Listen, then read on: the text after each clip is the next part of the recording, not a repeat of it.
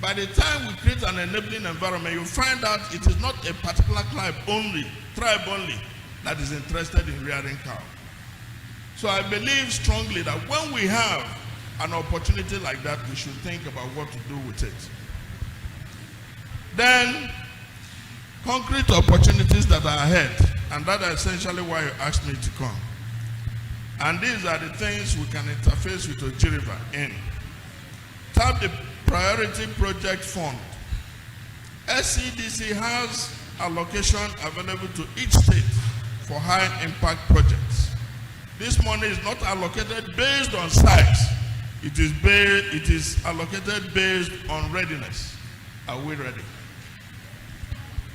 If there is a road linking us to Oka, if there is a market that can be upgraded, if there is a community project with strong return on investment, bring it forward through the state. Let us move from aspiration to application. Urban planning and diaspora capital. We are working to build master plans that attract diaspora investment, and ENUGU fits that profile. But to be eligible, there needs to be a vision, there needs to be a structure, there needs to be a clear land use strategy and political will to implement. If you recall,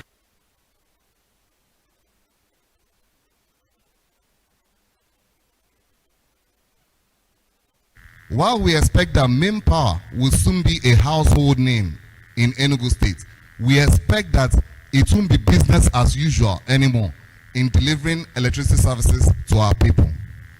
We deserve better, and we are here to make sure that you get better. Oji is not just a place of natural beauty or cultural heritage. It is strategically located or positioned to lead the energy transition in Enugu State. The local government used to host the first power plant in the southeast region of Nigeria, which is the Oji Thermal Power Plant. And this administration is working hard to see that that particular project is revitalized for the benefit of not just Ndi Oji, but Enugu State as a whole.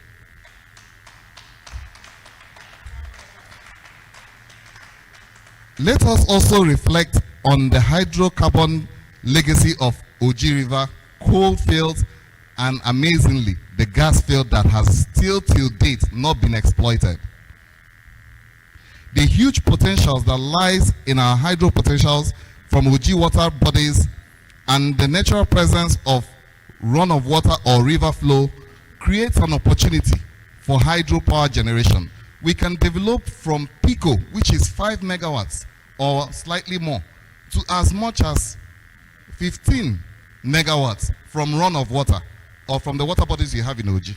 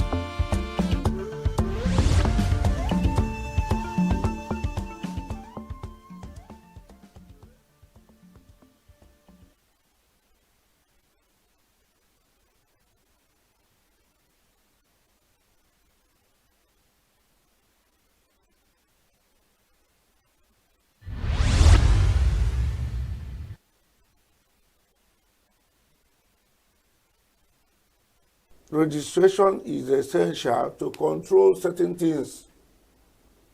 So if you volunteer to be a limited liability company, you cannot be feeding, from the company, defrauding the company, using the company to cheat people. That's one of the essence of registration. You pay tax to government, and CAC is the body that will tell you, go and pay, you have not paid. If you don't pay, you will not, your books, returns, what is when you update your books, annual returns will not be accepted, or even you pay in arrears. But with reference to POS and CAC, CAC says you must register. They have that authority. For you to do a business, you must register. So it is not that they are fighting. They can't fight because that one is performing his duty. If you are negligent, if you refuse to obey or respect him, it doesn't mean you are fighting. So what I'm saying that if CST says you should register, you register. Then there are some that will pay what they call income tax. There are people who pay these other aspects of tax, that is company tax. So I'm CEO and co. Doesn't elevate my status so that to the federal government, so I'll be paying to CAC. I'm supposed to pay to the Board of Internal Revenue as an individual. Then if they say the state now approves a token for all these people who are doing petty trading, then it's their law.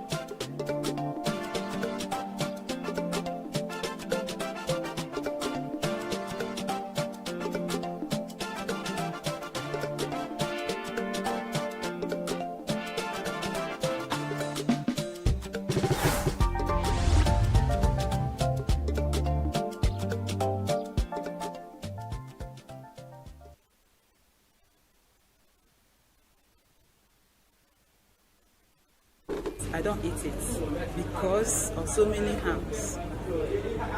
First and foremost, the preparation. Most of those foods are not prepared well. Let's say 70% of the people selling food on the road do not take some precautions into the preparation, even into the selling, the servicing, that's the way they serve the food. In the preparation, cut and join, a lot of cut and join. They go to the market, buy things. I was a victim of, in fact, I saw one woman who sells food ask the seller of vegetables to cut all the vegetables at the market without washing them. And then she will take it home, inside the soup. Even if the soup, she may say it's half done, no, even vegetable soup, half done. Don't know the organisms inside it. And she will serve all this food outside. And people will buy and eat. Tomorrow they'll tell us about stomach pain, this, that, and we all label it typhoid.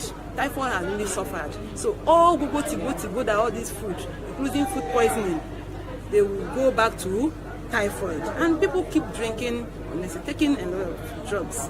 And then the servicing or the serving of the food. Do I tell you that most of the plates used in serving these foods are reused, maybe not washed, or even just clean with tissue or something, even if it's plain tissue, just to serve food. Why are these things happening? People only want quick money. Money is their own reason. They want to get money. I don't think they care about the health of the humans. I heard one of my colleagues saying that the tomatoes used to prepare the food was rotten. The food she ate, at the point of eating the food, in fact, she couldn't continue because the tomato was not cooked. They hurry to bring out food to sell. Their aim is to make money. Even those peeling fruits on the road, you see all these fruits packaged. Please, I didn't say don't buy it, but before you buy, make sure it's washed. Some people don't even wash the fruits, including vegetables, or they use dirty water from the gutter, water from any source, and they will use it to wash the fruits. Some don't even wash it. All their concern is to make money, and we are all buying. After which we end up in the hospital. Cholera is there. This is one of the consequences. Diarrhea, and these are causes of food poisoning, or they are from consequences of food poisoning. Then the worst of it all is that most of these people who sell this food, they don't want waste. They don't want to lose their money. The next day, if they not finish the stock they have, the next day they continue. They don't even care about our health. It pains me. One of my cousins died in December. What happened? After eating food served at Lagos, says purging, vomiting. Today she's no more. What caused the problem? She ate food served by the vendor on the road. Then there are so many people who want to make money quick. They add a lot of things. People say they add water from cups. Some people say they wash something, put it inside. Please, before we eat outside, let us verify the source of the food, because 70 to 80% of the food served by these vendors on the road are not healthy, and a lot of consequences that I've said, starting from gastrointestinal problems and so many others, and then mortality. If you come to the hospital where I work, a lot of food poisoning, E. coli, a lot of problems, including children. So we should be careful when we want to buy food from outside. Roadside food, if anybody can help it, please avoid it. The reason is this: look at the environment, the dust in the environment itself. Most times this roadside food is not cooked in a good environment. The preparation process is poor, and the people preparing it are not educated enough to handle food. They don't wash hands well. You know, the commonest disease we have in Nigeria after malaria, which is typhoid fever, it is a fecal-oral disease. In other words, it comes from the anal part, where we put out what we have eaten, where we defecate. That's where it comes from, and it goes into the mouth. What do I mean? Somebody goes to eat herself, she defecates, then she cleans. After cleaning, how do we wash our hands? These roadside food vendors. How do they wash their hands? Do they use soap? No. They simply put their hand in water and just do and bring out, and they use that same hand and prepare the food. And this food, you take it now, put it in your mouth, and the organism begins to, that is the chain. So you see, typhoid fever is multiplying. We are processing it because people who are not well informed are preparing food for us. And where do we meet most of these people? At the roadside. I'm not talking about the dust that gets into the food. Yes, have you seen suya in the open place? Your vehicle is passing, you splash dust. Inside that dust, you have people who have spat out their phlegm, their cough, any kind of cough. I don't want to mention the tuberculosis and all that, which although tuberculosis, you can just, by inhaling it from the food, you know, you can have that. So it is not advisable as much as possible. They don't cover the food well. You see akara. Only few people put their akara in a glass case. Others will keep it in an open basket. Anything that can fly around goes into it. And that same akara, how you will know how clean the food is? Take a piece of a white handkerchief and keep beside that, on that table where the akara is, and give it 10 minutes. That hanky will turn brown. It is the same dust that fell on the hanky that has been falling on the akara and the yam that is fried there. So roadside food is not the best, but the poverty in our country cannot help us because they appear to be cheap, and the reason they are cheap is because they don't go through the normal process of processing that food, of cooking that food. I don't consume roadside food. The reason is the way I was brought up by my mom and my family. We don't, because if as a student now, you know how to cook, and maybe you go to the market and buy foodstuffs and ingredients and cook, you'll find out that you eat more healthy than roadside food, because most of the ingredients used in cooking roadside food are not actually that healthy. Because all these, if you go to market now, there's a video I watched once about a tomato that used to have frogs on it. The man in the video said that tomato was made by snakes. That if it's punctures, the venom enters, and if you use it to cook, it can be really dangerous to the health. And the money you use that you could have used to buy the more quality tomato, now you add more and start using yourself of some illness you don't even know about, or that you just cost upon yourself by consuming roadside food. And you can't actually blame the vendor or the people that cook roadside food, because everybody's trying to make a living. So if they see something cheaper, of course, definitely they have to go for it. And everybody's trying to make a living. I won't say what they're doing is right, but the country is just getting hard by every day about price. So everybody's trying to make a living and survive. So I just believe that the ingredients used in cooking of roadside food, I feel that they're not, they're not quality products. So you don't know, and the environment in which they cook, the environment and everything, you don't know whether it's clean and everything. So you consume of roadside food can be really very dangerous to the health. My name is Rose Onwa, and I sell akara. The reason why I sell akara is to help people out, because akara is the only common food that anyone can purchase with at least 500 naira. Even with the smoke and stress that comes from it, I choose to sell akara because I use it to help people out.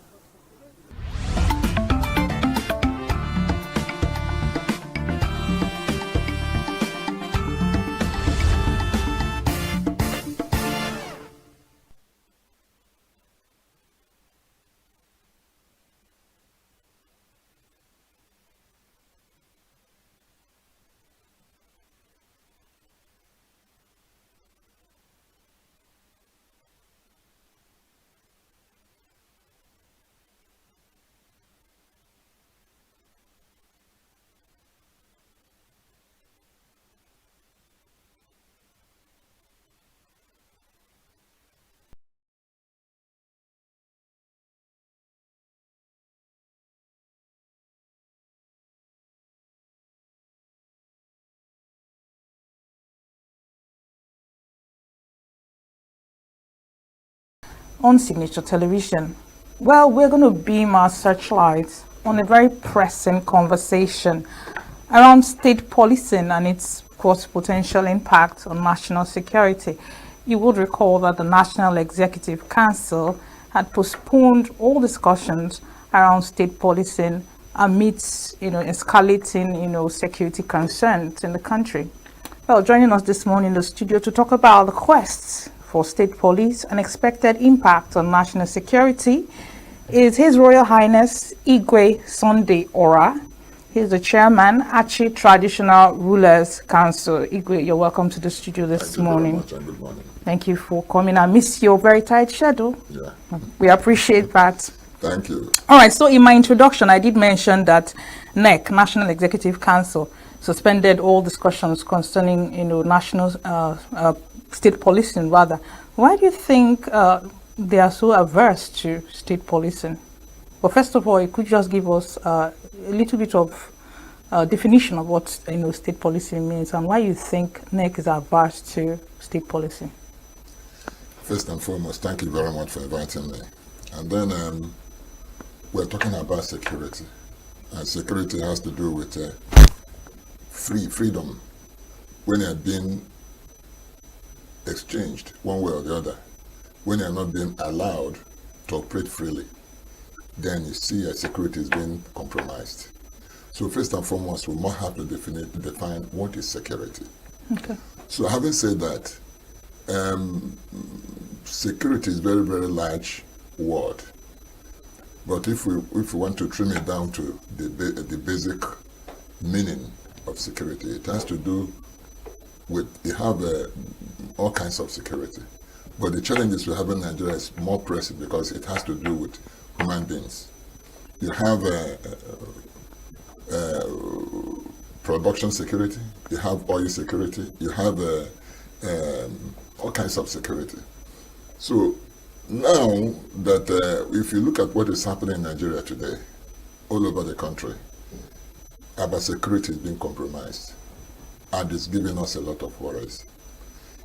This issue of state policing, I think, is something they have to go back again and see how they can rectify it and make it to be a law. It will help this country a whole lot.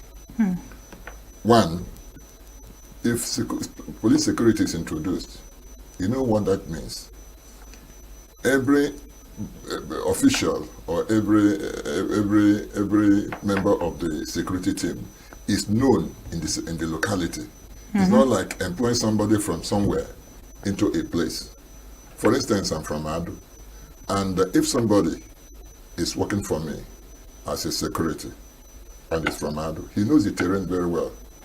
You see, he can't be guessing where to go or where not to go. And again, if we have state police, we traditional rulers will benefit more, because now that we don't have any kind of security at all, if we are allowed to operate as when due, or the way we're supposed to operate as traditional rulers, we won't be having all this problem we have today. Because we are traditional rulers, we all come from one community or the other, and these criminals, they are from one place or the other, either within the community or they are coming from somewhere. But if we are involved in security architecture of a state or a local government, you'll discover that whenever there is any new entrant, we must identify the person. We must know this person is not from here. What is his mission? If somebody is coming to rent a property, we must investigate who is this person. What is he going to use the property for? You see, security now demands close monitoring, close surveillance, close cooperation, both with the police and if the state police established. You see, with them too, we'll be able to manage all the lapses we're experiencing today. But because we handed ourselves over to Nigerian police or army, and they cannot be everywhere, every time. Sure. But if you're talking of community, you see that like the neighborhood, they're always there. They do a lot of work, even though they're not properly paid. Neighborhood watch. Neighborhood watch. Okay. They're doing a lot of work. So my take on this is, let them do whatever they can do to pass that bill, this state policy bill. It will help a lot. But can you throw more light as to why they are delaying? Because you did say something. You said that if state policing is established, it is going to benefit the traditional leaders. More. But how then do you think it will benefit the political leaders? Because maybe they don't see the benefits in state policing for them as political office holders. So how do you, explain that? Maybe they don't see any benefits for them at that level, and that is the reason why they are delaying. I don't know. I'm just trying to find out why they are actually, dragging, their feet on this one. Fine, thank you very much. What I feel is this. Everything in Nigeria is now being politicized. Politics has taken the main ingredient of this nation. Whatever you talk about, politics must be there. But if we are free to operate or air our view or our views, this issue of monopoly should be erased completely, because the politicians are afraid that if state police is established, maybe one party or the other is in the government, they will use those individuals to hurt them, or maybe they will influence whatever, especially when there are people within the neighborhood. They can influence the petition, the elections and all that. They are not thinking about us, about the people. If only they can think beyond their personal interest, we are going to benefit from it. Security is all about me and you. That you are made whatever you are today, and then you have no security. You have not made anything. If you come to ENUGU State today, we are enjoying the little we are enjoying today because of the governor that is here. Proactive governor. Even in security? In everything. Did you listen to a conversation with the sitting senator, House of Rep? I'm thinking Senator Kezia. He's a senator. Yeah, he was insisting that Enugu State government, Okezia, he was insisting that Enugu State government wasn't doing much in terms of security, citing what is happening in Uzuwani, most of the communities. Do you think there's he's right in his submissions, or he's not getting it right? Because you just alluded to the fact that Enugu State government is doing well in terms of security. So can you maybe give us indicators that will show that Enugu State government is doing well in security? Thank you very much. You see, he has the right of his views. He is expressing his personal view. But we are the citizens of this state. And maybe he lives more in Abuja, and whatever that happens in Uzowan and all that, he may feel that the government is not doing enough. Remember that we only have a governor of the state, for instance, and we claim he's the chief secretary of this state. Yes. But in the real sense, he's not. How do you mean? No, there's orders he cannot give, and they carry it out. He has a limited control over the commissioner of police in the state. Based off of the fact that it's not state-owned or under the state's but it's true. Framework. Yeah, of course. That is here. Left to our governor, he will do whatever it takes to clean up all these miscreants that is bothering everybody here and there. You can see investment in vehicles and all that, and they're empowering a lot of little security outfits to be on ground, buying drones, making sure that he establish drone centers that can monitor each local government. And then he has his own internal security that is not known. They are very private to the government. They operate all over. The one that give the information, intelligent information, where something is going wrong or where something is happening, before you know it, they will nip it. That is what is called security. If our governor is allowed to operate freely, my dear, you will not see anything like all these killings and what have you. But because he is limited, to me, to my own understanding, I've not discussed this with him, but I know based on what is happening in other states. Take, for example, in Benue. One stops the Benue governor giving a marching order for the soldiers or police to go there and clean up these people. But he can't do it. Look at Zamfara. He cannot do it. But what we are pleading for is they should get us involved, especially the traditional rulers. And then let us have the teeth to bite, especially when it comes to security. How do we bite? By giving the government all the necessary information. When we see something going wrong in our community, we call. Give us a hotline. We will always call and say, look at what is happening here. Give us the opportunity to interact with all the local government and their security outfits. This will help us a lot. All right. Check this. Okay, fine. Keep on. No, please. Please, I thought you were done. Coming to our honorable distinguished senator. Yes. His views. Uzowani is really giving us a lot of concern, each and every one of us. Because if it's happening in Uzowani, the same thing could happen in Achi, or Nigeria, like it did happen recently. It did. And we lost lives. We didn't find it funny. We never see it coming. But if things are put in the right perspective, we won't be having that kind of stress. Government should get the traditional rulers involved in their security architecture. Whatever they are planning, they need to get the traditional rulers involved. So we can capture intelligence at the grassroots. Yes, we can capture intelligence at the grassroots and then get the government to know what they don't seem to know. They need to call us from time to time to give advice.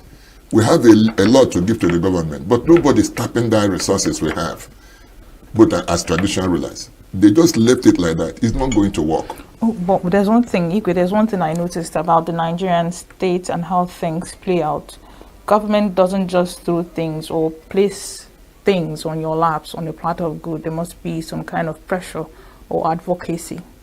Now, has there been some kind of advocacy from traditional leaders to the government in view of state policing and getting the traditional leaders involved? Has there been any push or coalition or advocacy, pressure group, come together to go mount pressure either through the legislature or through whatever platform to say, we need this to happen this way? Has that ever happened? Thank you very much. Now, this brings me to our state chairman, traditional ENUGU State Traditional Rulers Council chairman, Sodu. He's a young man that has devoted himself to make sure that security in our communities are intact. He has contributed a lot. He has pushed a lot. Like this bill, I think it has passed the first reading that has to do with traditional rulers. He is part of that team that is pushing. So that traditional rulers will have a space in the government setup. We don't have any space at all. We don't have any credible position through which we can be able to talk to the government.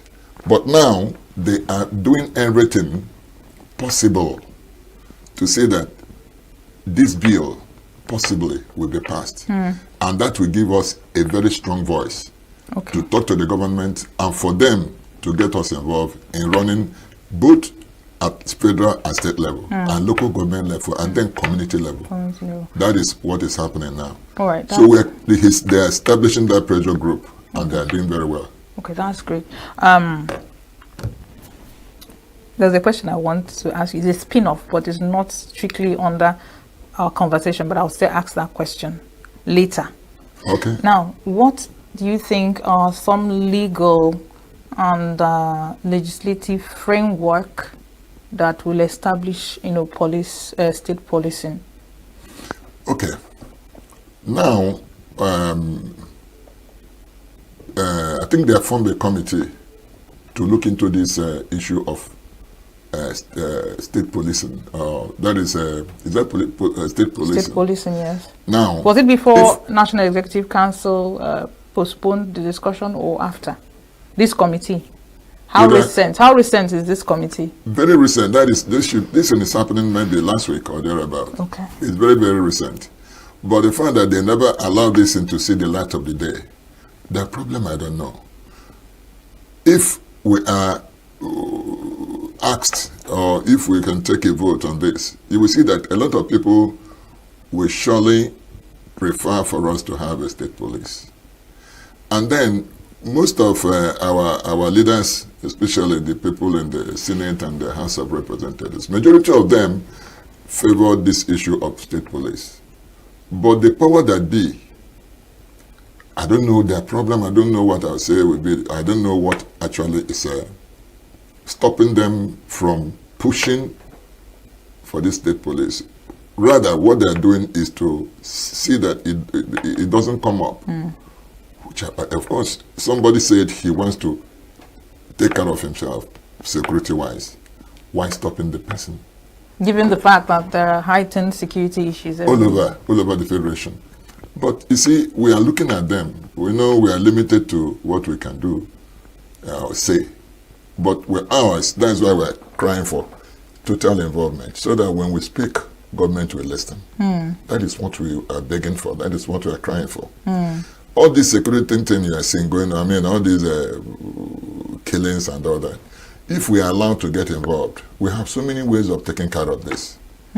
This thing we are talking about, this security we are talking about. But because we are not involved, they will go today and kill people in their numbers. We only cry and complain. Next time, it will repeat itself. All right. All right. Igwe, I still have more questions for you. We're still talking quest for state police and expected impact on national security, but we'll go on a short break. New Day continues right after this break. Stay with us. Every second, every minute.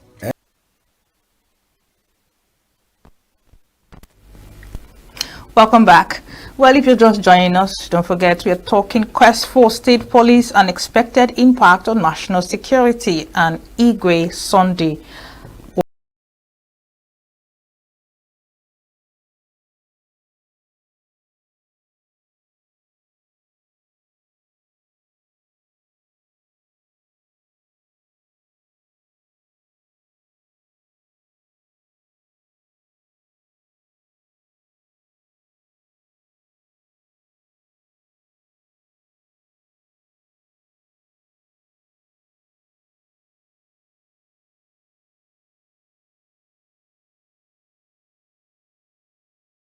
Security, if whatever you have on ground is not really protecting the people, can you go to court and seek for redress, to maybe spoil the legislators to do something about it? There must be a way around, having this established. So what are your thoughts?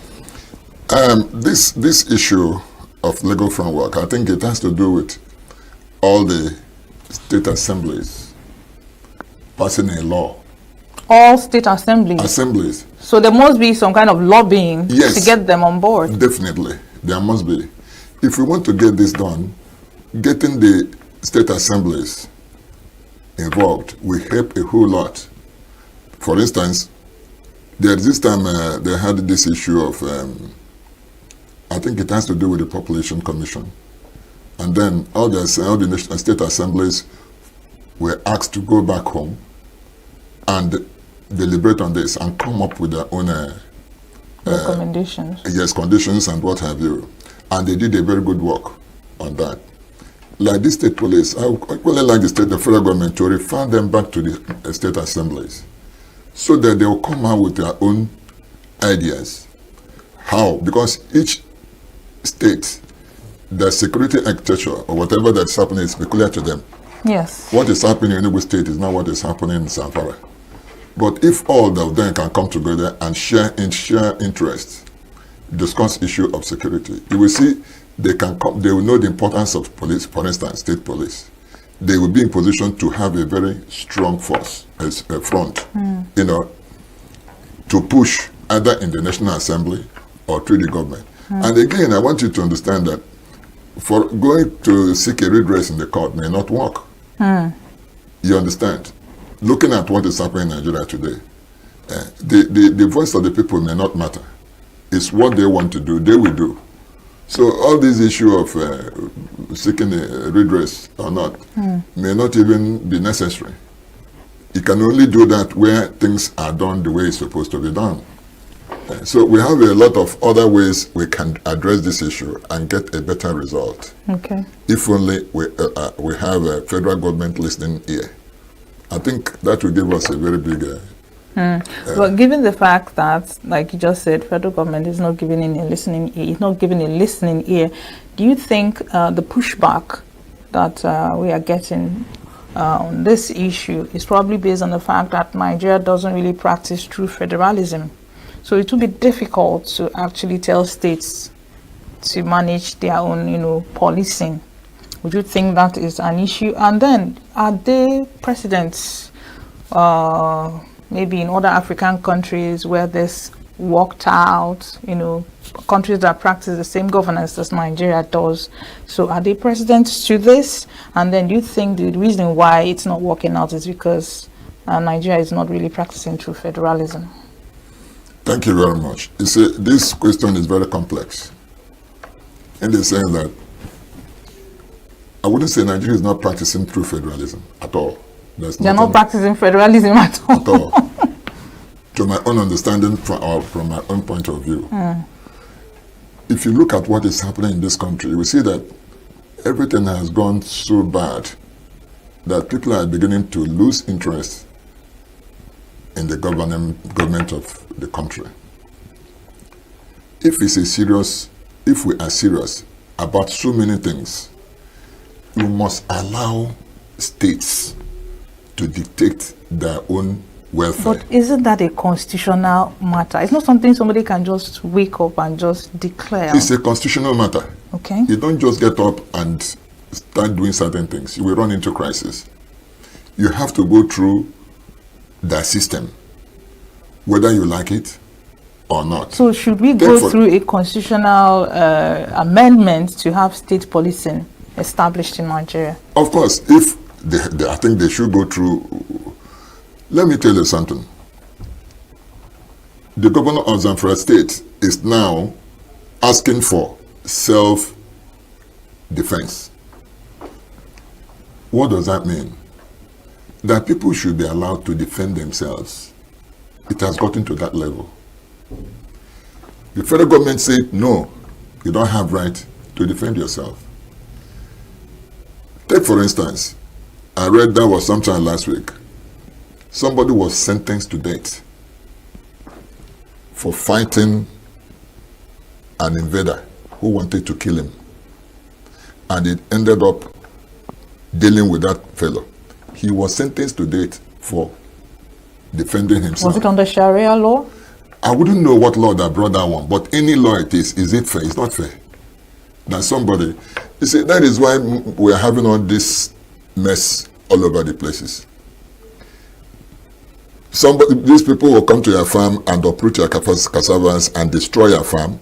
Rape and kill. And rape and kill our people, and nobody seems to be talking. And they will do it and go. It's not done anywhere. You are just provoking people unnecessarily. Won't stop the government from enacting a law that nobody, under no circumstance, should go into the people's farm and destroy their crops. This food scarcity you are talking about today is because of this invasion. If the people are allowed to go to their farm and do their normal farming, you have food all over the places. But today, people are scared of going to their farm because of the situation we find ourselves. So to me, I think whatever it takes to get this law passed, this state police, is very, very necessary. We don't have to wait until we're finished here before we start talking about something that will give us a kind of security. So that is just the position. Okay. Like I told you, there was a follow-up question that is not really around this that I wanted to ask you, because you did say something. You said that there's a push from traditional rulers to get more involved in not just the security architecture, but in governance.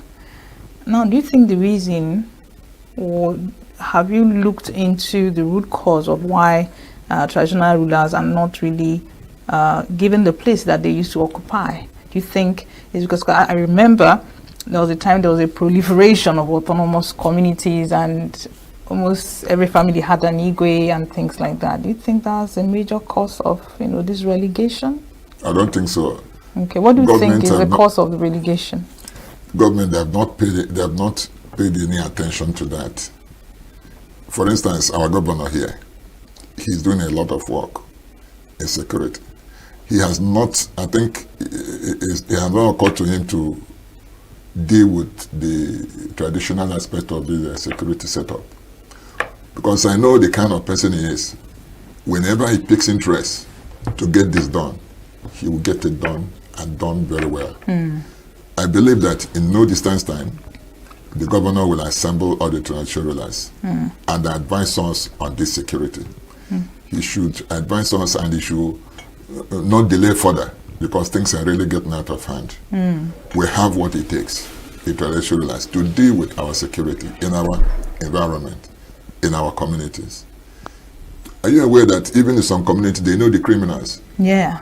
Do you know in some communities, they harbor these people that go to create problem here and there, but because they're afraid of them, they don't want to give the government that kind of information.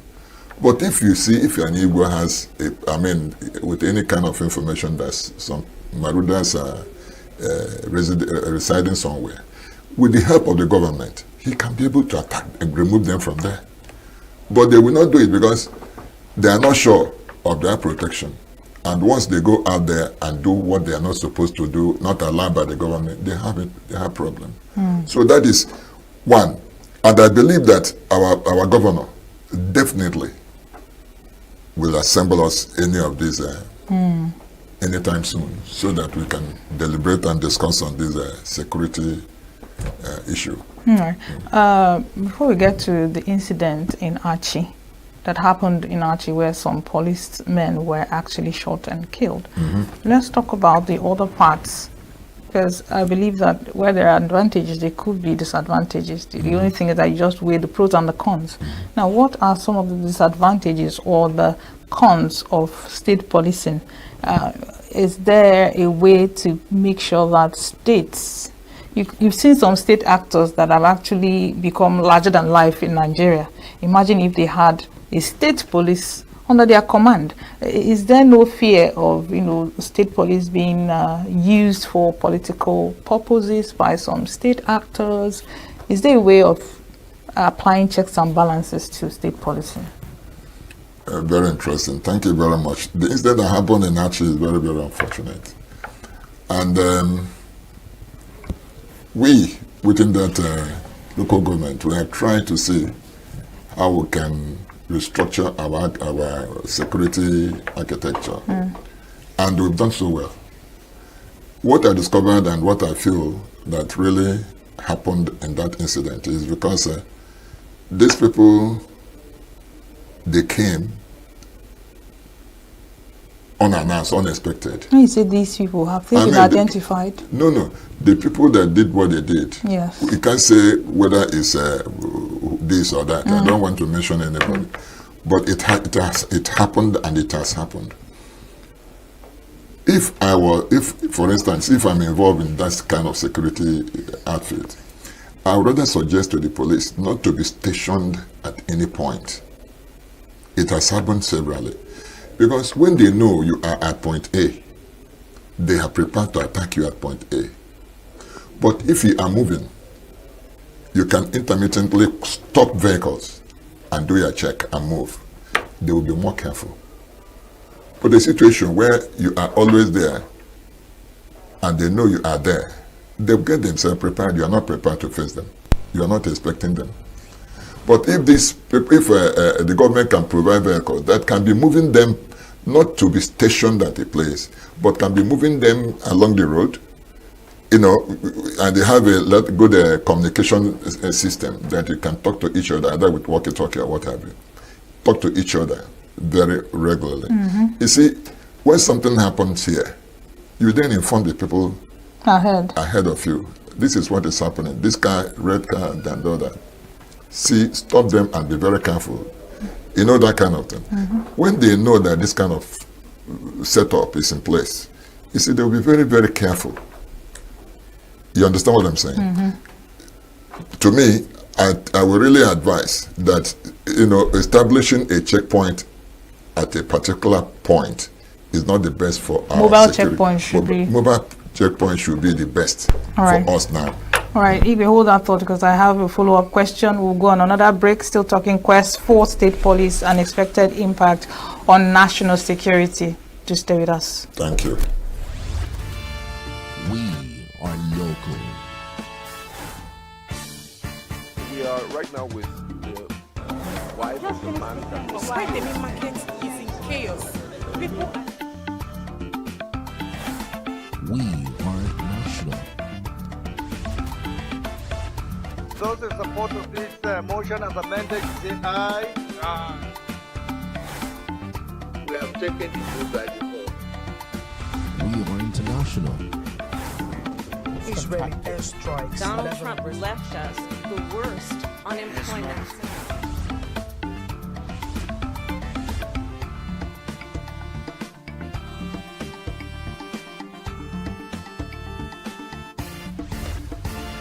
Signature TV, news in your pocket. Welcome back. We're still talking state policing and expected impact on national security. Very interesting conversation with Igwe Sunday Ora. Igwe, you did mention that the security framework in your locality or your community is quite impressive, right? So in this case, in terms of what happened to the policemen, I'm trying to see how they are policemen. I mean, they are the last line of defense, if you ask me. Is there a synergy in security where local vigilante or groups protect the police? Because what would they have done in this case to make the outcome different? I'm trying to see how I can I can frame the question, because if your local vigilante is top notch, that is good, is good, but it is for the community and not to protect the police. So, but is there a synergy? Was there something that would have, turned out differently, if the local vigilantes were more empowered? Thank you very much. Let me put it this way.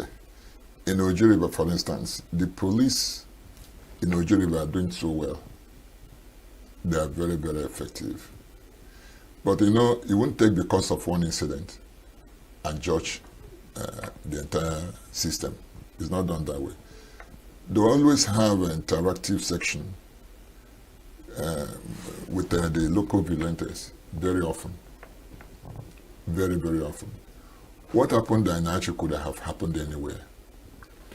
What I'm trying to say here is we need to put a lot of things in place so that we can check this kind of ugly incident. The police, if the vigilante is properly arranged, if they are empowered, they will help the police to be on the road most times. You see, along that Oji River and Achi Road, there used to be a spot these kidnappers operate. What did they do? They asked the vigilante people to be stationed there, not the police. And they were there for a very, very long time. And the kidnapping dropped in the entire zone. Now, the local government chairman is another person who has the interest of security of Oji local government at. They have acquired drones. All the road networks, they are trying to connect them to make sure that there's free of movement so that they can check if there's any incident anywhere. With the drone, they can check and have a faster way of moving to that location. That is very, very important. They spend more money in security now in Oji River than before.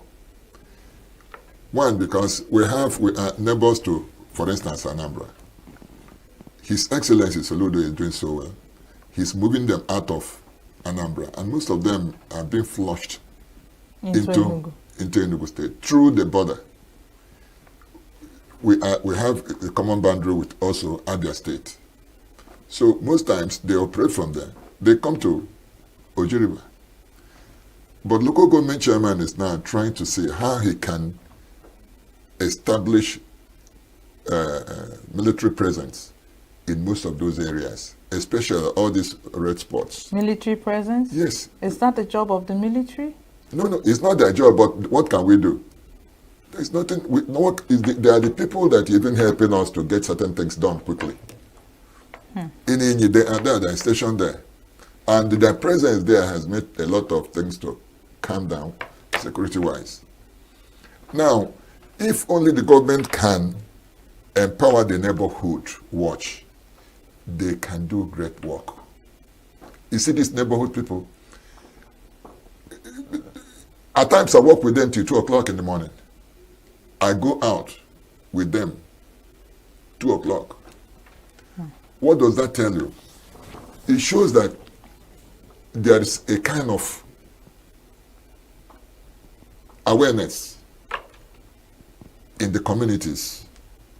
And what I'm doing is what other traditional rulers are doing in their respective communities.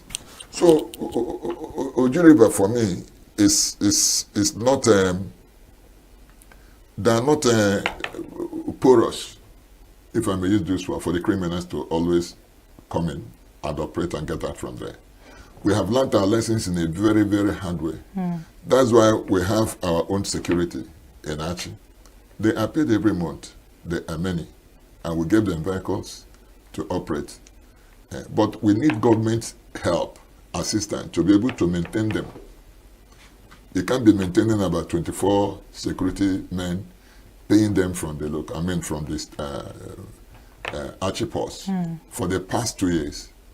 It's giving some problem. But government's supposed to appreciate that and get involved so that we can strengthen their work arrangements. And it can be sustainable too. And it can be sustained. Well, has there been any updates as to the incidents with the slim policemen? Has there been any development? Not to my knowledge. Okay. I don't think there's any. Though I have to ask and find out. All right. Okay.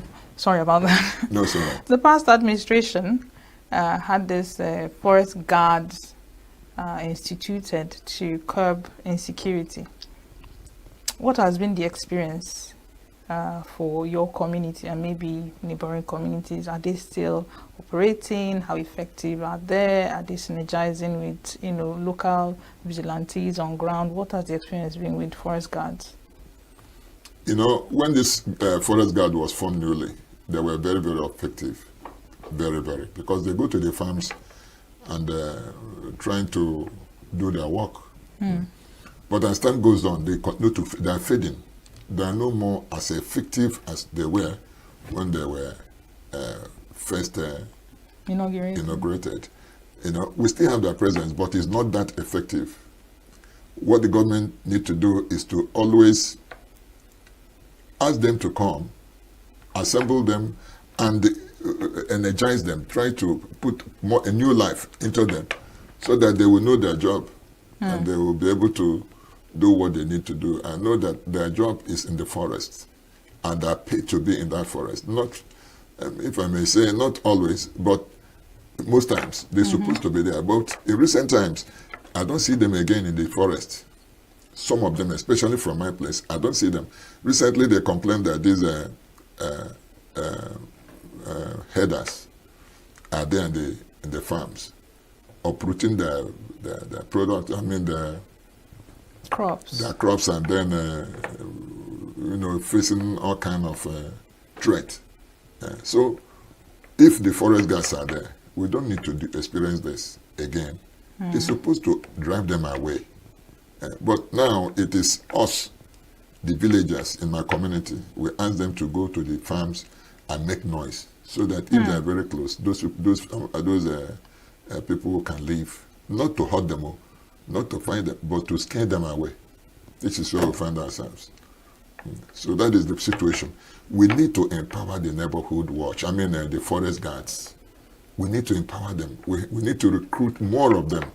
If they are there, you should know that in security, they're acting as forest guards and there's security at the same time for the people. Wherever they are, they're security officers. They are not, for the fact they go to the farms, does not stop them from doing other security jobs. Activities. That is it. Now, if the forest guards are empowered and the local vigilantes are empowered, what there will be the gap that we will need the state policing to, to fill if these outfits are empowered? No, you see, to me, if they are empowered, by the time this state police is in place, we can, to what they have learned already, we make them, credible to be police, whether state police or whatever. So they go to Ojiriba, they go for training most times on regular basis at Ojiriba. So they know what security is all about. So it will be easier for the state to convert their position to state police instead of recruiting new entrants. All right. So aside improvements in security of lives and properties, now, do you see any economic security that comes from state policing? Because you did mention when we started this interview that there are different kinds of security. All right, there's financial security, economic security, security of lives and properties. So aside security of lives, properties, what other gains can the state or even the national gain from establishing state policing? Fine. What I feel the state or the federal government will gain from this, when you employ people that are within the a space, for instance, within a local government or within the state, they are aware of the environment. For you to, what the politicians are scared of is converting them to be a kind of opposition, one way or the other, because they will be influenced either by the governor or by whoever to work for them. But it doesn't work that way. Like I said, security is everybody's business. There is no how. If it happens, you never can say when and where. Or who. So if we must disabuse our mind for trying to, be liberal when it comes to security, let us not think that it's only me. If it doesn't work, this man will take my position because he has state police. You're not thinking of your relations, your father, your mother, your brothers, your siblings, because they're exposed to the same risk. If we do get it right, all of us will be happy and will be free and will be safe. But if we continue to push for individual interests, we are going to fail completely. It's just what is delaying this state police. Because they are not sure whether the governors or the state or whatever will hijack the state police and use them as thugs against them, against their opponents and what have you. That is one of the major reasons why I feel they are delaying this state police issue. My advice is, security is everybody's business. It's not tied down to any particular individual or community or state. It's not true. Try to understand this. If those people are operating somewhere up north, they can move and go to any other place to operate. Then what do you put in place? What is in place for you to be able to challenge them when they appear here? We have to think ahead of time. That's right. Thank you so much, Igwe. And this is a good place to end the interview because security, you said, is everybody's business. That's right. All right. Thank you so much for joining us. This has been a great conversation with His Royal Highness Igwe Sunday Ora, talking about the quest for state police and expected impact on national security. Thank you so much, sir. You're welcome. Thank you. All right. That's the much we can take for the show today. I've been your host. It's been an interesting ride. Chigichi Agorom is my name. From everyone, from all of us at Signaturetv, ENUGU station, it is goodbye for now.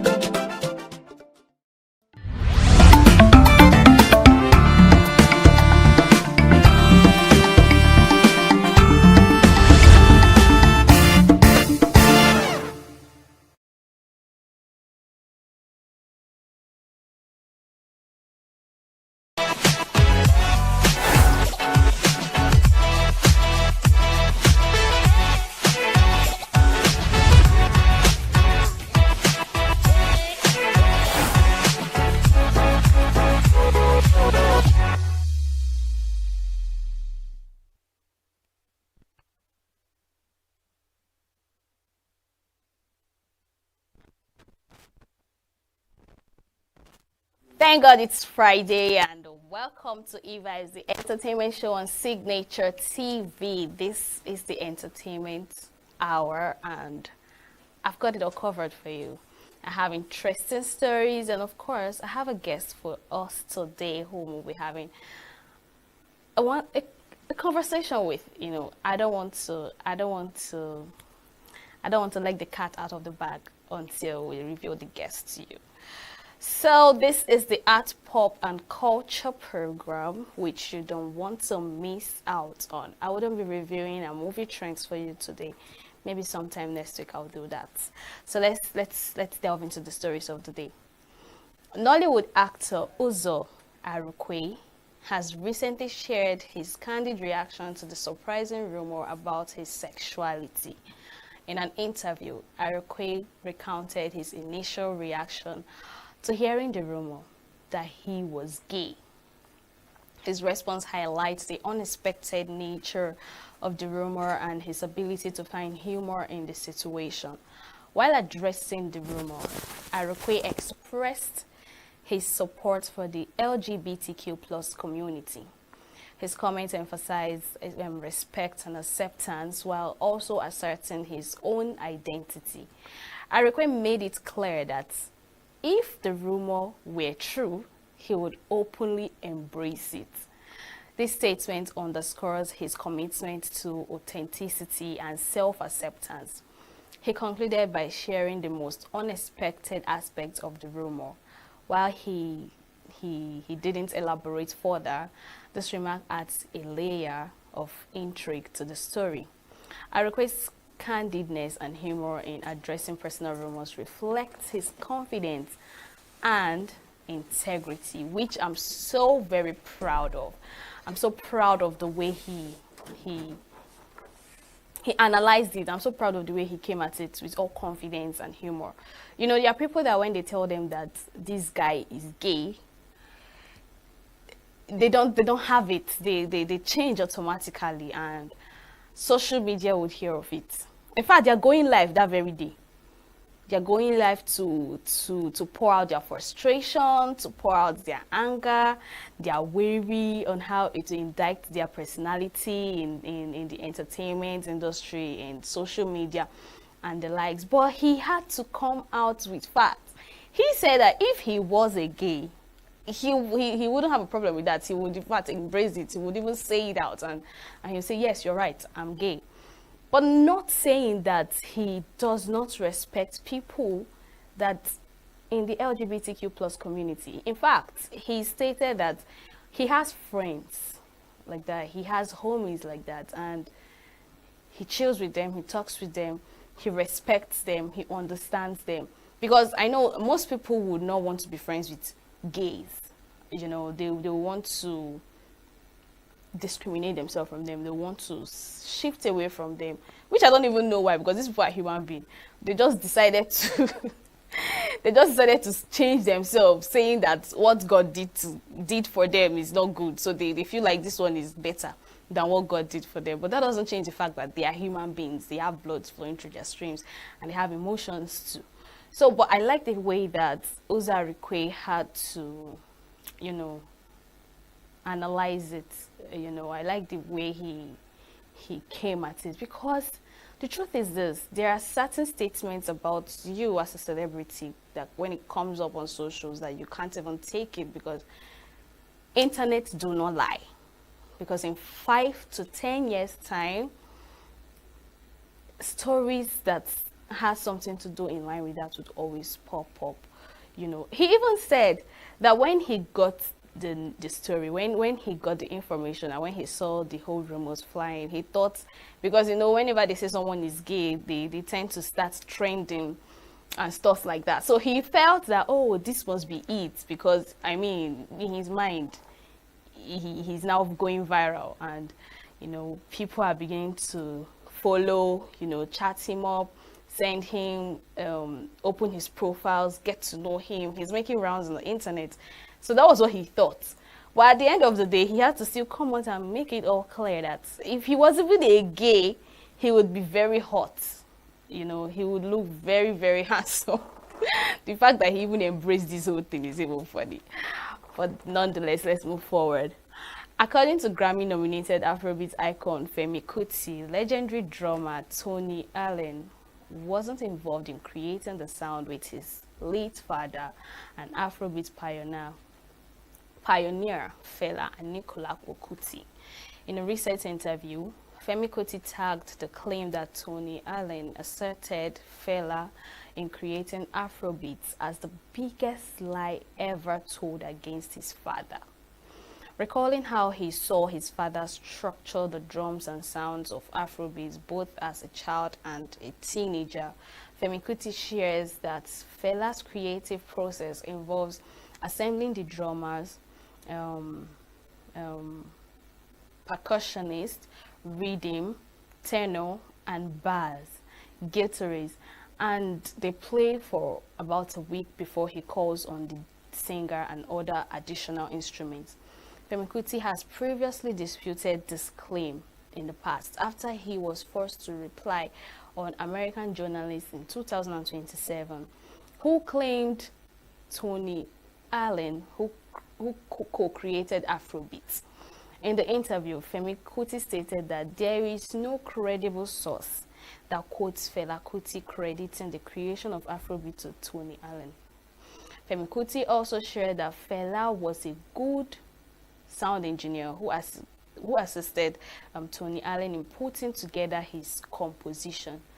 During this time with Fela, Tony Allen was a part of over 30 albums released by the legendary Afrobeats icon, who is regarded among the most distinguished musicians and personalities from Africa.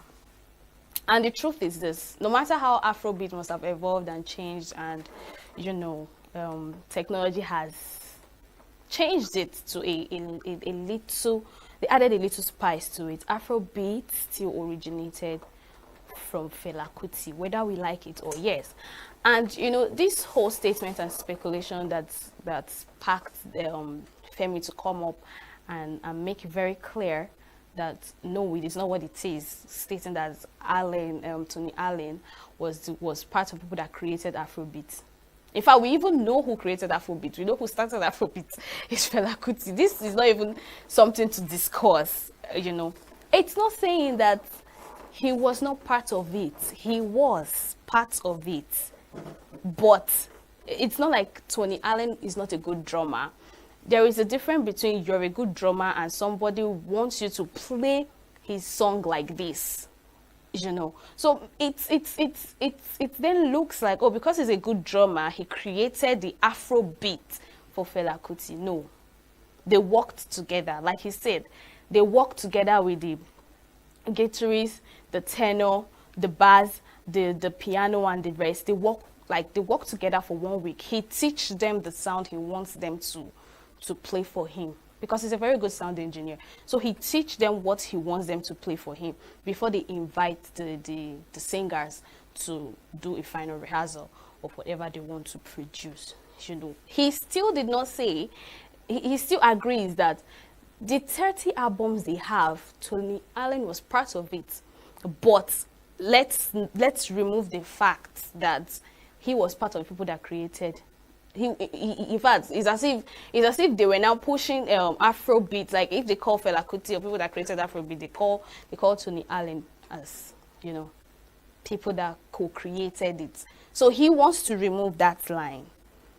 It's more like telling you that he was taught on how to create Afrobeat, and not that he co-created it, like he has an idea of it before. So let's move with this. Let's sync with this, and let's agree with this to avoid more issues in future. Let's move forward. So this particular story has been making rounds on social media, especially TikTok and Instagram. So Ghanaian Ministers of Communication, Digital Technology and Innovation, Sam George, and the Chief Executive Officer of the country's National Film Authority, Kafiu Danku, have assured Nigerian actress and filmmaker Bimbo Ademoye of resolving the issue she raised about copyright violations against her movies in Ghana. The actress had weeks ago taken to Instagram to call out Ghanaian TV stations for showing her movies without authorization. Amplifying her complaint in a follow-up post on April 22nd, 2025, she tagged both Kafi Tanko and Sam George, asking them to intervene. Sam George and Kafi Danko have both now taken to the comment section of Ademoye's post to respond to her. On Sam George's part, he told the actress he would raise her complaints with his colleague ministers, while also assuring her that the Ghanaian government is committed to protecting intellectual properties. Kafiu Danko also is in the comment section of the same post told the actress that she is working alongside her management to put an end to the unauthorized broadcast of her movie in Ghana. Ademoye's new release, Broken Hallelujah, has received rave views on social media. Now, you know, Bimbo is not the only actress or producer complaining about this. Love in Every Word had the same complaint. I don't know if it's a tradition of any movie that is making rounds on YouTube or on internet. They tend to put it on their TV station. And what broke my heart is the fact that someone came on TikTok to comment on that video, you know, making it sound like she's slamming Nigerians for not putting up some producers' YouTube movies on TV stations.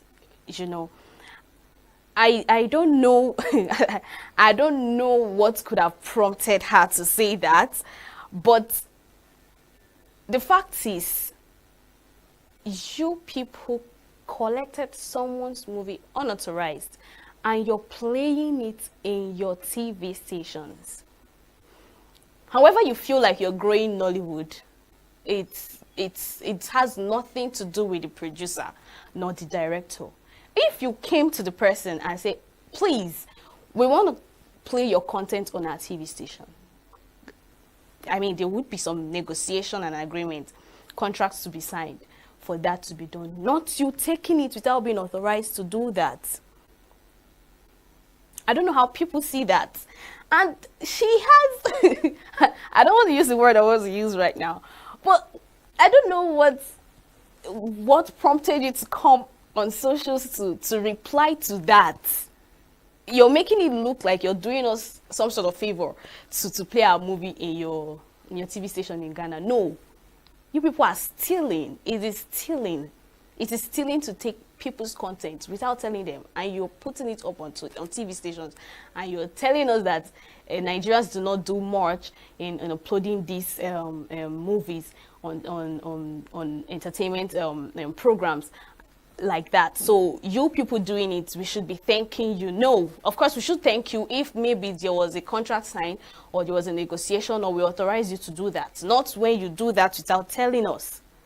So this is the second person coming out to complain, but my happiness is they've taken stands on that. They've agreed, and they, in fact, their statement was very clear. If you go through the comment section, they said they're very sorry for disrespecting, and they would work on it. In fact, they are happy that Nigeria and Ghana are co-producing some certain movies. You know, they have this whole relationship together to do some certain movies, so they will try their best to put a stop to this. Now, I want to make some statements. I'm so proud of Nigeria with the kind of movies they've been producing on YouTube, you know, movies that had to do with love and faith. I think that's what is even making them to collect these movies. Movies that have to do with faith and, you know, the likes. So I'm so proud of them. We have Broken Hallelujah, we have Tehila, there's so many of them actually. So I'm proud of that. They're taking a huge step out of just love and romance and money, and now they're talking about God and faith. So still on the same story, Juliet Ibrahim, a celebrated Ghanaian Nollywood actress and filmmaker, has joined a growing number of voices in the film industry condemning the illicit airing of movies by some television stations in Ghana. The conversation around media piracy reignited in March when Nigerian actress Omunyo Boli publicly accused Ghanaian broadcasters of showing her films without securing the proper licensing. More recently, Bimbo Ademoye expressed outrage after a station not only aired her work without approval but also allegedly duplicated her film title and artwork. Adding her voice to the protest, Ibrahim took to Instagram with a detailed post outlining her personal experience with copyright infringement. She revealed that despite repeated attempts to address the violation, her film continued to be distributed without her authorization. The actress explained that some of her films originally and legally uploaded to her official YouTube channel, Juliet Ibrahim Studios, have been unlawfully downloaded and rebroadcast by unauthorized network, including PEMSAN TV.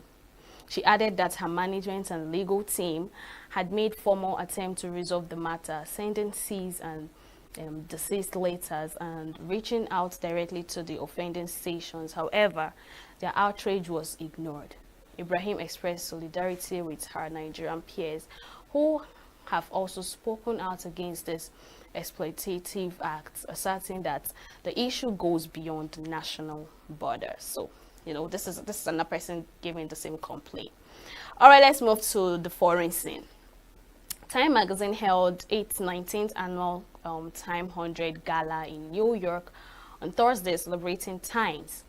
List of the world's best influential people, hosted by rapper and Time 100 cover star Snoop Dogg, who walked the red carpet with his son. The event featured musical performances by Ed Sheeran and Miles Smith, who were both honorees. Other honorees included actor Demi Moore, Blake Lively, Diego Luna, and athlete Serena Williams and Jalen Hurts. Journalist Gayle Kings, who recently made history as part of an all-female crew that went to space. She said she didn't want to think about all the backlash following the space flight. The gala also saw the presentation of the Time 100 Impact Award to Simone Biles, recognizing her legacy of achievement, with the award presented by actor Christine Bales. Take a look. It is definitely a pinch me moment. I am just, my heart is so full of gratitude right now. Sunset Boulevard has just changed my life, this entire experience. I'm able to share my gifts finally with the world in a way that I've never been before. This is a lot. You know, as a Japanese-born actor, and you know, after 60 years acting, this kind of things happen. I'd love to say thank you for Shogun team, because you know, I put all my experience into Shogun, and Shogun brought me here, and then be a part of great, amazing people. This is a lot. Yeah, it is. I just can't feel exciting and celebration while there are still hostages in Gaza. Right now, when I'm here, I can't forget that a year ago I wouldn't know that I will make it out alive. So right now, to be here in this situation, I never thought that I will do something like that. I mean, I just hope that, you know, people follow their dreams, and it doesn't matter how old you are or what's happened to you in your life, you can achieve anything you set your mind to. And maybe I'm just really stubborn, but I never give up on things that I want to achieve. You know, the truth is it wasn't easy, but I just refused to be deterred, you know, and yeah, it's true, like, there's not been a black winner of the Best Play for Tony since I was 2.5 years old, but I feel like I love the theater. I've been doing the theater since I was young. I teach it, you know, I feel like it's mine as much as anybody's, so I'm not going to be very self-conscious about my role in it. You know, I feel like I've earned what I've earned. I don't even know what to think about the backlash. I don't even dwell on that. I look at what we did and how we did it. I feel so proud of us. I think it was brave. And this is the thing that's most important to me. I know the difference it made for young women, for women, for girls and women, and even boys of all ages. You should see the people, honestly, just coming in here that stopped me on the street and saying, because of you, because of what you did, I want to do that. They're not saying I'm going to do that, but they're saying I want to think of something that I can do. I thought it was great. The backlash made me kind of sad. I think it's nice when lots of people now can go to space, and even people who were terrified of doing so, and it's now become something that is safe, and I think it's going to open up to a lot more people in the world, so I think that's great. Well, the U.S. and Australia are, have the closest alliance, and we've worked together, the Biden administration, Andrew Forrest, investing here in North America, bringing green jobs here through the IRA and other programs. So it's really the future, and now we're just rolling back to the past. It means a lot to me. I moved to Los Angeles from Japan like almost 3 decades ago. Then, here in New York, I played Madison Square Garden before Carnegie Hall. But this kind of recognition means a lot to me. I think because of my fans' constant support. So, I don't know how to thank my fans. Honestly, it's mind-blowing, and for me, it's been a bit of a battle to get to grips with it, but in a way that I'm super proud of the work that I've been put in, but also so privileged that so early in my career I've been able to get here, and it's such a privilege and a blessing to be able to be here.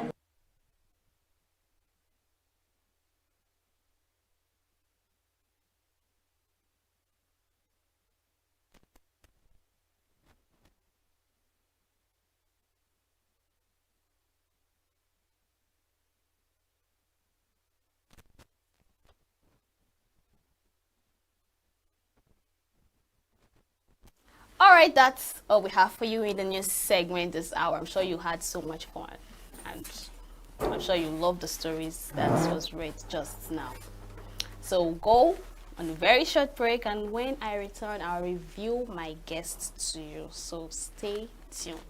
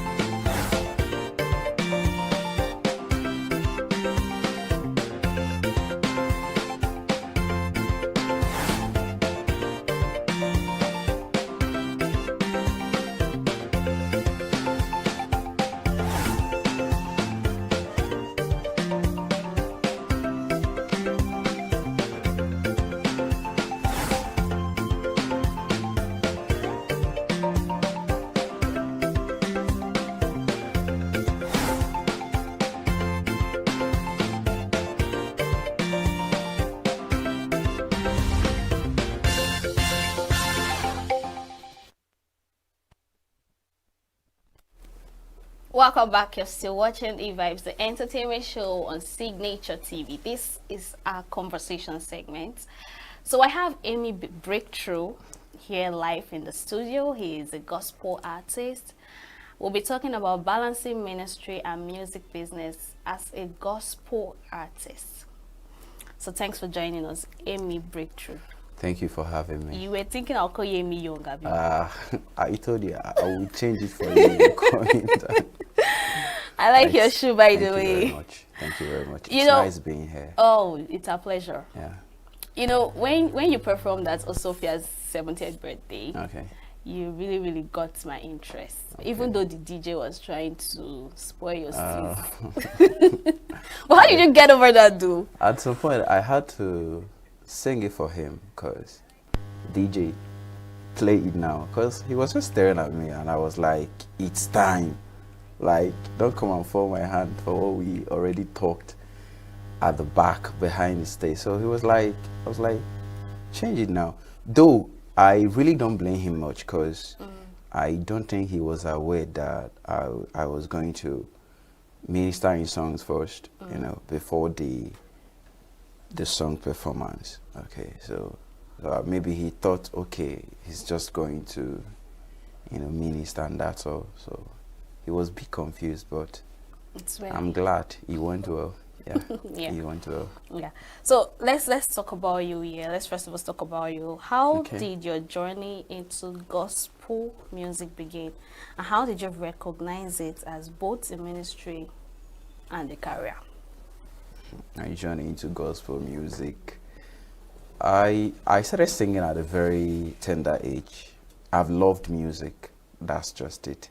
I've loved music. I grew up with the likes of Westlife, R. Kelly, Michael Jackson, and you know, Backstreet Boys. Yeah. So I loved music.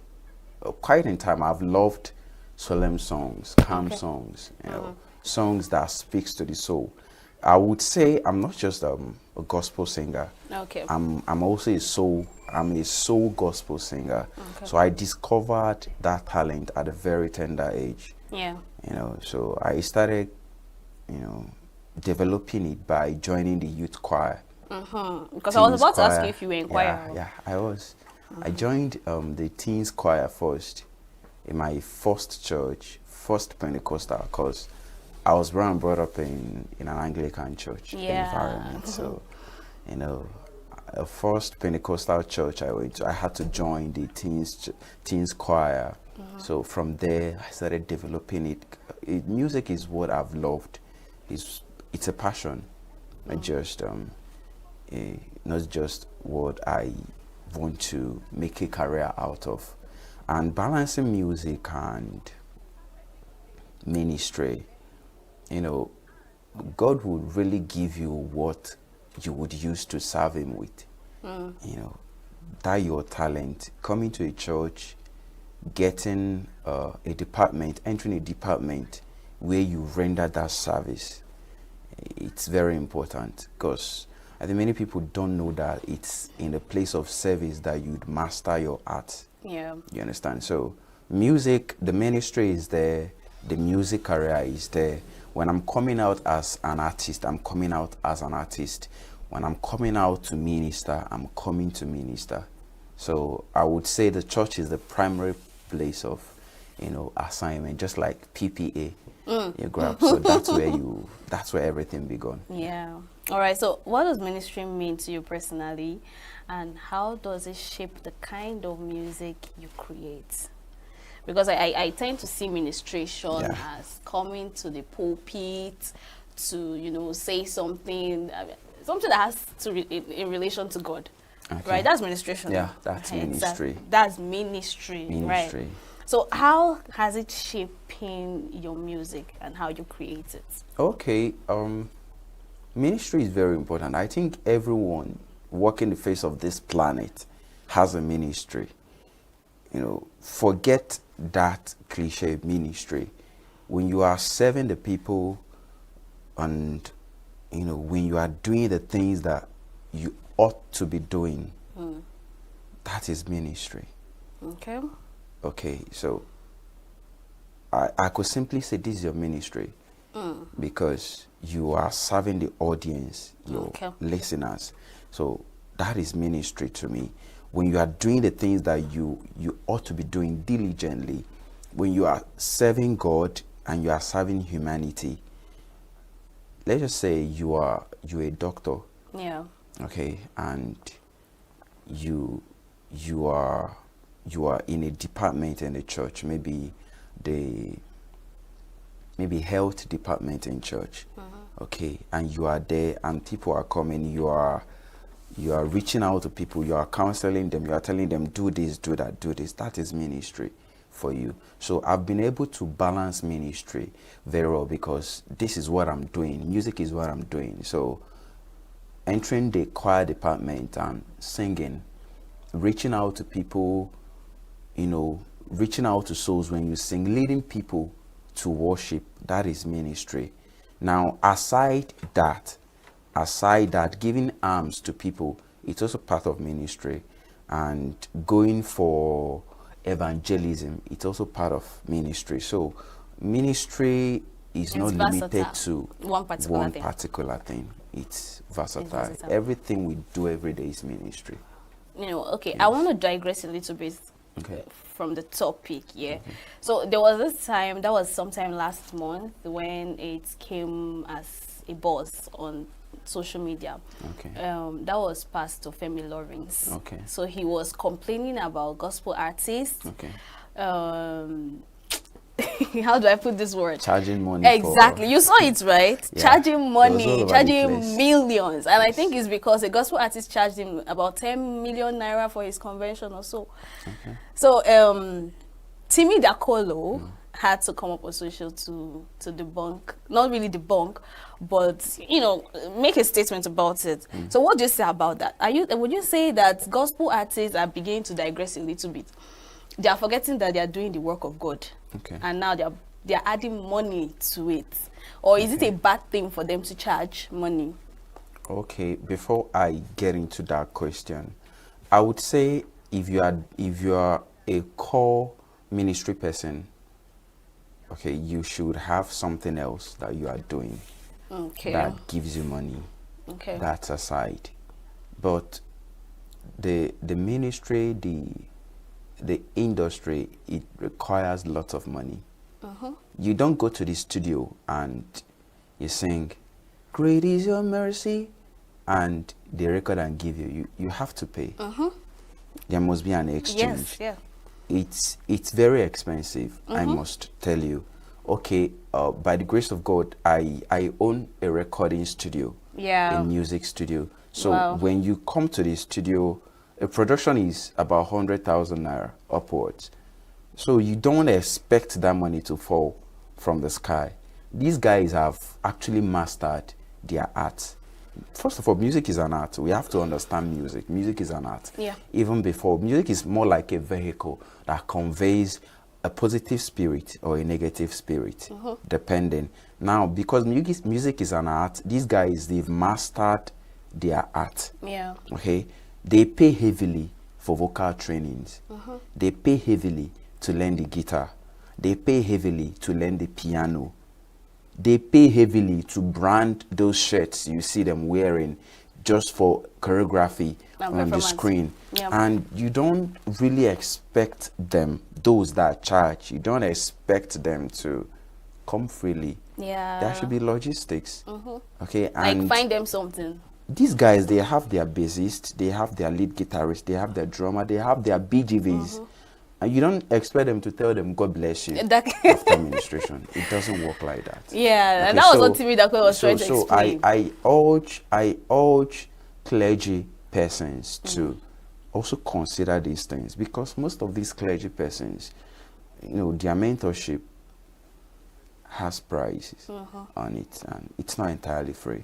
So there should be balance. These things. Thank you very much. Welcome. All right, let's come back home. So how do you differentiate between your calling as a minister and your role as a professional in music industry? I would really say That question is a very dicey one. It's simple though, in the sense that something like a church setting. Yeah. A church setting, you can't start billing your pastor. Okay. A church setting, you are meant to, okay, Emmy, you are leading praise this Sunday. You have to prepare for it. You have to prayerfully prepare for it. You have to step up your game, rehearse, and be in tune with the instrumentalist. You know that you are coming to minister to souls. Yeah. Okay, you are coming to minister. People are coming to church with lots of problems, lots of baggages, burdens, and you are not just coming to entertain. That is You're ministry. speaking to souls. Yeah, you are coming to lift burdens. So you really can't lead people into a place you haven't been, and that is your secret place. That is ministry. You have to pray, you have to tarry, you have to wait on God. That song, that particular song that, you know, God is going to be dwelling on, God is going to be breathing his spirit on to uplift souls. That is ministry. But when it comes to becoming an artist, coming to perform, just like we did at the Hot Sophia, that doesn't mean that you have to step down your game. You have to touch it up also. So you But mix you it are- to ministry and professionalism. Yeah, you have to be professional Okay. in everything you are putting out. You have to be professional. So you are stepping it up. You know that, okay, this is a mixture. This is a mixed audience. Yeah. These guys, most of them are not Christians. Most of them are unbelievers. And it's not a Christian program. It's not a Pentecost event. So you have to keep it straight. Go straight to the point. Deliver what you are there to deliver and leave. So that's Facts. just it. So have you ever felt tension between staying true to your ministry and meeting the demands of music? Every day. Oh, yeah, talk to us. Sometimes. How did you handle it? Sometimes you just bump into social media and you see, this person is dedicating a car, a gospel minister, or this person is hosting a big event, and you're like, wow, I thought these guys, we started together. God, what is happening? And sometimes Are they mounting pressure on you? no, Some sort?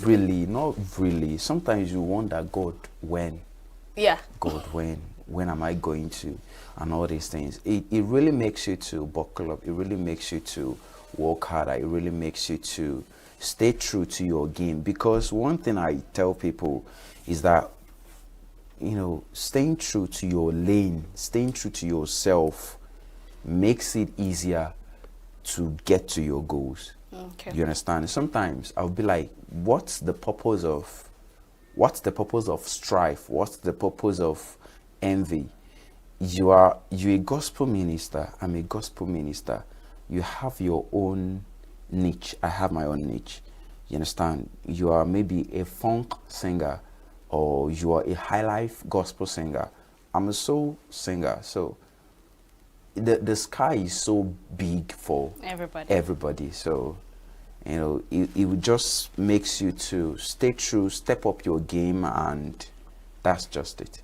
All right, so we would like you to do a little performance for us right now, because you came with your guitar, and your guitar cannot go home without doing anything. A small ministration / anyone, concerts, whatever. You have to just perform. Okay, I actually dropped the song. I released the song titled "The Blood" few days back, but before then I dropped the song Mirabelle. It's a gospel song, but I titled it Mirabelle, and many people were like confused which one is Mirabelle. So Mirabelle is a gospel song. Mirabelle means wonderful. It's derived from a Latin word, mirabilis. Okay, so I have 2 songs I'm pushing now, so maybe I'll do a touch of both, but I will start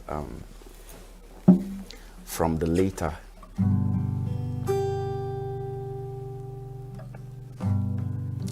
If it wasn't for the blood for me, I never should have made it If it wasn't for the blood on the cross, I could have lost in sin. But thank you for your blood for me. Thank you for your death on the cross. Thank you for the blood for me. Thank you for the death on the cross. Only more no salamunjo. Only more no salamunjo. Thank you for your blood for me. Thank you for your death on the cross. 'Cause I did talk your love will get the power to make good, to make pure, and to heal. We did see mountain of you talk, you're the one.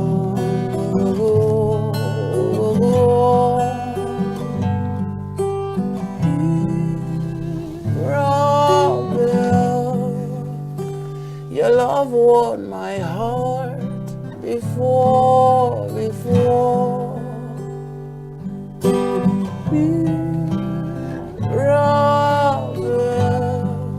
Can you whisper love in my ears again?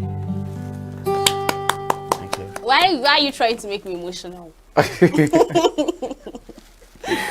Why are you trying to make me emotional? So how did you come up with the inspiration of this particular song right now? Oh, is it Mirabelle or the blood? Both of them.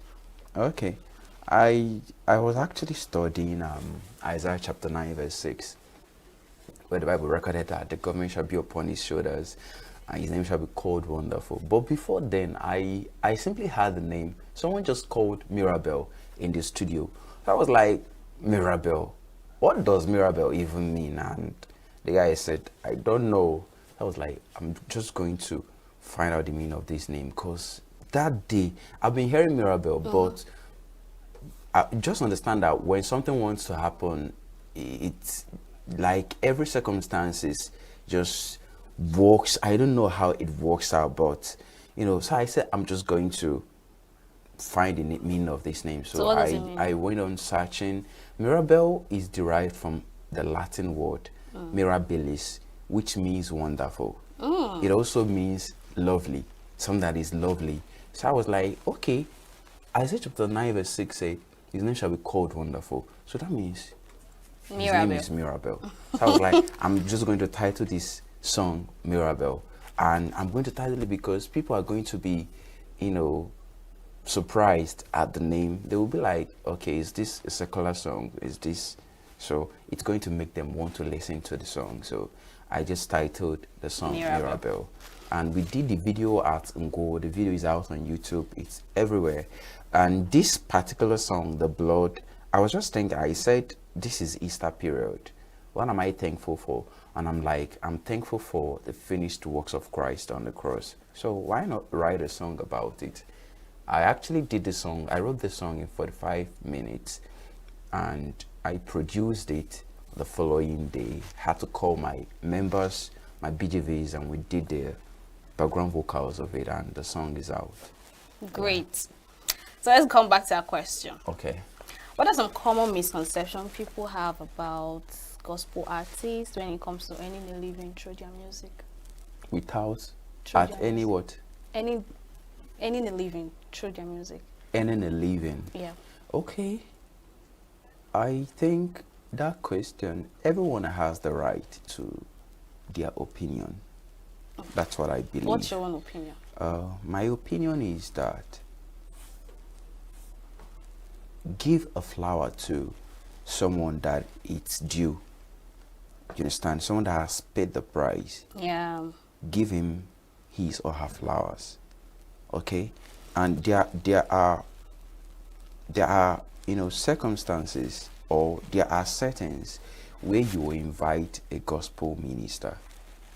Okay, you invite a gospel minister, and after the event, you'd hear things like, "We'll get back to you," and "We'll get back to you." Going to 5 years, they've not gotten back to you, and you guys, you didn't trek to the event. Yeah. Okay, and the same people that told you would get back to you, they would host someone like Nathaniel Bassi, Pastor Nathaniel Bassi, and they've sent his logistics even before he accepted to come. They've booked a hotel room, okay, and they've packaged his honorarium for him. That same people that say we'll get back to you. Now, I think it's a question of, is this see finish or something like that? A look down or something. A look down or someone. But gospel ministers, they are human beings also, and that is what they are doing. Just like I said, trying to strike a balance. I said a gospel minister should have something he's doing. Okay, but what if the person doesn't have? What if the person is sold out to what he or she is doing? Okay, there should be a place of honor. Okay, even if you don't call it payment in quote, there should be a place of honor. Be able to honor the person, so that even when you invite that person again, the person can willingly show up. Because there are places I will be invited to tomorrow that I you can't want honor. to go. So because of same reason. That's just it. Okay. So I've had so much fun with this conversation. You have so much inside you. Let me speak like a pastor right now. Prophesy. So yes, prophesy, prophesy me. But I love what you're doing, and you have a knowledge of it. Thank you. You have a whole lot to bring out from. Do you mind? Sure. All right. So thanks for coming, Amy Breakthrough. God bless you. Thank you for having me. All right. So this is where we draw the curtain. The show has come to an end. Join us same time next week. Don't forget to always tune in on your SLTV channel 265 to always watch us. And if you can't, you can always watch us on YouTube. Don't forget to subscribe, and don't forget to follow us on all our social media platforms. Thanks for watching. I remain your baby girl, Queenette Mokunta. Enjoy your weekend and the rest of your day.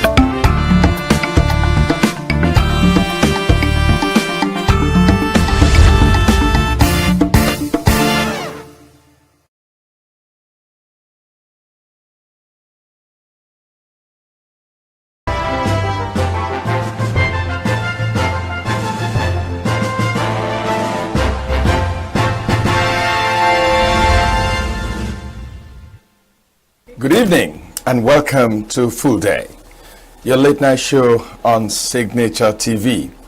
I'm Vin Martin Obiora Ilo. I'm glad as always to have you here. And tonight we are focusing on the youth. We are focusing on the incoming youth conference that is entitled Raising the Total Leader. But tonight I'll be joined by two youthful Nigerians, two Nigerians that are involved in bringing the youth together to discuss how we can raise the total leader in Nigeria. First on my bill tonight is ENUGU, National Coordinator, Transformational Leaders Movement. And he and I will be talking about empowering the Nigerian youth for transformational leadership. Ikenna, you're welcome. Thank you, sir. Nice being here. And we'll be joined later by Agonsi Uche Kuntash, who is the Chairman Planning Committee of next Saturday's conference, Raising the Total Leader. He is already in the studio and will be joining me later. We'll take a break. When we return, Honorable Ikenna Onaga will be talking to Full Day.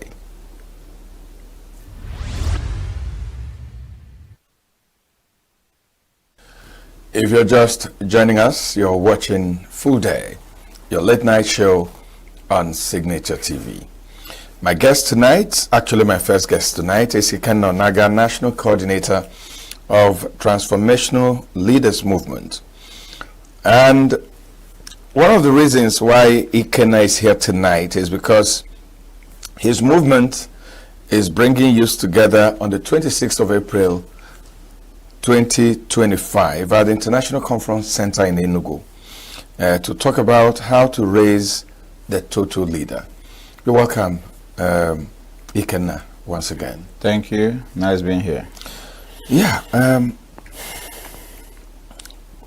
it's so easy to say, let's raise the total leader.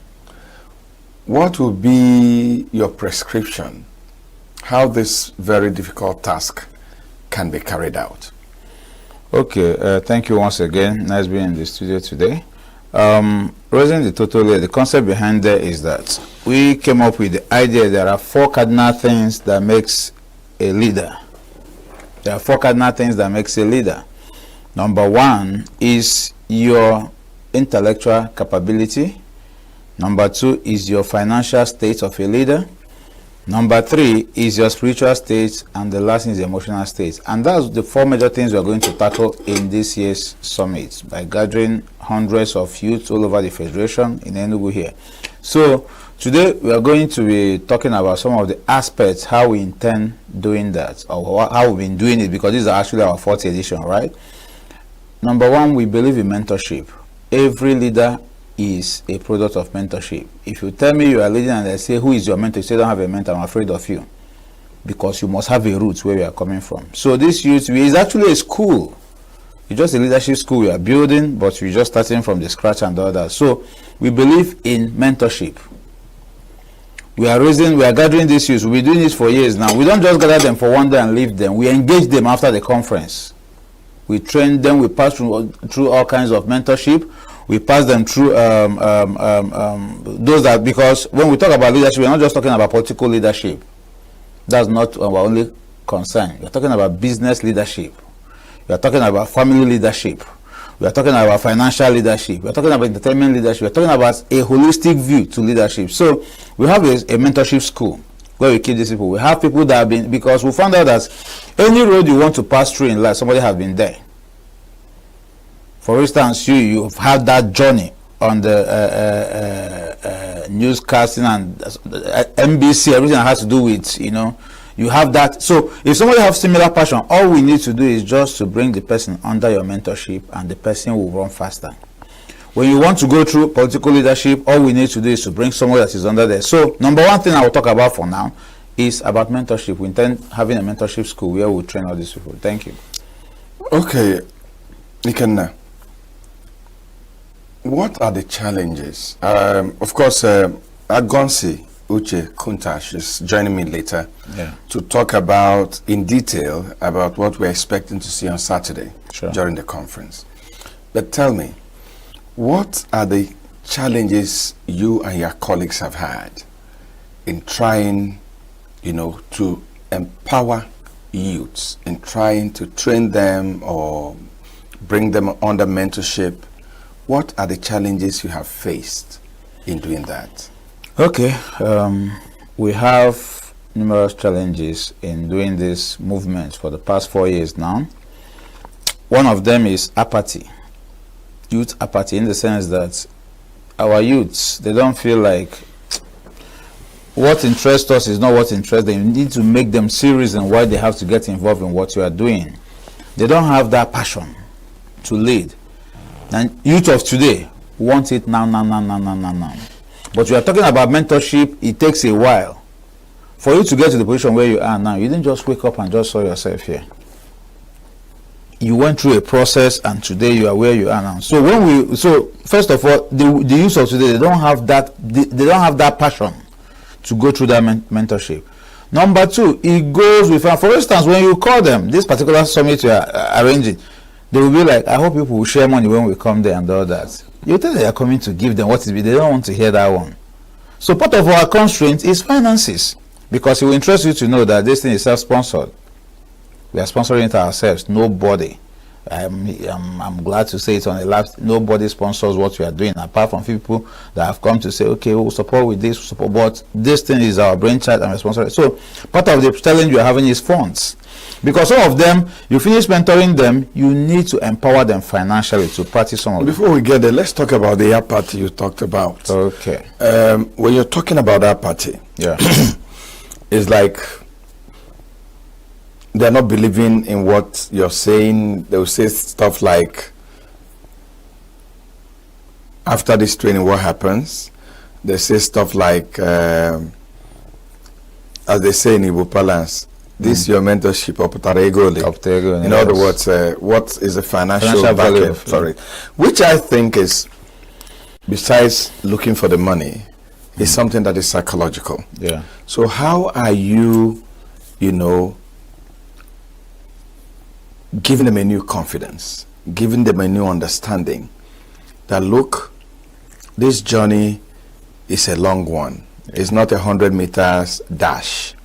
It's like the 500 kilometer long distance, where you have to take a step, take a second step until you get. How do you do that? Because I think it's a psychological thing, a mental thing. Okay. Our major focus is value reorientation. For instance, you need to work on their psychology to tell them, look, like the popular adage goes, Rome was not built in a day. Transformation does not happen overnight. Ruin of a nation does not happen overnight. We are where we are today as a nation because of things that has happened in the past. And for us to see a transformed Nigeria, we have to pass through a process. It's not automatic. It's not like washing machine.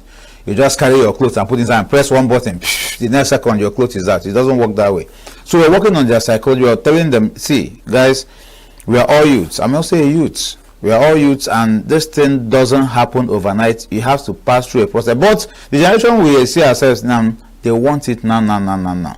For instance, most of the challenge we are facing, they will come and tell us, they keep telling us we are the leaders of tomorrow, but we keep seeing the same old people being recycled over and over in the political sector, in the business sector. Somebody is a big man, he will carry the son, and the son will take over from there. That those of us that don't have where to fall on, what becomes of them? I tell them, see, those big men we are once poor. They built it from the scratch. So we are working on their psychology. It's called value reorientation. We've been talking to them about it. Of course, you don't expect everybody to respond to it. It is like a drug. It's not every patient they give drug in the hospital that ended up being well. Do you understand? That responds in the same way. Yes. You will give patient A this drug, give patient B the same drug. This one will heal faster than the other person. So we are seeing it. We are having, if we are not having results, we won't be doing this thing over the years. And we are seeing it. You see some of them, when they are given the opportunity to serve in any form of leadership, they stand out in whatever they do. So from what you're saying, because I think I understand to a point what what you're talking about the young people saying we serve their father and then we come and serve them. Yeah. So doesn't it need the buy-in of the older generation? For instance, working hand in hand with you, the younger people, to ensure that there is equal opportunity for every youth. Do you have that kind of collaboration with the older people, maybe older leaders, older politicians, older entrepreneurs, who you invite to mentor these children, understanding that these young people need to have equal access to leadership opportunities? Yes, we're already doing that already.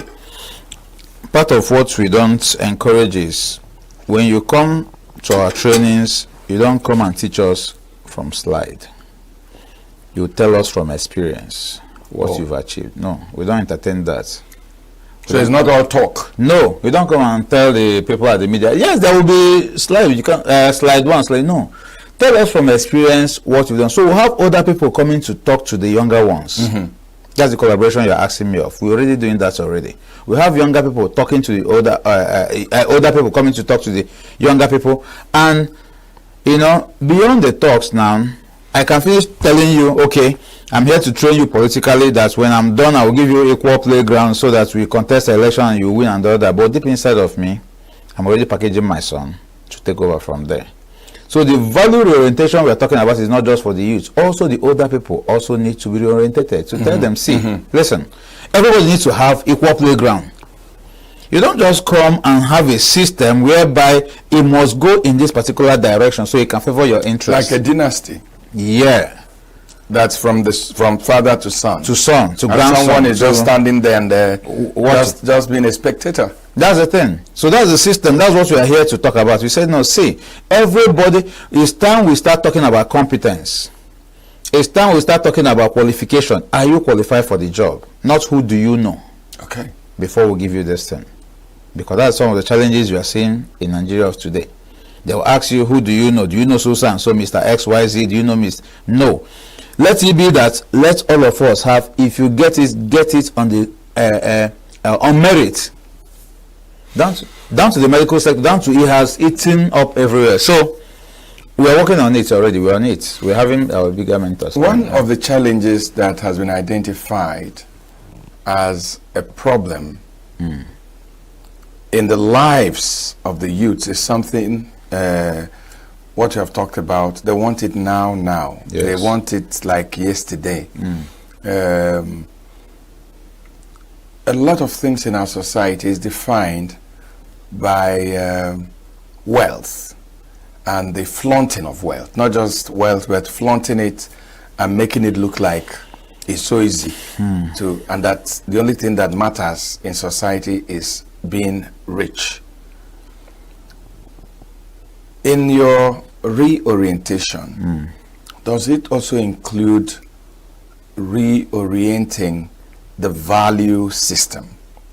You know, talking about what should matter to a young adult, not just about, and again, the journey, the process, instead of just the result or just the end point. How do you handle that aspect? Because that is what you hear from a lot of young people. Yeah. I mean, in the media, for instance, every young boy or girl who gets into the media, the next thing he wants to drive a flashy car, probably fly around Nigeria in private jets.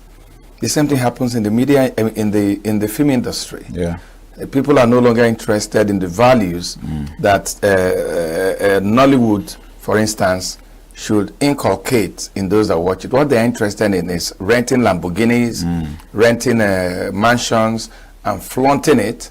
And then these young people think that it is something you just wake up and it happens. And that's why we are hearing about all these ritual killings. Yeah.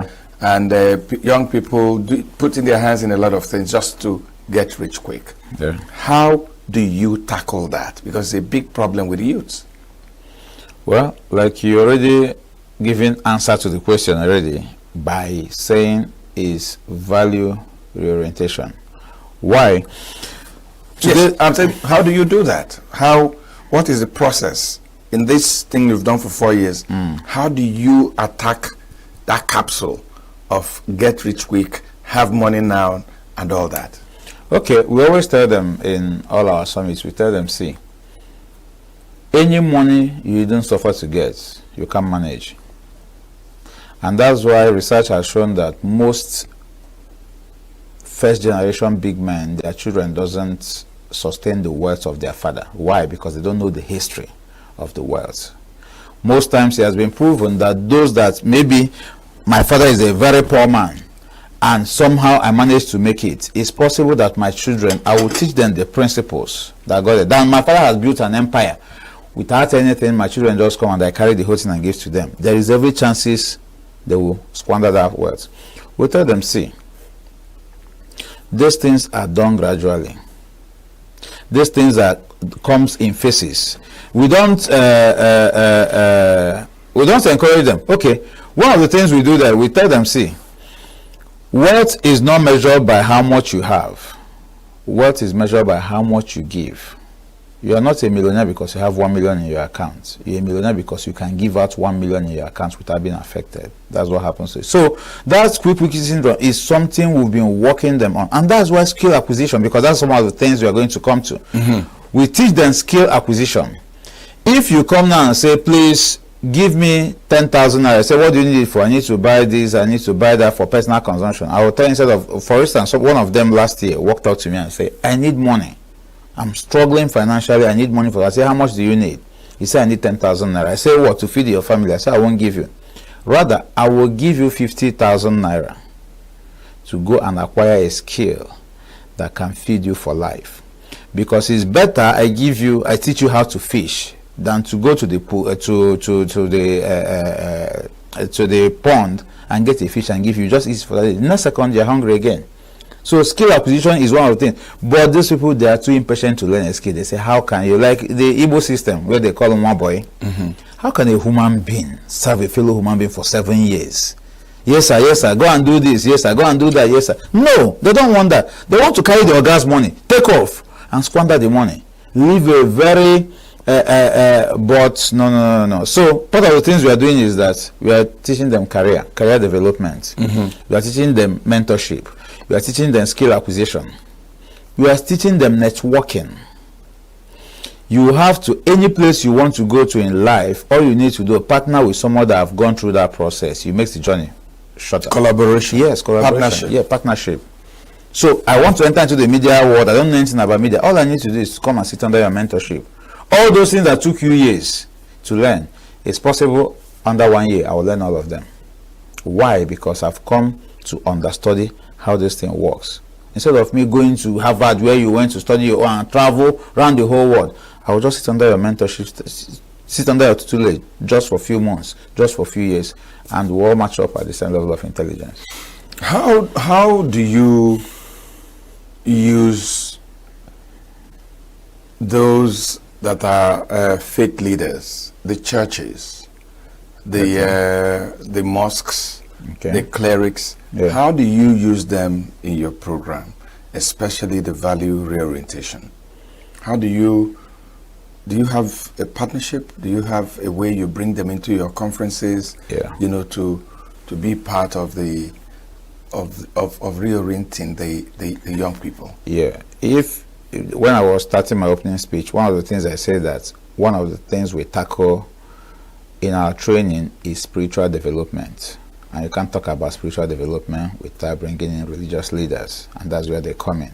I say that 4 things we tackle is intellectual development, is financial development, spiritual development, and emotional development. Because as a leader, you must have these 4 components working in your life. You can't say an effective leader, but you don't know how to relate with your fellow human beings, which is emotional development. Your emotional quotient must be very high. You can't say you're a leader and you don't know how to solve your financial problems. And you're sitting on, imagine a president of a nation begging for food. say, I can't eat. It doesn't add up. Do you understand what I'm saying now? So you must know how to generate funds. Or maybe as a governor, they tell you we can't send federal allocation again. You must know how to use your IGR to sustain your state.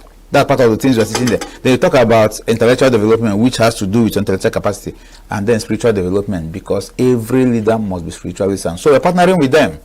And they are going to come in this year's summit again. You're going to see them there. Because you cannot transform a society without you, first of all, being transformed as a person. And that's where spiritual transformation comes in. Okay, time is never enough, but tell me, how did you make this decision that you want to spend a better part of your life, training young people, mentoring them? Why did you reach that decision? Okay, this is a passion that I'm willing to spend my all to see it. In fact, the dream is a new, the assignment I have is a new Nigeria is possible. Mm-hmm. Why? I am among the few Nigerians that still believe that there is still light at the end of the tunnel, no matter how dark the nation looks like right now. I still believe that a new Nigeria is possible. I always tell people that, see, there is nothing wrong with us as a country. Every country is like a brand new vehicle, right? And a leader is like the driver. So do you know that you can buy a brand new car and I don't know how to drive? You give me the key. Instead of matching brake, I'll go and hit throttle and I'll smash the car that same day. I say, this car is malfunctioning. That I'm trying to match brake and this. The same thing. If you give a leader that doesn't have that transformational agenda, they will not lead this thing. So what drove me to this thing is an experience I had as a young boy. My mom was a devoted teacher. And every day she leaves for school, they say school must open by 7 o'clock. And every time I come back from higher institution and say, Mommy, we need money for school. She says she doesn't have money. I say, why? He said they've not paid them salary. She's dedicated, she's doing her own job, but her principals, the people that she's working with, is not doing the other. And I was there complaining, and I have this thing in my heart and say, stop complaining, you can do something about that.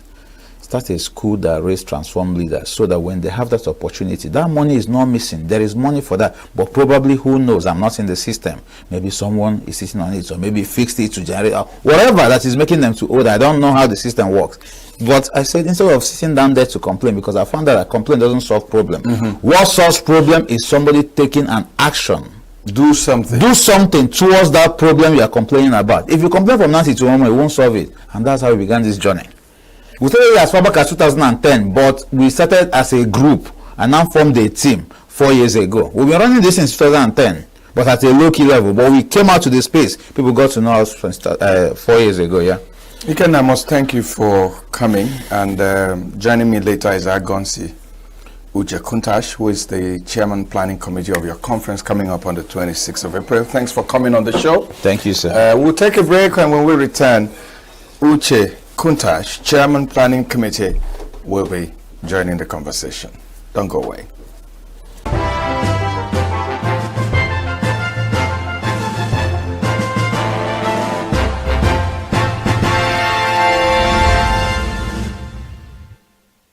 It's still full day, your late night show on Signaturetv. And we're talking about the conference that is coming on Saturday, where we are expecting thousands of youths to come together and talk about how we can raise a new generation of youths. And I've been joined now by Agonsi Uche Kuntash, who is the Chairman Planning Committee of the conference. Thank you, Uche, for coming. Thank you so much, sir.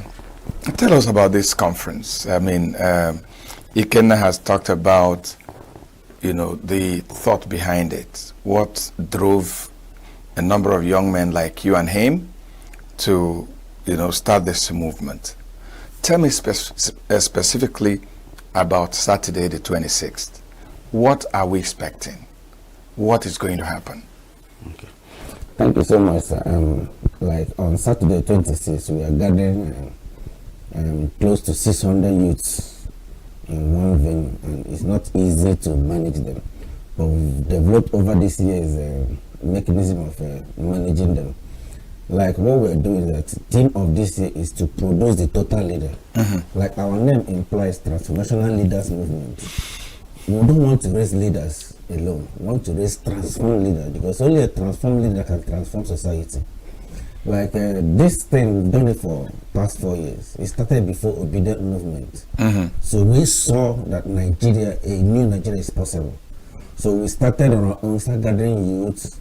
We've gotten a lot of mentors behind us, like Chief Pete Edochie is our grand patron. We have Pastor Norbert Onaga, who is in Netherlands. Is part of it. We have Belisa. We've built a lot of board of trustees who equally helps us in running mentorship for these young men. Now we had a lot of challenges. So this year is more modified, because this year we're taking it to International Conference Center, which is now bigger and has a bigger capacity to accommodate the young people. Like this year, we want to touch the 4 areas of life that helps the youth to stand better. We want to talk about the emotional essence, their life, because we've found out that a lot of suicide is going on. People have given up. Some people don't even believe in relationship anymore. You meet some young people, you ask them, say, I don't believe in love, I don't believe in relationships. So a lot of relationship is dying, and most of our legacies are being swept under the carpet. We are not only raising political leaders, no, we are raising total leaders. Like in entertainment industry, we look for the best who are succeeded in that area to come and help us groom them. In business, we look for real people who has really succeeded in the business to come and help train them. So it's not something we are doing alone. We are collaborating with experts in that field who now comes. And some of our sections are like fire chats, where we now bring experts in that field. You to have the audience to ask them direct questions, and they will answer. And at the end of the day, mentorship is being built so that can continue after the program. Let me ask how you choose your mentors. Is there a process? Is there a scientific process that makes it possible for you to choose mentors who understand the story you're telling, who understand the vision and the mission of building total leaders? How do you choose your mentor? Is it just because somebody has succeeded in making a lot of money, or is it that because you see the trajectory and the journey and the road this person has traveled? How do you identify the mentors who would mentor these young people? Thank you so much for that question.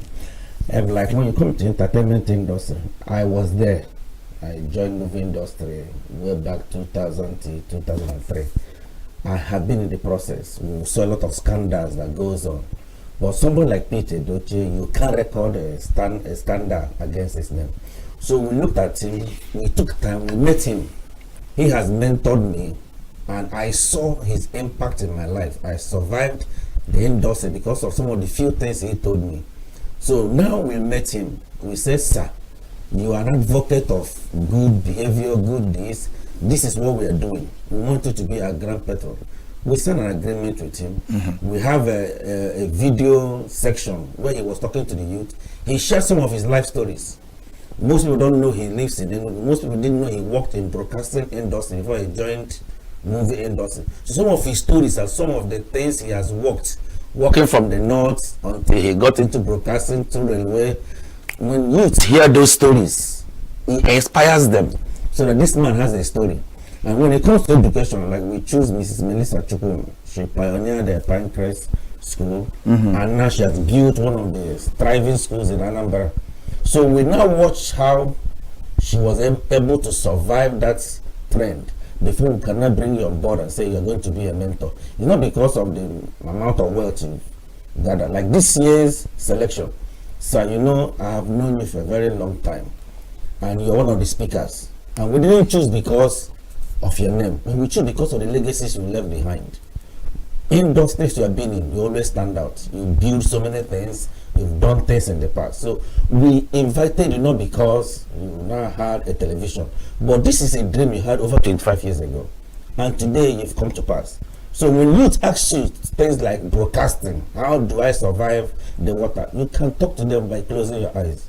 You can talk them from the tip of your finger. It's not something you now say, let me go and search from this book, let me go and read this book and now talk to you.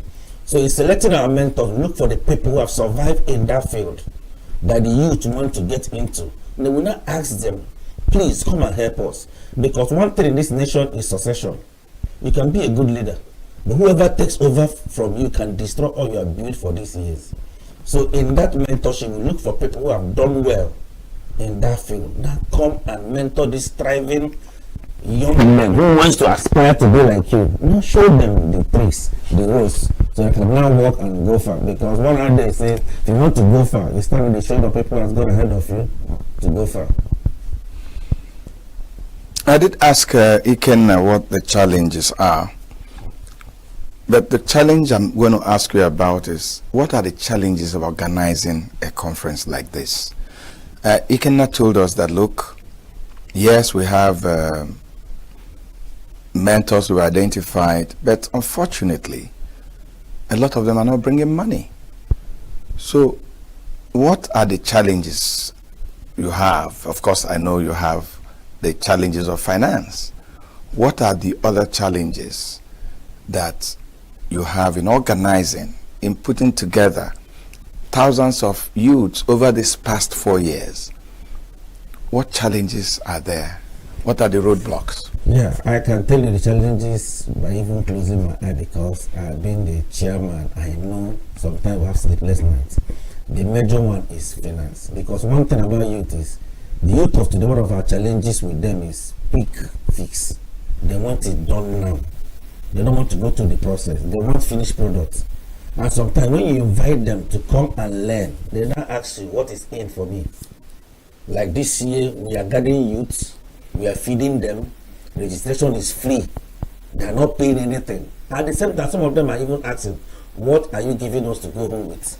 Apart from the knowledge they've gathered, they've gotten. And sometimes some of this program is self-sponsored. Me and my friends and colleagues who are in the professional leaders movement, we contribute our own money, secure the hall, sometimes invite some of the guests, book a hotel for them. You know, it's not easy to feed 600 youths, and we're not feeding them with tea. We're giving them solid food, because don't expect you that will come to the conference by 9 o'clock and the program closes by 5 and you give them meat pie. They invite you. Is it that you have not been reaching out to individuals, maybe philanthropic individuals? You've not been reaching out to government? You've not been reaching out to organizations for sponsorship? Why, after 4 years, you're still the one funding it from your pockets? Yeah, there is one challenge we had one day. We met a man, we know he's well-to-do, and he has an estate. We wrote to him, explained this vision. He said, there's hunger in the land. Why are you training them? Just give them money to start up something. I said, sir, we've tried that. We found that when you give them that, they will finish it and come back. But when you teach them the process of sustaining it, it will last. When you prepare them. When you prepare them, when you groom them. Just like when you're planting. Yes. And you need to prepare the soil. Yes. That was how we came with this ENUGU system of one boy. We now told him that God doesn't take one boy from his father's house and give him money to start up business. He will squander that money. Because we discovered 100,000 in the hand of one boy who has served a master, and 100,000 in the hand of a young man that just graduated from university in first class. They don't produce the same results. The other guy has learned financial management. He has learned how to grow wealth. Now this one just he has seen his Oga manage. Yes, he knows that every 1 naira you remove for 1 million is no 1 million. It's 900 and. But other people, they just, the money is there. Only for them to turn around and say, somebody stole my money. Nobody stole your money, you've been spending it. So that's the mystery. So sometimes our people don't invest until they start seeing results. We meet it to government, we've done all those things. Sometimes people will be promising you till the end of the program, they say, we could have come here. Now some people even make verbal promise, we'll give you 100,000. And end of the day, they won't even bring the money. You know, sometimes people, sometimes even ask them, why don't you put your logo? And sometimes when people, elections start coming closer now, they start looking for youths. Some of them will now approach us. Hey, there are those youths you'll be doing to do elections. That's not what we're doing. That's not your style. No, that's not our style of gather people that come and vote for you. No. Let's train these people so that in future they will preserve the legacy that we've taught them. Okay. Specifics once again. What time are we expecting participants to be at this conference? And how long is the conference? And what are the different segments of the conference on Saturday? Okay, we tend to start by 9. So we just start from 9 to 9:30. So from 9:30 we'll do the casting of the vision, telling the young people why the conference is what it should be. From 10 o'clock the first speaker starts in. We have about 6 speakers who are going to talk about 6 different aspects of life. We're going to talk about mental health. Because we discovered a lot of young men are into drugs. Some even break the soccer away and inhale. Some parents have tried, and that's not like a menace. We have experts who need to talk to them. We are equally coming on mentorship. You know that word mentors are bastardized. Today, young men are messed up in the hand of so-called mentor. We've discovered that people now gather young men and say, I want to mentor them, only to use them as slave. Or teach them how to do 419. Or sometimes I use this word. The mentor now are their tormentors. Oh, great. So I like that one. So some of those things, chaotic disorder, we want to teach them how do you discover the right mentor. Like one of the things you are going to learn is that any man that is afraid of your success can never mentor you. Because the joy of a father is that the son should become greater than him. But today we'll find out that when you see opportunities from a young growing man, you won't allow him. You want him to always be a servant. You don't want him to grow to be a leader. And you can't be a good mentor. I met a lecturer who was lecturing in school. And he doesn't teach the student his skill. He said, this is my style. I want to hide it. I met him and said, sir, you are destroying this student. If you want to keep your style, stop lecturing. Keep your style. Start doing studio practice. But if you want to be a lecturer, they are paying your school fees for you to teach them that thing that produces you. So that man is associating them. That man can be a good mentor. So we now want to show them the dangers of being in the wrong mentorship. Things how to discover the right mentor. These are some of the things that we will learn there. We're going to do a fire chat where they will not ask questions with men who have succeeded in that field they know. A lot of them I want to go into entertainment because of this social media thing, TikTok. Most of them wants to do, I want to join, I want to act movie. And sometimes you see some people don't even know how to appear before the camera. They'll be looking at the camera. Some don't even know how to do the script management. So that's where we will now bring experts in that entertainment who will now teach them. Because some of these things that they monetize, if they want to learn, some people will be calling them millions of naira. But want to, because one day, as we are going, if government will start sponsoring us or individuals start adding weight to what we are doing, some of these programs should not be one day. It should be like 4 days because you can't finish all this I'm saying in one full day.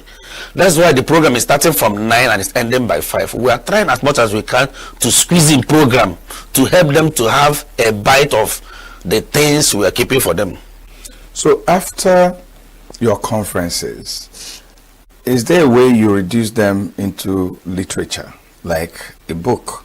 Let's say the conference of 2024.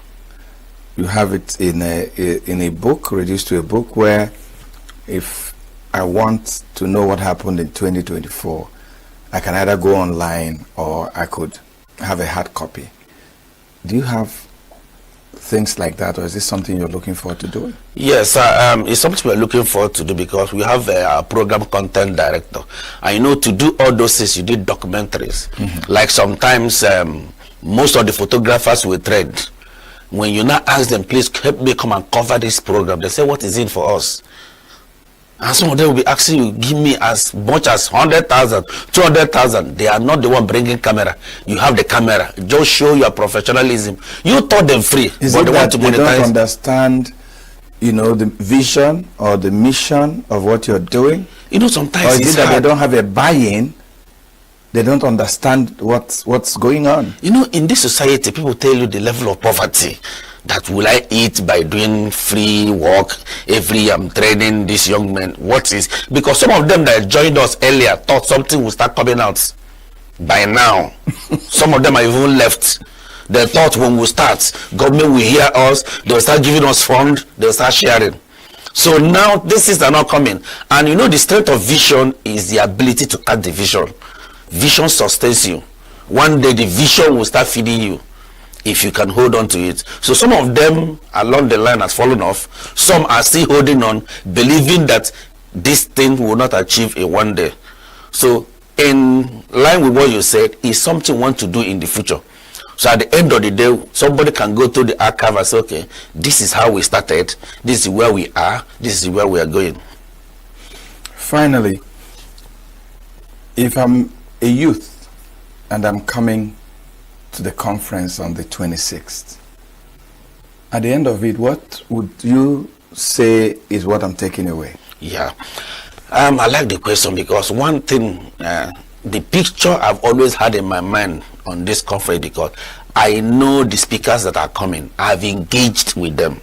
They're not people that are going to come that and tell you, according to John Maxwell, slide 52, John Maxwell said, not I have experienced it. They're not that kind of speaker. They are coming to share their life experience. Like last year, Nane Boy was on the show. When he stood up and started sharing his own life story, the youth went, let me use this word, mad. Because they saw a man who has a real life story they can reach, they can handle, they can feel. So you mean, there's this young guy we brought, Chibuza Abana. The guy is an example of a failure. He so failed that even failed people, poverty people, are using him as an example. But today the guy has succeeded. He's one of the people that are going to appear in Big Brother's show. But the guy, when he now tells them his story, I borrowed money, turned his life around. In school I failed, in primary school I failed, secondary school I failed, even in university they had to do what we call mass graduation for him.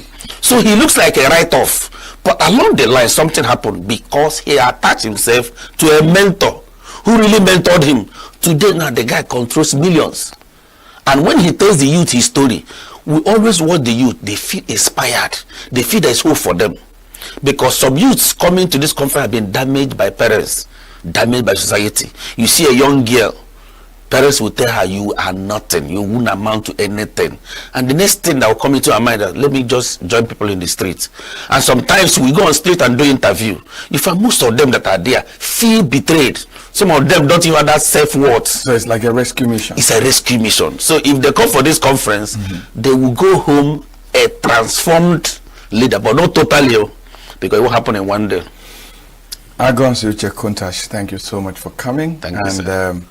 I wish you and your colleagues the best. Thank and you, some of us that will be joining you, we look forward to sharing our stories and hoping that the young ones that you're going to bring will learn one thing or the other. Thank you, sir. Thanks for coming on the show. Thank you so much, sir. And a big invitation to you, if you're watching, that you are expected to come, even if you're not a youth, come and support.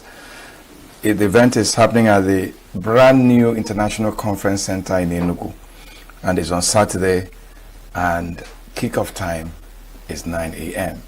Don't go away, our show continues in a moment when we talk about Development as Attitude, a book by Professor Obu.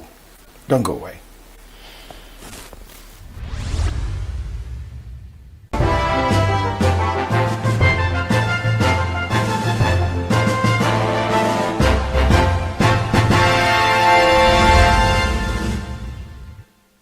Today at the International Conference Center, there was a national dialogue on a new book, not a brand new book, by Professor Osito Obu, former economic advisor to the president, former director, Institute of Development Studies at UNN, consultant, teacher, mentor, and all that. He, talked to Nigerians about his new book, Development as Attitude, in a program put together by the Nigerian Summit Group. Let's take, some excerpt from the event today, and then to talk about it is our correspondent who covered that event at the International Conference Center. But let's start with a part of what happened earlier. What motivated you to write this particular book? First of all, thank you, Nana. I want to seize this opportunity to also appreciate the audience for being here. I also want to thank the NESG. As I was telling someone, I am also a guest of the NESG. I didn't choose this venue, I didn't plan it. They planned, they chose, they also invited me.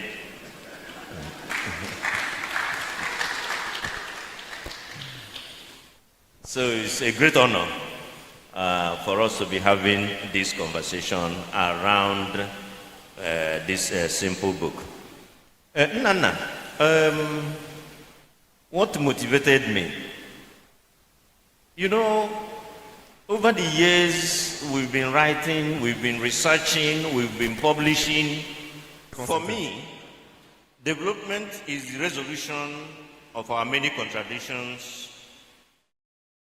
We have had both the military dictatorship and civilian governments, and a seemingly buoyant and acquiescing civil society. We have many rules and laws, but they are observed in breach. We have presence of schools, but absence of learning. We have huge banking industry profits, but very little credit to the real sector. We have huge and rising debt, but very dilapidated and neglected public, social, and economic infrastructure. We have increasing growth rates without declining poverty. We consume what is manufactured elsewhere, but our manufacturing sector is insignificant. We have many jobbers, but rising joblessness and underemployment. Large number of micro producers and traders, with very few micro entrepreneurs.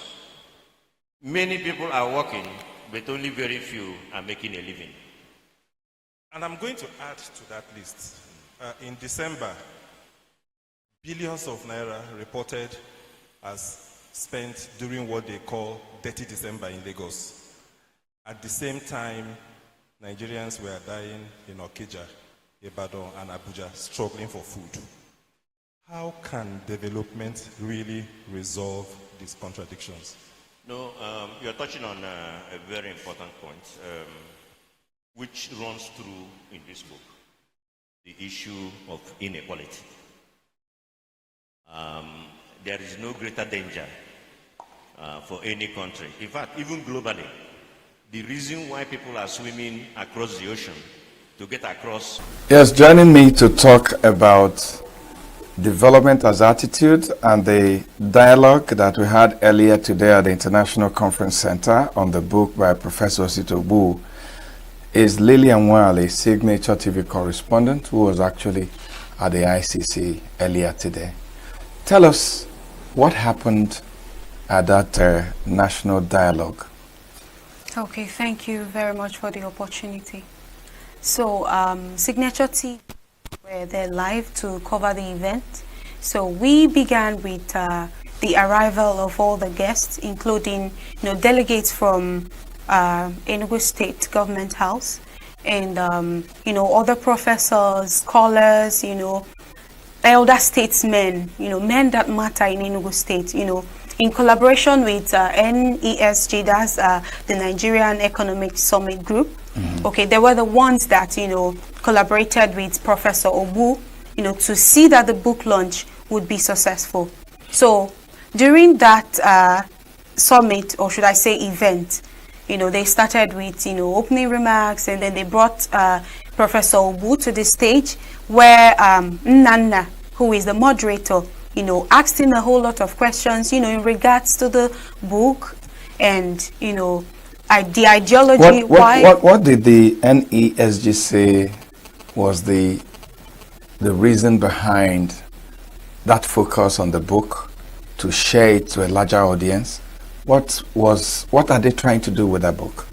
Okay, I think they were trying to create a different perspective, especially for leaders, the leadership of Nigeria, with the way the economy is right now in Nigeria. They wanted something different for people, especially people in school, universities.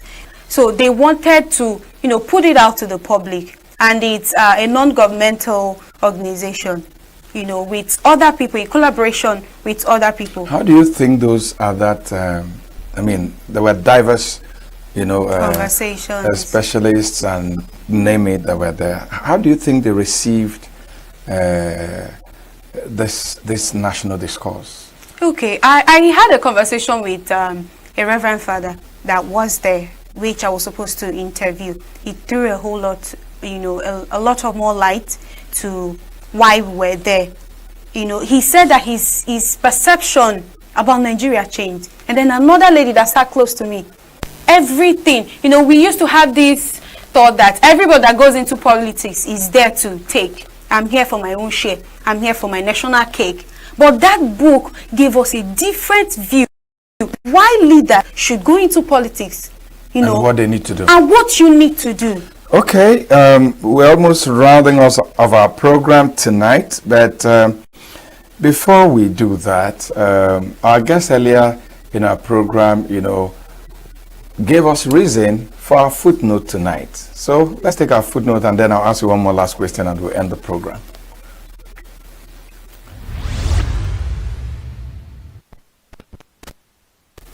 They say the child who is not embraced by the village will burn the village down. But what if the village taught the child to lead instead of burning, the society down? In a world racing towards the future, it is the youth who hold the compass, brave, bold, and bursting with ideas. Leadership, they say, is not just about taking charge. It's about stepping up, standing out, and pulling others up as you rise. Because when the young are empowered, nations don't just grow, they transform. Youth development is not a charity. It is a seed sown into the soil of destiny and inclusion.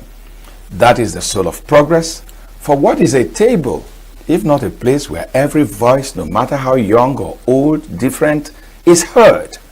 A masquerade without all its dancers is only a half story. So tonight, as the stars take their post and the world slows its pace, let us not merely speak of youth. We must invest in them, include them, follow their lead. For the leaders of tomorrow aren't waiting. They are already here, writing history with their feet planted firmly in today. The question left is, are we wise enough to listen? Well, that's our footnote, and I guess bringing us to the end of our program tonight. Thank you, Lillian, for coming. I'm Vin Martin Obiora Ilo in Enugu, Nigeria, thanking you for another wonderful evening on Food Day, your late night show on Signature TV.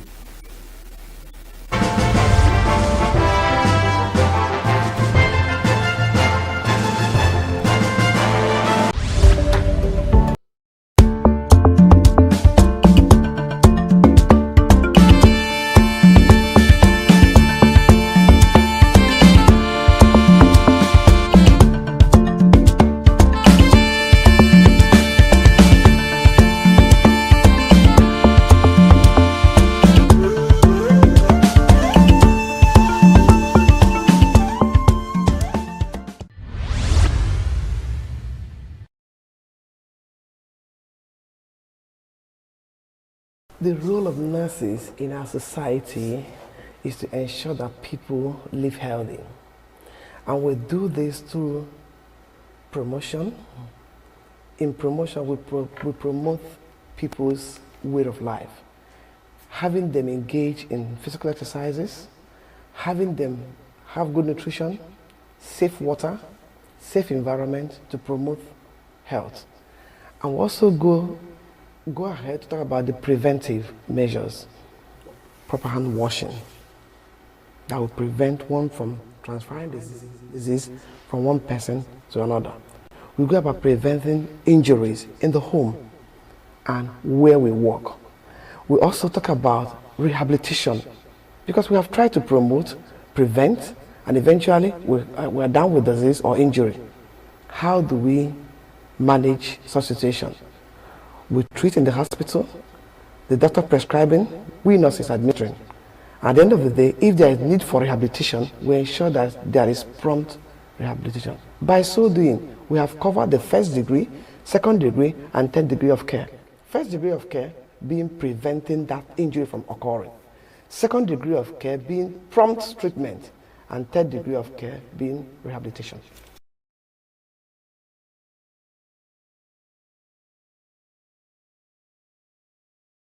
I think it's a good step. Number one,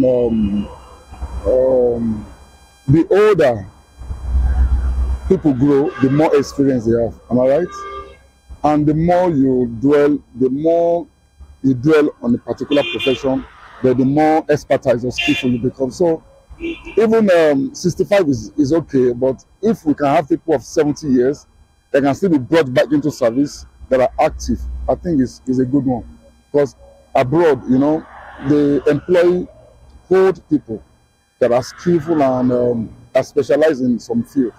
So 65 is nice, but it could be better. I don't see anything wrong about it, because with my perception of that profession, doctor, I believe it's an experienced profession. Okay, so if I walk up to any of the hospital, could be private hospital, could be general hospital, and I felt the doctor attending to me is of age, I feel there should be an experience in him. Okay, because it's something that he has done for several years, practiced for several years. With that, I'll be able to have confidence in them. Like now, I had a fracture on my leg. So when I walk up when I was amending my leg, and the younger doctor were coming around, but I wasn't having the confidence. But when the surgeon came in, I saw it's an elderly. I said, oh, for such an elderly person to be in this field, we operate my leg with, experience. And I had a very good confidence about that. So I think that is a good one. It's a good idea, because based on the unemployment I have, we have more youth that finishing their NYSC, there's no job, lack of employment, and the rest of it. If they increase the doctors, I am not going against it fully, but the thing is they need to look at the other generation that is coming. So if they increase their retirement age, what provision the government made for the upcoming doctor that is coming? So is there any job for them, and all this we need to look at it. Nice indeed. Nice.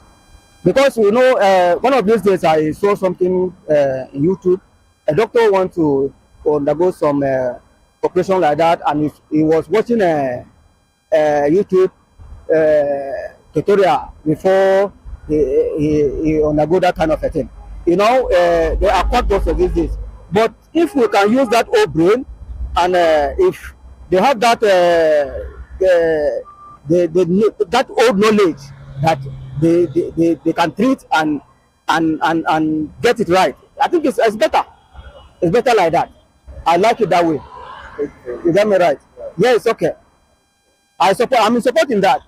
Very, very support. I have that full confidence that these old men will do better than the younger ones, because they are no longer studying.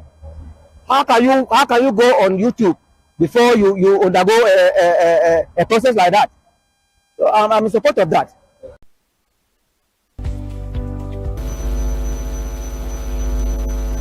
Good morning, good morning, good morning, and welcome to your favorite weekend show, New Day, on your favorite station, Signature TV. Well, we always promise to keep you informed and inspired. Today, the 27th day of April 2025. It is the day the Lord himself has made. I dare say, I invite you to rejoice and be glad in it. I am Chigitiagrom, your host on the morning show. Don't go anywhere. Newspaper headlines and review up next.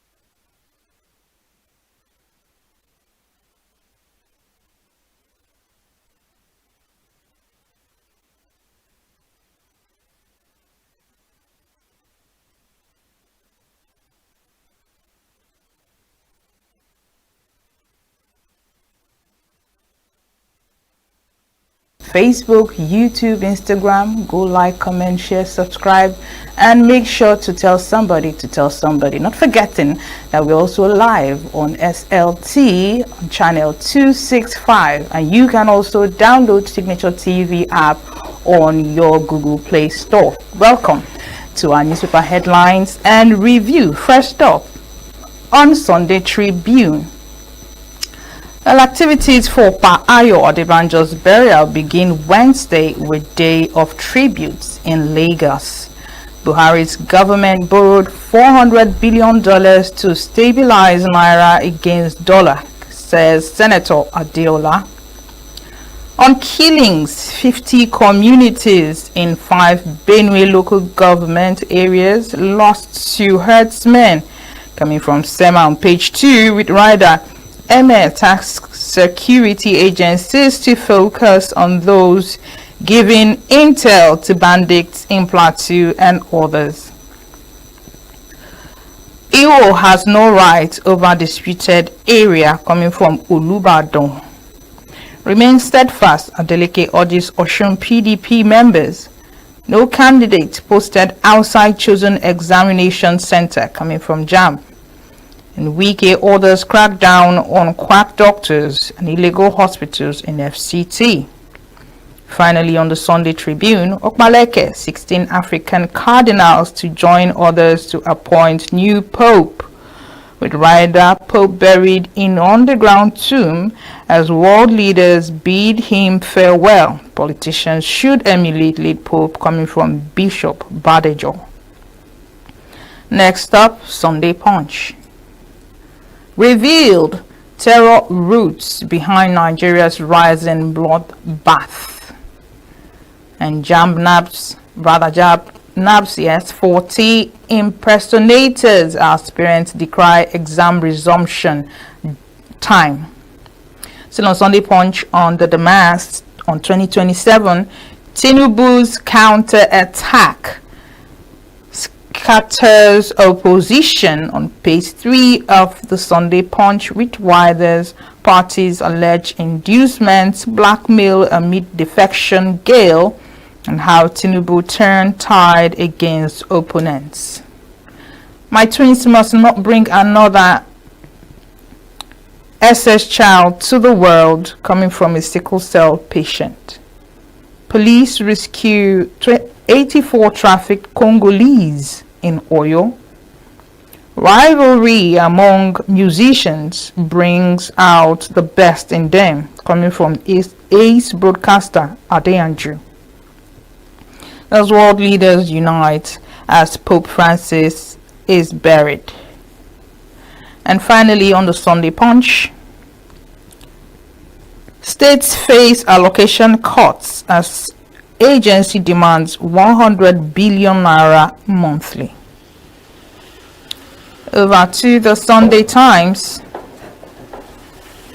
Promotion controversy rocks Nigerian police force as officers lament juniors get elevated over seniors. Director General of NAPTIP orders sexual allegations probe against MFM GO Olukoya. NAS roof leakages. Construction COI debunks media reports. Gunmen attack pro-Wike mega rally in Bayelsa. Dangers I faced mobilizing against ex-president Jonathan, coming from Amechi.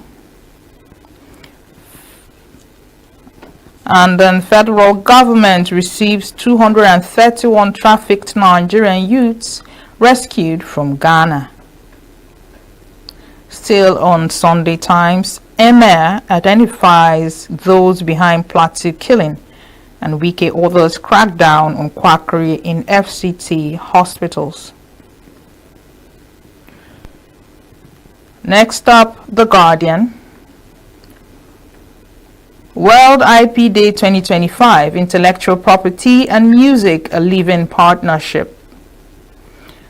Boundary dispute ignites killing, violence among Osun Oyo communities. And below the mast, Tinubu World leaders bid Pope Francis farewell today, on page 2 of The Guardian. Alleged defilement, Ogun drops charges against school proprietor Adelaja. Abbas appears before Reps Committee, says Rivers still fragile.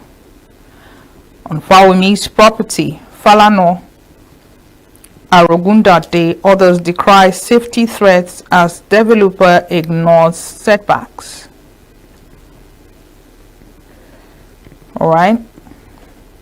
And that's the much we can take on today's newspaper headlines. And over to our review and our chief reviewer in the studio and in the house, Chris the Oracle Madoka, always at alert, always ready to deliver. Good morning, Chris, and thank you. Good morning, Chigi. Thank you for being here. Thank you for being being available. Glory for making us to be available today. Yes. Despite everything, all odds. Against all odds. Welcome to this morning. I was waiting for that smile. Ah, thank you. I've gotten that smile. Now I'm happy. Thank you, Chigi. You hardly find somebody who sits here with you and now get a smile. Oh, that's so nice. It's coming from you. Take all the credit. Thank you. Welcome everybody to this morning. Well, we started with the Pope.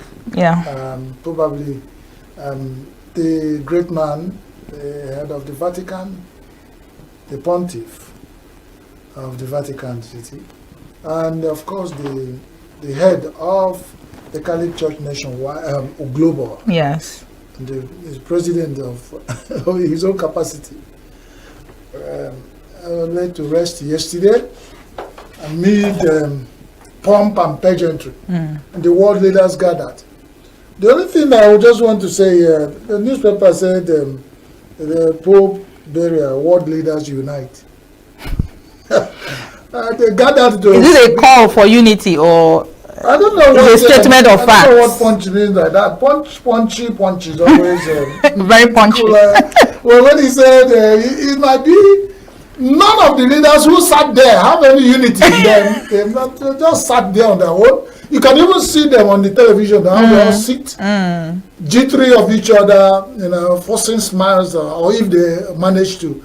But it was a solemn ceremony, that elaborate Roman Catholic procedure rituals of burying a man like Pope, But you can find the strong man from America and some strong men from all over the world there. But our strong man wasn't there. He sent delegates, which we have talked about. The delegates sent to bid farewell to Pope. We are now saying, which of the leaders did the burial of Pope unite?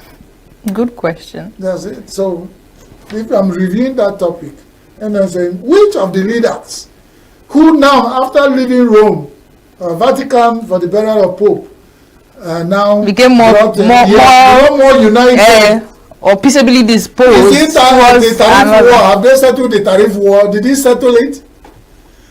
China and the US is now on the high, the point, the crescendo. They are just at each other's throats. The tariff war. So, what did the Pope died peacefully? Actually uniting the church he had, and he has united with his Mecca. You had element of longevity in your gene, and they ran through.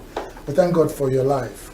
Rest in peace, Pope Francis. I left behind are doing with what you see with your life is also left for history, because Isi Buka and Elia, and as it says, man die go. Soldier come, soldier go. Barracks remains. But the world is still here. What you preached about the unity of the world and you preached against the inhumanity of man to man will still be there speaking for you. And we hunt those who do not want to follow such, good way of life. The good people, when they speak, they will serve in history to mark as judgment for those who still want to follow the negative sides. That's about that. Guardian also was shouting with the world leaders bid forward to Pope.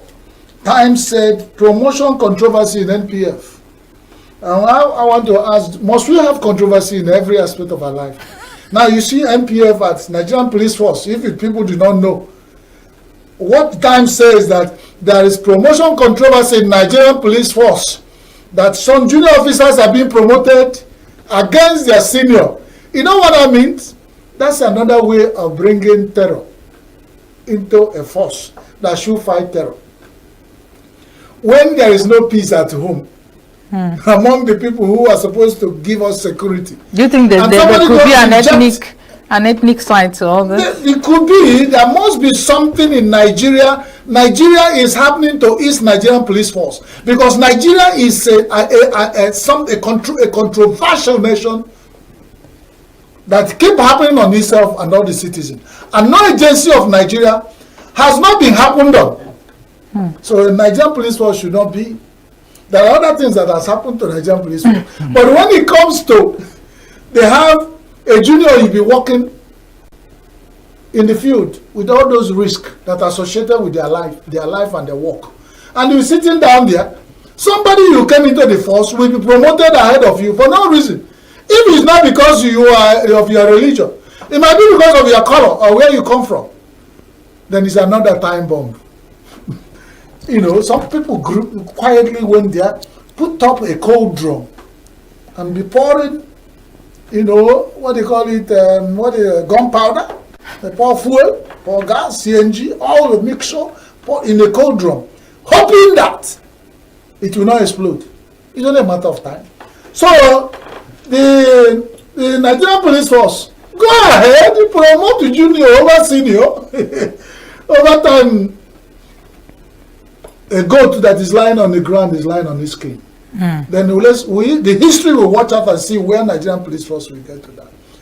Probably you use that to destroy Nigerian Police Force, and we start having Christian Madika Police Force, Chigi Police Force. That may be how Nigeria will get out of it. But this, what you are doing is leading to something. Right, so good luck. What can we say? It's the wrong precedent. Pro-government and pro-weekend rally in Bayelsa. And the last word I use here is whatever you sow, you reap. We have had here strong man like Mwike, who they say is people that are for him, that their rally were disrupted. What's that? There's this adage. What's that adage about? You said about the strong man. The strong man is from the house of a coward. That you always sit to point at the house of the strong man. They say what is enough for the wife. Yeah, when you come there, say, children, you see that bush. Once upon a time. Once upon a time, there's a strong man that lives there. You can't even pass in front of that house. He will chop you alive. So it is on a decay. It's coming out. You know, as you are doing juju, you'll be testing to see how potent it is. So whatever, go Wike, my friend, has been quoted to say that if you cause fire, I give fire for you. If you step into whatever is happening, I set fire in your state. Now, he has carried fire to a neighboring Bayelsa. And what he gets, daily times of all newspaper that report, not me. It's a government pro-weekend rallies in Bayelsa. The government disturb pro-weekend rallies. You don't carry fire. Bayelsa is near the water. It's almost lying on water. So you carry fire, go there. They quench them. Emma identifies those behind plateau killing. And what are the security force waiting for?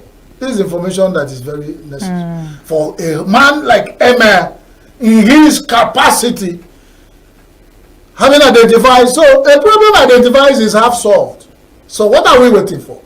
Let the SSS invite him, you know, let him come and appoint at them, because provide his evidence. Yes, evidence. When we were in secondary school those days, you know, I will tell you, it's a very funny story. It was not funny.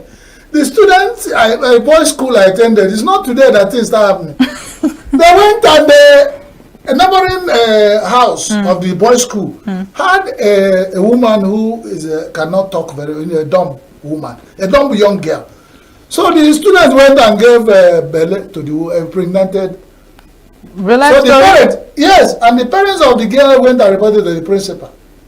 So during that day morning assembly, the parents of the girl and the principal arranged the girl in a hidden position. After the assembly, the teachers rounded up the school assembly. there's an elevation where the teachers come to the yes, school. They went with the big case, brand new case imported. They rounded up the whole students. All the students, teachers were. So they brought out the girl to identify who gave belly to her. And you know she's a dumb person. So she only if you pass, it says you are free. So when it gets to the ones who say but the funniest thing is that as the identification parade was going on, it got to the point where of somebody who has been there many times. So the dumb girl almost spoke that day. When they got to the person, it was it's not a funny story. I don't know why I'm laughing. So the emir has been identified. So maybe they will come for parade, and the emir will say,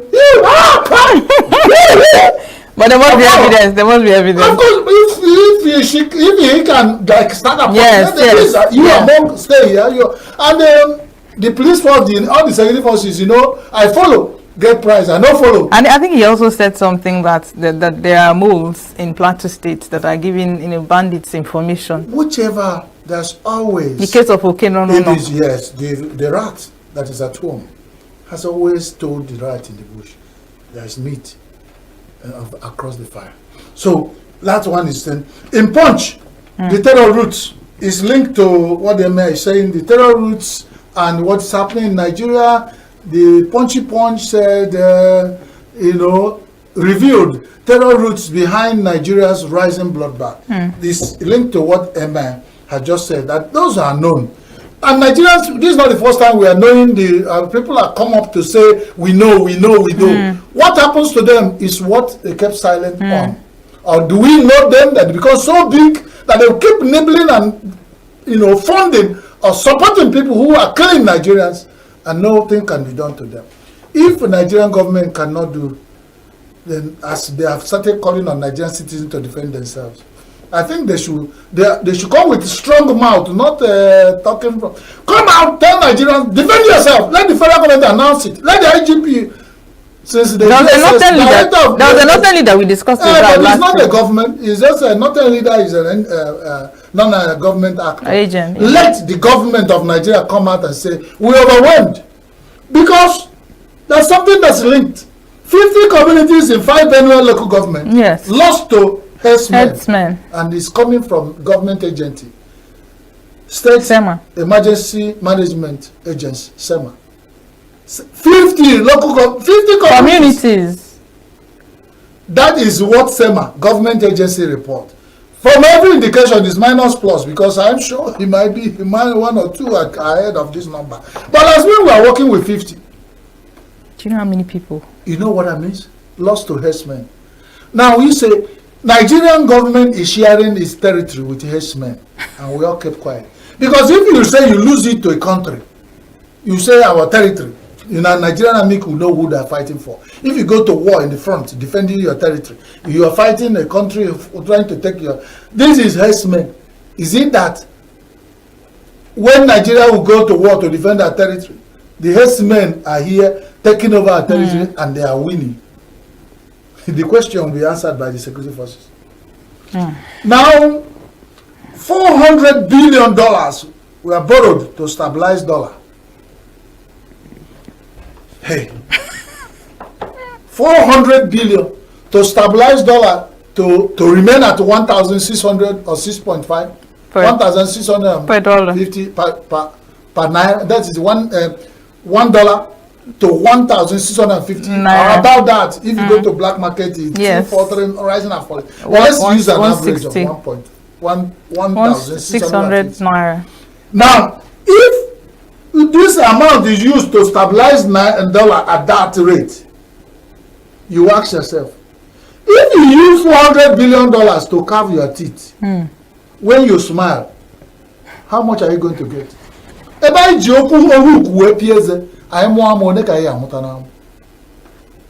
Somebody will confuse. I'm not an economist. I am just a poor man, talking. Probably that's the only thing. If you call for this mouth, they say if you know where your problems are, just hold your mouth there. Like one of you who believe in Pentecostal miracles, I hold my mouth.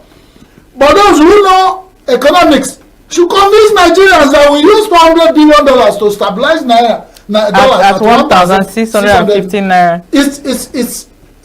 It's preposterous. I can't manage. Yeah. Because if you borrow this amount and stabilize it, came down to probably 200 naira to $1. Hey, if you're telling me, I will not see Obi has gone to army and is returning with the boot, where we can see signs that he went to, even if it's NYSC, he came back with his boot. But with this, is it that we have squirrel in our bags and we went to sow seeds? I don't know if we have put $400 billion in building our economy, building industries, employing people. Why will we borrow it? If we borrow it to build industries here and we'll have something to sell, we'll have something to sell to replace. Now we use it to stabilize dollar. Where are we going to get the money to pay $400 billion back? That's why I'm saying some of these things are beyond me. But at the point they're operating from, let it be that the view is clearer. Because that's our assumption. That from the point these decisions have been taken, that the view is clearer. If there's a mistake and the view is not clearer, and they don't want to get a clear view and taking this kind of decision, means we are heading for doom. You know? And then in Jambo keep popping up in all the newspapers, Jambo. 40 impersonators arrested over there. The parents are accusing that there were changes in the timetable of exams, and some candidates were posted out of their states. They were posted outside their locations they requested for. And JAMB is insisting nobody was posted out. The head of JAMB is saying none of those things hold power. So it's our word against his own. But I think maybe they didn't work well. Whether those impersonators are there, that those people who do not have Godfather. Because the way I see Nigerian students, none of them go to read anything again. Almost half of them have impersonators sitting for them. Did the JAMB do selective so you're saying there are more? Nigerian educational system, when it comes to JAMB, has degenerated. All our young people are gone. They call themselves Gen Z. They ping on their phones. They don't read their books.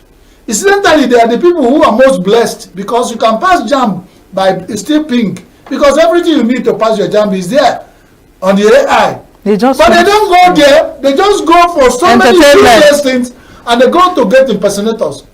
Some of those people who are paid impersonators to go see for exam for them are holding phones their parents bought for them that are more than the salary of their parents. But they can't use it to pass JAMB. They will use it to look for girlfriends.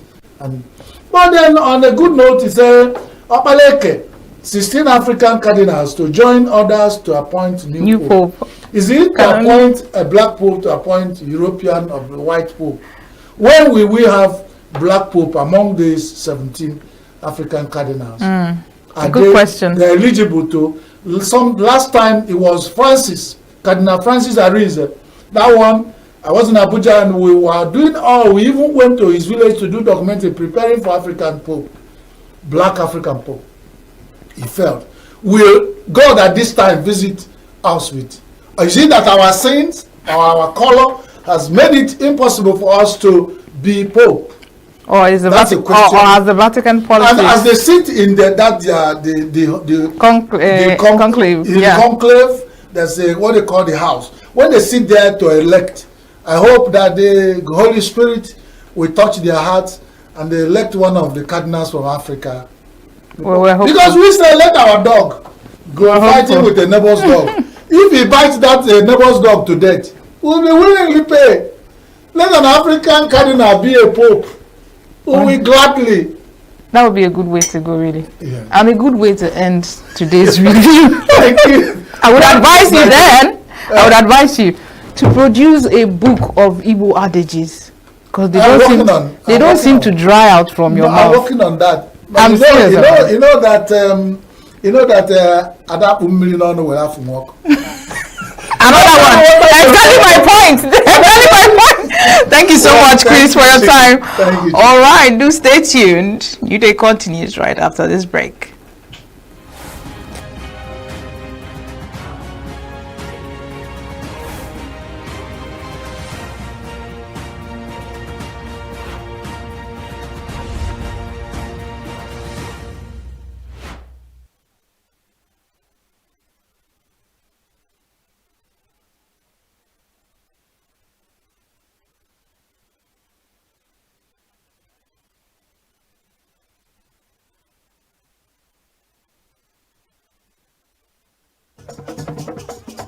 With a population of about 36 million people, the Southeast is awash with stories.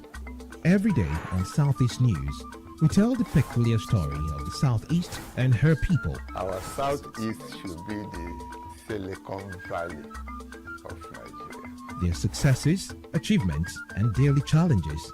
Do you have a Southeast story to share? Community achievements and challenges, completed and uncompleted projects, bad roads, water scarcity, erosion, flooding, insecurity, or even disagreements? Bring it on to Southeast News. On Southeast News, no story is too big or too small. Southeast News. Let's tell our story. Showing on Signaturetv every weekday at 4 p.m. WAT, 1600 hours GMT.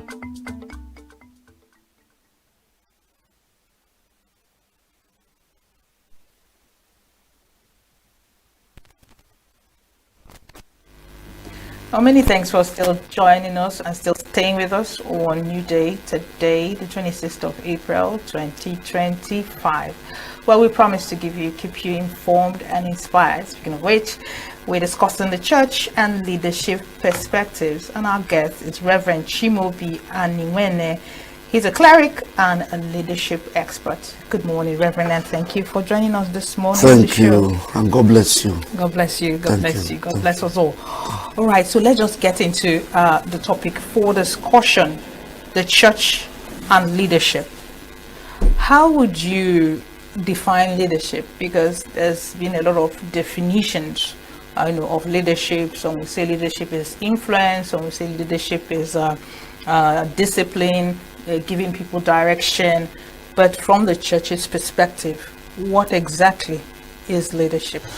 Well, like you rightly say, we have different views of leadership. Even in church, many churches have their own different views. But as an individual, I see leadership as an attitude for positive impact.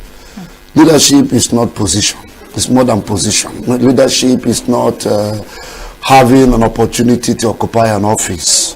Because there are people who are in offices, but they are not the leaders. Like what is happening in Nigeria. We have just, well, let me not go there anyway. We are dealing with the church. We've come to Nigeria. We have people who occupy position, but there are people leading behind. So leadership is an attitude for positive impact. So it's not necessarily occupying a seat and be known by people. You might not be known, yet you are the one driving the vehicle. But then, okay, let me just take this from this perspective. There was a time in the Bible when Peter, the apostle, asked Jesus and said, we have been going with you, you've been leading us and things like that. What do we get in return? I'm paraphrasing. He asked, what do we get? When Jesus now said, you get your reward here on earth and beyond. Now my question to you now is, what is the payment to lead from behind? When the people that are leading us in positions, they are positional leaders, they are the ones that are having a field day. So what would be the reward of trying to be a real leader leading from the backside when you don't get any form of reward at the end of the day? You see, it depends on what you see reward as. We have the physical reward, those who applaud you. We have the spiritual reward at the same time. Take for instance, before the birth of Jesus Christ, there was Anna who interceded for decades. Prophetess Anna. In the Bible. She was there. People were looking at the physical appearance of Jesus Christ, but there was somebody who actually led behind to the birth of Messiah. So when we're looking out for influence or fame or general applaud, then they are looking at the person at the center. But when you want to look at God's reward, God is not looking at somebody who is at the picture. God is looking at somebody who is the main source. So while somebody will be there leading, God is also looking at the same person that is leading behind. There was this great man of God, I think that was John G. Lake, if I'm not mistaken, who actually was leading, either John or Charles Finney. At the point, he was praying and saying to God, how do you rate my work? God said, well, there is a widow in your church that have 80% of your reward. You merely have 20%. The widow is the one leading. You are just the one driving the vehicle. So my reward goes to the widow and not to you. So in church leadership or Bible perspective, God is not actually looking at the person at the picture. God is looking at the person that is doing the job. So even when man will not recognize you, there is a God that will put you at the front. So you don't need to be at the picture before you can get reward, as long as Bible is concerned. Yeah. I still want to go back to this question. No problem. Because you would agree that our youth actually are looking to those things that we call physical remunerations and things like that. How do you think this particular stand of the Lord looking at the spiritual and not the physical, how has it actually paid us? How has it kept our youth in line, trying to seek the way of the Lord and not going the other way, doing yahoo yahoo and 419 in our local parlance, So how has this actually motivated the youth to, continue in the path of the Lord? Now, I think you are getting it wrong from my own idea. Okay. When I say that leadership is an attitude and the leader can lead behind, doesn't mean that the leader cannot lead before the people. Please, no. Just give us the balance. Let me balance it. When I talk about attitude, when you go to animal kingdom, lion is not the strongest. Lion is not the biggest. But lion is seen to be the leader. So what makes lion the leader? You can't compare the strength of lion with the strength of a buffalo. You cannot compare the size of a lion with the size of elephant. But lion is the leader. What makes lion the leader? The attitude. The daring nature. Ability to coordinate others. They work as team. And they move. So when I talk about leadership in the idea of attitude, I'm talking in the direction of one who is not necessarily projecting himself, but one who is out for positive impact. So the person can lead from behind and he can lead at the picture. That is where I am going to. So talking about leaders and the youth, you see, one of our major problems in this society or in this nation called Nigeria is that our youth have not actually risen to their real responsibility. We are just talking. That is why little thing, when we go to Facebook and talk, give it 1 week, everything will fizzle out. Because there is no action to match it. And that is because we don't have youth leaders. Who can you come up to say now, my sister, that is the youth leader in Nigeria? Everybody is a leader in his own department. And that is where we are getting it wrong. So if the youth must benefit and get it right, the youth would have to come up to take a center stage. There is a team I am leading. We call them ENUGU Innovative Youths. It is a non-partisan program where we bring youth together to let them to understand. See, they have been telling you are the leaders of tomorrow, leaders of tomorrow. When will the tomorrow come? Because I see in Nigeria, if you must become important in Nigeria, one of the things you have to do is to grow old. Once you get to 70, then you start life. And that's an error. All right. Okay, so there's this model in the Bible where there's a king and there's a priest. Always. Even with all the priests, the kings rather, of Judah, kings of Jerusalem. That is when they practice state religion. I understand, yes. Yes, they always had the kingship and the priesthood. But we know that when Christ now came, kingship and priesthood was now merged into, the individual, which we represent. Now, my question is, how has the church influenced leadership, in contemporary times, where a king does not move or do anything without the advice or prayers from, his priest? What has that relationship? How is it, currently in contemporary times? Okay. Like you rightly said, you are talking about contemporary time, but you started the journey from the Old Testament when Israel was running a state religion. When there is a state religion, The king has a stake in the church, the priest has his place in the church, and then the prophet has his own place in the church. Okay. The king presides over the affairs of the people. The priest takes care of the sacrifices, sin sacrifice and all those things, while the prophet produces direction.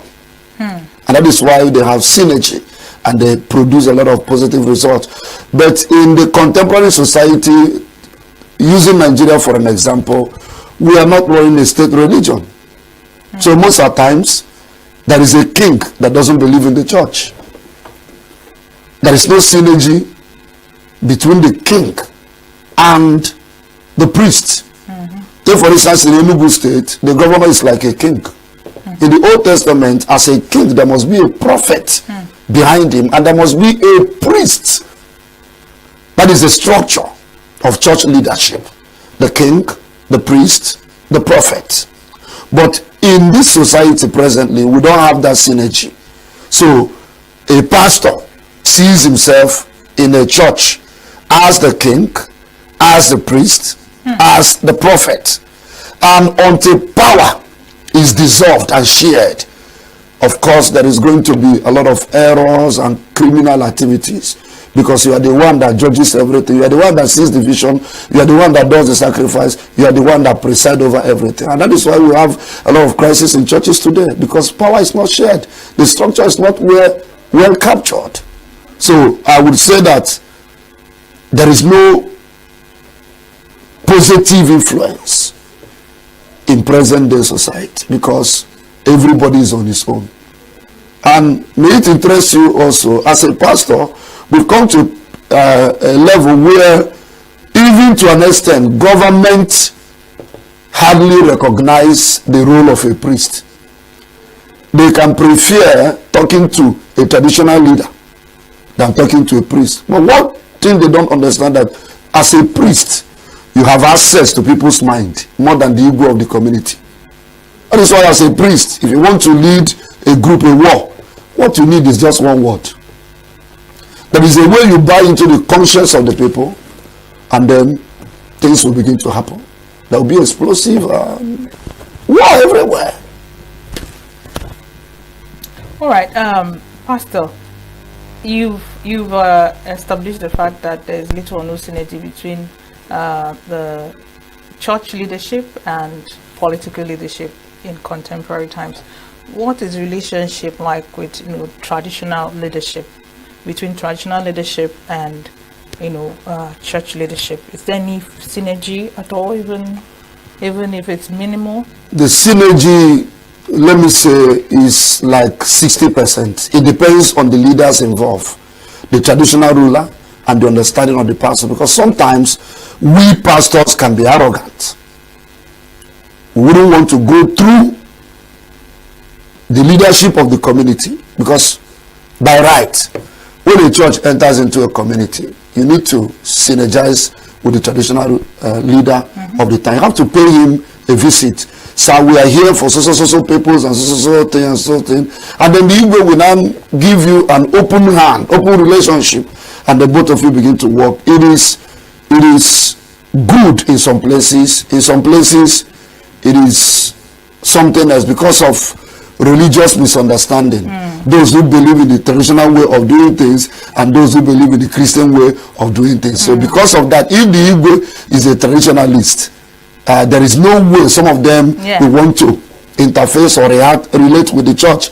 And when the pastor is not diplomatic in his approach, he will also be brutal, condemning them and cursing them and all those things. And when such thing comes up, then of course there will be anarchy, there will be no relationship. All right, just in 2 minutes, could you just tell us what your organization is all about? What's your mandate, the innovative organization you spoke about? I remember, before the innovative, I'm a pastor of a church and the general overseer of Redemption Church worldwide here in ENUGU.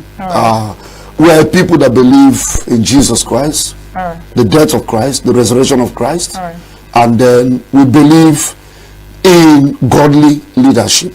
Then, as the spiritual director of ENUGU Innovative Youth, we are a people that have understanding of bringing the youth together to interface with the government, query them, question them in one or two activities and then encourage them to bring the youth in the system at the same time.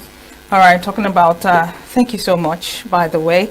Talking about church leadership, we'll be taking you straight to the Vatican for the burial of Pope Francis. You would recall the Pope passed away in his home in the Vatican on Easter Monday, the 21st of April, 2025. To stay with us.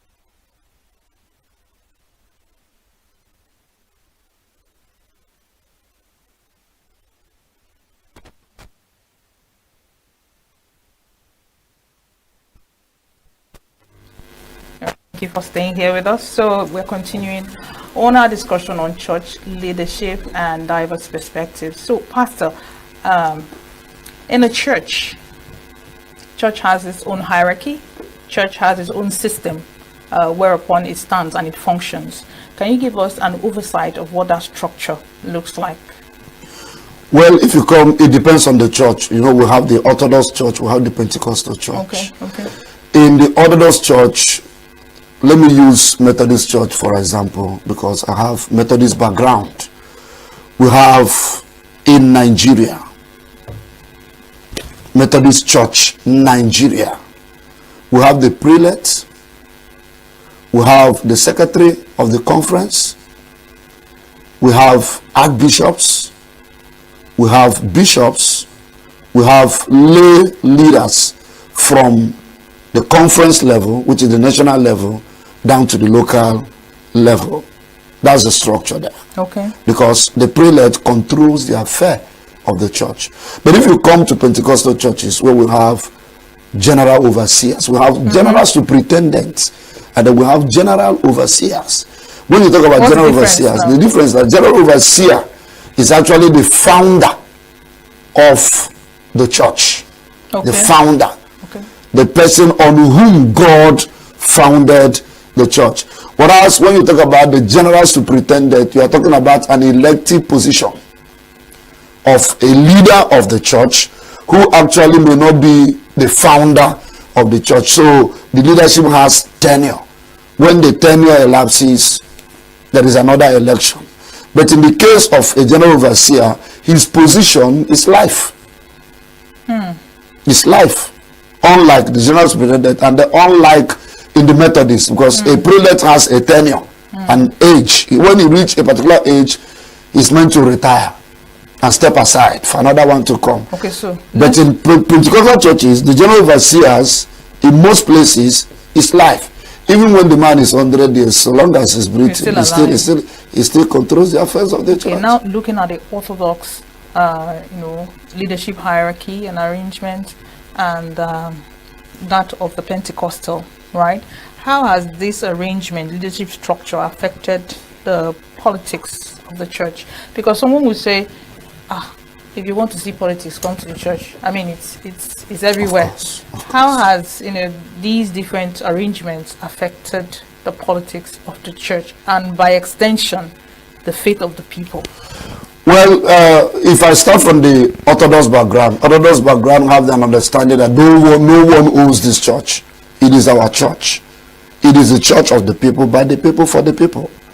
But in the Pentecostal church, it is assumed that the general overseer and his family members are the owners of the church, which is an error. It is not so in most churches. Like in some Pentecostal churches, we have board of trustees. And in that board of trustees, we have lay members. In Pentecostal churches? Yes, in Pentecostal churches. These are the governing body that decide the policy of the church. Just like that body, an organization that has board of governors. Yes. That body can remove the GO. General overseer. Of course, yes. Can remove the general overseer if he move outside the proceedings or the procedures of the church. Now, but the implication is that there are some general overseers that have become so powerful, intimidating the people, that even when they are about to retire or they die, they hand the church over to their children, which is an error. You don't hand the church over to your child, especially when the child is not called into the ministry. Because if you hand over to the child that have no understanding of the ministry, then they turn the ministry into a business ground and they start extorting from people. We have some general overseers who have become so big that they are not accountable to anybody in the church. We have some general overseers who are the sole signatory of the church account. They are the only one that sign the check, withdraw money, and all that, which is error. That is why Catholic Church as an institution, despite the many years they have stayed, have beat too many records. Because there is something I love about the Catholic Church. They have unbeatable structure. When I mean unbeatable, I mean unbeatable. But there are some Pentecostal churches that are also emulating that process, where the pastor will tell the child, see, this is not our business.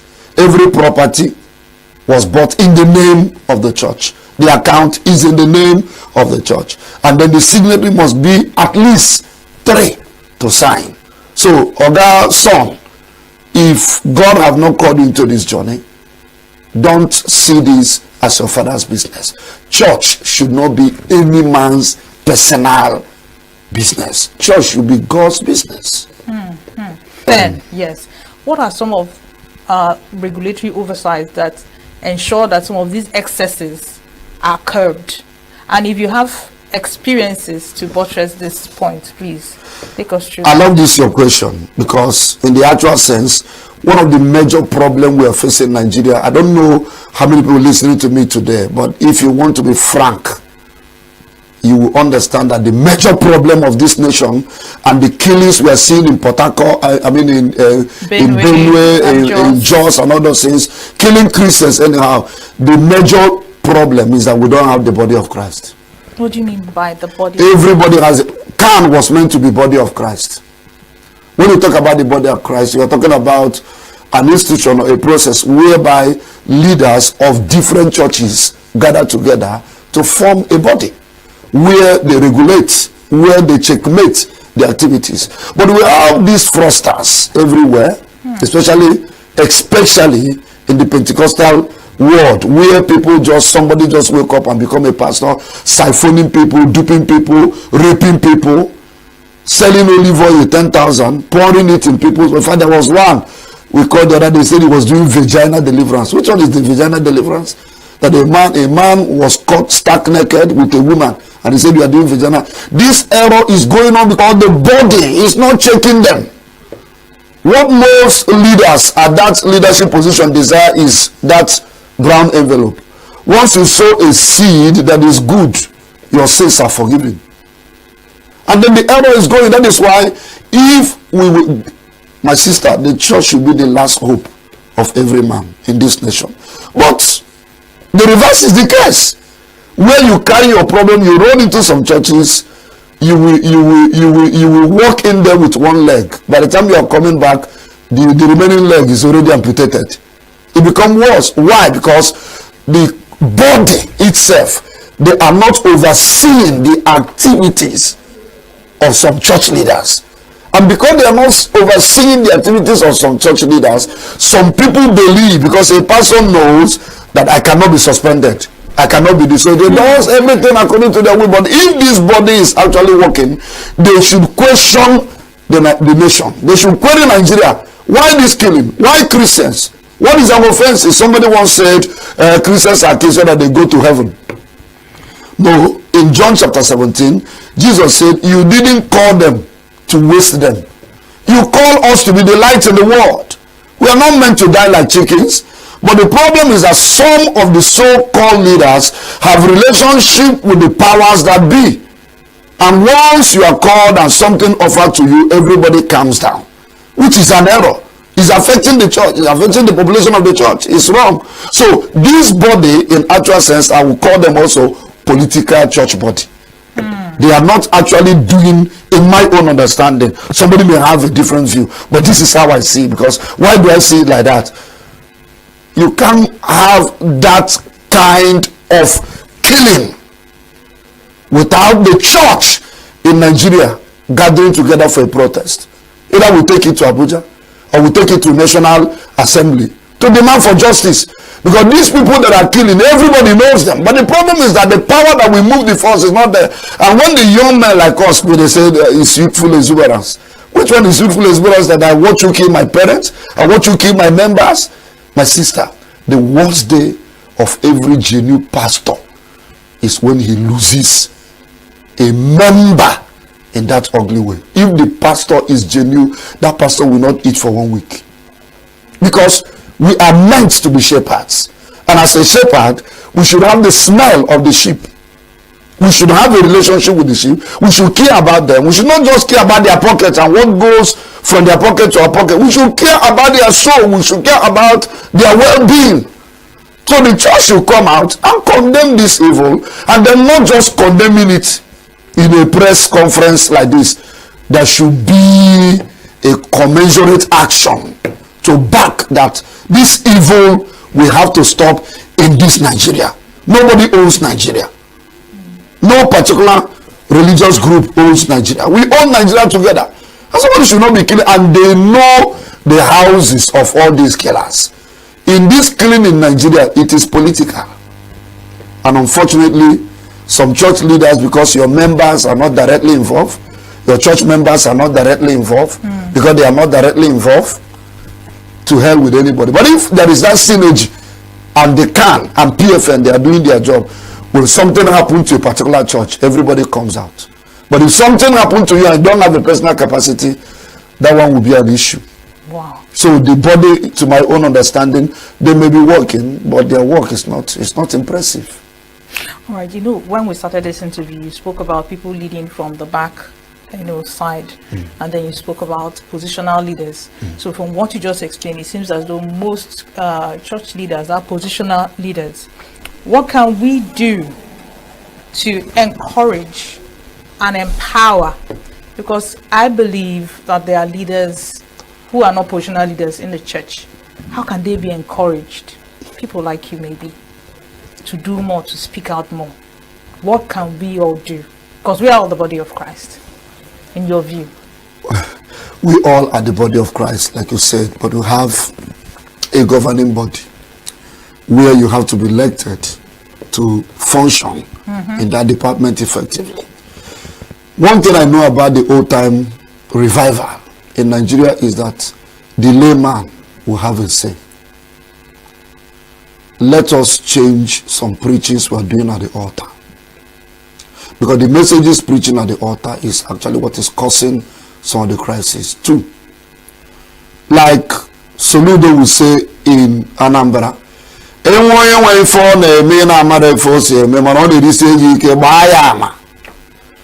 the church body give us the same marching order.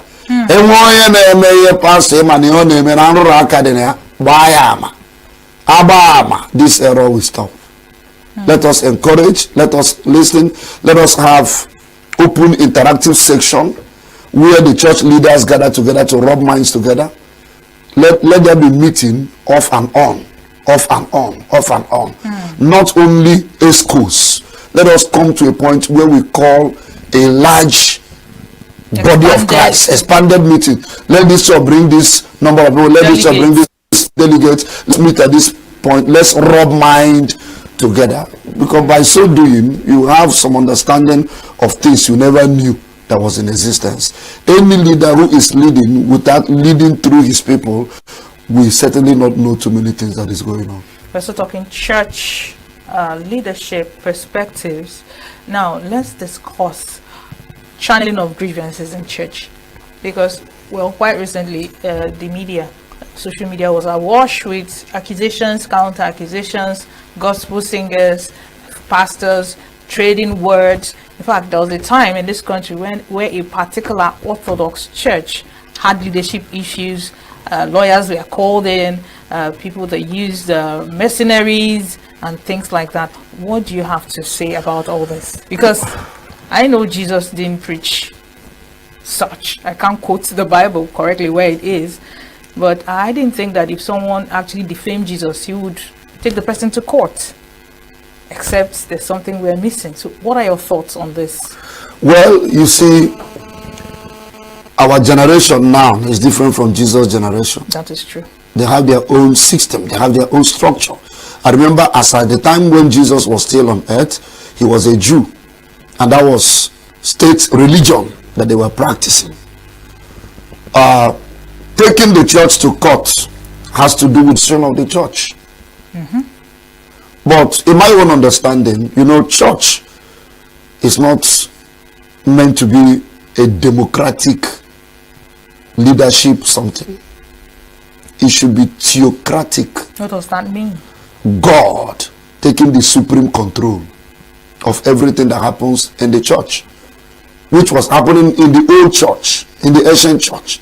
But why is not possible in today's church? Because those days we have confirmed prophets who have credible characters, who when matters like this comes up, the church gather to pray to know what the Spirit of God is saying. But today, some people have chased the Spirit out of the church. People now prophesy the way it will suit them or the people they are representing, which is an error. But by right, there should be a disciplinary procedures in the church where grievances should be channeled to this level, channeled to this level, channeled to this level. That is, it can only be possible if we empower the lay. But the problem is that there are many intruders in the church. Church is the best place to be when you get a good, genuine pastor that have conscience. I'm telling you the gospel. But the problem is that there are too many evil houses, they call church, where people have personal businesses. So today, most churches, it is not the Holy Spirit talking. It is the pastor and the wife talking. Or sometimes some influential members that have money. That is why you see an influential member that has money but doesn't have character. What are indicators lay people can look out for to know whether this is genuine, this is not, very quickly? Number one, look at the message of the pastor. Number two, dig into the personal life of the pastor. Number three, see the activities of the pastor. There is no evil pastor that will stand on the truth for long, because the truth you speak will come after you.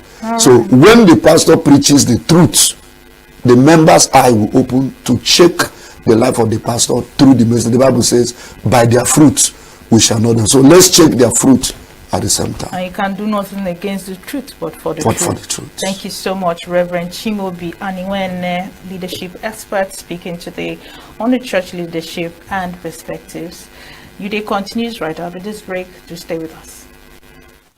Every second, every minute, every day, news is breaking, events occur, and there are new developments. At Signaturetv, we follow these stories objectively, bringing all sides without bias, explaining the complex issues. I've lived about many in charges at River prisons.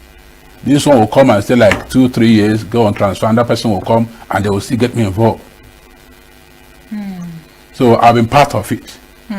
Yes. All right. So, given your experience, let's still talk about just Oruju River before we move over to you know other parts of ENUGU all right. and the work that you have been doing to see how you can spread this initiative. All right. What are some of the experiences you say are the most unfortunate? Okay. For example, is it with the feeding? Good. Or is it with the judicial process? Somebody will be in a waiting trial for years unearned. And we do hear about some corrupt issues that go on you know, behind the scene. Okay. Can you just tell us about some of these things? Okay. Now, the issue of their rights. Because prisoners do have rights. Yes, of course. It is in the Constitution. I'm not a lawyer, right? But I go to those things if which I can open my systems and then tell you where it is enshrined in the Constitution. They have rights. They are inmates. So many of them were not even prisoners because they have not even been convicted by the law. That is the issue now. So many of them were just there awaiting trial. And once one has not been tried, convicted by the law, you are not a prisoner. So I see that place as maybe a dumping ground for many of them. So those things are the things that challenges me. And when you look at what they are passing through, that somebody who has a little issue that could have mediated outside even the police, outside the court, is being abandoned in the prisons. It becomes a thing of don't worry. So do you know that I have a case that I handled? A young man from Nnewi was kept in the prisons at Ojiriva, for example. The people of Nnewi from his own home community did the funeral ceremony without knowing that their brother is in the prisons. There was no way they could send There was no way they could trace where he is, the informations. I'm even saying the prison No, look at it this way. The police will arrest those ones, maybe the way they do their own things, not following the judicial way of even identifying where they come from, and they will put them under the police custody. And they will stay there for a little while, and sometimes the police authority will now fed up with that person staying. And then they will bundle him to the prisons. Can you tell us some of the rights of prisoners that are being, infringed upon? Now, the rights of the prisoners that are being infringed upon is that their welfare should be catered for. You mean their feeding? Yes, of course.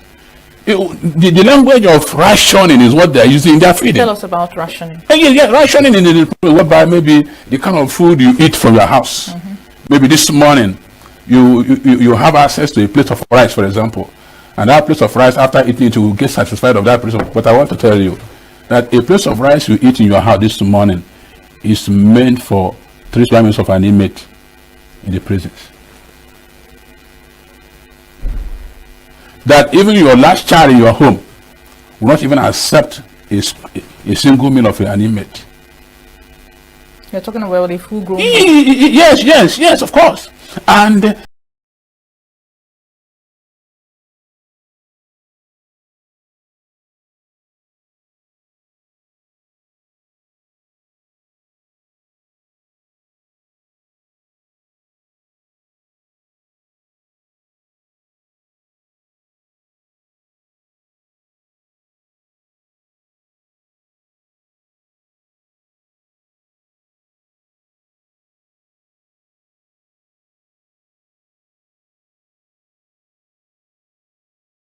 to do what I call God's Great Charity Foundation, which is online, not registered under government, to search for help from people. And when they give me those money, what I do is to now look for doctors. Because of the wife I'm married to is a nurse. So what I now use is to use my wife and some of her friends to go for free medical outreach in the prisons. Okay, let me now shock you again. The right of the prisons in Ojiriva is meant for 80 inmates. The structure, yes, the capacity, the structure. But today we have 140 something inmates. And that's why they are no more using the bunk, these lying bunks. They are lying on the ground. You begin to see those things. Psychologically, it affects them. Mentally, it affects them. Spiritually, it affects them. Emotionally, it's affecting them. So what I am doing is bridging the gap. Okay, so a couple of things I've made to understand. You have intervened in their area of healthcare. Yes, of course. You are intervened in the area of their feeding. Yes, of course. Let's talk about those with on awaiting trial on end. Okay. Do you work with any lawyers? Of course, yes, of course. Is there any success story? No, many. Let's hear many. about it. Now, when Senator ENUGU won an election at the center of ENUGU Senatorial Zone, to tell you how crazy I am to this minister I'm running, I wrote a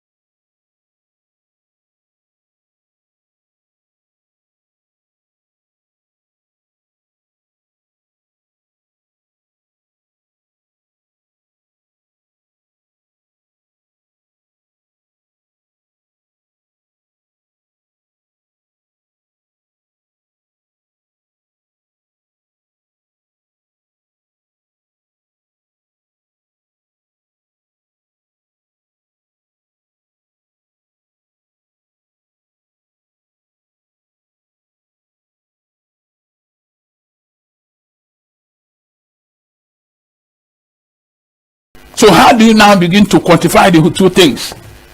A pot of yam that may be less than 10,000 naira, 5,000 naira, and 50,000 naira bail. I went into the case. I have the evidences of it. Those vigilantes, I won't condemn. One of the things that God has done for me in my life is that I move in between those evil criminals. They know me. I'm still free to work on them. They know me. There was one incident, somebody was sick. The person was brought to my house, my wife to take care of because my wife was a nurse. Then the thing gets escalated somehow. I have to drive from my house to 90 miles in the night around 1 a.m. I saw some of the bad boys on the way. They said, this man is our order for prison. Yes. So what I am doing is sacrifice of my life. Because if that did not bring them to that prisons, all of us are in the society. So abandoning them or giving them that death name is not the best thing. The best thing is, how do we now bring them into reorientation? Let them feel being part of us than being felt rejected. But the way government is doing it is that government is trying to do it in a way that those guys are being felt rejected. I discuss with them inside the cell. Some of them will tell me, if I come out from this place, that's my uncle. I can never forgive him. You see that level. And I begin to tell him, you need to forgive your uncle now. He has done it wrongly or rightly. But look at it this way. Are you not a Christian? See. And we work on them. Work on them. So I have access to them. They know me. And every time of my life, what I preach is human rights, especially the inmates. All right. In Western climes, prisons are referred to as correctional centers, where an inmate can even go in and come out as a graduate. Yes. Now, needless to say, this is not obtainable in Nigeria. It is not. Now, what in this area have you tried to intervene, and what has the experience been for you? Now, I have in ENUGU, for example, where I'm operating from, the local government chairman has been able to come in with some teachers that he's not paying, assisting with some stipends to come in to teach those who want to take first school living. Who are in the prison. That's what is going on. It's going on in ENUGU prisons. And we are looking at how do we now improve this, because you see one thing, my sister, any person who is a criminal is extra intelligent. Crime is a thing of intellectual ability. No novice will go into crime, because criminality has to go with brain exercise. Has to go to brain exercise. That is it. It's a brain exercise. So government should even do more to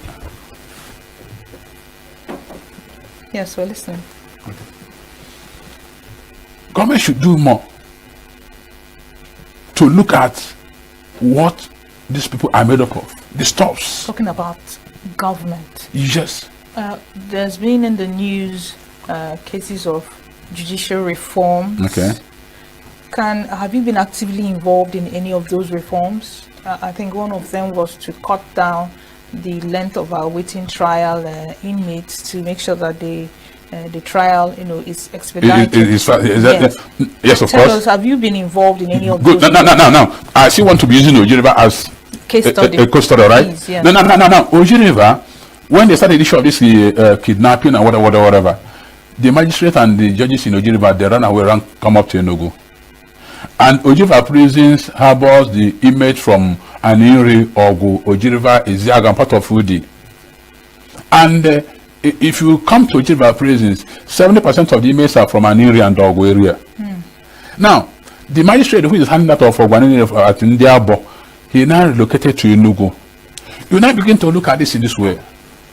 Transportation, logistics to move them to ENUGU. Logistics to move them to Ndiabo. If I go through my phone and my records, I will show you many a times I've on my own approached the magistrate, the judges, trying to discuss with them. Then we will come down to the prisons and look at the case files and pinpoint some cases and say, no, these ones can still be, given amnesty, looking at the content of their crime, not necessarily abandoning them here. And I wouldn't know about. There's one magistrate and a lawyer, a young guy who have been very passionate in what I'm doing. He will just look into those things and say, okay, Reverend, I'll give you a date. Can you bring this image to this? I say yes. Then what I will do, I will go back through the prison authorities, the correctional center authorities, through the parents or family members of those guys, then through my friends, will organize transport systems for them, for them to come to ENUGU. And many has gone through that way. Interesting. Are you good, boy? Yes, yeah. yes. Now, are there systems or situations where an inmate probably enjoyed one of your initiatives and another that is still behind the walls of the prisons is saying, how can I access this? Is there a system through which they could write or petition? I know that the Ministry of Justice, they have state prosecutors that probably work via pro bono services. Yes. Now, how can an inmate say to himself, I think I have a chance? Can I write to the Ministry of Justice? Or can I write to your organization? Good. Or maybe a relative? Can they, because from all you have been saying, it seems as if you're the one going actively to search out case files, to search out inmates. Can an inmate, voluntarily on his own? No. See, I do the process yes, by writing you or writing the Ministry of I do Justice. organize what I call non-denominational service to them, for them every Sunday's church from 8 to 9. Now, because I have other places I'm handling as a priest now, what I do, there are some Sundays when I come up, once it is 9 o'clock, I'll end up the service and we sit down. All of them who wants to see me, they will come out from the cell, from the detention point, and we'll be discussing. And I see their feelings, see their yearning, see their interest. Then, like I told you, I have some lawyers. What we will now do is to write through those lawyers to the Ministry of Justice. Good. All right, to the Ministry of Justice. But much of the times, it takes time for the Ministry of Justice to react. It takes time for them to react. The basic one that has been easy for me doing is mediating through the person who is the complainant. That's another route. So most of the times, the complainant gives me more landing space better. That when I approach to them, we will now discuss on what do you want? So that you can close the case. Exactly. What do you want now at this point? And because that they know me, they see me as a clergyman, so they don't demand. They say, okay, now because you're involved on this matter, that I don't want to say. I say, okay, please, can you come with me? Let's go to the court. Tell the court that you are not interested in this matter.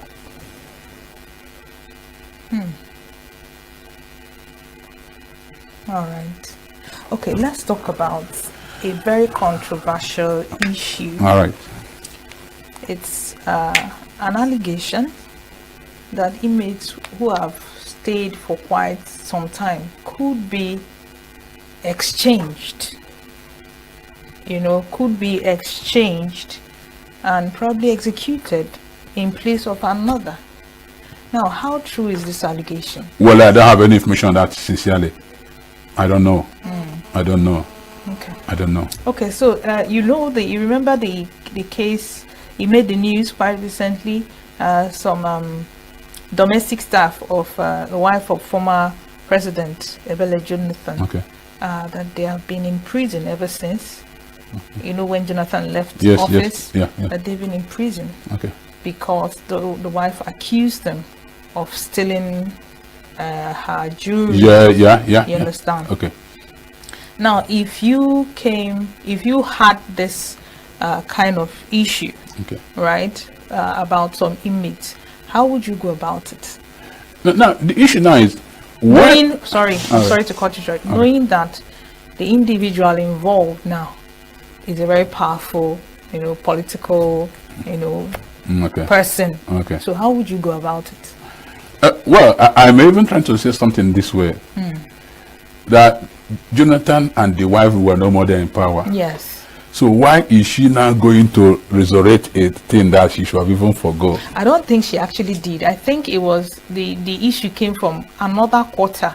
Okay. Somebody that raised an alarm. Okay. Saying these domestic staff of patients, Jonathan, has been in prison ever since they left office. Okay. So I don't think she was the one. Okay. Now. If consciously or unconsciously she's not aware, all right, then and I have access to her, one of the things I would do is to let her get involved and informed of those things, because in as much her name is at stake. Her name is at stake. I went to a lawyer. He was the director of what did they do that? There was a program that the federal government did. That man happens to be the man in charge of ENUGU state, and he did very well. Some boys went into his house, burgled his house, took off his television, whatever, and those guys were brought into the prisons. When I came around and saw those guys, and they told me, I now used my phone and called the man and said, "Thank you for imprisoning these boys in the prison, but what you have done is wrong, sir." That Shopee, the man who was in charge of Shopee, one by the Chicago. He's from my area. We're from the same community.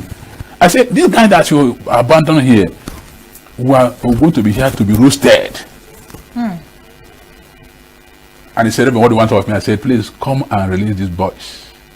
Because if they have learned how to burgle your house, they are here to learn how to uproot your house. They have done that one because they feel they're a rich man now, so they can take something out of your house. And you can forgo it. Now you don't want to forget. You have given them a chance to learn a skill of coming back. But are you saying people should just be forgiven? When No, my sister. See, no, you look at the reformation system, not just forgiving like that, but the conditions. Okay, do you know that now we call it correctional centers? I don't want to mention any prisons now or any correctional center now, but do you know that you don't have any single pin to learn skill in some of these correctional centers? No single pin. Now, when an inmate will be brought into the correctional center, then take the little what they take, sleeps off, wakes up, and the day continue running. He might spend 5-6 years. Maybe when he went there, he had no handwork. Now he's out again, no handwork. And older. And older. Now I have a case of the oldest man in Nigeria prison is from Ogu area. One of the cousins I contacted now asked me that what he required for me to do is to ask the man to give them order to sell one of his land so they can use it to pursue his case. But I said, no, I'm not interested. So what I'm now doing that the man who is behind the man's incarceration in the prison, so I've gotten his consent. We're just writing a letter to send to the court for the man to go. So, Reverend, what's the way forward? When people commit criminal activities, the way forward that. What's the way forward? Yes, we must have to bridge it in between. My friend Reverend, you interviewed before me. Yes. I had heard him say something. You see, even it is scriptural. The prophets and the leaders works in communion, in conformity. Some of our leaders has abandoned their duty. The family system is failing below 0%. Now let's go back to the status quo. Let's look around our family values. Where have we lost it to? Do the parents have time to go for their children again? A child of 6 years with his phone online, The father and the mother are just on their own. The housemaid is now in charge. What is the impact of the parents, the life of that child? He goes with that direction. So, the solution is going back to the family value, work on it, psyche reorientation. But Reverend, that's a long-term intervention. I mean, in the immediate. No. If you should talk about the immediate now, it's very. How do we handle? Then those whom we call our political leaders must come from the point that they should come down as servants. Because somebody who has only O-level result drives jeeps and runs around and blasts everybody and embarrasses anybody around him because he's a common counselor. How do you get to be a counselor? What do you know? You see the moral value of it? So in the interim, if we want to handle it, let us now begin to look at the capacity of individuals to go in different positions of leadership with the interest of service to the people. All right, Reverend, tell us about the expansion of your foundation, because prior to the interview we were having a talk and you said that the need has a reason for you to move beyond Oji River to other parts of Enugu and possibly other parts of Nigeria. Is there a framework to that, or you just move as the Holy Spirit instructs? Well, the framework of it that, thank God today we have prison chaplaincy as an organization, which I later come to know about it. And I contacted the leader in Enugu State, all right, and we've been talking, and internet has made things easy. I've been trying to also connect some other interested persons in some other states who are into the prison chaplaincy, so that we can now know how to form a synergy to work with a common frame idea of this is our priority, this is our interest. Then I know, for example, being an Anglican priest from Oji River Diocese, my bishop has given me, I told you, my bishop has given me almost 100% free hand to run the prison ministry. And Ogu Anglican Diocese, for example, I've contacted the bishop of Ogu Anglican Diocese, whom he has also delegated a priest to work with me, so that I can now, because I told them that most of the people, like I told you, from this Oji prison that are there are from Ogu and any areas. So we need to go down to the grassroots to liaise with the Igwes, the security agencies and others, so that what can we do on the background? Because once he gets out of the community, goes into the place, goes to the court, the next thing is to prisons.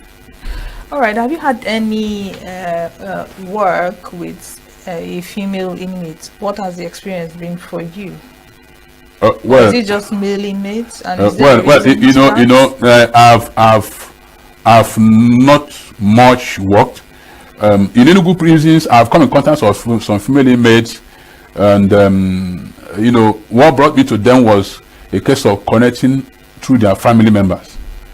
Their family members who now knew me as a mediator reached out to so they knew me as a mediator. They now come to me, discussing with me the plight they are feeling about their wars in the prisons, and I came in there. They are females, and we look at their cases, and like I told you, most of the times I use the complainant at the center point, because if the complainant agrees with me, then the lawyers and the magistrates are just walk over.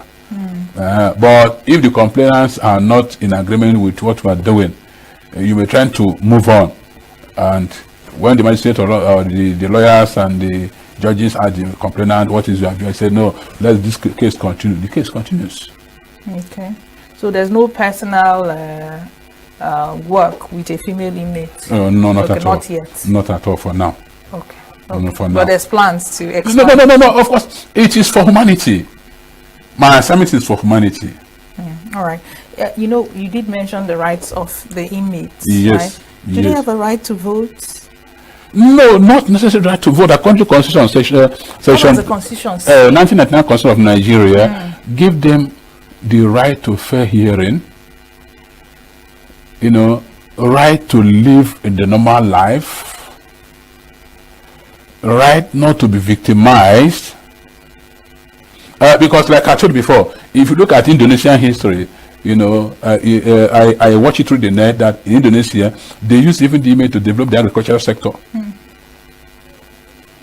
You know, but where do you have our own here? Nowhere. Once you are an inmate, you are into that, you know, organized war. We'll call it a world after the war. So once you're into that world, like in ENUGU, for example, here, before you can have access to an inmate in ENUGU here, it used to be a trouble something. A lot of processes and protocols for you to get. But these are the persons who were there. People has to come for them. People need to come for them. They are not there to be abandoned. All right. Are there any? Your ministry is quite a lot. Yes, of From course. the education, the health, awaiting trials, trying to reach out to the accusers and things like that, mediation, arbitration. Is there any room for maybe post-prison rehabilitation and integration? Good. Do you do that too? God bless you. And now, bless you too, sir. God bless you. God bless you. I am. You see, I have been able to, by grace of God, assist in releasing of some of those inmates, whereby we have an agreement on what you're going to learn after here. And some of them will say like mechanic and whatever. I'll go on my own to do the agreement with the mechanic, the engineers. Do they stay? Some stays, some flies away. But the way I handle them make that some of them stays, because I don't give them to a person who lives outside the Oji River. I visit. You have oversight. I come around you. Even the Capio organization of the Roman Catholic Church in Oji, they have also such things. I'm very close with the Reverend Father who is the Church of Capio, and there were some inmates that were released in Oji and were sent to Capio to learn some skills. But those guys are from the north. And one of them incidentally ran away that he can't stay. But there are some who are still there. So those follow up, and because we are running some of these things empty-handed, that's why I'm having problems. That's where I'm now calling on the politicians to come and assist, because it's not necessarily using them in the time of election to win the election. How do you mean use them? Yes, of course. But you say they don't have any right to vote. No. I mean those boys who becomes prisoners afterwards. Oh. Yes. Those boys we thought that they are nuisance in the society. Instead of now our politicians to work on them, to create room for them, to now be reorganized in their mental frame, now they will be looking for opportunity to use them to carry ballot box and whatever. And at the end of the day, when they'll be arrested to be imprisoned, they'll just be there. No, I told you I go into them. One of them told me, I'm not going to mention them now, how he was paid and was used on election day, and after the whole thing, he was abandoned. The way I tell about going back to the family value now, societal value, because we must have to treat this thing from there. So that if a child is being trained properly, he may not be a talk to anybody. If a child is being followed up very well, nobody can convince him to go into those evil ideas. Absolutely, and that's a great way to end this interview. Train up a child in the way the child should go. That when they get old, they will not depart from it. The Bible said it. It's in the book of Proverbs, all right? Thank you. Yes, train a child the way they should grow. Much. God bless you. We've been talking about welfare of inmates in Nigerian correctional service centers, and Reverend Francis Ago has been so gracious and so insightful. Thank you so much. God bless you, my sister. God bless you too. God bless. All right, New Day continues right after this break. Do stay with us.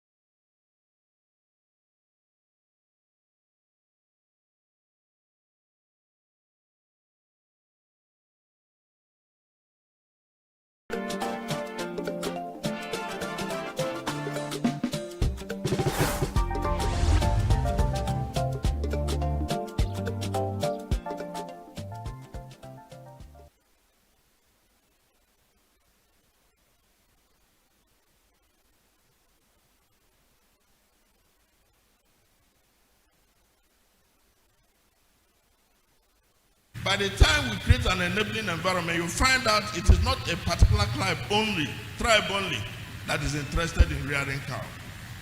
So I believe strongly that when we have an opportunity like that, we should think about what to do with it. Then, concrete opportunities that are ahead, and that is essentially why you asked me to come. And these are the things we can interface with Ojiriva in. Tap the Priority Project Fund. SCDC has allocation available to each state for high impact projects. This money is not allocated based on size. It is allocated based on readiness.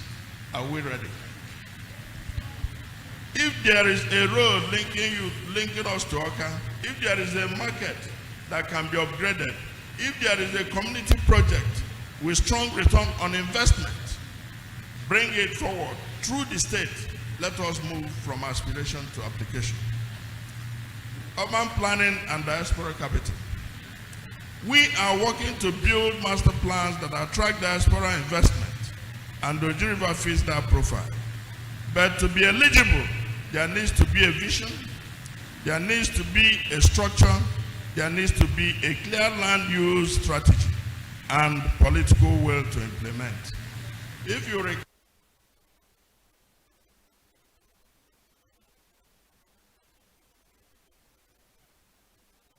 While we expect that main power will soon be a household name in Enugu State, we expect that it won't be business as usual anymore in delivering electricity services to our people. We deserve better, and we are here to make sure that you get better.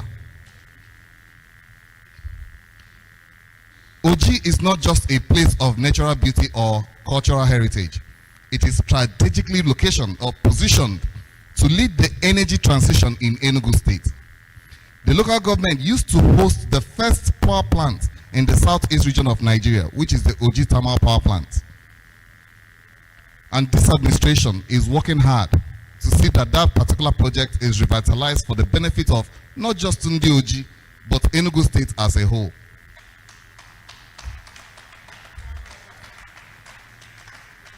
Let us also reflect on the hydrocarbon legacy of Oji River, coal fields, and amazingly, the gas field that has still till date not been exploited.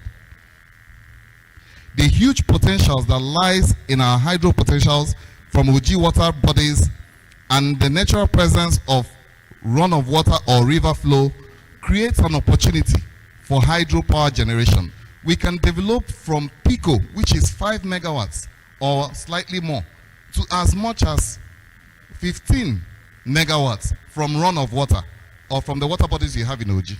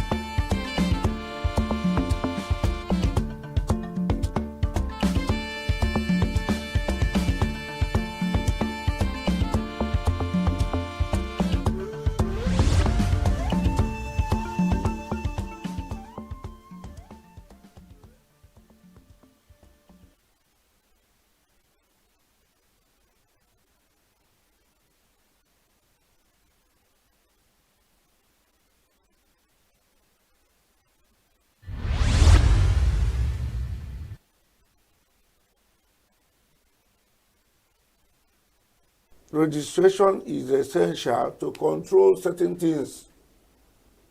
So if you volunteer to be a limited liability company, you cannot be feeding, from the company, defrauding the company, using the company to cheat people. That's one of the essence of registration. You pay tax to government, and CAC is the body that will tell you, go and pay, you have not paid. If you don't pay, you will not, your books, returns, what is when you update your books, annual returns will not be accepted, or even you pay in arrears.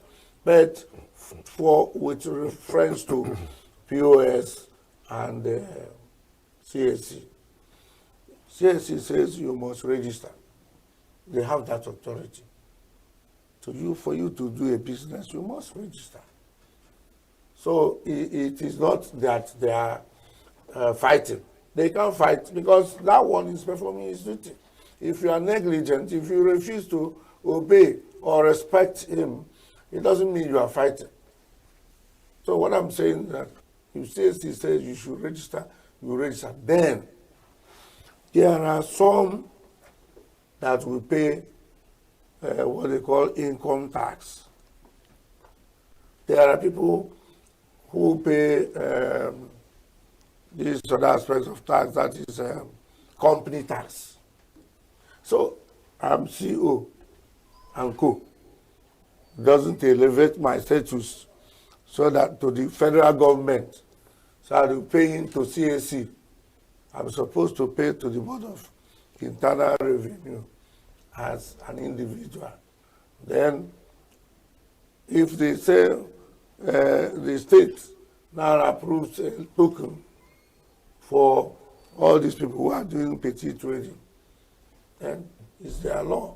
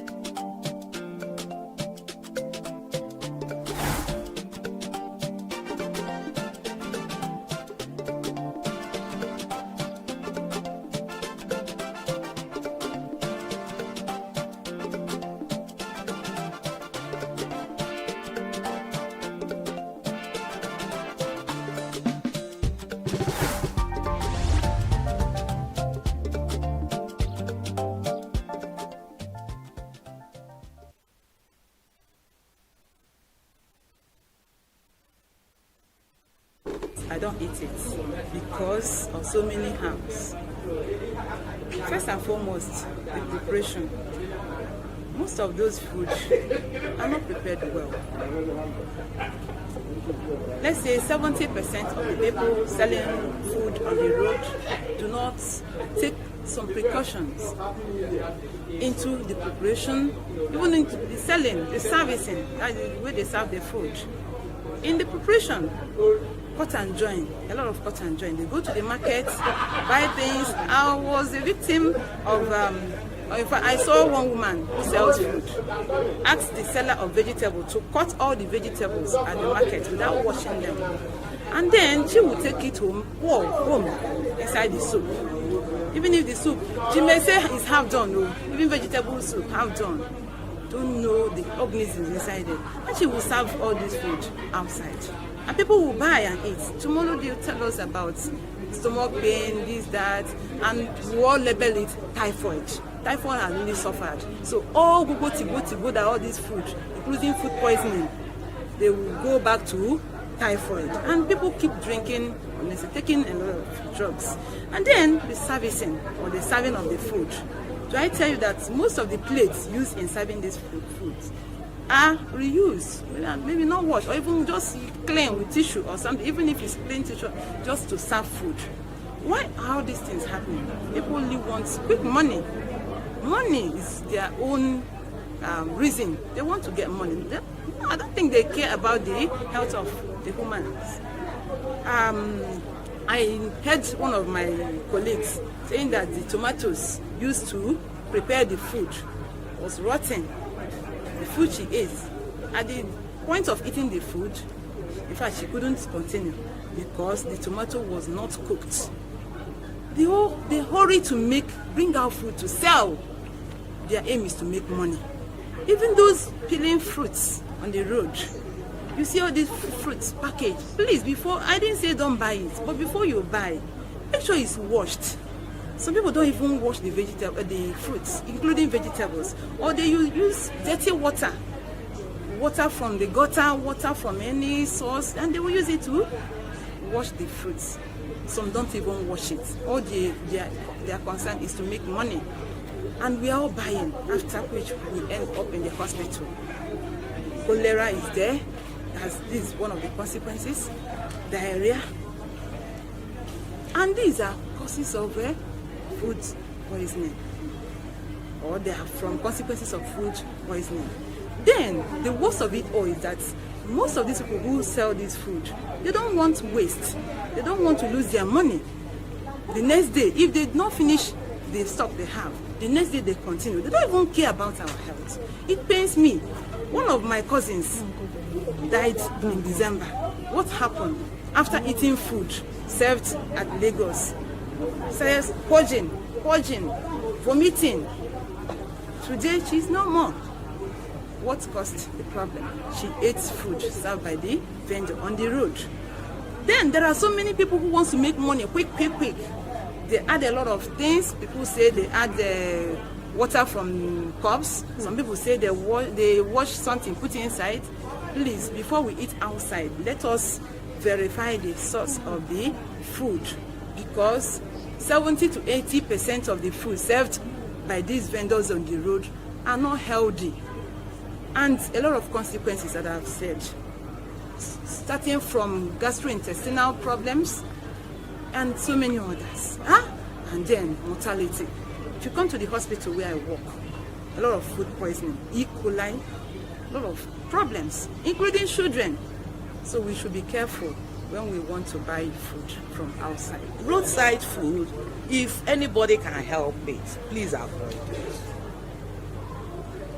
The reason is this: look at the environment, the dust in the environment itself. Most times this roadside food is not cooked in a good environment. The preparation process is poor, and the people preparing it are not educated enough to handle food. They don't wash hands well.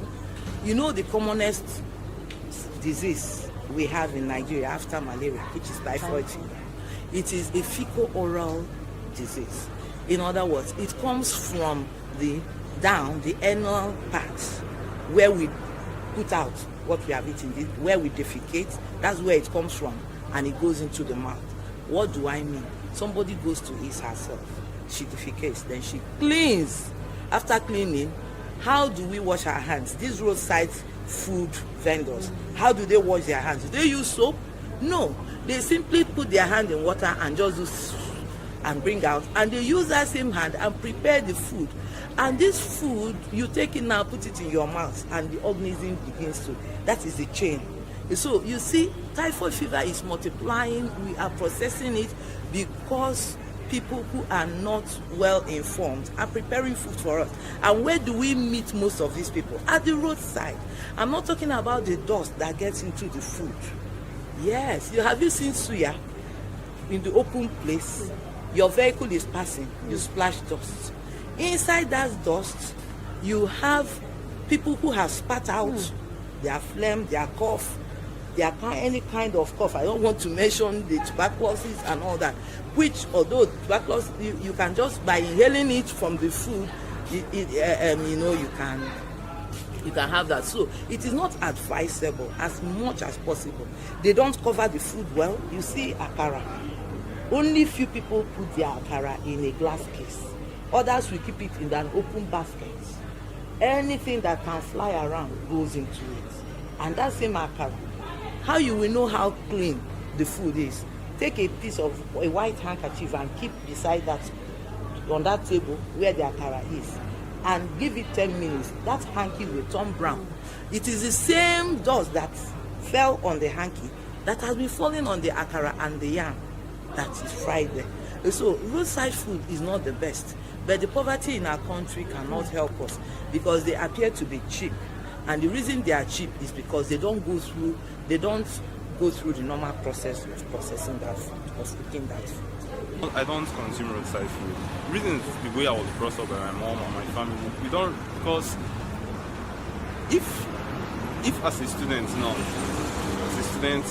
you know how to cook, and maybe you go to the market and buy foodstuffs and ingredients and cook, you'll find out that you eat more healthy than roadside food, because most of the ingredients used in cooking roadside food are not actually that healthy. Because all these, if you go to market now, there's a video I watched once about a tomato that used to have holes on it. The man in the video said that tomato was made by snakes.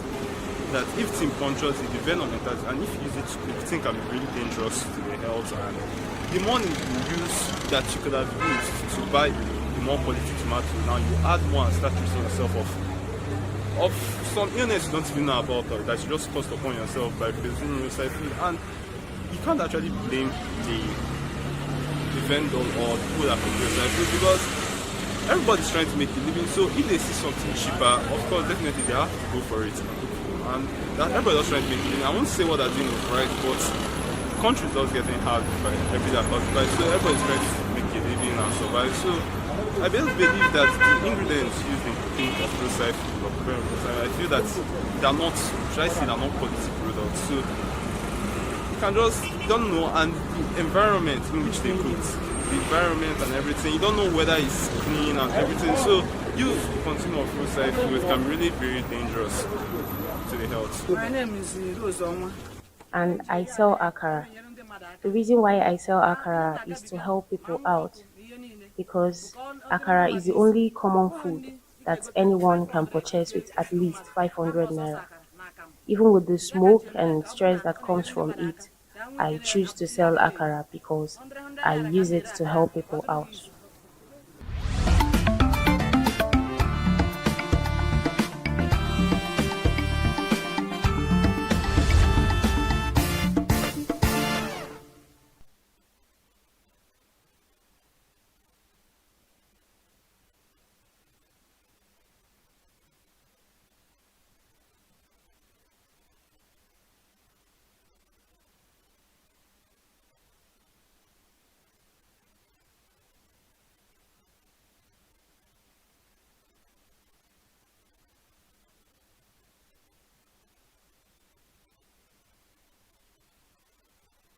In your pocket.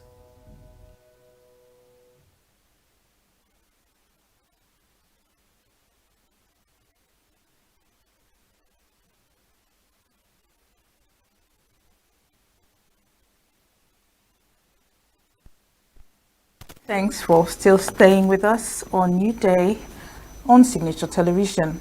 Well, we're going to beam our searchlights on a very pressing conversation around state policing and its potential impact on national security. You would recall that the National Executive Council had postponed all discussions around state policing amidst, escalating, security concerns in the country.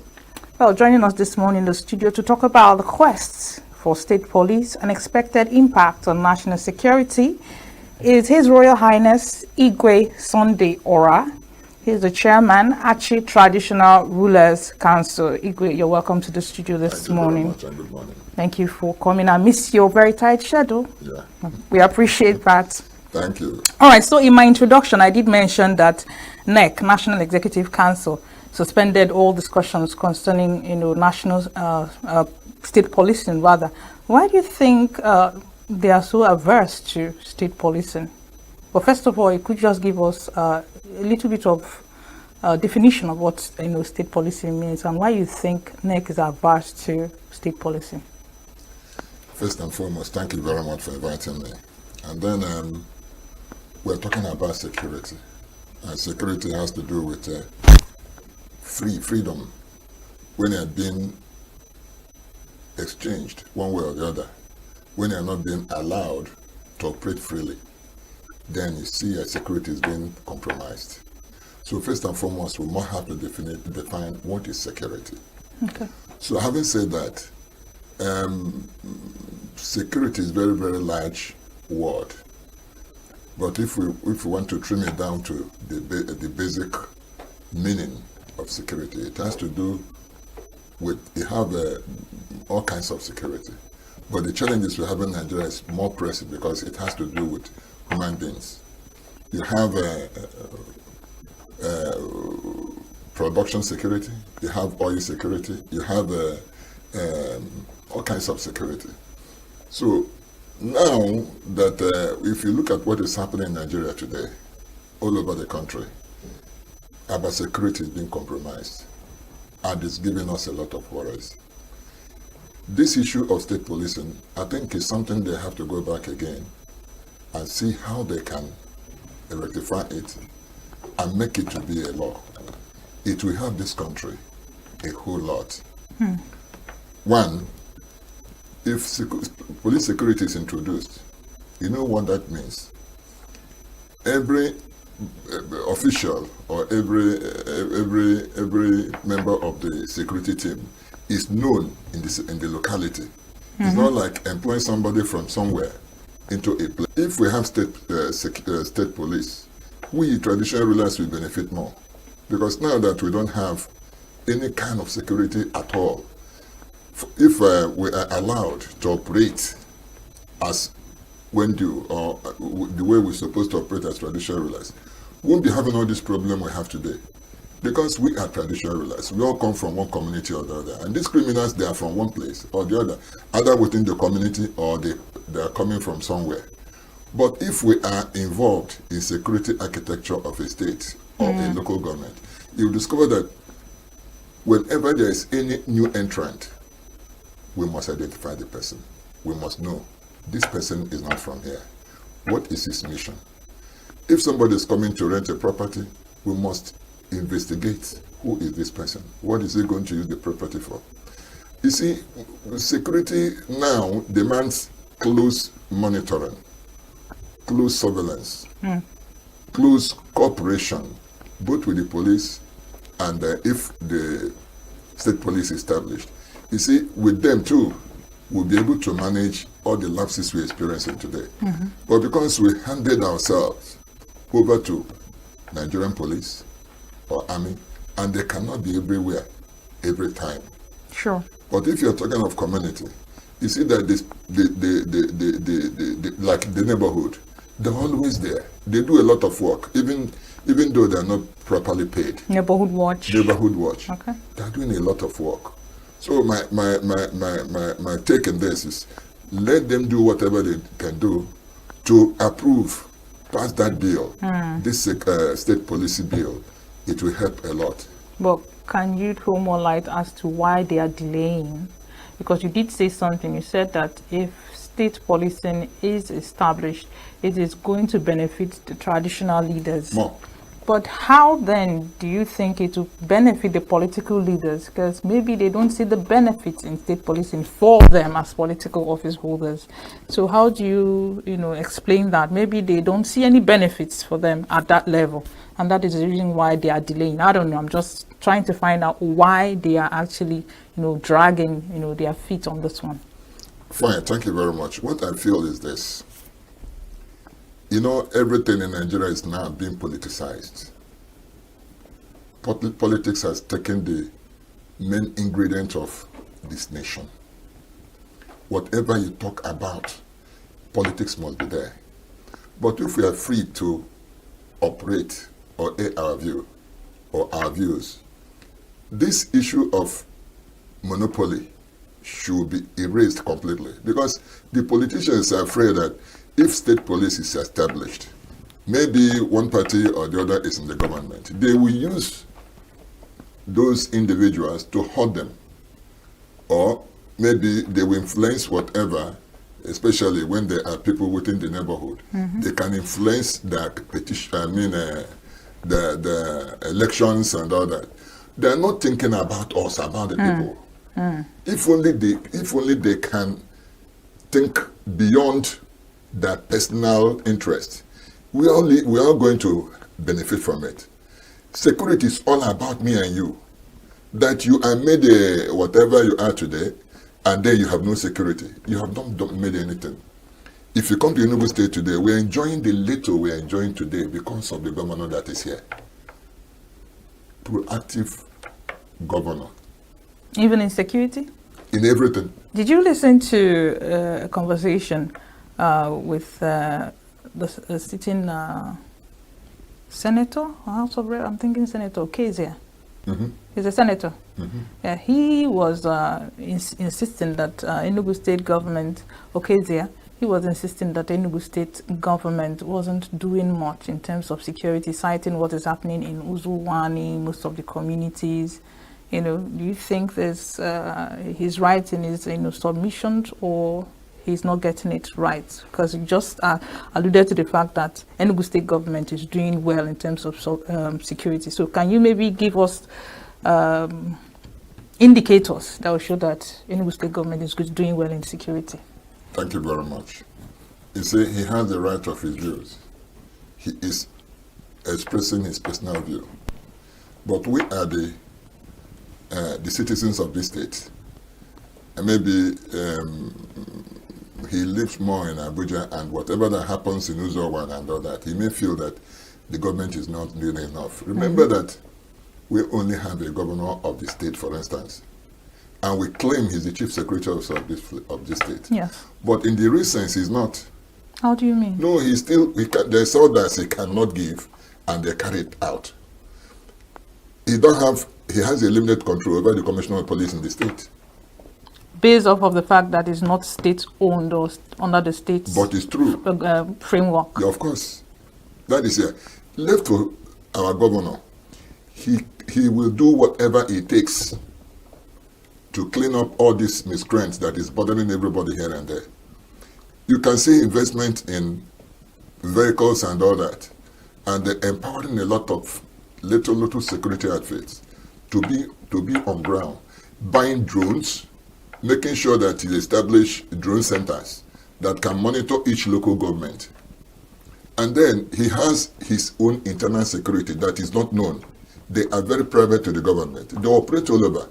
The one that give the information, intelligent information, where something is going wrong or where something is happening, before you know it, they will nip it. That is what is called security. If our governor is allowed to operate freely, my dear, you will not see anything like all these killings and what have you. But because he is limited, to me, to my own understanding, I've not discussed this with him, what I know based on what is happening in other states. Take, for example, in Benue. One stops the Benue governor giving a marching order for the soldiers or police to go there and clean up these people. But he can't do it.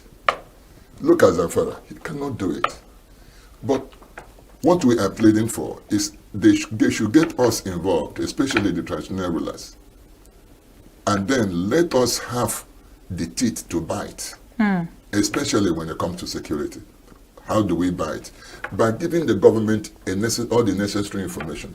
When we see something going wrong in our community, we call. Give us a hotline. We will always call and say, look at what is happening here. Give us the opportunity to interact with all the local government and their security outfits. This we have.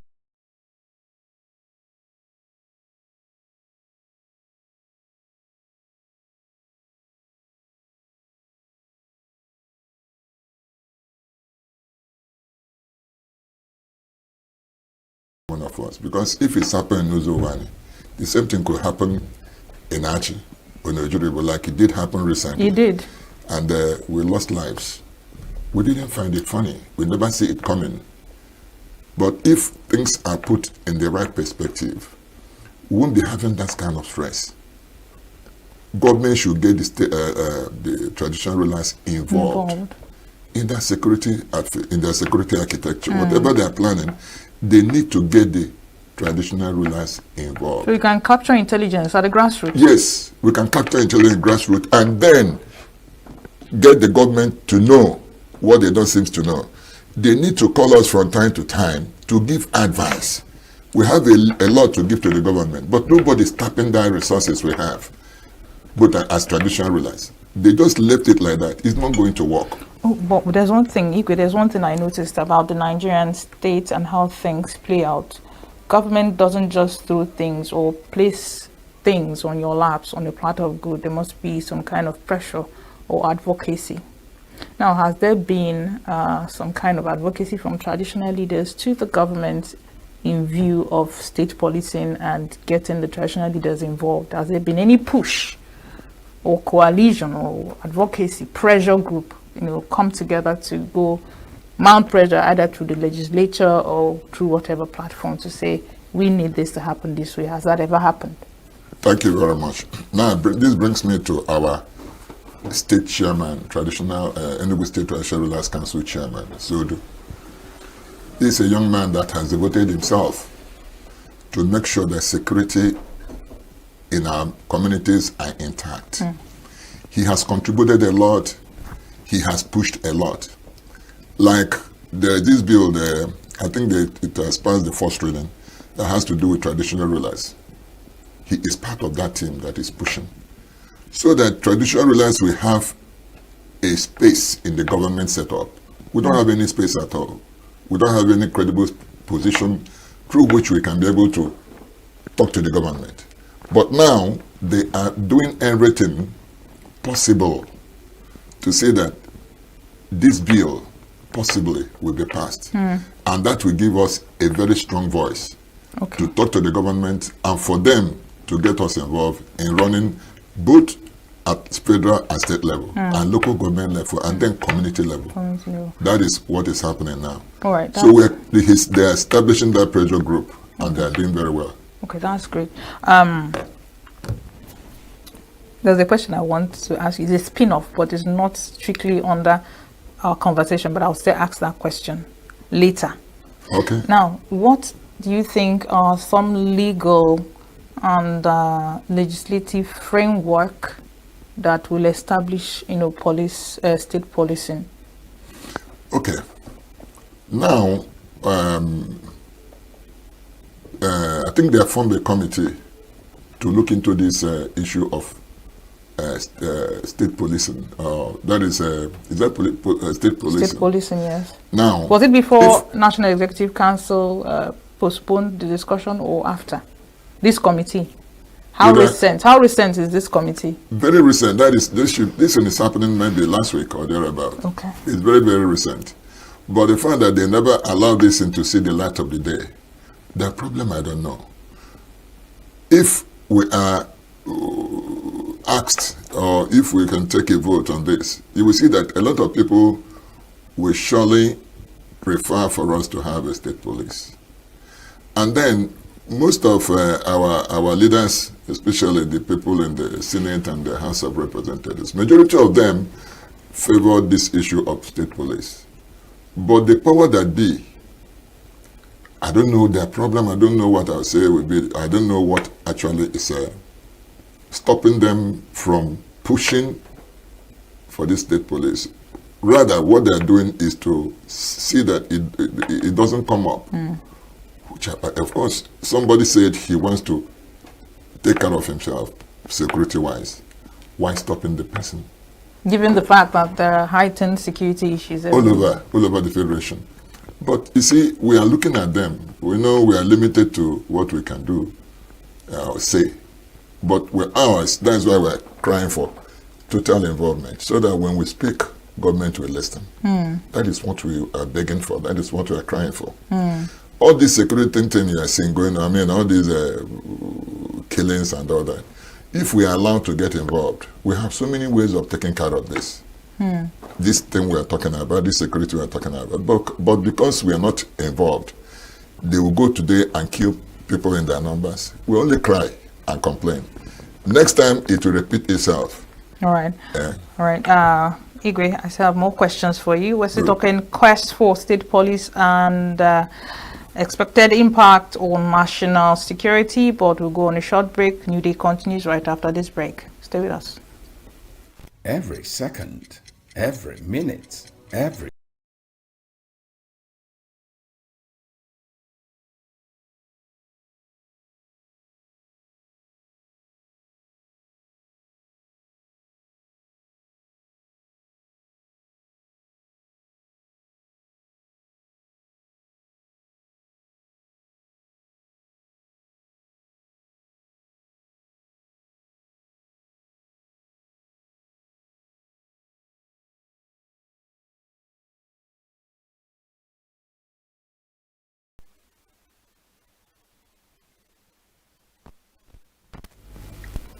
Welcome back. Well, if you're just joining us, don't forget we are talking quest for state police and expected impact on national security, and Igwe Sunday Ora is in the studio doing justice to that topic. So Igwe, before we went on that break, I was trying to get to understand the frameworks, because there are frameworks that establish, things, for lack of a better word. So what is the legal framework for establishing a state police, arrangement? What was the legal framework? Was the legislative framework? And then possibly, what does the Constitution say about security if whatever you have on ground is not really protecting the people? Can you go to court and seek for redress, to maybe spoil the legislators to do something about it? There must be a way around, having this established. So what are your thoughts? This issue of legal framework, I think it has to do with all the state assemblies passing a law. All state assemblies? So there must be some kind of lobbying to get them on board. Definitely, there must be. If we want to get this done, getting the state assemblies involved will help a whole lot. For instance, this time they had this issue of, I think it has to do with the Population Commission.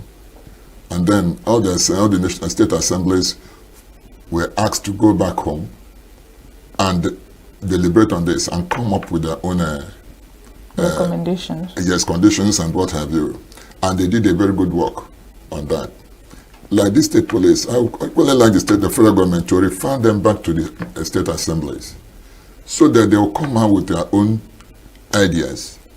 How? Because each state, the security architecture or whatever that's happening is peculiar to them. Yes. What is happening in ENUGU state is not what is happening in Zamfara. But if all of them can come together and share interests, discuss issue of security, you will see they will know the importance of police, for instance, state police. They will be in position to have a very strong force as a front, to push either in the National Assembly or through the government. And again, I want you to understand that for going to seek a redress in the court may not work. You understand? Looking at what is happening in Nigeria today, the voice of the people may not matter. It's what they want to do, they will do. So all this issue of seeking a redress or not may not even be necessary. You can only do that. This issue is probably based on the fact that Nigeria doesn't really practice true federalism. So it will be difficult to actually tell states to manage their own, policing. Would you think that is an issue? And then, are there precedents, maybe in other African countries where this worked out, countries that practice the same governance as Nigeria does? So are they precedents to this? And then do you think the reason why it's not working out is because Nigeria is not really practicing true federalism? Thank you very much. You see, this question is very complex in the sense that I wouldn't say Nigeria is not practicing true federalism at all. They're not practicing federalism at all. At all. To my own understanding, from my own point of view. If you look at what is happening in this country, you will see that everything has gone so bad that people are beginning to lose interest in the government of the country. If we are serious about so many things, we must allow states to dictate their own welfare. But isn't that a constitutional matter? It's not something somebody can just wake up and just declare. It's a constitutional matter. Okay. You don't just get up and start doing certain things. You will run into crisis. You have to go through that system, whether you like it or not. So should we go through a constitutional amendment to have state policing established in Nigeria? Of course, if I think they should go through. Let me tell you something. The governor of Zamfara State is now asking for self-defense. What does that mean? That people should be allowed to defend themselves. It has gotten to that level. The federal government said, no, you don't have right to defend yourself. Take for instance, I read that was sometime last week. Somebody was sentenced to death for fighting an invader who wanted to kill him. And it ended up dealing with that fellow. He was sentenced to death for defending himself. Was it under Sharia law? I wouldn't know what law that brought that one, but any law it is it fair? It's not fair. That somebody, you see, that is why we're having all this mess all over the places. These people will come to your farm and uproot your cassavas and destroy your farm. Rape and kill. And rape and kill our people, and nobody seems to be talking. And they will do it and go. It's not done anywhere. You are just provoking people unnecessarily. Won't stop the government from enacting a law that nobody, under no circumstance, should go into the people's farm and destroy their crops. This food scarcity you are talking about today is because of this invasion.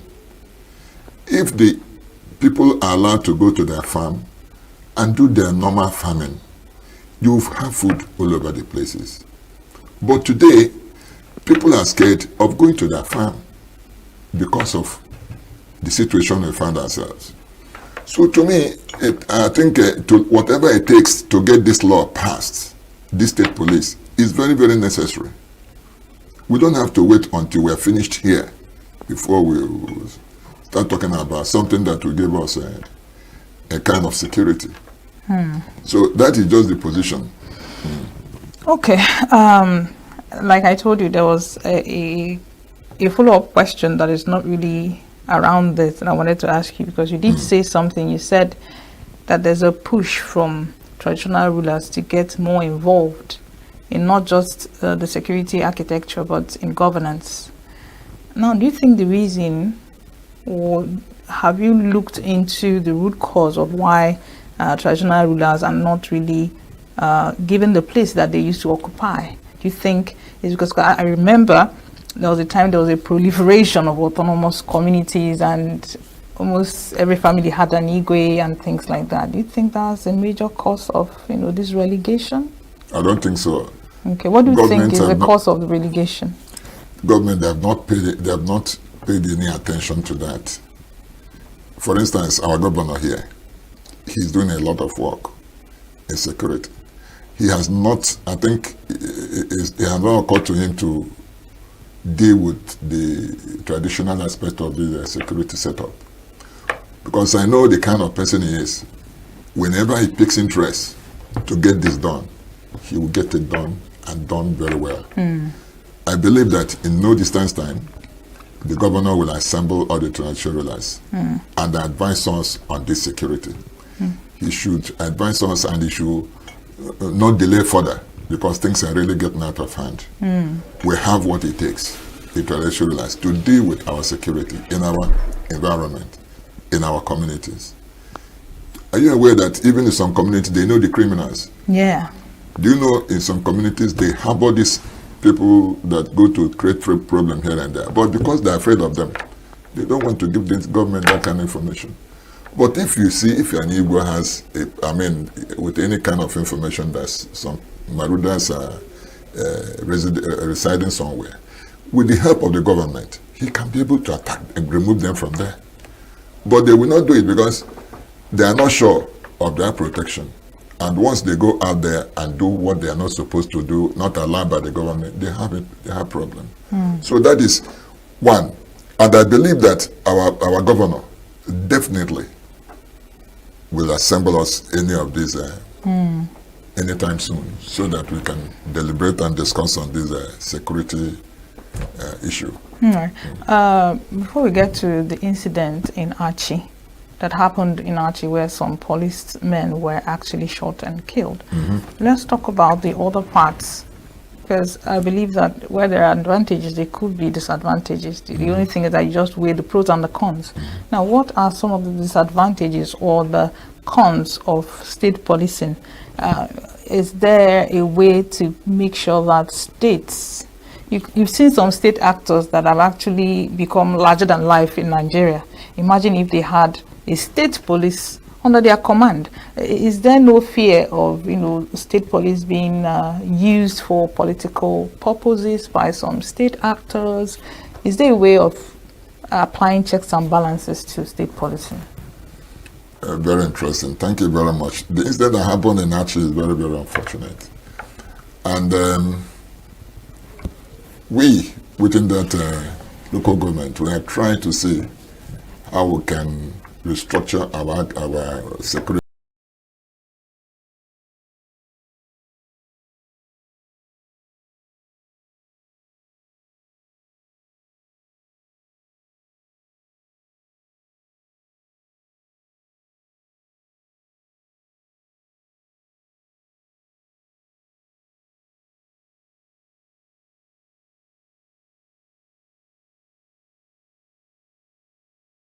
Anybody. But it happened, and it has happened.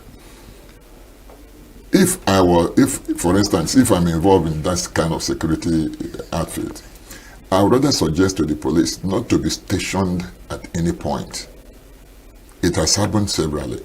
Because when they know you are at point A, they are prepared to attack you at point A. But if you are moving, you can intermittently stop vehicles and do your check and move. They will be more careful. But the situation where you are always there and they know you are there, they'll get themselves prepared. You are not prepared to face them. You are not expecting them. But if the government can provide vehicles that can be moving them, not to be stationed at a place, but can be moving them along the road, and they have a good communication system that you can talk to each other, either with walkie-talkie or what have you. Talk to each other very regularly. You see, when something happens here, you then inform the people ahead of you. This is what is happening. This car, red car, and the other. See, stop them and be very careful. That kind of thing. When they know that this kind of setup is in place, you see, they'll be very, very careful. You understand what I'm saying? To me, I would really advise that, establishing a checkpoint at a particular point is not the best for our mobile security. Checkpoint should be. Mobile checkpoint should be the best for us now. All right, Igwe, hold that thought because I have a follow-up question. We'll go on another break, still talking quest for state police and expected impact on national security. Just stay with us. Thank you. We are local. We are right now with the wife of the man that was... Why the main market is in chaos? People... We are national. Those in support of this motion as amended, say aye. Aye. We have taken it through by default. We are international. Israeli airstrikes. Donald Trump left us the worst unemployment.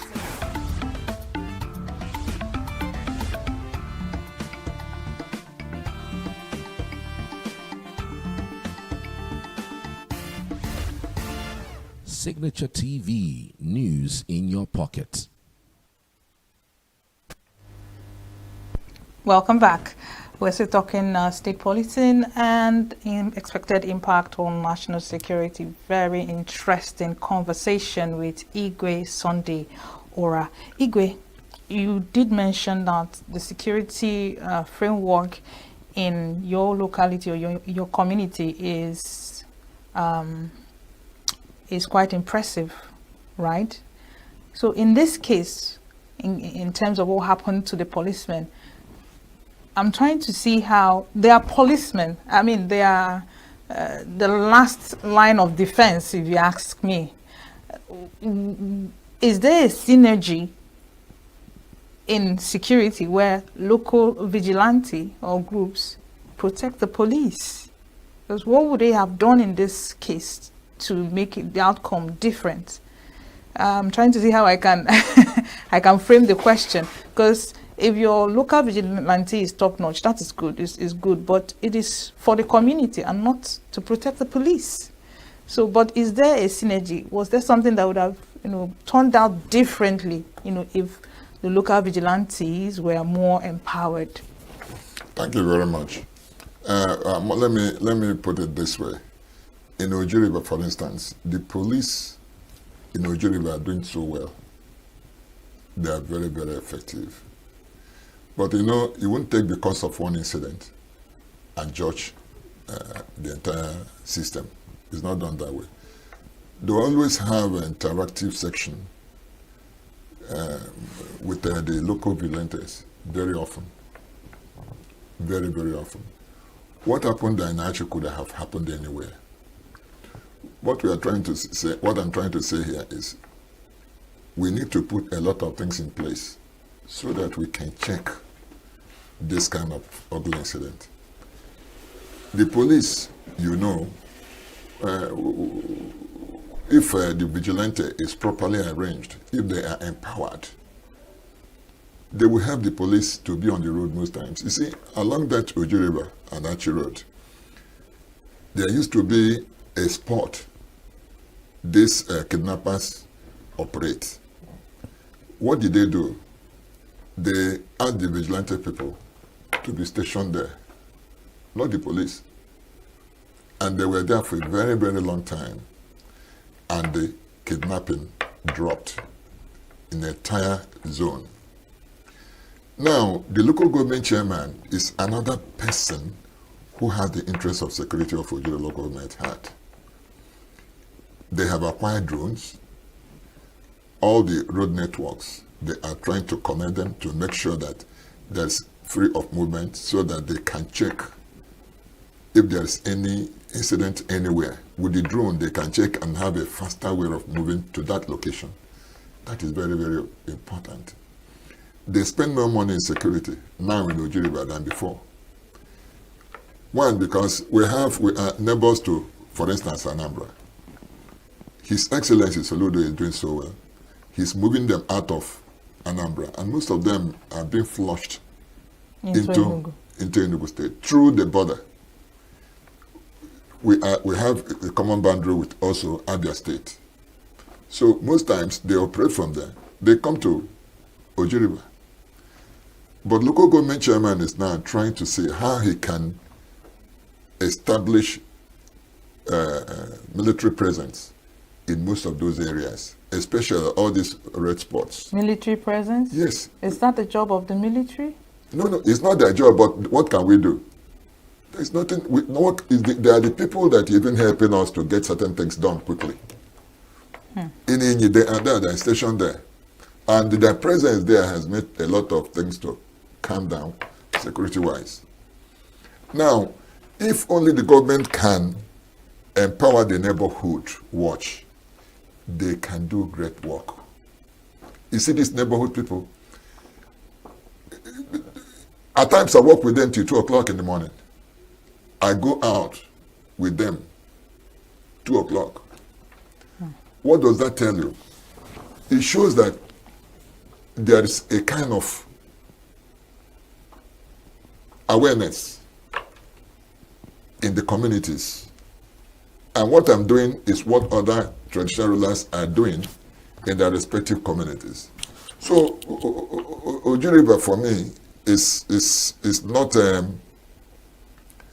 not porous, if I may use this word, for the criminals to always come in and operate and get out from there. We have learned our lessons in a very, very hard way. That's why we have our own security in Achi. They are paid every month. They are many. And we give them vehicles to operate.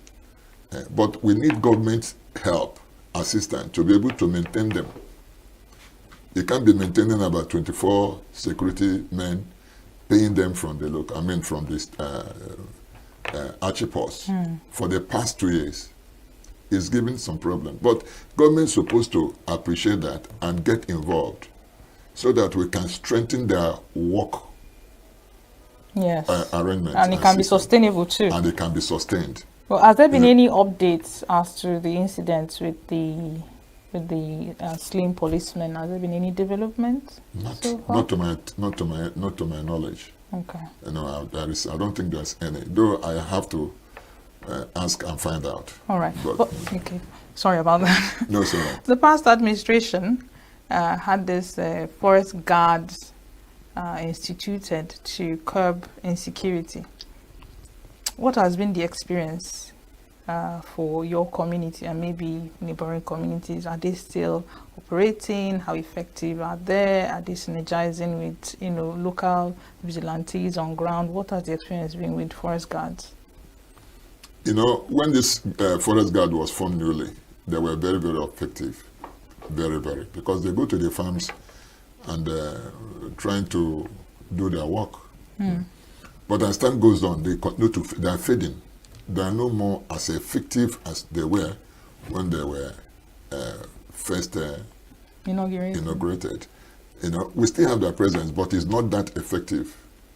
What the government need to do is to always ask them to come, assemble them, and energize them, try to put a new life into them so that they will know their job and they will be able to do what they need to do and know that their job is in the forest and are paid to be in that forest. Not, if I may say, not always, but most times they're supposed to be there. But in recent times, I don't see them again in the forest. Some of them, especially from my place, I don't see them. Recently, they complained that these headers are there in the farms, uprooting their product. Their crops. Their crops, and then facing all kind of threat. So, if the forest guards are there, we don't need to experience this again. It's supposed to drive them away. But now it is us, the villagers in my community, we ask them to go to the farms and make noise so that if they are very close, those people can leave, not to hurt them, not to find them, but to scare them away. This is where we find ourselves. So that is the situation. We need to empower the neighborhood watch, the forest guards. We need to empower them. We need to recruit more of them. If they are there, you should know that in security, they're acting as forest guards and as security at the same time for the people. Wherever they are, they're security officers. They are not, for the fact they go to the farms, does not stop them from doing other security jobs. Activities. And the local vigilantes are empowered. What there will be the gap that we will need the state policing to, to fill if these outfits are empowered? No, you see, to me, if they are empowered, by the time this state police is in place, we can always recruit those ones to the police, because they've gone through a lot of process and training. So they understand what security is all about. It's just a little touch to what they have learned already. We make them,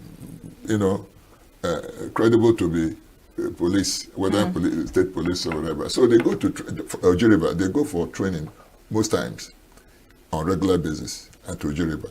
So they know what security is all about. So it will be easier for the state to convert their position to state police instead of recruiting new entrants. All right. So aside improvements in security of lives and properties, now do you see any economic security that comes from state policing?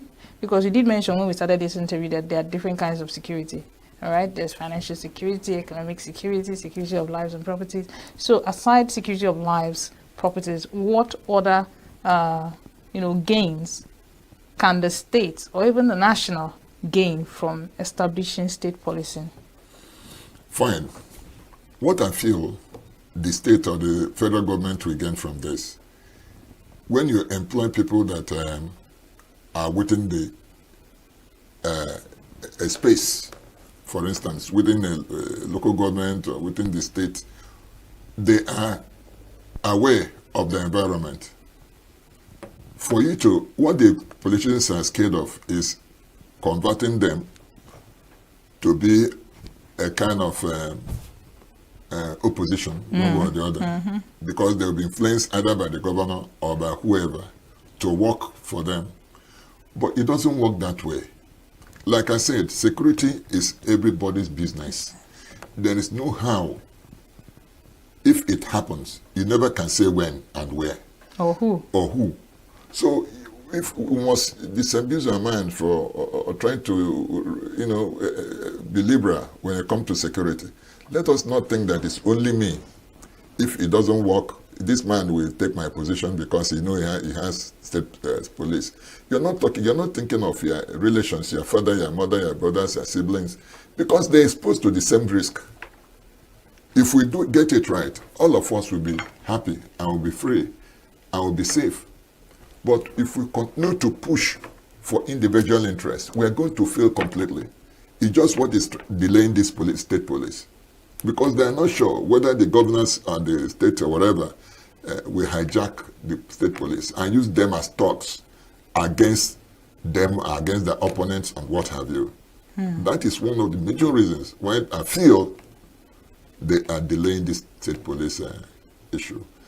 My advice is, security is everybody's business. It's not tied down to any particular individual or community or state. It's not true. Try to understand this. If those people are operating somewhere up north, they can move and go to any other place to operate. Then what do you put in place? What is in place for you to be able to challenge them when they appear here?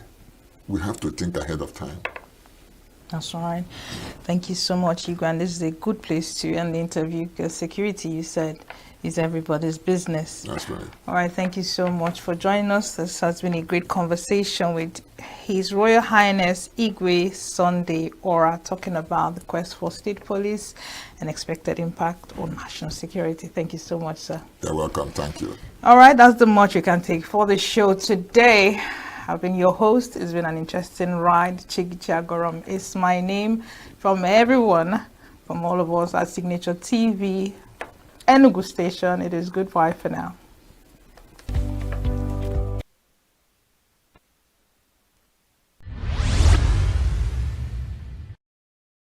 From the president to the ministers to the governors, all of them, 98% of them attended public schools from primary, secondary to university level, paying almost nothing. Now go to a typical primary and secondary school in your locality and see how it has been destroyed over the years simply because people in the position of power have the resources that they have accrued from the national treasury to take their children and give them the best of education in any part of the world. Keep that aside. 98% of people in the position of power, their mother either gave birth to them in their homes or in public hospitals. Because in the last 40, 50, 60 years, how many private hospitals do we have in Nigeria? But now go to a typical private hospital, public hospital, and see what you have there. I was invited for an event. And then the head of a public school was delivering a speech. And he said, government can no more build hostels. Government can no more give scholarships. So what can government do?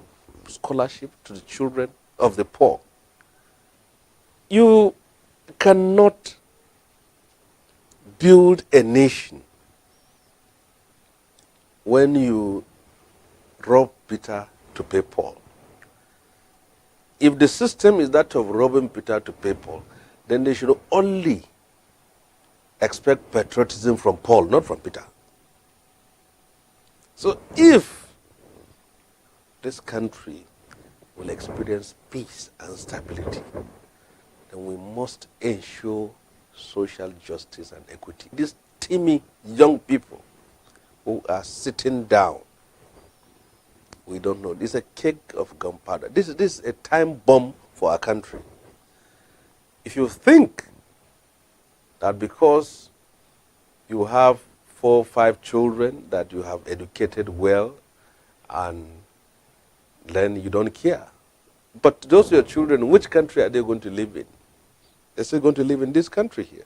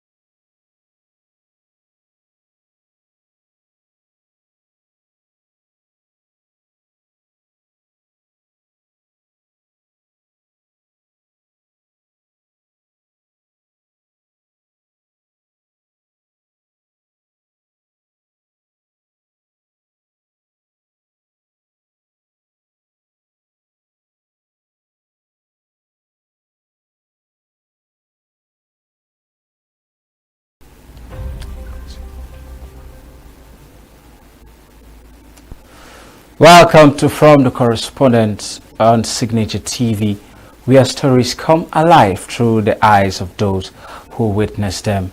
Stories that matter told by those who know them best. I am Emmanuel Tewasi. Join us for a journey that informs, inspires and challenges our view of the world and the journalism profession. Today on From the Correspondent, we will explore Oji River's bold new chapter that ignites hope and opportunity for investment at the landmark economic summit. We also look at the reassurance by the ENUGU State Governor Peter Mba to core members of their safety amidst growing concerns at the swearing-in ceremony of the 2025 Batch A Stream 1 orientation course ongoing in ENUGU local government area.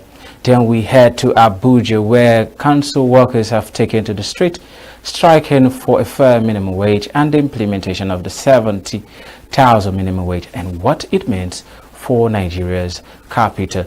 Lastly, we will return to Abia State to celebrate love and tradition at the traditional marriage of Amaka Iwoman Nana and Oji Ogbonaya Oji Jr., a union that brought high-profile individuals together in a colorful display of culture. The program continues after the break. Stay with us. We are local. We are right now with the wife of the man that was Why the main market is in chaos? People. We are national. Those in support of this motion as amended, say aye. Aye. we have taken the vote by default. We are international. Israeli airstrikes. Donald Trump left us the worst unemployment.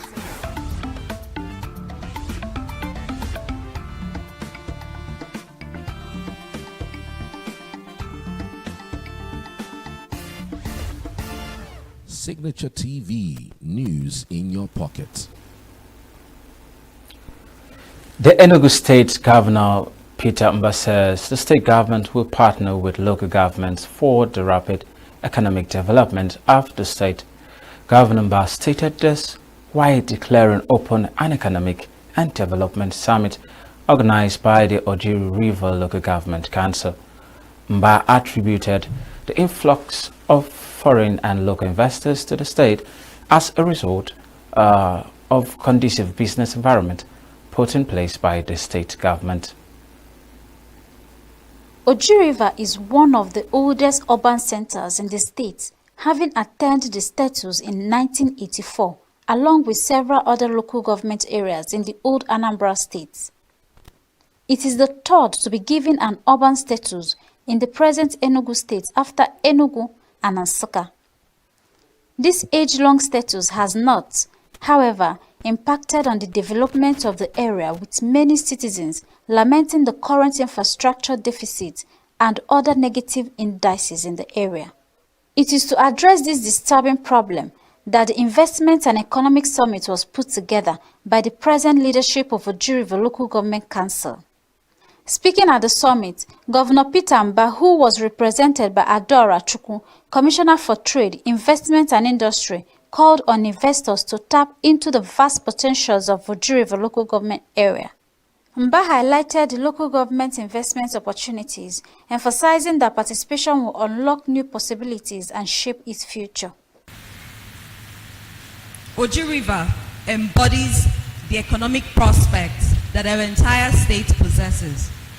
Owing to its strategic location and abundant resources, and recently designated as an urban center, this local government area boasts of 25 untapped tourism sites, from waterfalls to scenic hilltops to the cultural festivals that showcase the soul of the Igbo people.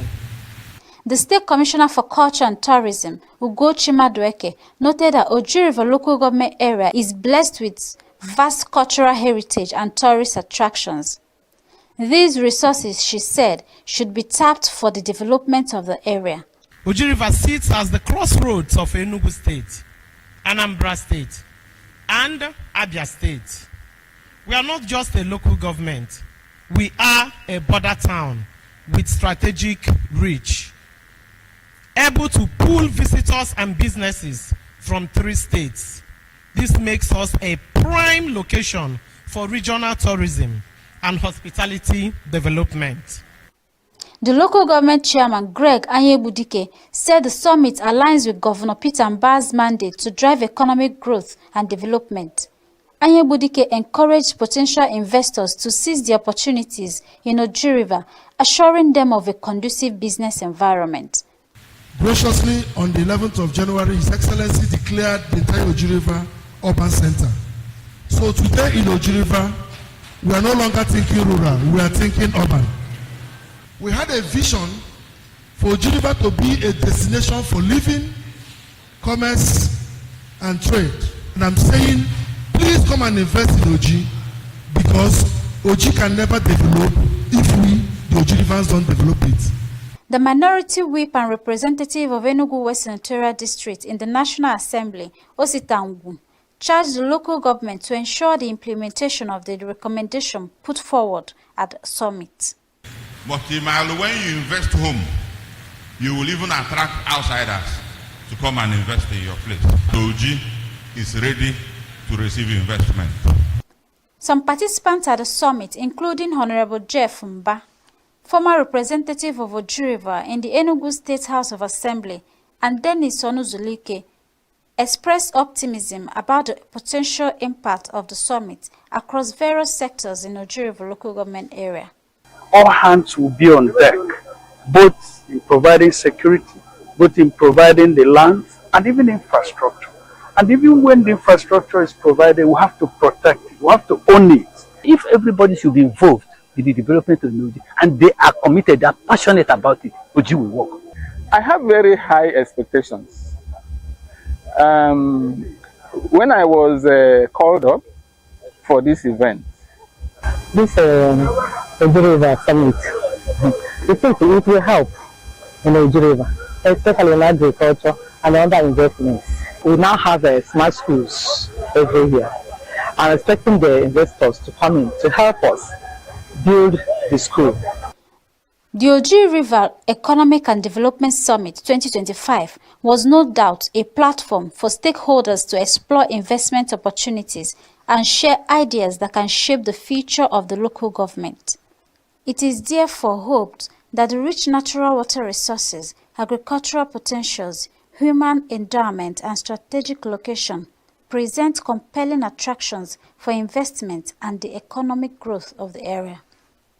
From Oji River local government area of Enugu State, Ugonne Owalo reporting for Signature TV. Meanwhile, the Managing Director and Chief Executive Officer of the Enugu State Investment Development Authority, Dr. Sam Wobodo, while delivering a paper at the summit, charged local government authorities to establish economic development plans to fast-track development in their areas. The Oji River Economic and Development Summit 2025 was put together to create awareness of the potentials that abound in the area. The aim is to prepare an economic blueprint that will form the basis for the development of the area in the next 30 years. Addressing the summit, the Managing Director and Chief Executive Officer of the Enugu State Investment Development Authority, Sam Obunwobodo, advised the local government to develop infrastructure and other development plans to grow the economy of the area. He noted that Oji River is blessed with vast natural resources and accomplished individuals who have capacity to bring about rapid development of the area. Oji River is blessed with vast natural resources, we've heard that. Oji River is also blessed with indigenes, and some of the most educated, exposed, and accomplished indigenes, and I have a whole lot of them as my friends. Abolans, you know them, and I know them, you're here. So you have what it takes to attract investment. In his own presentation, the President and Chief Executive Officer of Signature TV, Vimma Tinobiorilo, commended the Oji River Council Chairman, Greg Anyebudike, by towing the line of Governor Peter Mba, digitalizing his administration. Ilo, however, advised the council to set funds aside that would enable the youth tap into opportunities in the digital space. The ICT infrastructure development, the national identity management system, and of course, the ICT incubation centers and digital skills development. These are things that are available. So how are we as a local government going to leverage? The local government must put away some funds that will be targeted specifically on these initiatives that the federal government has put in place and the state government. In his own presentation, an investment banker, Dr. Magnus Chukwuekeze, identified lack of easy access to land, insecurity and poor electricity as challenges that must be addressed to grow the economy of the area. Chukwuekeze told the council to establish a local government investment office to articulate and engage with investors to explore the potentials in the area. So first is that we need to set up a local government investment promotion office with a website, database and resource center.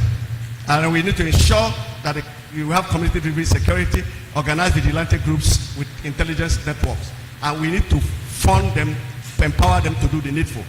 We have to engage local investors first because they are our most dependable partners. We have to engage local investors first. Our people should begin to think of building estates and building hotels. If you have 3 businesses outside Oji River, you can bring one down here. We need to simplify land acquisition and partnership with the state government. Thank God we are now urban area. The member for Ogun, Aniri and Oji River constituency in the National Assembly, Anayo Onwebu, regretted that Oji River has remained stagnant since the arrival of the missionaries to the area in the 1930s to date. He urged the people of the area to think home and bring back part of their resources to invest in the area. We are in dire need to move forward. I want to thank you, the chairman, for articulating this summit. All the money you have in this world, the day you leave, it will become old and stale stories if you don't convert them into legacies that will outlive us. My speech is going to be very short and simple.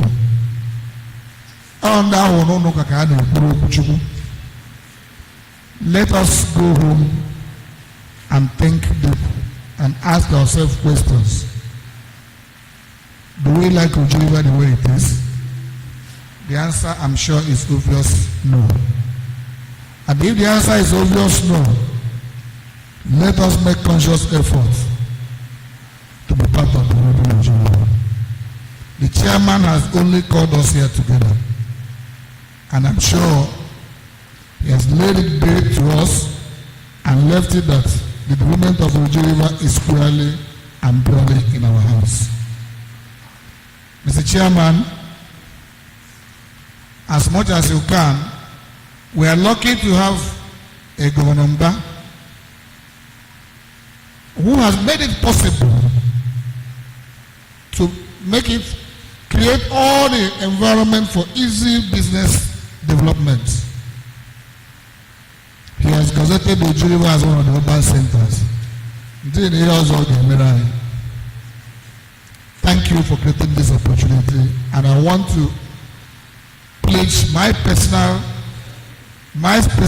availability, participation, and involvement in the development. Chairman of the steering committee for the summit, Chike Madueke, described the gathering as a dynamic platform to share ideas, investigate pressing challenges, and pave the way for the development of the area. We have gathered here to create awareness of the potential that abound in our local government in terms of content, capacity, capability, and geography. It behoves on us to take up the opportunities that abound and prepare ourselves to take the Oji River deployment bull by the horn and prepare for even our children yet unborn, a place where they can find opportunities and relevance. The consensus by various speakers at this summit is that Oju River local government area is blessed with vast natural resources and manpower. What is left now is how to tap this endowment for the much desired development which the people of the area are anxiously yearning for. In Enugu, Ugonne Owalo reporting for Signature TV.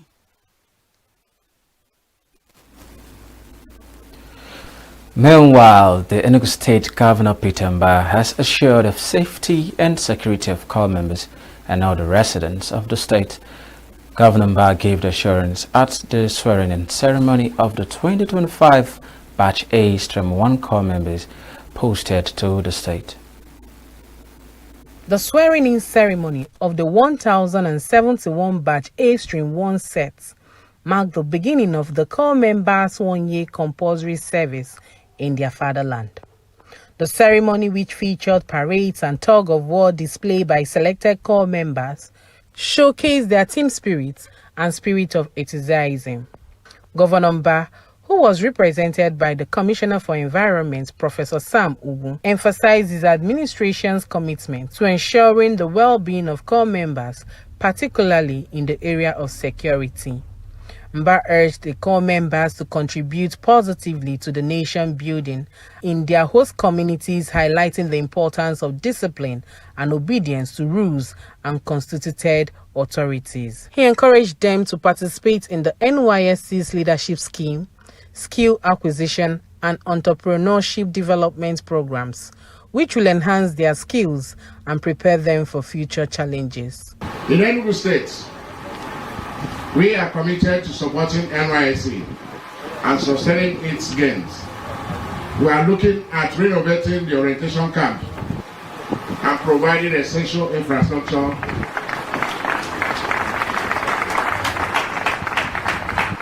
for a conducive training environment. I encourage you to fully commit to this orientation course. Learn your host community's language and participate in the skills acquisition and the entrepreneurship development program. These initiatives will equip you with discipline, leadership skills, and entrepreneurial knowledge for future success. On this note, I declare the 2025 Batch A-1 orientation camp open and wish you a successful and peaceful experience. The Chief Judge of Enugu State, Justice Raymond Ozemena, while administering the oath of allegiance, urged the corps members to make proper use of the opportunity to serve their country. Make proper use of the opportunity that this country has afforded you to prosper and to contribute your quota to the development of Nigeria. The state coordinator of the NYSC, Oluwakemi Awolola, welcomed the corps members and outlined the objectives of the orientation program. She emphasized the importance of discipline and full participation in camp activities, warning that indiscipline would not be tolerated. With the assurance of security and support by the state government, the corps members are poised to make a positive impact in their host communities and contribute to the development of the state and nation at large. In Enugu, Chinemerem Ikebunam, Signature TV News.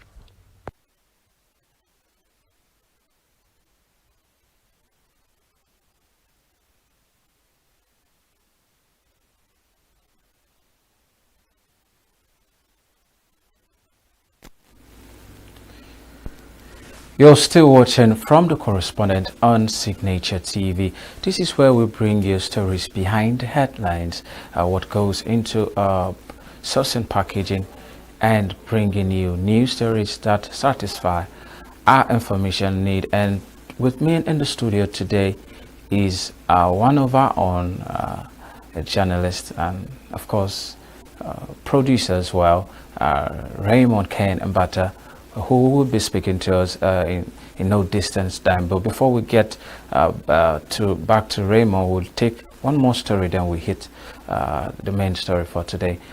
The delay in the implementation of the new national minimum wage is beginning to attract reactions from Nigerian workers. To express their frustration over the delay, the workers of the Abuja Area Council embarked on an industrial action to drive home their demands for the payment of the 70,000 minimum wage.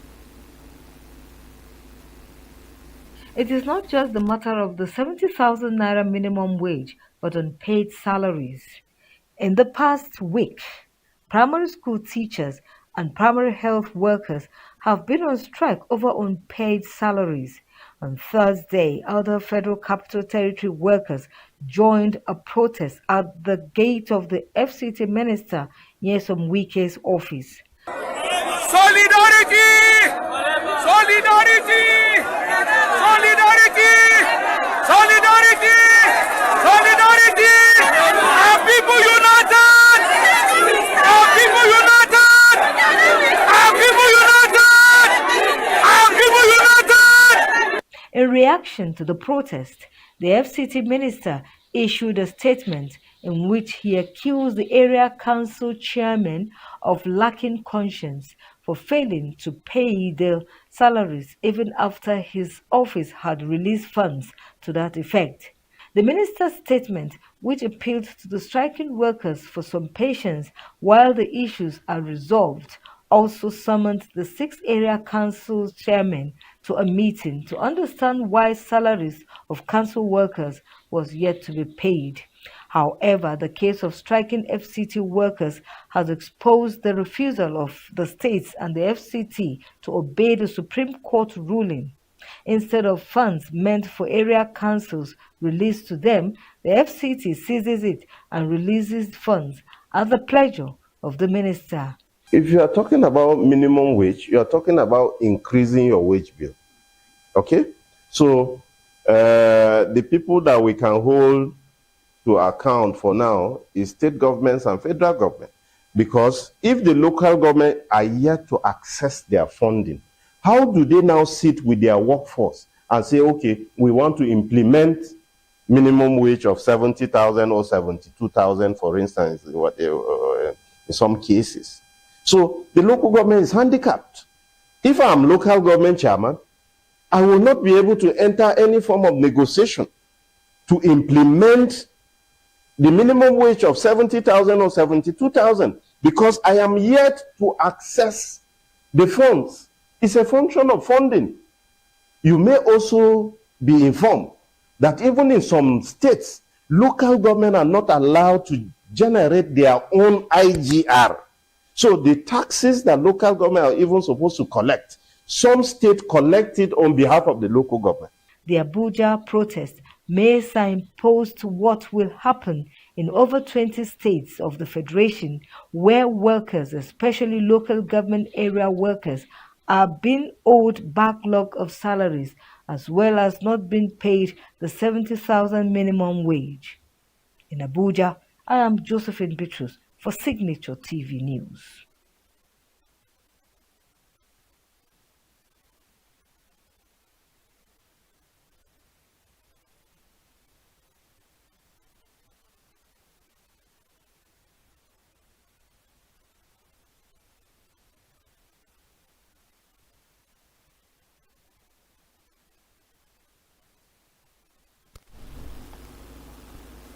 You're still watching From the Correspondent, and with me in the studio is our correspondent, Raymond Ken Abata. It's a pleasure having you on the show once again, Raymond.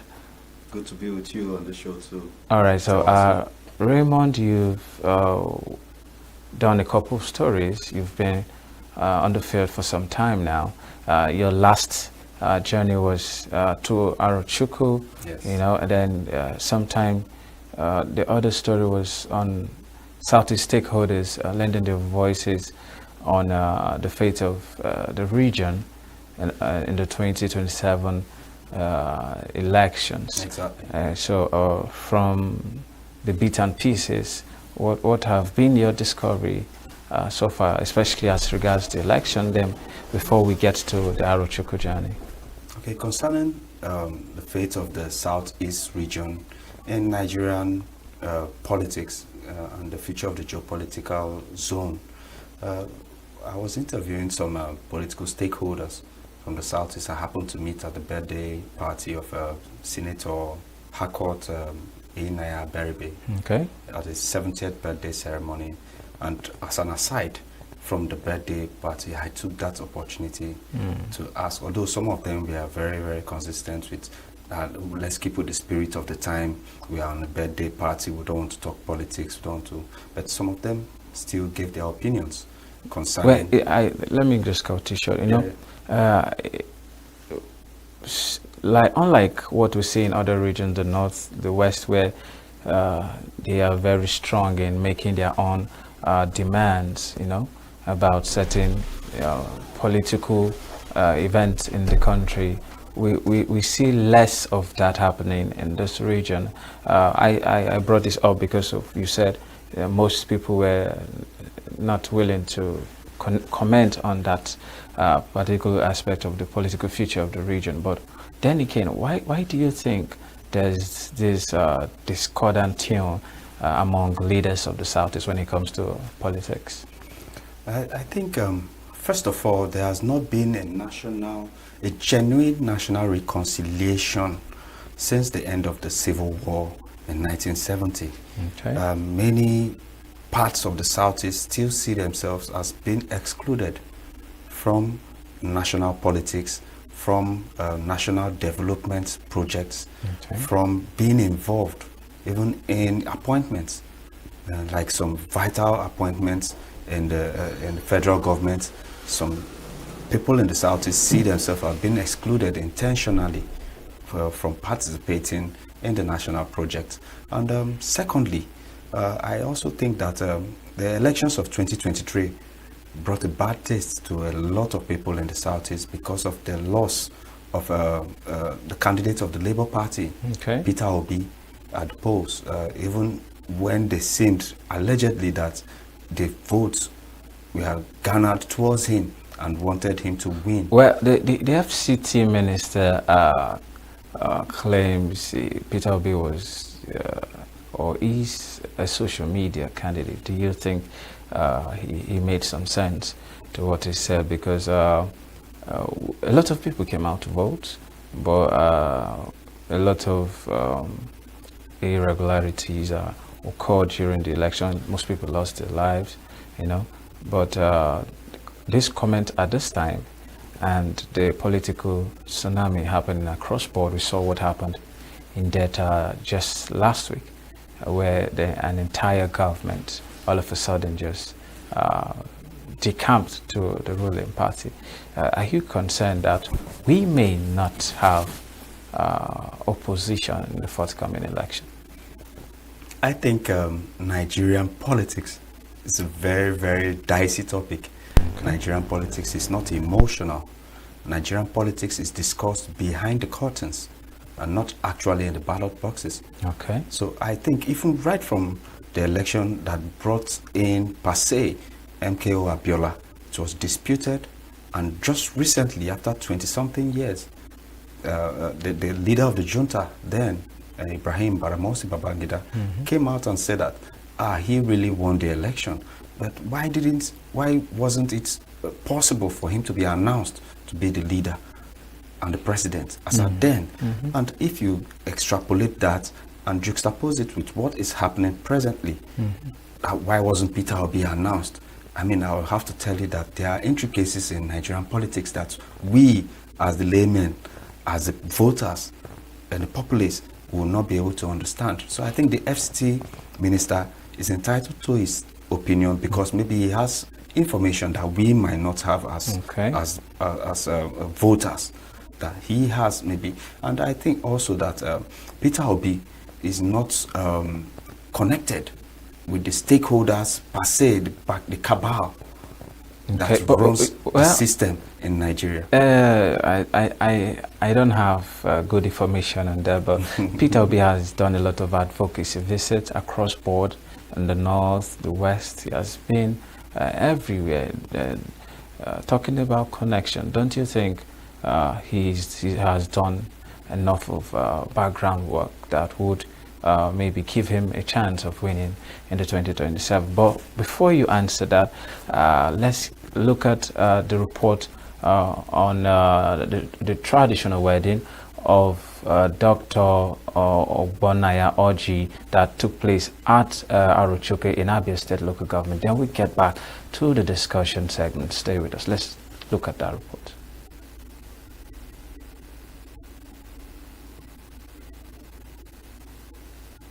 In Igbo tradition, marriage is a sacred bond uniting not only two individuals, but also their families, emphasizing unity, respect, and cooperation.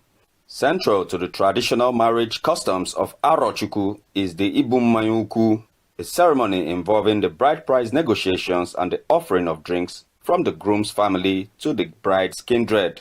For this occasion, the family of Dr. Orji Ogbonnaya Orji, the Executive Secretary of Nigeria Extractive Industries Transparency Initiative, NAITI, and the National Coordinator of AIT Implementation in Nigeria of Ugwavo Village, formalized the union between their son, Orji Ogbonnaya Orji Jr., and Amaka Ivuoma Nnanna, daughter of a former Deputy Governor of the Central Bank of Nigeria, Dr. O.J. Nnanna, of Atani Village, both in Arochukwu Kingdom.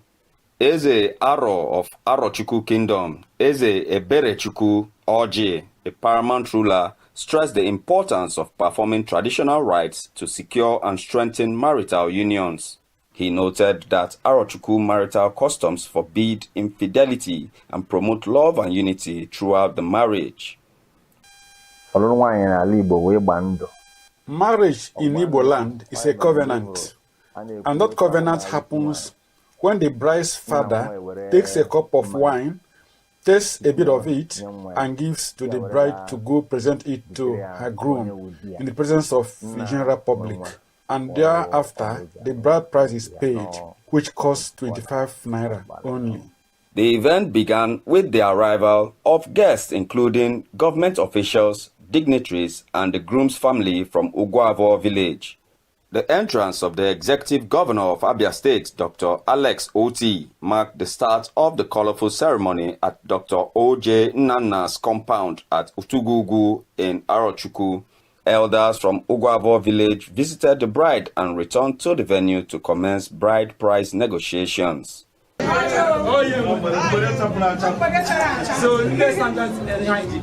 say aye. This not behind but say nay. The bride, Amaka Ivuoma Nnanna, was ushered into the venue with pomp and pageantry.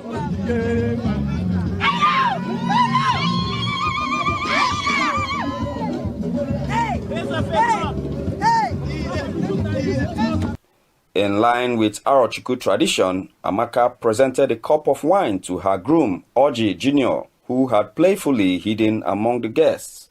After a spirited search, she found him and led him to receive blessings from her parents, Dr. and Mrs. O.J. Nnanna.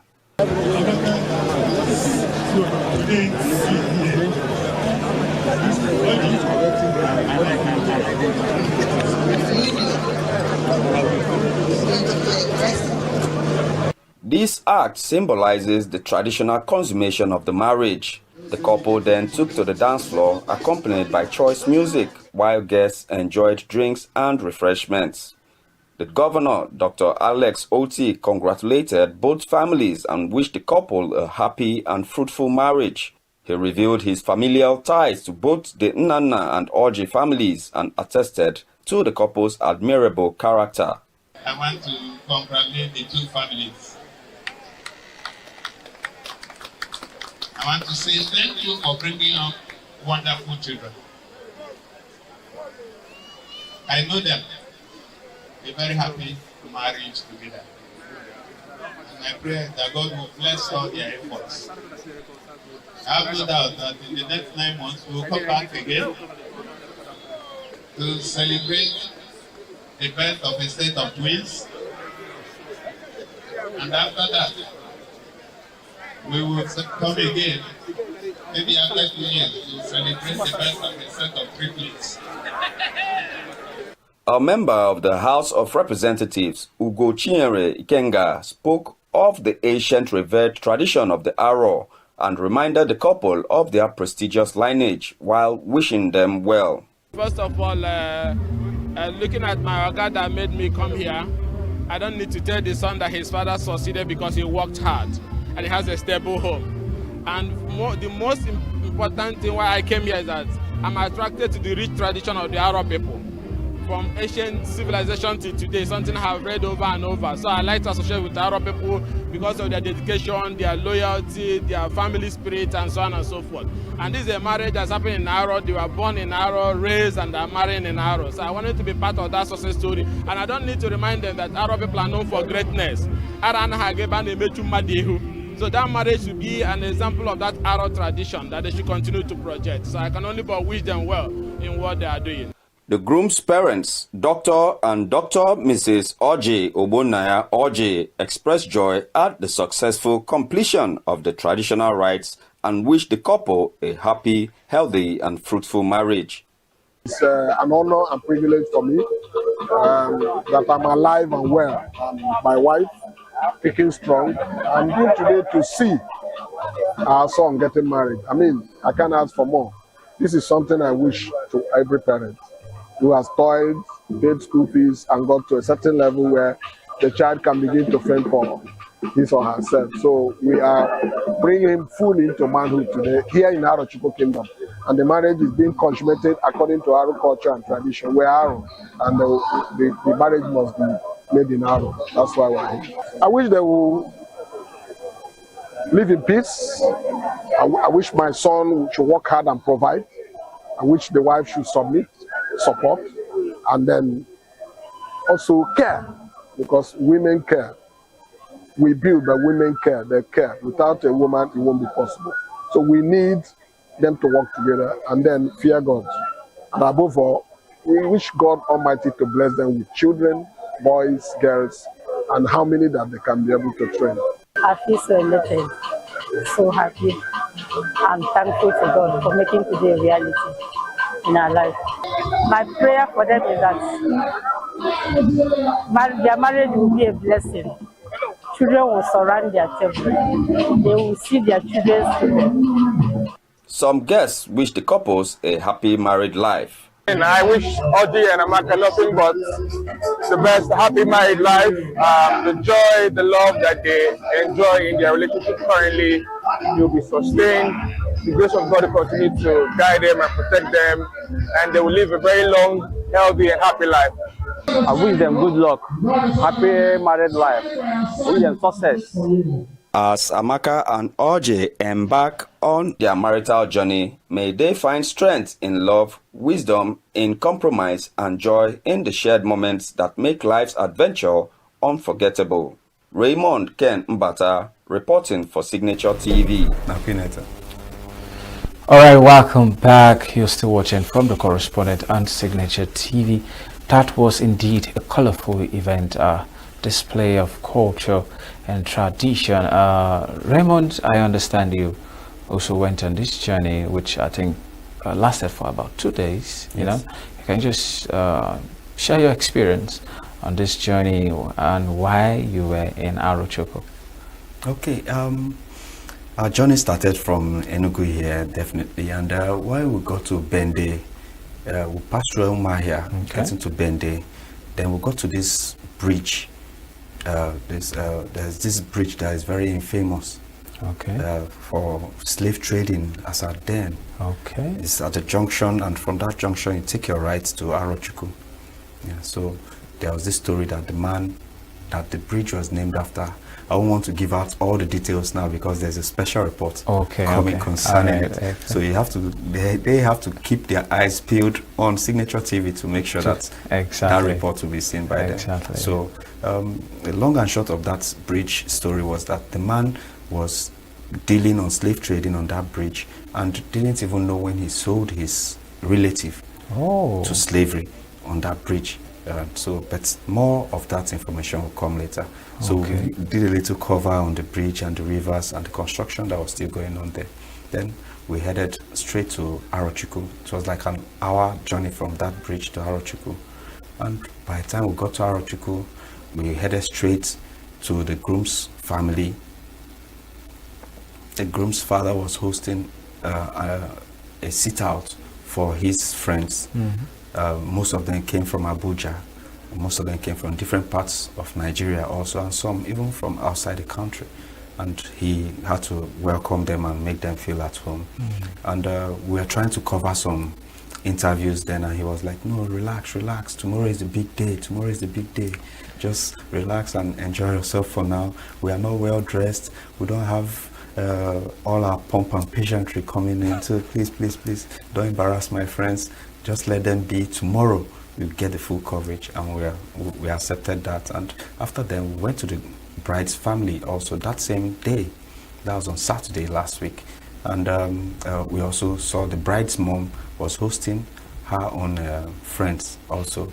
And we did a little cover of it, which will come out from the documentary that will be coming out very soon. All right. This event was a traditional marriage. Yes. I understand that even within the Igbo culture, that there seems to be this differences in terms of certain rites or events, you know. So I don't know, from what you saw and your understanding of traditional marriage of the region or Igbo culture, as the case may be, what are those similarities or differences you notice, or some of the key things that caught your attention? The Arochukwu are very proud, and they have a culture that extends centuries, and they still uphold it. One of the things I discovered, first of all, was the cultural setting and the traditional background. The Arochukwus, I think they have about 18 villages, and none of them are autonomous per se. Somebody kept making mention of that there are no autonomous communities, and that all the communities are loyal to the Eze-Aro, who is Eze Eberechukwu Oji, Eze-Aro of Arochukwu Kingdom.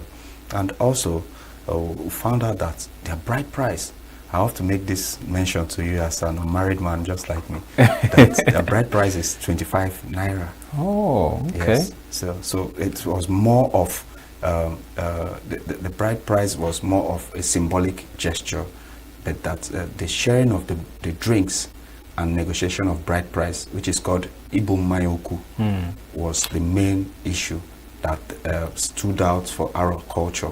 So they were like, we are different from other people because our bride price is not the main issue, but that a traditional marriage is a union between not just two people, but also their lineages and their family traditions and villages. And per se, this traditional marriage was between two Arochukwu people that were coming together in Arochukwu also. Okay, well, most people argue or say that you made mention of 25 naira, yes, which is quite surprising to me, because from what is known outside is states like Imo State, their bride price has been said to be on the high side. Yes. I don't know if you're aware of that, but having for me, this is the first time I'm hearing that the bride price is actually going for 25 naira, you know, in this access. There are some, from my side, I think you can collect 20 naira, you know, and at times it's coins depending on what the father wants. But this issue of differences in bride price, because those from Imo State, as we know, it always seems to be on the high side. What do you think have influenced this disparity in culture of getting married? I think, first of all, there has been a disconnect between the cultural traditional practices from way before to the present regime of trying to adapt to economic realities and economic challenges. Okay. Now, so most traditional marriages tend to be more of a bargain, more of a financial transaction, which is not in tune and in line with cultural practices. Because most cultural practices, just as you said in your own places, 5 naira short of Arochukwu, 25 naira. But when you get to all those places, you still see that their marriages last longer. Their marriages are more substantial. Their marriages are anchored deeper, because the groom doesn't seem like he's being fleeced. The groom doesn't seem like he's buying a property. You get the point. And the bride also has this courage. She has this meaning in her that I wasn't sold, I was given to my love. You get the point. So well, this is a whole topic on it. So my friend will be getting married from Imo around November or so, and we've already gotten the list, and I bet you the list is heavy. Wow. Let me just leave it at that, you know. So these are some of the things. But well, let's go back to Arochukwu.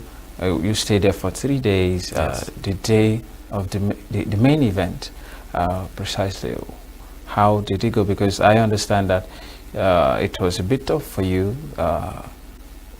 in that environment, but you managed to get things together, particularly and maybe in conducting some of the interviews. And can you just share that experience with us? The first challenges we had was even Arochukwu people and some stakeholders in Arochukwu land also gave us the hint that the road to Arochukwu is always very, very difficult. Okay. So while getting there, we saw some patches of the road that was filled with just gravel, and it gave our tires some challenge. So when we arrived there, we were trying to fix our tires first of all. Then after trying to fix our tires, we had to now go to some landmarks to get video shots of some landmarks. Okay. And also we saw a statue of Alvanikoku, and I didn't know that Alvanikoku was from Arochukwu. So that was a very big eye-opener. I'm also going to do a special report on that. And another challenge we had was the bride's family. First of all, there's this tradition that the bride does not show herself to any other person until the groom's family come to see her. So we didn't have access to the bride at all. You get the point. So it was very frustrating for a reporter not to have that information. Yeah. And also because high-powered personalities and very important personalities were there in the person of even the governor of Abia State, Governor Alex Oti, who is an indigene of Arochukwu also. It also made it very difficult for us to get close to any VIPs to get exclusive interviews from. Although Ezaro of Arochukwu, not credit to him, Eze Berechukwu Oji gave us an exclusive interview in his palace. Okay. And but it was very short, although. But there were not just us. There was other TV stations there too that had the same issues, and also we are not. We did not have access to as much comfort in terms of food and water as much as we would want, because reporting and getting video coverage is a very tasking job. It takes a lot from you. You hardly sit down. You move from place to place to make sure you get the right shots, and after that, one tends to be famished. But we weren't attended to as pressmen that we were covering this event. But the groom's family found a way to cover it up. Well, we see this a lot in events. I saw a post online where somebody said, be God, now food you they share. So the people in charge of refreshment, most of the times they are like that. So before I forget the question I wanted to ask, most of the time with my recent experience at Achi or River, where we had an incident that claimed the lives of some police officers, I experienced this similar situation where more or less when it becomes let me not say when it becomes critical, most often the security agencies tend to treat media personnel as though there's something we are dragging with them, or there's this quarrel between the media and the security. I don't know. Why? What's your take on this? Why do you think this thing, looking at what happened at Arochukwu? We also experienced that a whole lot. In fact, even down to the governor's security entourage, they didn't make it easy, even both for I, the reporter, and also for the cameraman, Chinagoro Mobona. It was very, I mean, he had to even shout his way into getting some shots of the governor, per se, and we were shoved and pushed. There are a lot of dignitaries there, so there are a lot of security there. I think there should be a sit down with the media and security agents concerning coverage of events, because without we covering these events, the public wouldn't get to know about this event. So I think it's an anomaly, because they have their jobs to do and we have ours to do as well. So I think it is due for us to have a sit down and have an agreement and discussion over this matter concerning access to very important personalities and coverage of events in the presence of security personnel, knowing that we have clearance as media, not imposters, not bloggers. We are not video bloggers or YouTube agents. We are a full-fledged mass media organization, and having that clout should give us full access to any VIP as well, because we are as well the fourth estate of Nigeria after the judiciary and the executive and the legislature. You have the media. So I don't think we should be denied access to our representatives and every other very important personality. So I'd like the fact that you brought it up. It's long overdue for that discussion to take place. Well, I think enough of the serious talk and media, this media that, you know, you went to a new environment. I don't know if you've been there before, but Arochukwu, from what you've said, seems to be a community with rich cultural heritage and other customs and the tradition that may be interesting. What were those things you noticed? You know, you made mention of a statue you saw and some other things. What if you talk about Arochukwu, what is the first thing that anyone should think of when you call Arochukwu? Arochukwu is very renowned as a bastion of culture and tradition that spans centuries, and it was in display even in the traditional marriage that we went to. And in the community itself, they carry themselves with dignity. They tend to see that there is no crime that can be committed in Arochukwu. There's this place that someone told me about. They call it Obinkita, which literally means the heart of a dog. That's very, very severe punishment occurs in that very Obinkita to people who have committed heinous crimes. So they don't believe that criminal elements can survive in Arochukwu. You get the point. And also, they also made mention that the civil war did not come to Arochukwu. Though I'm not supposed to be releasing this information because it's supposed to come in the next report. You know, but definitely, for the time being, we also understood that they have a very hilly terrain. Yes, very nice valleys, very rich in agricultural. The soil is very rich in agricultural value, and they are very, very astute farmers. And also, the NDDC did some fantastic work there that I learned about. That the NDDC was able to connect from the waterbed to the houses in Arochukwu without having a pumping machine. Oh, wow. So they don't need to pump their water.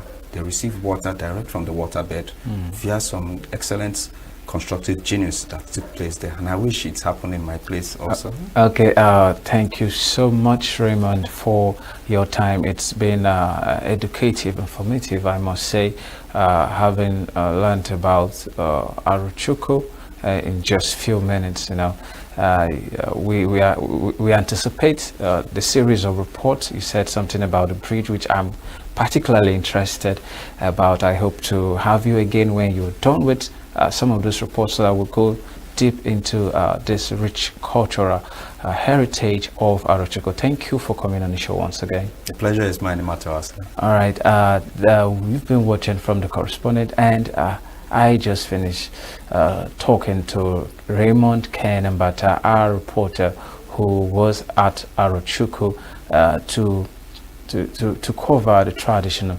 marriage of the children of the former deputy governor of the central bank, Dr. O.J. Nana, and Dr. Oji Ogbonaya Oji, the son of the executive secretary of the Nigeria Extractive Industry Transparency Initiative, NETE. Because of time, we'll have to call it a day on this show, and from me to you, it's goodbye. See you next week, and have a nice week ahead.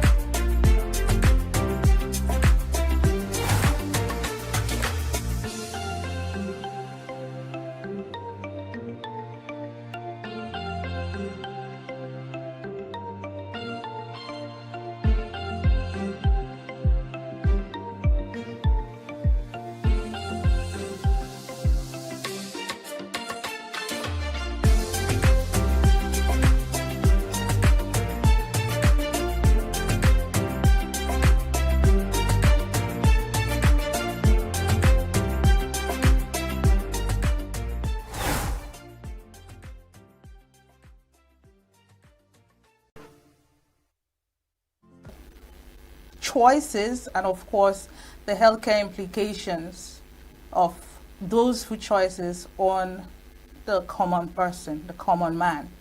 Well, we have an expert in the house, but we're going to take a short break. And when we get back, I'm going to introduce my guest to you. So do stay with us. Every second, every minute, every day pocket.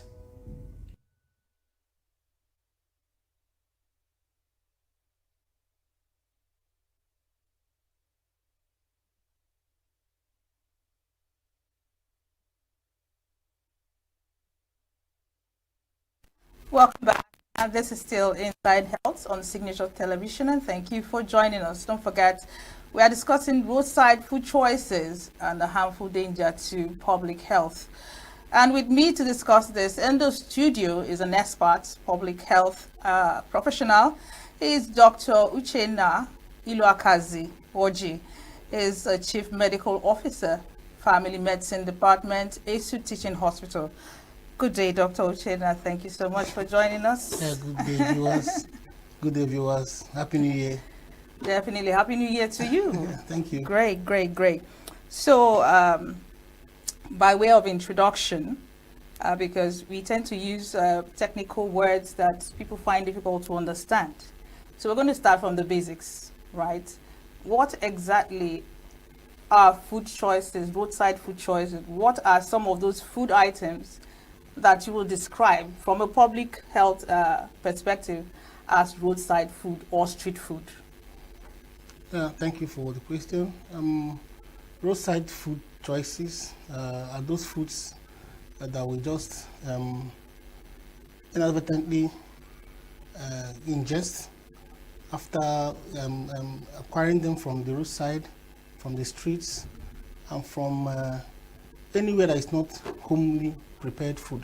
These foods include things like suya, things like mama puts, fruits being sold on the roadside, and a host of other things. All these items being sold by these Hausa people moving with their trucks. And there are plenty of them, but of course these food items are dangerous. They are very harmful to the body because of the hygiene. We're going to get to the consequences of taking those sort of food items. However, we have a special report, and we want to take our special report so that we'll find out a more in-depth analysis, or rather more in-depth meaning to what street food means towards Nigerians. So please take a listen to the special report on roadside food items. Across the globe, roadside food stalls have become a beloved part of our daily life. From street corners in major cities to rural villages, they offer a quick and affordable solution to hunger. For many, these vibrant food stalls are a way to experience local culture, taste rich flavors, and share in the joy of eating with friends and family. But as much as they satisfy our appetites, these street food choices may be doing more harm than we realize. Street food offers an undeniable convenience. It's quick, cheap, and often bursting with flavor. Whether it's a hot bowl of noodles, crispy fried snacks, or a sweet dessert, these foods are designed to tempt the taste buds. But behind that rush of flavor and satisfaction lies a much bigger question. Are these meals truly nourishing in our bodies, or are they slowly undermining our health? One of the greatest concerns with roadside food is its nutritional quality. Many of the offerings are high in calories, unhealthy fats, and excessive amounts of sugar and salt. Fried foods, for instance, are often prepared using cheap oils, which can become unhealthy after being reused multiple times. The result: foods that are calorie-dense but nutrient-poor, leading to long-term health risks such as weight gain, high blood pressure, and increased cholesterol levels. Portion sizes at many food stalls can also be misleading. While they may look like a good deal, they are often larger than what the body needs in a single sitting. This leads to overeating, and over time, this can contribute to obesity and many other diseases linked to it, like diabetes and heart diseases. While the food may be flavorful, its preparation can sometimes raise serious health concerns. Many roadside vendors operate in conditions that lack the basic hygiene practices required for safe food handling. Without proper sanitation, food can become contaminated with harmful bacteria, viruses, and parasites. Improper food storage, unsanitary cooking surfaces, and exposure to dust, dirt, and pollution would look more vibrant or taste more intense. Their long-term effects on health are cause for concern. Consuming excessive amounts of artificial additives can lead to a range of issues, from headaches and digestive problems to allergic reactions. Over time, these substances may also contribute to the development of chronic conditions like asthma, high blood pressure, and even certain types of cancer. While the immediate effects of roadside food may not be apparent, the damage caused by years of poor dietary choices can be substantial. The combination of high-fat foods, excessive sugar, and inadequate nutrition can lead to serious health problems down the road. Chronic conditions like obesity, heart disease, and type 2 diabetes are now more prevalent than ever, and their roots can often be traced back to the foods we eat. Many of these illnesses take years or even decades to develop, but by then, the damage is often irreversible. Fortunately, there is hope. Across the world, a growing number of vendors are recognizing the need for healthier alternatives. By offering foods made with fresh ingredients, avoiding excessive oils, and providing balanced meals, they are helping consumers make better choices while still enjoying the convenience and taste of street food. Health-conscious vendors are proving that street food doesn't have to be unhealthy. With a little creativity, street food can be both delicious and nutritious, helping to break the cycle of poor eating habits and improve overall health. As consumers, we hold the power to make better choices. By demanding high standards of food safety, supporting healthier food options, and being mindful of our nutritional needs, we can help shape the future of street food. Roadside food will always be a part of our cultural fabric, but it is up to us to ensure that these choices don't come at the cost of our health. The path to a healthier future begins with the decisions we make today. And that was a special report on roadside food choices. I mean, Dr. Oji, there's a common thing that you will agree with me kept, coming up from the special report. You could see the environment where the food was being prepared, where people were sitting, the cutleries, the plates. What are your thoughts in terms of the environment? Because when you were describing what roadside food was, you explained that it's being sold out there, the fact that it's sold within the environment, and we could see it from, the report. Is there any other thing you want to add to the definition of roadside food, that is outside of what we saw from the special report? Well, from what I understand, apart from the hygienic aspect of roadside foods, we also think of the components, the ingredients. Good. And because I saw someone pouring something from a bottle. Yeah, that might be just a plastic bottle. These oils that get congealed. Those oils are not hygienic for the environment, for the person, because most of those oils contain a lot of cholesterol. And you don't, when you eat outside the home, you don't control the ingredients. You don't control the sugar content. You don't control the salt content. You don't control even the spicing. Unlike when you cook it at home, you don't also control. Home is a more controlled environment than. Yes, apart from the hygienic aspect of it, the component of the food also matters a lot in roadside. Yes, right. Choices. And one thing people should understand is that when you eat at home, you control what you eat. But when you eat outside, most of the time, the environment where you eat and the people around control what you eat. Wow. Most people don't eat. If you're eating at home, you find that most people don't even eat 2-3 pieces of meat. One. But when you come outside, they will even serve you without you knowing. Your plate is filled with a lot of meats that contain a lot of cholesterol, and you'll be forced to finish it most of the time. So it's not always a controlled environment. Yes. So when you eat at home and eat hygienically, it's far more better than when you eat outside the home. Apart from the health aspect, the hygienic aspect of it. All right, brilliant. But then we're going to go to find out what people think about roadside food. You are the expert, then there's also the opinion of the people. So We're taking you straight to the Vox Pop to find out exactly what people think about, patronizing roadside food vendors. Please take a listen to this. I don't eat it because of so many harms. First and foremost, the preparation. Most of those food are not prepared well.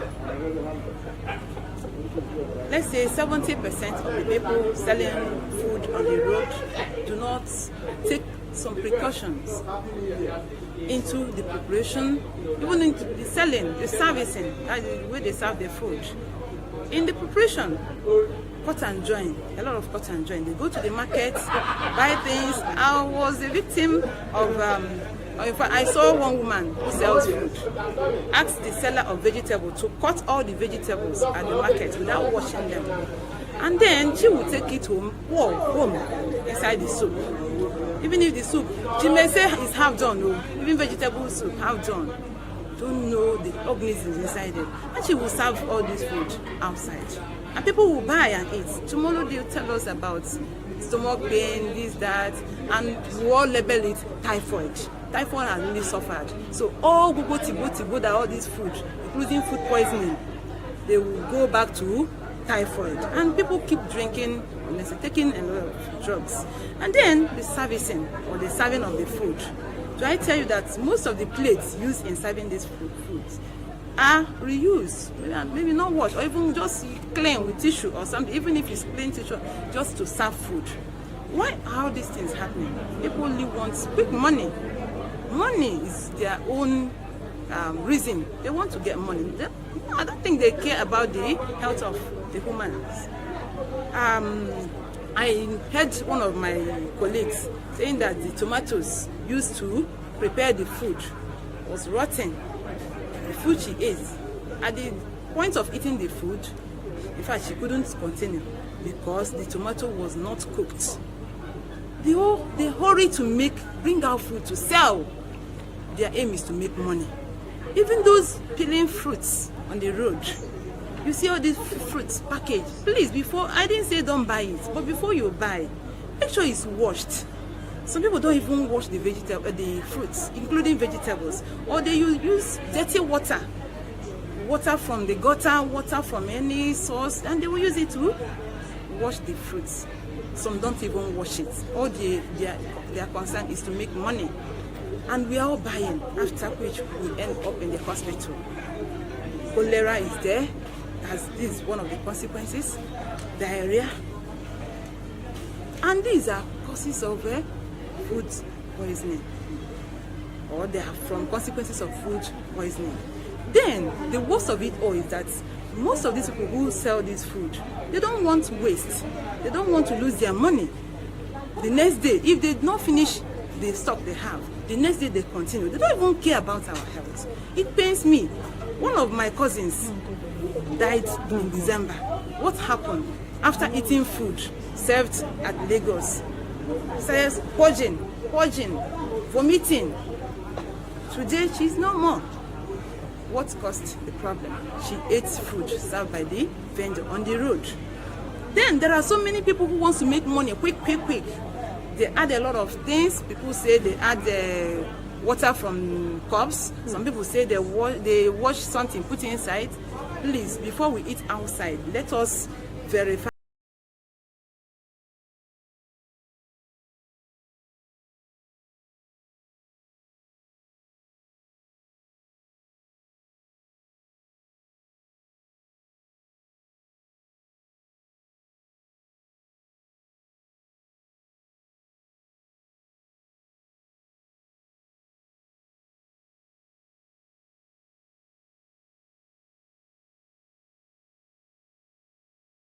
We want to buy food from outside. Roadside food, if anybody can help it, please avoid it. The reason is this: look at the environment, the dust in the environment itself. Most times this roadside food is not cooked in a good environment. The preparation process is poor, and the people preparing it are not educated enough to handle food. They don't wash hands well. You know the commonest disease we have in Nigeria after malaria, which is typhoid fever. It is a fecal-oral disease. In other words, it comes from the anal part, where we put out what we have eaten, where we defecate. That's where it comes from, and it goes into the mouth. What do I mean? Somebody goes to eat herself, she defecates, then she cleans. After cleaning, how do we wash our hands? These roadside food vendors, how do they wash their hands? Do they use soap? No, they simply put their hand in water and just do and bring out, and they use that same hand and prepare the food. And this food, you take it now, put it in your mouth, and the organism begins to, that is the chain. So you see, typhoid fever is multiplying. We are processing it because people who are not well informed are preparing food for us. And where do we meet most of these people? At the roadside. I'm not talking about the dust that gets into the food. Yes, have you seen suya in the open place? Your vehicle is passing, you splash dust. Inside that dust, you have people who have spat out their phlegm, their cough, any kind of cough. I don't want to mention the tuberculosis and all that, which although tuberculosis, you can just, by inhaling it from the food, you can have that. So it is not advisable as much as possible. They don't cover the food well. You see akara. Only few people put their akara in a glass case. Others will keep it in an open basket. Anything that can fly around goes into it. And that same akara, how you will know how clean the food is? Take a piece of a white handkerchief and keep beside that, on that table where the akara is, and give it 10 minutes. That hanky will turn brown. It is the same dust that fell on the hanky that has been falling on the akara and the yam that is fried there. So roadside food is not the best, but the poverty in our country cannot help us because they appear to be cheap. And the reason they are cheap is because they don't go through the normal process of processing that food, of cooking that food. I don't consume roadside food. The reason is the way I was brought up by my mom and my family. We don't, because if as a student now, you know how to cook, and maybe you go to the market and buy foodstuffs and ingredients and cook, you'll find out that you eat more healthy than roadside food, because most of the ingredients used in cooking roadside food are not actually that healthy. Because all these, if you go to market now, there's a video I watched once about a tomato that used to have frozen on it. The man in the video said that tomato was made by snakes. That if thing punctures it, the venom enters, and if you use it to cook, thing can be really dangerous to the health. And the money you use that you could have used to buy the more quality tomato, now you add more and start using yourself of some illness you don't even know about, or that you just forced upon yourself by consuming roadside food. And you can't actually blame the vendor or the people that cook roadside food, because everybody's trying to make a living. So if they see something cheaper, of course, definitely they have to go for it and cook for them. And everybody's trying to make a living. I won't say what they're doing is right, but the country is getting hard by every day passes by. So everybody's trying to make a living and survive. So I just believe that the ingredients used in cooking of roadside food, of preparing roadside, I feel that they're not, they're not quality products. So you don't know, and the environment in which they cook, the environment and everything, you don't know whether it's clean and everything. So you consume of roadside food can be really very dangerous to the health. My name is Rose Onwa, and I sell akara. The reason why I sell akara is to help people out, because akara is the only common food that anyone can purchase with at least 500 naira. Even with the smoke and stress that comes from it, I choose to sell akara because I use it to help people out.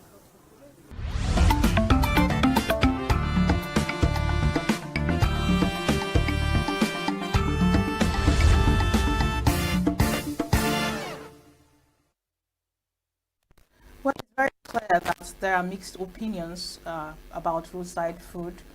Many complain that it's a food of convenience, others say it's based on maybe economic issues and they don't have any other choice other than to patronize roadside food vendors. But then, Dr. Oji, there is the public health aspect And you mentioned about the content of the ingredients they used to cook. But then there's also the infectious, disease aspect of, eating roadside food. Can you tell us a little bit about that? Yeah, I said apart from the infectious aspect of it, there is this altering of the metabolism of the body when you eat those foods that are not properly prepared. If we will understand that we have high incidence of these chronic diseases now, we have high incidence of diabetes, high incidence of hypertension, high incidence of cancer of all sorts. So you're saying there are food choices that can cause cancer? Yes, there are food choices. These food are prepared with a lot of chemicals that you don't know. People that eat Indomie anyhow, on the roadside, you don't know how it's being prepared, you don't know the contents of the preservatives that are being used. And that is why I still believe that people need to watch what they eat outside their home. Watch if you go to the roadside shops that sell things like meat pie, buns, fast food joints. How those foods are being prepared affect our body. If you watch the environment now, a lot of people now come up with diabetes. A lot of young people, you mean? A lot of young people come up with diabetes, hypertension. This is what we don't see before when people eat natural food at home. But now that people eat outside the home, apart from the fact that it is very dangerous by the infectious aspect of it, by changing the body system, it's also very, very, very bad. And there are a lot of factors that lead to people eating outside the home. And it's not something we will talk about now, apart from the poverty, apart from the convenience. People do not, the women now are culprit to this because they no longer cook at home. You come out in the morning, instead of a woman to cook for the husband, she will even go outside and buy fast food for the husband. So men no longer eat at home because their wives don't cook for them. Even though the wives they're not cooks truly, but at least in the olden days, our mothers and our fathers did very well when the mothers cook for them and even pets them, eat it. Oh, this is by the way, but in the olden days, women were not expected to work as much as they do now. No, cooking should be, though not absolute function of the wife, but more relatively. Let us not go into it. But as I said earlier, because of the type of food people eat now, most people eat outside the home. Watch those chronic diseases; they are rising so much. I mean, there's no day I don't see a diabetic patient or hypertensive patient, a young boy of 32, 33 years. Can you tell us any particular kind of cancer that is that is brought about by maybe diet, consuming street food and food that is not well prepared? I might not. Almost every cancer has smoke as a precipitating factor. So where and how the fears? Not only tobacco, but smoke alone. From firewood? Yes, has that as a precipitating factor. So most of the food you eat, you might not even know the environment where it was cooked. But they cook it somewhere with firewood, with even tire. Some people cook with tire. Some people cook with coal. It's wrong to cook with coal, but most people cook with coal. They get illegally, and after cooking they bring it out for us to eat in a very nice environment, not knowing that it was cooked with something that is very dangerous to the body. So people should watch what they eat. All these people that sell food outside, but they prepare it in their domos at home. Very dirty environment, very cruel environment. And you see them carrying it in their barrel to sell to people. You might not know how bad the environment where it was prepared is. Okay, so I want to make a clear distinction between infectious implications of roadside food consumption and non-infectious. Yeah, you've mentioned some kind of cancers, you mentioned diabetes, obesity, hypertension. Let's discuss food poisoning. Okay. It's some sort of a buzzword. When somebody says, I think he or she had food poisoning, it's actually different from what the medical expert calls food poisoning. So tell us exactly what is food poisoning as it relates to roadside food consumption. Food poisoning generally implies, taking any food that upsets the gastrointestinal tract. It upsets in the sense that it can increase motility, both downward and upward, that's diarrhea or vomiting, and sometimes they might even lead to sepsis. Food poisoning, in quotes, it's not what people think. People think I was poisoned. Yes. Somebody probably puts juju by food. what you eat, you can get poisoned, and it will upset your body system, and most especially the gastrointestinal tract. Can roadside food consumption cause food poisoning? 100%. Of course, roadside foods are the major cause of food poisoning. Because the environment where these foods are prepared and where they are served, so dirty, so unhygienic, and because you cannot control the person doing it, sometimes you will notice it, but because you cannot control the environment you have come to eat, you just go on with your food and leave, only to come back with an upset, both either by bacterial infection or even the content of the food. Sometimes you might finish eating and you start having bouts of ulcer pranks. Yes, a lot of people, because you don't know the content of the food. Most of the food have been prepared by even white Maggi, or even the normal Maggi that they just spice it so much, and probably if you are prone to ulcer before now, you can come down with that exacerbation of the peptic ulcer disease. So it's not a good thing, to be sincere, to keep eating outside the home. Most people do that, as I said earlier, for convenience. They just go there, giving your 2,000 naira, you have eaten and gone, instead of going to waste your time preparing food at home. Some people do it also because there's no money to eat. 500 naira can give you small food, and you just eat it instead of going to prepare at home.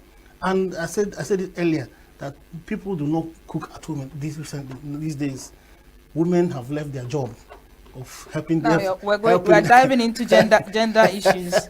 We're diving into another. Let's just stay focused. We must talk about it. Maybe on another forum. We'll focus on the health aspect of it. On the health aspect of it. Now, there are a lot of organisms that are implicated in food poisoning. Good. Both bacteria, fungal, virus, and even the helminths. When you say helminths, what worms, do you mean? Good. Worms, all sorts of worms. People do not cook properly now, and people do not cover their food very well, especially on the roadside, because you want people to see it.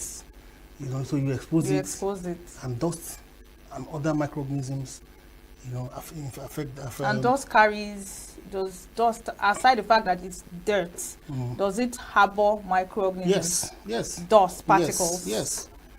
Dust particles harbor microorganisms. There are. It's like even the portal. For microorganisms do not move on their own. They are being carried by air, and air mixed up with dust. So they are like a portal where that means of transportation. Yes, of those organisms to wherever, apart from breeze, normal air. They could cling on dust particles, and they get transported to a particular place on our food, and you not see them. You not see it. Just a single microorganism, E. coli, can give you acute diarrhea. It's very common, but people take it for granted. After I can just go to the toilet and use myself, not knowing that it could be a chronic one that can give you a debilitating effect on your system. All right. So before we get to an overview of some of the infectious, outcomes or consequences of roadside food, like you just mentioned, acute diarrhea, and I'm sure there are others. Yeah. Let's still talk about food poisoning. How can someone know that it's as if, I am experiencing food poisoning? What are some of the telltales or symptoms, early symptoms that someone will say, it seems as though this is food poisoning? Food poisoning has, as you rightly say, telltale signs, but they are early and late symptoms, probably and signs of food poisoning. One of the early signs or symptoms of food poisoning is nausea. Explain nausea. Nausea is urge to vomit, then vomiting on its own, then abdominal upset, abdominal pain, mostly at the upper part, the epigastric part, Then it will also have pranks or cramps in the abdomen. That's when the tightness of the abdomen. Then it will lead to diarrhea. That's frequent passage of stool that is loose. The key word there is that it is watery or it is loose, and it is also frequent. It's not when you pass it once that it's food poisoning. You keep passing loose stools, And when you pass loose stools, of course and you're vomiting, you'll be tired. There will be weakness of the body, easy tiredness. And sometimes, because you're talking about organisms that have gone into the body, sometimes it might enter into your bloodstream and leading to sepsis or obvious infection, So the person then comes with what? Fever, lethargy is feeling of unwell. General unwellness. And some other symptoms that's synonymous with chronic infection. So at that point, what should the person do? The management of food poisoning is simple and straightforward. Okay. One is replacing what you have lost. If you are losing fluid, replace the fluid. If you are losing calorie, replace with calorie. I'm talking in a layman's way now. I'm sure someone is wondering what's calorie. Yes, so they understand replace water. If you are passing stool frequently and it's loose and you're vomiting, the normal thing you can do is to get oral drip when you can tolerate orally. But when you can't tolerate orally, that's when you go to the hospital and they'll put drip of different type. They have different types and volume, that will give depending on what you want to target. Yes. You get me? So those drips are of different types. You use the one that is very convenient for that patient at that point in time. But if the patient can tolerate orally, the best is to take oral drip that we can get around you, or you can even prepare by yourself. And if you can eat, because you're losing food you have eaten, of course you eat healthy food now. That's if you don't stand the risk of vomiting it. Yes, that's why I said if you can tolerate orally, if you're not vomiting again, you can eat food. But if you don't eat, you'll be getting tired. It sounds as though food poisoning is self-limiting. You don't have to take drugs. Most food poisoning is self-limiting, especially when it's caused by the virus. But if it is caused by bacteria and you're already at the hospital, of course there is the need to take antibiotic. Because there's some food poisoning that if you start taking antibiotic early, you even worsen it. Yes, because you might be handling something that is not of a viral infection, and you can, there's not of bacterial infection, and you can alter the normal flora in the gut and worsen the diarrhea. So you must give it time. If it is getting worse and you think, of course, or you have done, and another thing that people do not do is to do stool culture. It is good to do stool culture. Apart from the fact that yes, every stool is dirty, but you can get the organism, especially for the sensitivity aspect of the treatment. So I think it apart from the rehydration aspect of it, you can also treat with antibiotic, but it is not an absolute indication. Yes. Okay, so while you were describing food poisoning, you mentioned loose stool, or what we call watery stool, frequent watery stool. What about blood tinged stool? Or somebody can come and say, okay, so I was stooling, the stool was loose, and then there was blood. Is this still part of food poisoning? It's still part of food poisoning. But what caused the these days we talk about cholera. The cholera is an endemic disease. Can it be caused from roadside food consumption? Yes, of course. Vibrio cholera can be gotten from eating food that is infected outside. It's possible. Of course, how else do you get cholera if not from infected food and water? That is it. Yes, it's possible, very, very possible, and that is why people should be very careful what they eat. We had outbreak of cholera some time ago at Owo, and of course the public health department of the Ministry of Health dealt with it well, and both by awareness and the treatment of the patients, because it's a very virulent organism that can lead to death. So if any patient, you see any patient that comes with loose stool and is bloody, it is a reportable case. You have to report to the ministry or to the appropriate authority, because some other person might be having that kind of problem, and this person only present. And so if you go back to the environment, you find that a lot of people are also having such problems. Yeah, so it's a case that you should report to the appropriate authority. It could be cholera, it could be any other thing. But what we are interested in this environment now, places where we have very bad hygiene, is cholera. All right, so let's follow this thing. We have been following it systematically.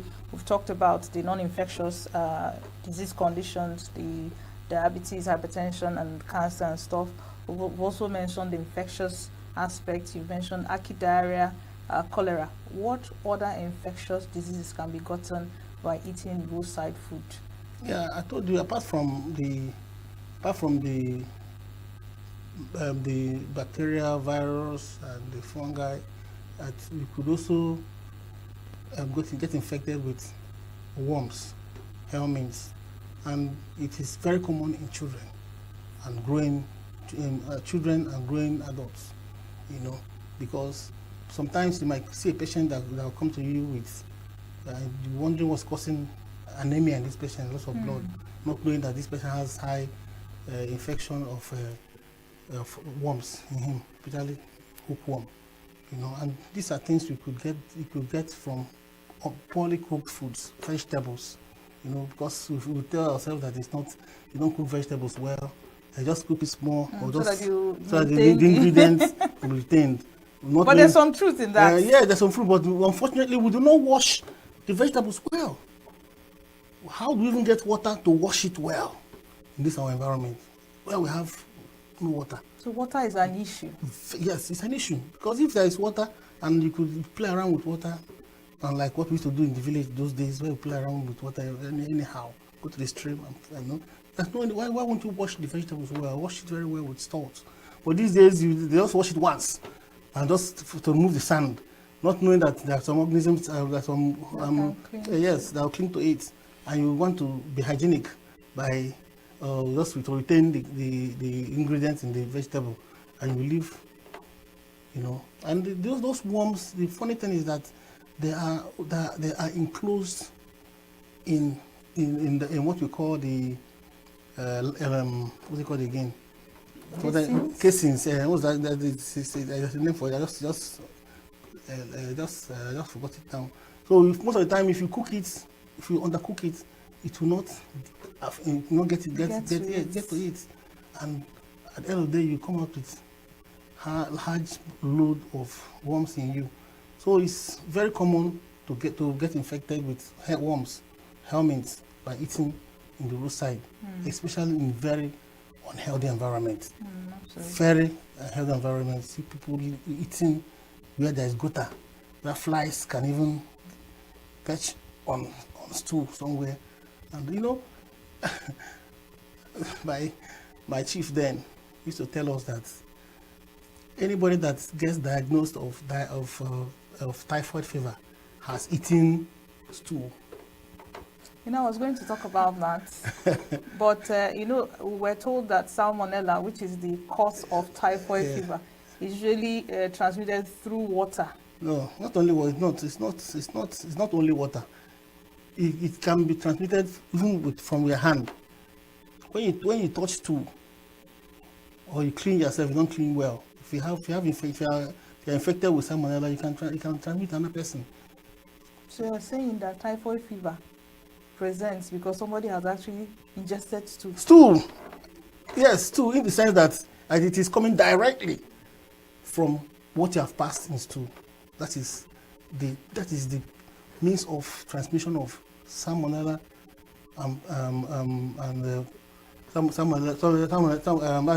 that cause of typhoid fever is salmonella.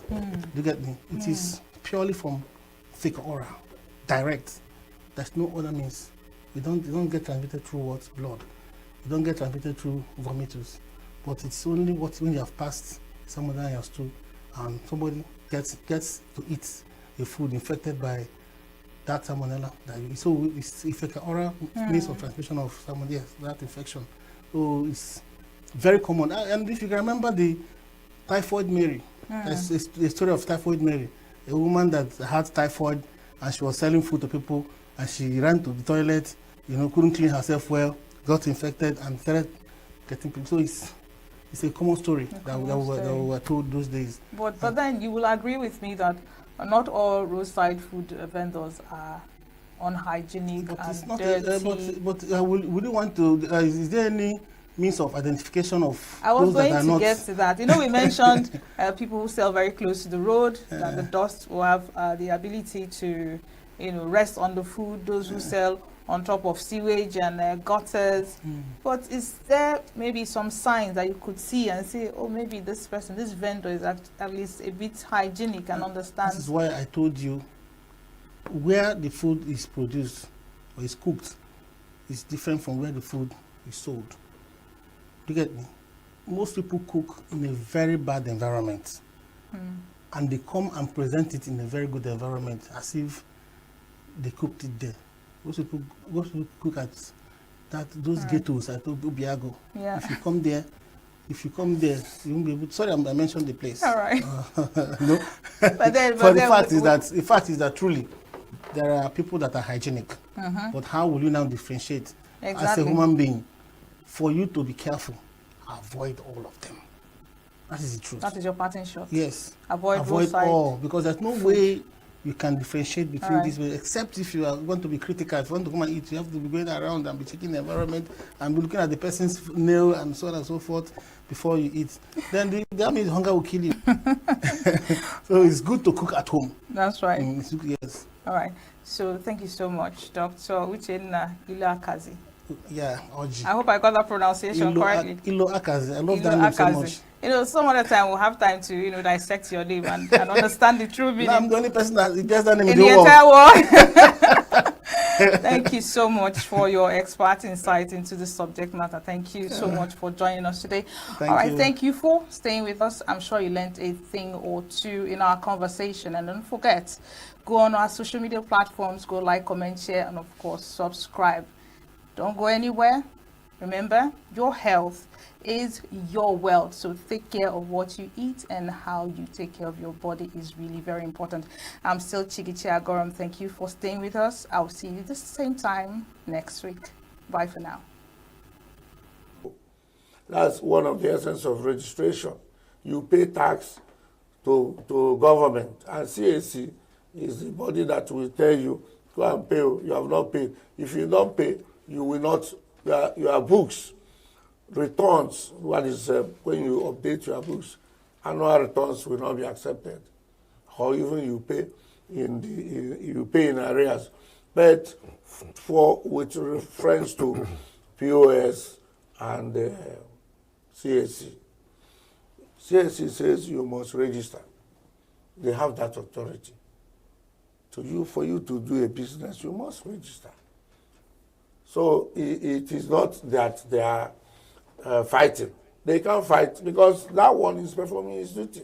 If you are negligent, if you refuse to obey or respect him, it doesn't mean you are fighting. So what I'm saying is that if CAC says you should register, you register. Then there are some that will pay what they call income tax. There are people who pay these other aspects of tax, that is company tax. So I'm CEO and co. Doesn't elevate my status so that to the federal government, so I'll be paying to CAC. I'm supposed to pay to the Board of Internal Revenue as an individual. Then if they say the state now approves a token for all these people who are doing petty trading, then it's their law. Paimano Ani, an 80-year-old man from Umwatu Boma in Akebugu, Enugu South local government area, has a story that resonates with many. Our first encounter with Pa Emmanuel was at the now defunct Heritage Bank, a retired civil servant who served at the Nigerian Population Commission, NPC, in ENUGU. Emmanuel still receives a meager monthly pension of 18,000 naira. My pensioner, I come to them, but no anybody answer me. Huh? I then be old man. Huh? You no good. That's why I come. He say make I go back. Tomorrow I come. Where the money where they take on come? To understand the challenges Pa Ani and others like him face as pensioners, Signaturetv visited his hometown, Umatu Boma.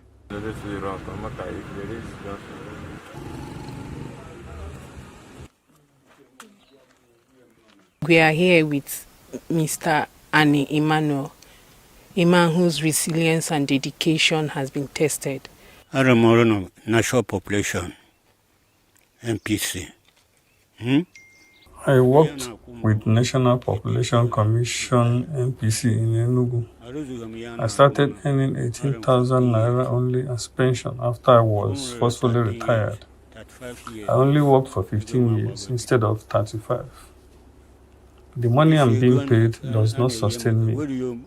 I have 5 children. The money can hardly sustain us. In a country like Nigeria, where social security is absent and a man's children have become their insurance in facing the vagaries of retirement and old age, Pa Ani's story is really a sad one.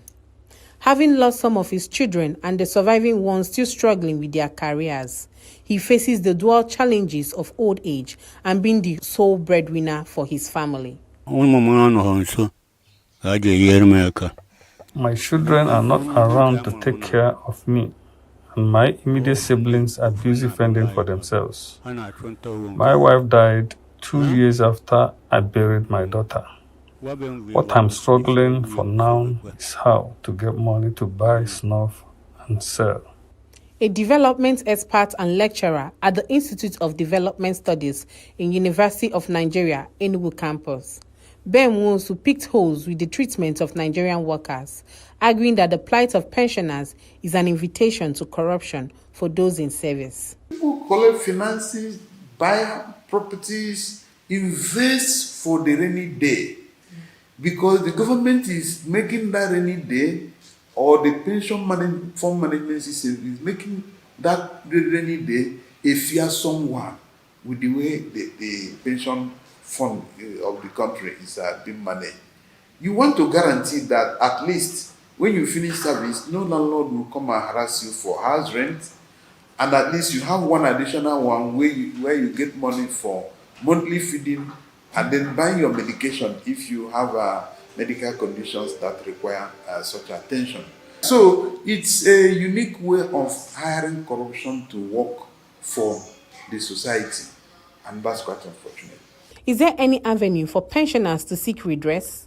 Professor Nkechi Okpalobi teaches law at Nnamdi Azikiwe University in Awka. Yes, they have a right. And their right is born out of the provisions of Section 36, 1 of the Constitution, that where there is a determination of the right of a person, the person can access the courts under Section 36 of Section 1. Then if you move further, under Section 16(2)(d) of the 1999 Constitution as amended, you also see that pensioners have a right there under that provisions of subsection D, where the law states that you must take care of them, their old age, their pension. They can ventilate their grievances before a court of law. Pa Ani's story resonates strongly among other pensioners in Nigeria. At a recent verification exercise of pensioners by the ENUGU state government, it was also tales of woe. I'm sick and I'm old and I have no help. For many years, I've been unable to do this. This, I want help. My problem, my immediate problem now is to pay me my gratuity. That is my immediate problem, to pay my gratuity. My brother, yes. He was paid few months before he died. He died 18th January 2015, and the pension was stopped 2015 August. To continue the pension, if they can pay the gratuity, good and fine, because the children are suffering so much. As the arguments rage, people like Pa Annie continue to suffer with no end in sight. Many people have been known to die waiting for their gratuity. And oftentimes, the next of kin or people who are on paper to receive these payments may not be very properly streamlined, such that some of these funds go unpaid when the individual dies. 18,000 naira, strictly speaking, cannot, if you're very conservative, it might just serve you for 2 days. You might just feed for 2 days with it. But even the 18,000 naira, I bet you, is not consistent. But people still go to queue up to receive it. And for the sake of this 18,000 naira, they still asked to come for verification. Some of them travel from villages to come for verification. Sometimes you see long queues of frail-looking old people waiting to be verified. The struggles of Emmanuel Annie are not unique. Many elders in the society are facing similar hardship and challenges, highlighting the urgent need of government and non-governmental organizations to look into the welfare of pensioners and elderly ones in the society. Chinemeremi Kebunam, reporting for Signature TV News.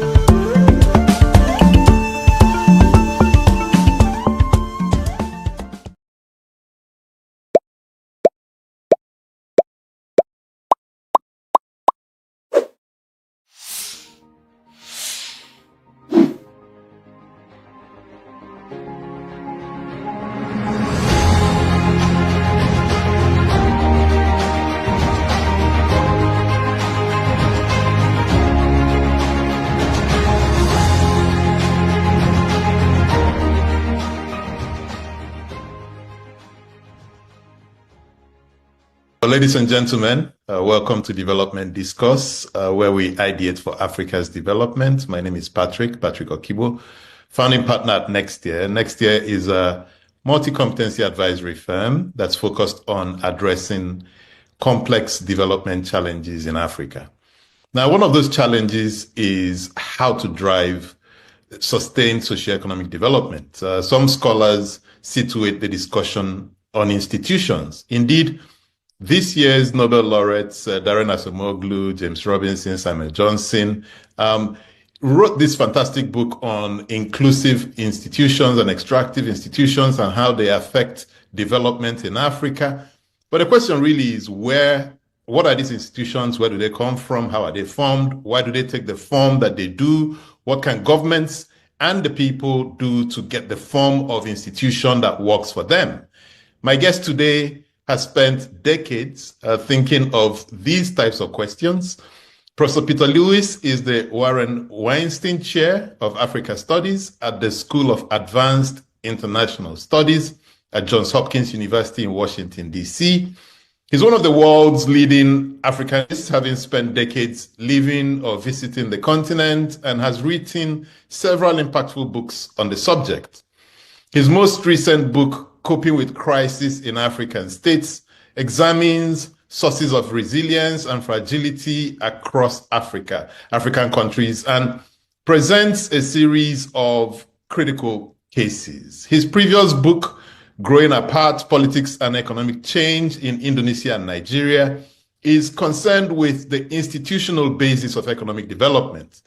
He has published several other co-authored and edited books, numerous book chapters and articles in World Politics, World Development, the Journal of Democracy, the Journal of Modern African Studies, etc. His research and teaching focus is on economic reforms and political transitions in developing countries, with particular emphasis on governance and development in sub-Saharan Africa.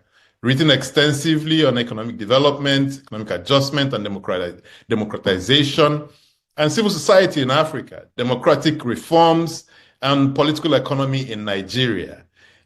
He's a member of the Council on Foreign Relations and the editorial board of the Journal of Democracy. He's consulted for several leading development organizations, MacArthur Foundation, Ford Foundation, the World Bank, Freedom House, etc.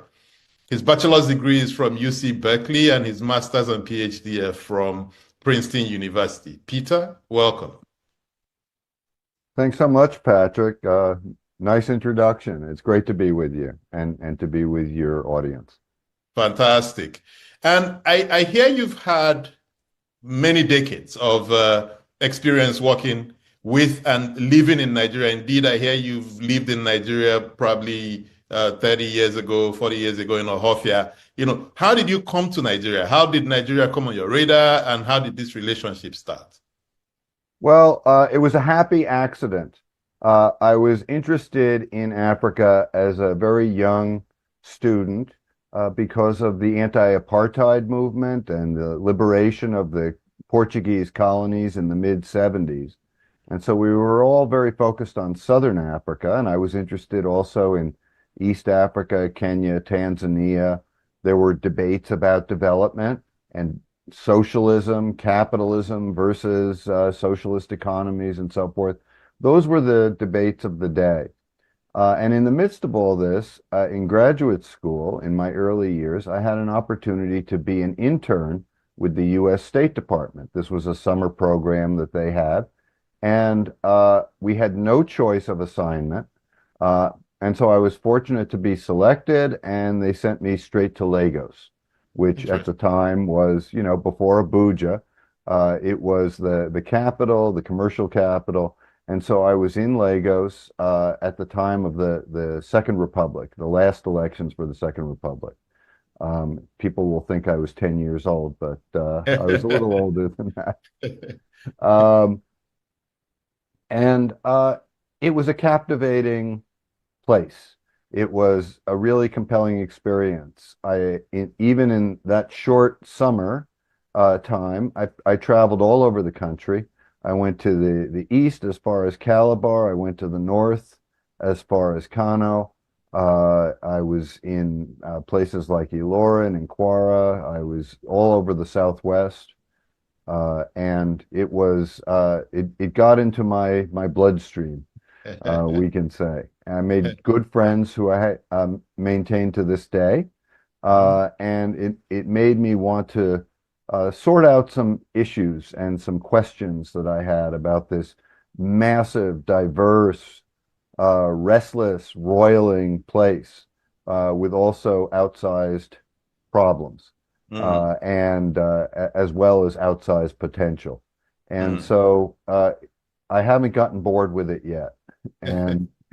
And I just keep making friends and finding new engaging questions, and I keep coming back. And if you go back to, you know, those days, those early days in Nigeria, is there anything in your experience then that could have foretold what Nigeria looks like today? And if yes, what were those? Those, you know, yeah, that's an interesting question. I mean, Nigeria did look different then. You know, when in the summer, in the months of 1983 prior to the election, there were massive trash piles in the median of every road in Lagos. The lights were out for weeks at a time. Public services had collapsed. Meanwhile, the political class was parading their finery.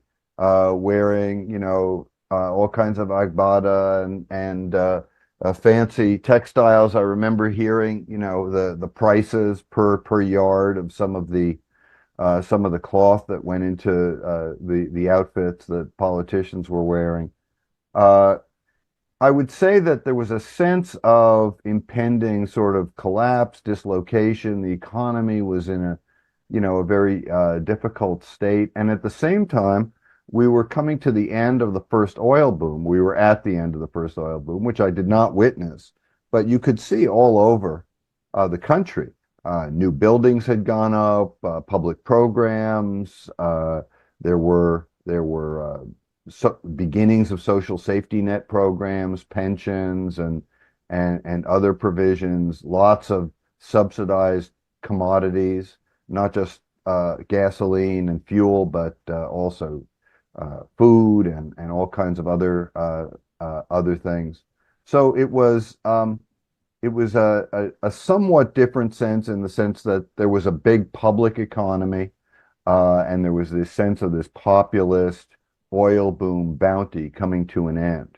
And there was also a sense of dislocation. And when you come to Nigeria today, I have to say, in Lagos, there's a lot of new private construction. Things look more orderly. There are some public services that do function.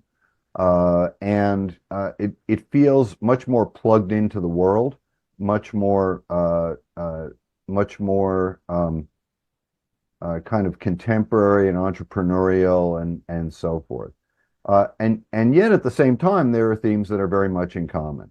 The oil economy, the detachment of the political class, the really deficient state of public goods, utilities and services that don't serve average people well at all. The sense of insecurity and sort of uncertainty. In those days, it was a sense of political uncertainty and maybe more focused on crime, but there was a sense of things kind of just barely functioning at a precarious level. And we have the very precarious economy today. So there are continuities, and there are changes. And those are the kinds of things I reflect on. And that's what I think I'm hoping that we can reflect on this talk. But just maybe more question from that time. Did you get a sense that the leaders, you were talking to the bureaucrats, that they really understood what we were going through and what it could evolve into? And I'm talking about back in '83. Now, as you speak to leaders today, do you get a sense that we now understand and that maybe we're ready to do things differently, or are we still stuck in that, mindset of the early '80s? Well, I think there were some challenging ideas, let's put it that way, in the early '80s. There had been a spectacular, breathless decade of growth. The GDP of Nigeria expanded like four-fold between 1973 and 1979. I mean, 6 years, tripling of the GDP. But public spending expanded sixfold, so it outpaced the growth of GDP. But the economy tripled. This was an era when there were 5-year development plans. Each plan was orders of magnitude larger than the next. And the third and fourth plans really outlined in the most ambitious way a vision of an integrated, modernized, industrialized, diversified Nigeria. But it was all going to happen through state investment for the most part. It was all going to happen through the Ajaokuta steel plant and the Peugeot and Volkswagen assembly factories and the various cement firms and machine tools and petrochemicals, and it was all going to be driven by the public sector. And then we certainly had problems of fiscal oversight and fiscal discipline under the military, but then things really completely unraveled in the Second Republic. The politicians came back after a hiatus of 13 years, and they really, so 1966 to 79, and they really ran rampant with spending and self-dealing and private accumulation. And so when the global oil markets then tanked and we got into a bunching of external debt, this was not uncommon for the continent, but it was especially acute in Nigeria. There were no good ideas. And there was no guidance from the center that could right the fiscal ship. And so what we had was, a degree of sort of populism and homegrown austerity, first under Shagari, and then after the coup at the end of 1983 under Buhari, with import licenses and foreign exchange rationing and ad hoc cutbacks of various projects, and there was just no theory of adjustment or we don't even need to use the word SAP, structural adjustment. There was no theory of how to manage or stabilize the economy, even on a heterodox basis. It was all very ad hoc. Salaries were not being paid to public servants. Public services were being cut back. People forget that Buhari and Idi cut public subsidies on a lot of commodities, including fuel. It was not the IMF and the World Bank who started that trend. So a lot of that happened, and that was very problematic. Today, I would say there's a wider range of economists, technocrats, public policy specialists who have very good ideas about how to take Nigeria forward. Some of it comes from the private sector, some of it comes from what we might call public intellectuals, but there's no shortage of ideas. I think the problem today, as it has been through Nigeria's history, has been a collective action problem. How to muster the focus, the discipline, and the unity to unify Nigerian energies toward what Peter Evans called a project of accumulation, which is what he observed in places in the 60s and the 70s, in places like South Korea and Singapore and Taiwan, and even places like Brazil, another large federal democracy. Exactly, and we're going to get to those, including, many of the discussions around how to achieve elite consensus and so on. But let's start with institutions. So when we say institutions, what do we mean by that, and why does it matter? Well, I could lecture on institutions for the rest of our session. There's a whole debate in literature, and for about at least 30 years now, there has been a consensus in economics and political economy that, quote, institutions matter. And so if we think back to the old days of the SAP, the reigning idea in the World Bank, the IMF, the orthodox neoclassical institutions was that you had to get the prices right. And once you adjusted the prices, then markets would step in and you would get better allocations and better performance. And then economists like Joseph Stiglitz, another Nobel laureate who at one time was the chief economist at the World Bank, but he was essentially an academic economist at Columbia. Joe Stiglitz won the Nobel Prize for his path-breaking work on institutions and markets. And then the historian Douglas North came in, with very important statements in the 80s and the early 90s. And the gist of all this was to say, in the sense that institutions matter, that prices send one type of signal in markets, and they're very important. But the institutional framework determines how people behave. And institutions are then structures. They can be organizations, or they can be informal arrangements. But institutions are durable structures that condition our expectations. They can be rules, they can be norms or principles, and usually they have some kind of enforcement mechanism. So one interesting reflection is when you go back to, say, the history of institutional development, Avner Greif, the economic historian, tells a really interesting stories about trade routes in the Maghreb and in Genoa and Venice in, like the 15th century or the 16th century. So think about you're a trader in Genoa, and you're going to send an agent out into, the Mediterranean to go buy spices or cloth or other commodities. And you're handing this person a packet of coins and giving them a ship.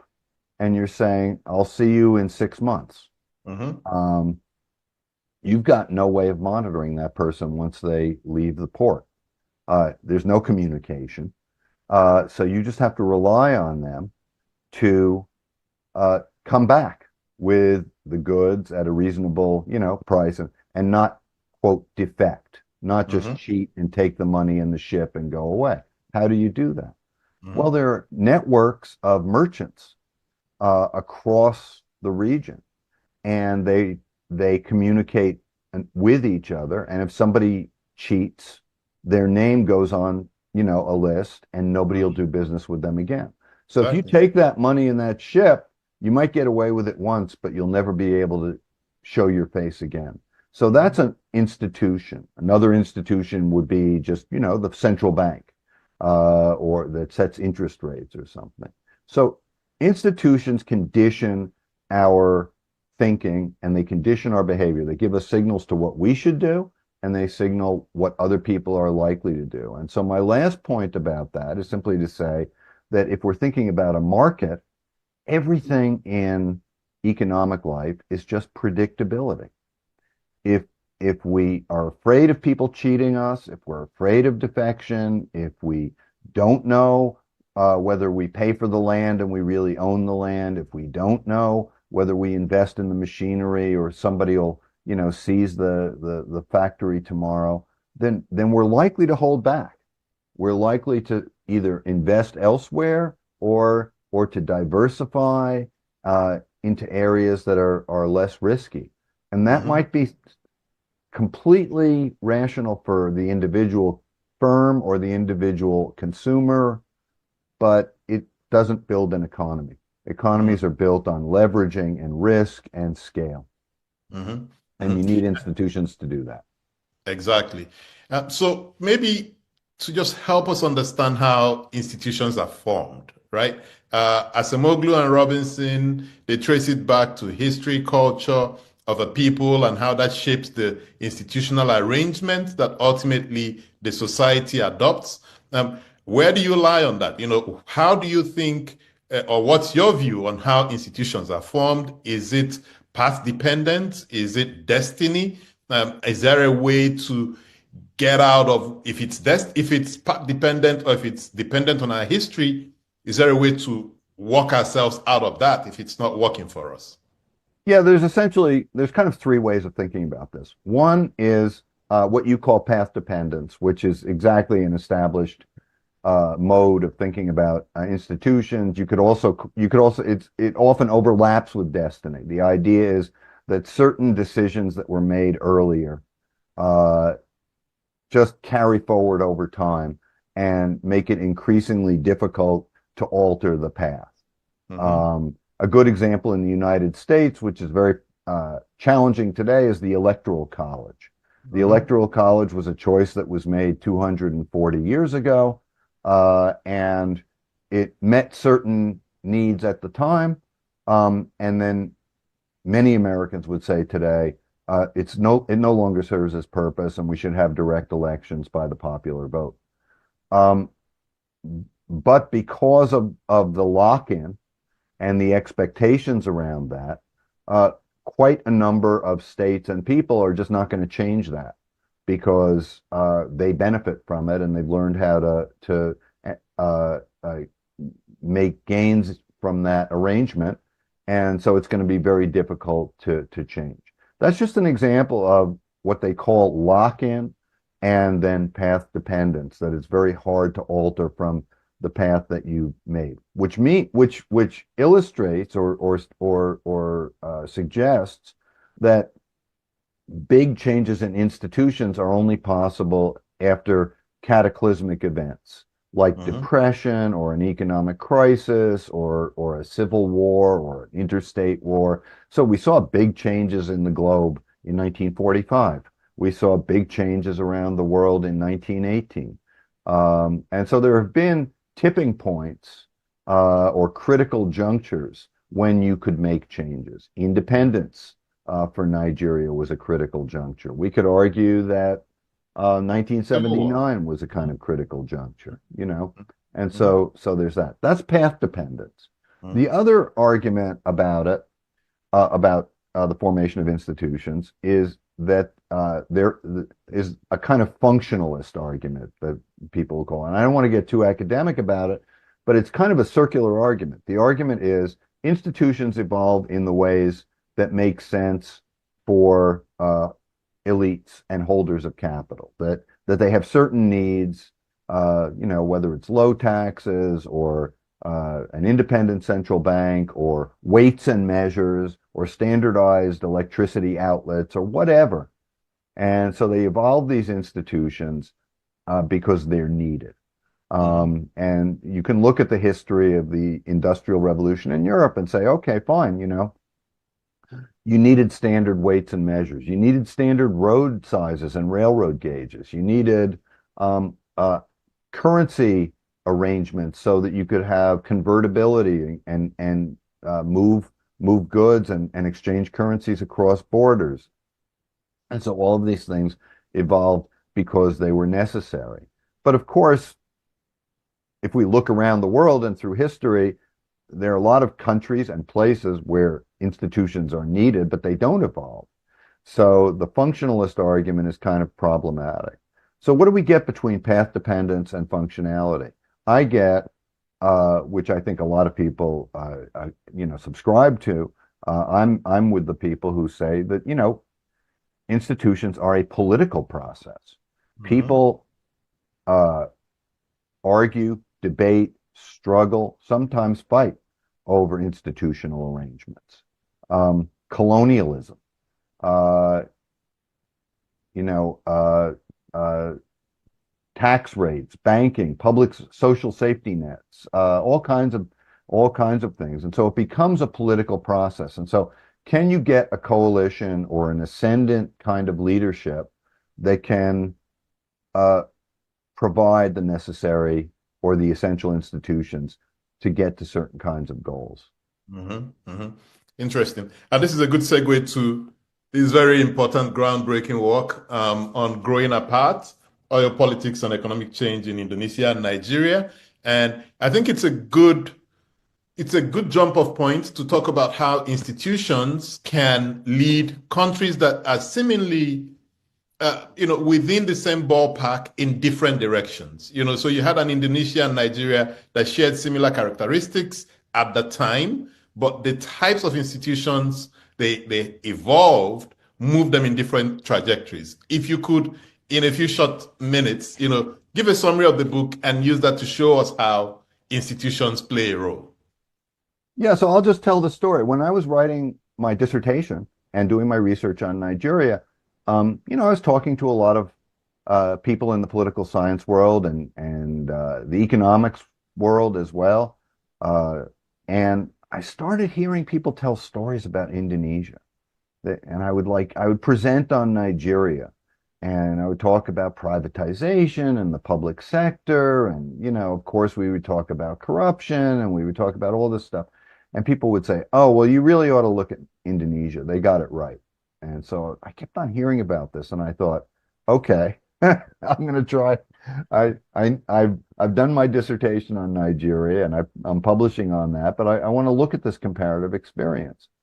And indeed, it's very striking. So Indonesia and Nigeria, they're both very populous countries, the most populous countries in their region and their sub-region. They are the anchor states in their sub-region. Indonesia currently has, I think, more than 350 million people, or 320 million, which is more than Nigeria, but Nigeria is, you know, obviously one of the most populous nations in the world. So they're both equivalent. They're big states. They are majority Muslim population, or at least a very substantial Muslim population. I know there's debates about in Nigeria about the majority religion, but let's just say, even if it's 50-50, very substantial Muslim populations. They're very diverse. Indonesia has 14,000 islands. 6,000 of them are inhabited. Dozens of languages and ethnic groups. So they are tropical. They're producing agricultural products in some of the same types of environments. And so those are the structural factors. Oh, and yeah, I'll get to the historical factors. So those are the structural factors. Big, diverse, multi-religious, multi-ethnic, tropical. Okay. They were both colonized. Indonesia attained independence about 10 years before Nigeria, full independence, but still, you know, in the same era. Then, about a few years after independence, there was essentially a civil war in both countries. There was a failed coup in Indonesia. At least 500,000 people died. Some people say 1 million. And this is very much in line with the toll from the Nigerian Civil War. So and that was 1965. So 1967 for Nigeria. Then they came out of the Civil War, or the civil conflict in each case. And what happened? They had military rule, almost continuously in Nigeria, continuously in Indonesia for about 30 years. And both of those military rulers had very state-led ideas about development. And they had one other thing, which came up in the 50s and the 60s, oil. So Indonesia was substantially a petrostate for a number of years, as was Nigeria. So if you think about their history, in terms of natural resources, military rule, decolonization and violence and disorder, it's a very similar story. Mirror image. So you have these remarkably similar countries in these different regions, but there's one big difference. Indonesia's economic growth from 1970 to 2000 was about 7% a year, aggregate, and about 3.5% to 5%, depending on the period, per capita, which meant that the per capita income went way up in Indonesia. The poverty rate, which was 60% of the population at the time of the civil conflict, was down to 10% by the year 2000, 2001, 2002. And now it's probably single digits. So their poverty rate has gone down. The number of poor people, and certainly very poor people in Indonesia, is extremely low. And as we know, sadly, in Nigeria, the average growth rate over the same period was about 3.5%, half that of Indonesia. So at the end of that period, the Nigerian economy was 1/4 the size of Indonesia's economy, and the poverty rate has remained stubbornly high. It may have the lowest point in the last 30 to 40 years might have been around 40 or 45%, but it's probably about 55 to 60% now. And again, very tragically, Nigeria has overtaken India as the numerical poverty capital of the world. So we have countries with very similar background conditions, and the political economists and the historians would say, oh, they should have developed in the same way because they had military rule and they had statist economic policies and they had natural resources and the so-called oil curse.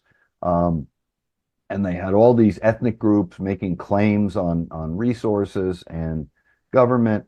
And yet Indonesia has developed. So where do we come to from there? And I'll finish my lecture. Where do we come to from there is we come to a story about politics and institutions. And the government of Suharto, the general who led Indonesia from 1965 to 1998, General Suharto presided over a regime that that emphasized macroeconomic stability, brought in technocrats to organize and manage the economy, and gave them a kind of political insulation or political cover so that interest groups and special pleading and so forth couldn't really derail some of the broad economic policies. They maintained a competitive exchange rate. They maintained low inflation. They built roads. They built an electricity grid. They had a more or less independent central bank. And over time, this led to a fundamental predictability and stability in terms of economic expectations. And let's be clear, what then happened was not so much that foreign companies came in and invested and multinational corporations then developed Indonesia. That did happen. And in certain important areas like electricity or telecommunications or even some road construction, that was important. But the other thing that happened was that millions of Indonesians, small and medium enterprises, individual proprietors of shops and stalls and tailors and vulcanizers and all the people that we know in Nigeria, those people invested. They grew their enterprises. They were able to build bigger shops. They were able to add employees. So it was the mobilization of domestic entrepreneurship and domestic capital that was so important in developing Indonesia. And the other thing to say about it is that this wasn't a institutional transformation like, the United States or some Scandinavian country where there was no corruption and the bureaucracy from top to bottom was efficient at the local level and public goods were efficiently allocated and all that. It was a few key peak agencies that got a few things right, like prices for agricultural producers of rice and, inflation rates and currency stability and so forth. And so it tells you that you don't need to have a 30-year comprehensive overhaul of your entire institutional grid in order to get good growth. It raises so many questions for me. And let me see if I can bunch them up into one. Number one, so similar structure, similar, you laid it out. The core difference being the political leader. They had in a Suharto, someone who could muster society and say, this is the direction we need to go in. And he didn't do it to society writ large. He picked a few sectors and the successes in those sectors then triggered the rest of it. In Nigeria, we haven't had great leaders, but one may, just grudgingly give it to an Obasanjo, right? That in his period, he understood the need for institutions. He tried in that direction. Does that then say that history is something to pay attention to, but it's really the leader? It's the choice of leadership, that is most critical for us to get the right type of institutions that can then drive development? If that is yes, then I want to go to the discussion on how do we then get the right type of leadership, because I know you also focus a bit on democracy. So I'm trying to get a lot of questions in. Yeah. No, that's a great question, and that's the perfect question. The problem in talking about institutions and development and leadership these days, as it has been for a long time, is there's an inescapable fact that if we look at the fast-growing countries of East Asia and Southeast Asia in the 70s, the 80s, and the 90s, they were almost all led by long-term authoritarian leaders. Mahathir in Malaysia, Lee Kuan Yew in Singapore, the Chinese Communist Party and succession of leaders there, Park Chung-hee in South Korea, and so on and so forth. So the question then becomes, is there a democratic path to this kind of growth?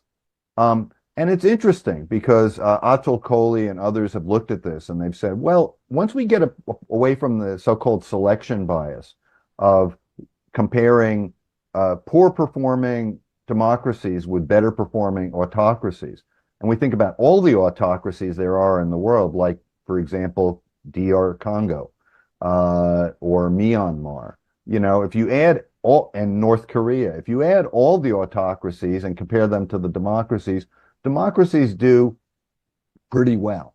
So there is a democratic path for this. And there's a seduction now, I know, across in conversations within Africa about, the so-called authoritarian model in Rwanda and Ethiopia and so forth. And gee, have they got it right? And should we go on that path? And I'm skeptical of that for all kinds of reasons. But I'll just say that after 25 years of the Fourth Republic, I think there's a kind of path dependence for Nigeria. It's not to say that everybody doesn't keep an eye on the military and developments in civil military relations in Nigeria, but I think after nearly 30 years of 40 years, pardon me, of post-independent military rule, the military had its turn. We had a lot of opportunity to see whether there was a military alternative to Nigerian development, and I would venture to say that there's not too many impressive gains there to point to. So the question then becomes, how do you get the right kind of leadership in an elected regime or an elected system to undertake these goals?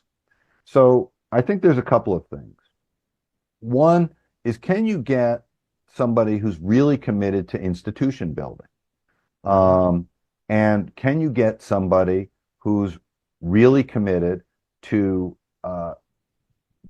delegating authority to capable technocratic groups and then providing them with some political cover to do their work? We saw a glimpse of it under Obasanjo from 2003 to 2006 with Minister Okonjo-Iweala and the whole team, Nuhu Ribadu and Nasir El-Rufai and Obiase Ekwesili. And that was a remarkable moment in Nigeria's a technocratic team of managers who had a coherent policy, and they achieved one big goal in the moment, which was a massive debt reduction deal for Nigeria. And they got the debt down like 85%. Growth was good. And so there was a lot of achievements there. But then what happened? Then there was the whole third term agenda. The political parties got involved. They needed financial flexibility. And so then they pushed out all of the technocrats. If you had somebody who said, look, I'm just going to focus 100% on growth, on reform, I'm going to bring in the people who know how to do it, and I'm going to stick with it for 5 years, 8 years, you know, if they have 2 terms, whatever, I think you could get different results. And so that would be the image I would present. Or maybe just go for something that's been bandied around for a bit, you know, one single term of 6 years, you know, come in, do your thing and get out, you know. So maybe that's a pathway, because the 2-term 4 years, most of them spend the first 4 years of appeasing the political elite and gathering resources to run for the second term, and then spend the second term trying to do stuff, but they never quite complete it. So that could be a discussion. But there's also another question here on what are the political factors, you know, that should be in place to evolve these, what Acemoglu and Robinson call the inclusive institutions. You know, so again, looking specifically at Nigeria, and with your understanding of Nigeria and the path we've traveled and where we are today, what are some of the things that need to be in place for us to have a shot at creating these inclusive institutions? Well, it gets back to the comment I made earlier about collective action. And, you know, there's a competitive multi-party system in Nigeria, but there's 2 problems with the system. One, it's almost entirely transactional. What do these parties stand for? You know, first there was the PDP. It was a dominant party for 16 years until it wasn't. And then the reason why the PDP was no longer a dominant party is that there were disagreements about power sharing because of Goodluck Jonathan's presidency and the zoning compact. So what happened? A lot of Northerners defected from the PDP and went to the newly formed APC. A lot of Westerners went with them. And so that's not really a story about a competition of ideas or policies or even management styles. It's simply a reconfiguration of power sharing around the distribution of economic rents. Rent-seeking kind of coalition. So it's very transactional. And look at the politicians. You can have opinions about the politicians one way or the other, and I'm not going to editorialize on them. But you know, Buhari contested the presidency 4 times on 3 different platforms. Peter Obi and Charles Saluda have been, I believe, with 2 different parties at least. And multiple other politicians are in the same boat. They've moved. Atiku has moved back and forth. And, you know, the parties don't care. I mean, they're like, okay, fine. You know, if this person looks like a viable candidate, we'll work with. I mean, Peter Obi is an entrepreneur. He's a businessman. His philosophical commonalities with the Labor Party are somewhat elusive to me, but you know, it's an arrangement. A platform. It's a platform, right? It's a vehicle, and so one problem is that the parties don't really stand for anything. There's not an agenda of growth, an agenda of development. The other part of that is because there's a transactional party system, there's no coalition for growth. You know, Stefan Durkheim, who I believe you spoke to earlier, has this great book, Gambling on Development, and he just talks about bargains. And there's some people are familiar with the political settlements approach of Mushtaq Khan and some of the folks in really focused in the UK, but it's all the same kind of conversation. It's how do you get a coalition for growth?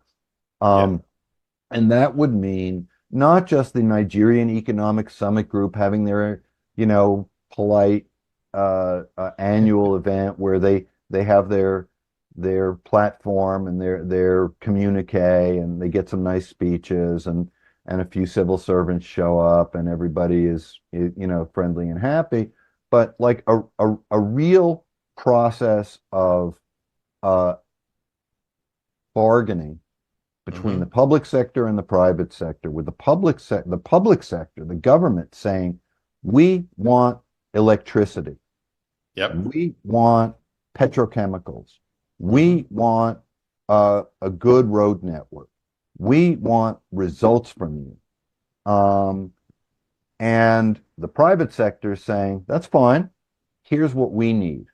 We need this tariff in order to make the power grid work. We need this regulatory framework in order to invest in petrochemicals, and so on and so forth. And so there can be a bargain. There are examples of this in Taiwan, public-private sector, sectoral groups. There was a massive effort in South Korea in 1974, the Heavy Industry and Chemicals Plan, where they sat down, all the big business leaders in the chaebol, the conglomerates in South Korea, and they said, okay, we want ships, steel, cars, electronics. We want it to be world-class. We will subsidize you and give you loans. We will give you protection for a few years, and then you're going to export. You're going to be competitive in export markets. And if you do it, you'll get awards and you'll get bonuses and you'll be rich because your companies will succeed. And if you defect and steal the money and take advantage of the opportunities or the protection just to collect rents, you might end up in jail, or at least we'll nail your companies. You'll be taxed, you'll be regulated. You won't be happy. And so there were clear incentives and sanctions. In France, there are sectoral competitiveness groups in cars and other areas where, public officials with specialist responsibilities talk to the car makers. What do you need in order to make better French cars and export them? And this is doable in the Nigerian context, and has been done, Yeah. Has been done in the past. Between 60 and 66, Michael Opara in Eastern Nigeria did the same thing. He built that, just bond between the political class and the economic class, and they worked together and drove the economy of the region to one of the fastest in the world in those short years. So they also had a great agricultural extension service, so there were institutions in place to advance these goals. What do we see in the contemporary era, though? We see the Nigerian government trying to grab $8 billion from MTN.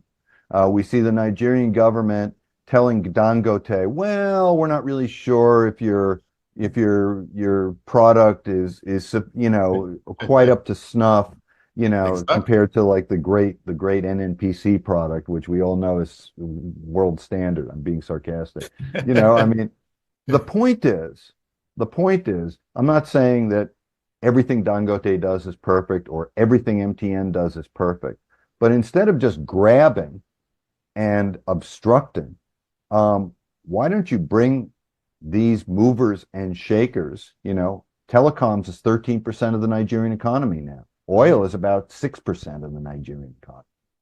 Bring the telecoms people up. Bring industrialists like Dangote up. This is what India has done. This is what Indonesia did. And I realize there are questions of monopoly and competition and so forth. But if people are producing and investing and creating capital and forming capital in your economy, at least figure out a way how to guide them, encourage them, and support them, and create a partnership with government. And I want to come to India that you just mentioned, because I know you're doing a lot of work on that. But why would the political class do this? Why would the political class care about building the economy if, turkeys don't vote for Thanksgiving, rams don't vote for Salah, right?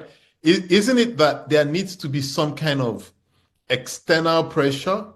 By external, I mean external to the government. It could be from the people, some pressure, some sense that the people can't take it anymore for the political class to then look for answers. on their own, it's hunky-dory. Why bother? Who wants to put in hard work? Do you agree with that? Or do you think there's that on their own? And have we seen where people on their own just decide, and this is not a Singapore discussion, just decide to do right by their people?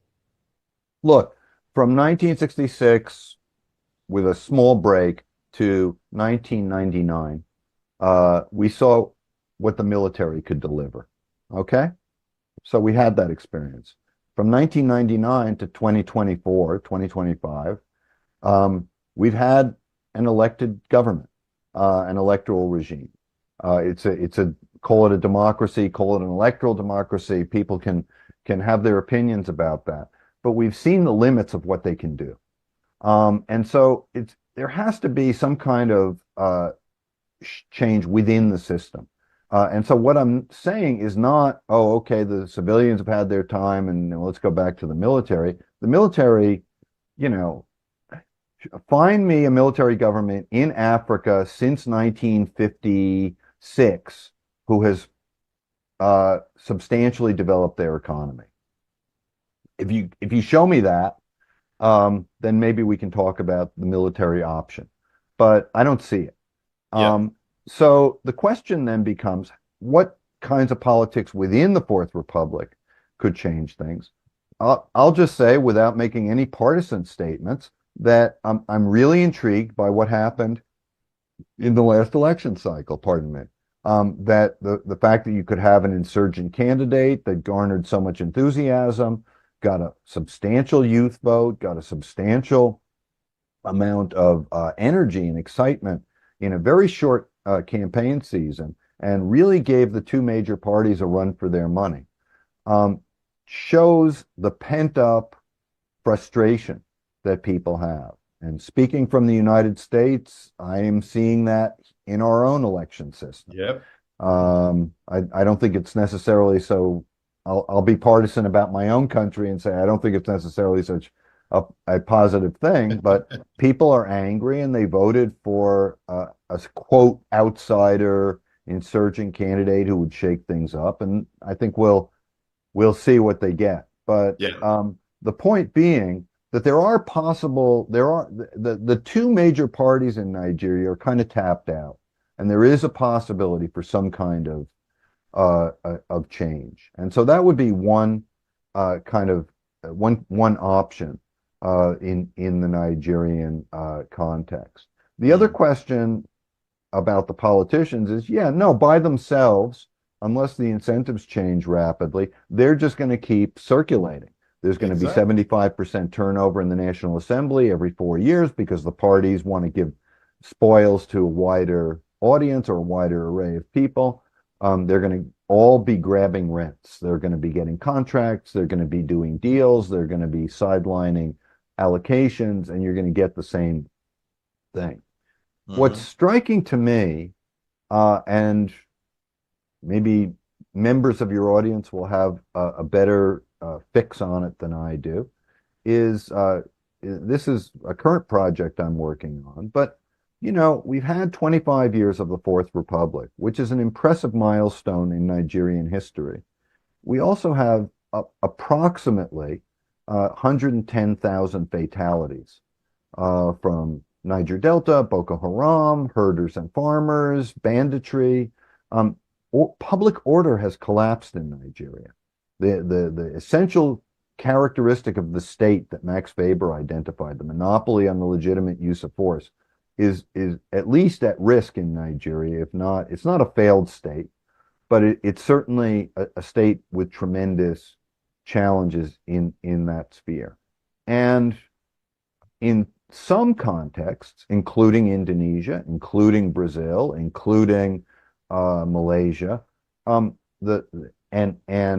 South Korea and so forth, the threat of either an external military challenge or domestic instability and insurgency or something like that was enough to galvanize the attentions, focus the attentions, and galvanize the energies of the political class. We've got to do something to stabilize the countryside. We've got to do something so that average people have a stake in the system, because otherwise we've got this communist insurgency or, civil war or North Korea, trying to invade us. So there was a security imperative that focused people's attentions. And what disturbs me and troubles me in my conversations with my friends and discussants in Nigeria is when I talk to politicians and a lot of policymakers, it's like, oh yeah, ISWAP, Boko Haram, the jihadists, they're all up in Lake Chad. Mend and the Avengers, they're all down in the creeks. Nothing that I can't solve by just having an armored vehicle and a couple of military escorts when I go to my village, and a hired fence around my house. And that is not a way to think.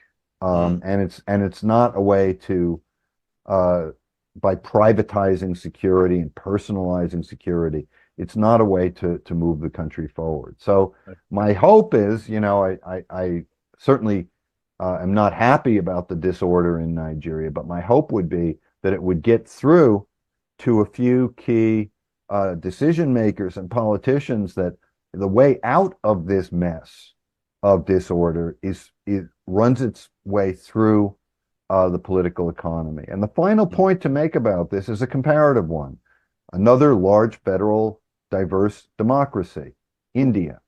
India had their decade of disorder in the 80s and the 90s, multiple assassinations, ethnic riots in the major cities, a huge two insurgencies in Kashmir and the Naxalite rebellion, but Marxist rebellion in the east.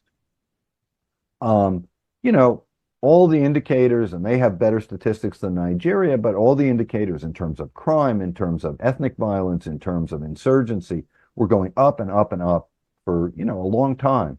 Since the installation of Nigeria's Fourth Republic in that period of the last 25 years, India's numbers have consistently been going down. All of them. Less crime, less ethnic infighting or communal violence, less insurgency. What else has been happening in India? Well, you've got, again, cross currents in terms of politics and a kind of illiberal populist regime in there now. But one other thing has been happening in India. They've had the fastest per capita economic growth of any country or region in the world, practically.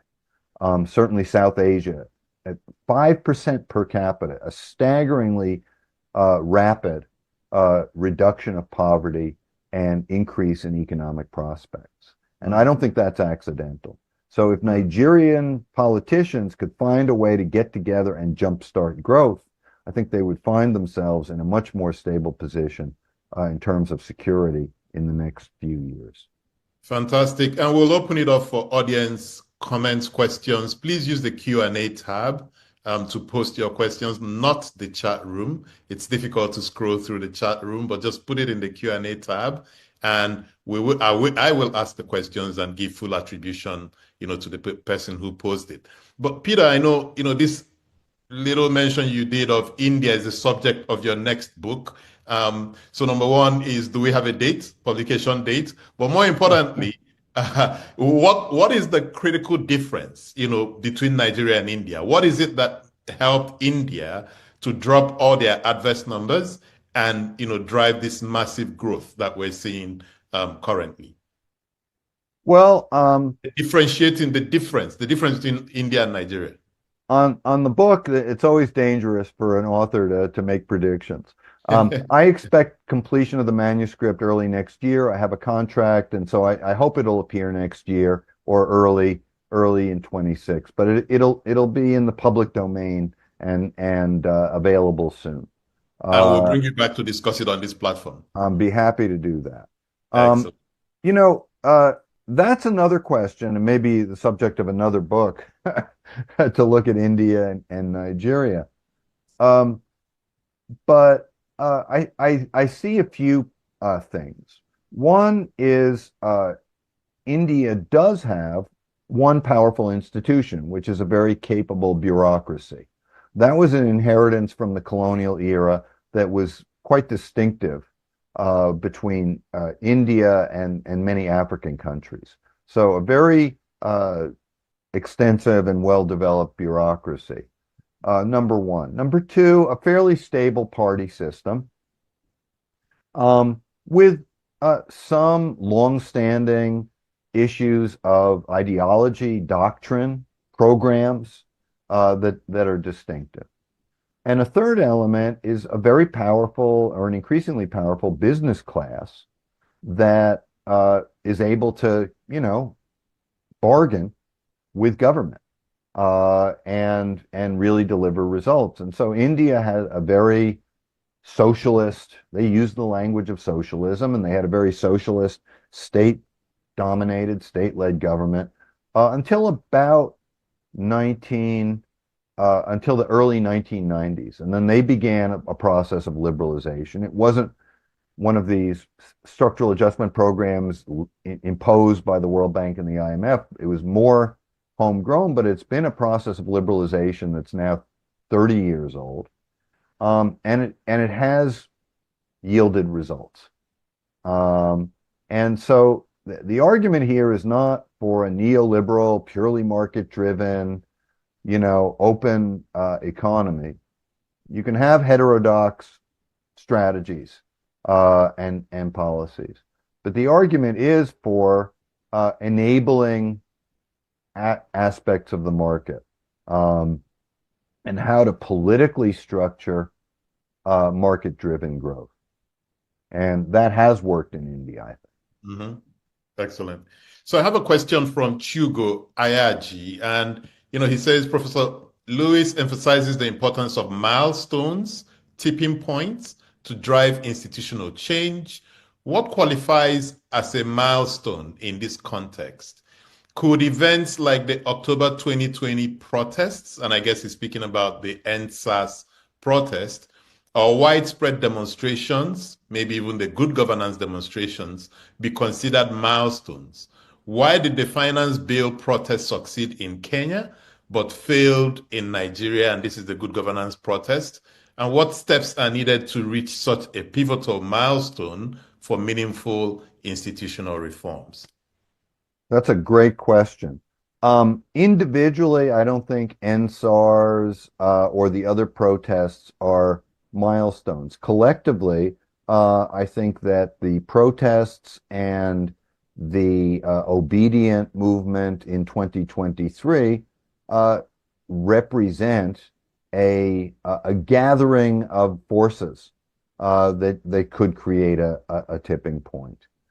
Critical junctures don't happen all at once, but in David and Ruth Collier's account of critical junctures in Latin America, it comes out of the labor movement, it comes out of changes in the party system, and so it might be years in the making, but then at a certain point you get a new bargain. So I think in Nigeria's experience, and I'm talking about this somewhat in my book as well, you've had sort of three big bargains. One bargain was the independence bargain of 1959, where different groups came together with the British to agree on independence and power sharing. Then after the Civil War, you had a new bargain, which was less formal but no less decisive, which was national stability, national unity. And so then you had a decade of federalism and revenue sharing in the oil economy and distributive politics to try and create a sense of social peace and create a sense of shared prosperity during the oil boom.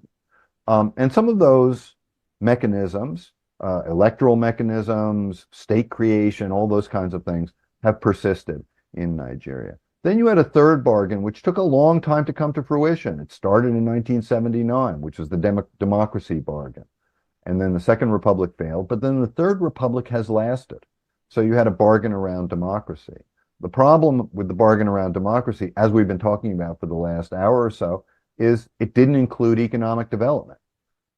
It included how do you get from one election to another. So we've had seven election cycles, and even a turnover of parties and the presidency through electoral means in 2015. But development has been lagging.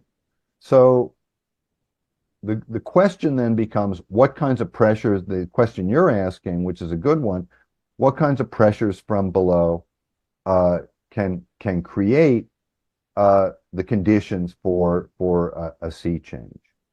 I think part of what happened in Kenya, which was so important, was that the protests were led by the essential part of Ruto's coalition.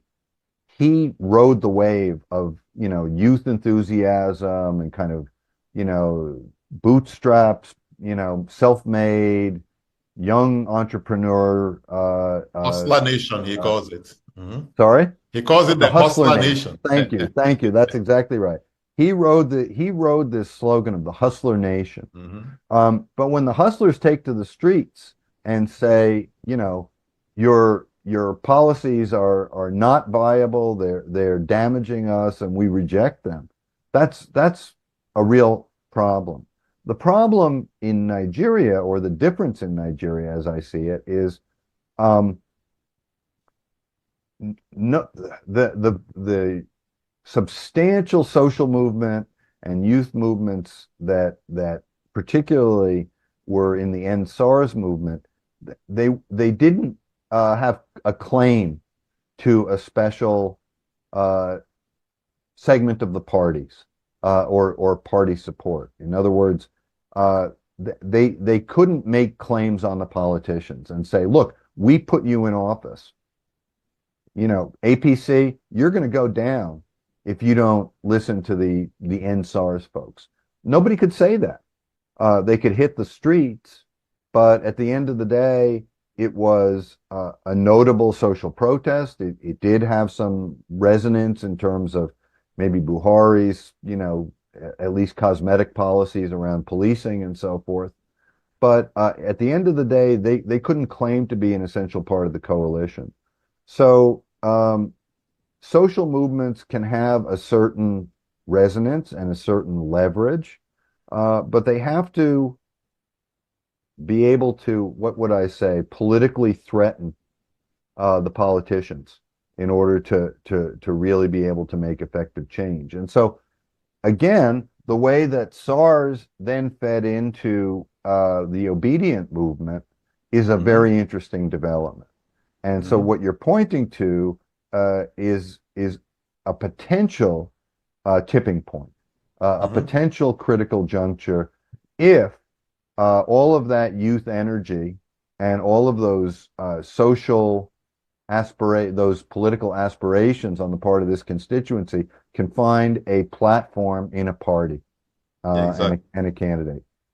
Can I build on this comment? In fact, let me replay two comments in the comment section and then ask a question following on to your comment. So there's a comment from Ambassador Joe Keshi. He says, I agree with Peter about how institutions change or fail to change. The problem is that those involved do not often recognize the need for change or the need to re-energize their institutions. There's a second comment from Monty Maki. The late Signaturetv, the great Nigerian poet, writer, remarked, a functioning, robust democracy requires a healthy, educated, participatory followership and an educated, morally grounded leadership. So we get these, right? The challenge is, again, back to the how. How do we get the leaders to re-energize or understand that they need to drive reforms or re-energize reforms in their institutions? And I think, let me throw out an idea and see what you think about it.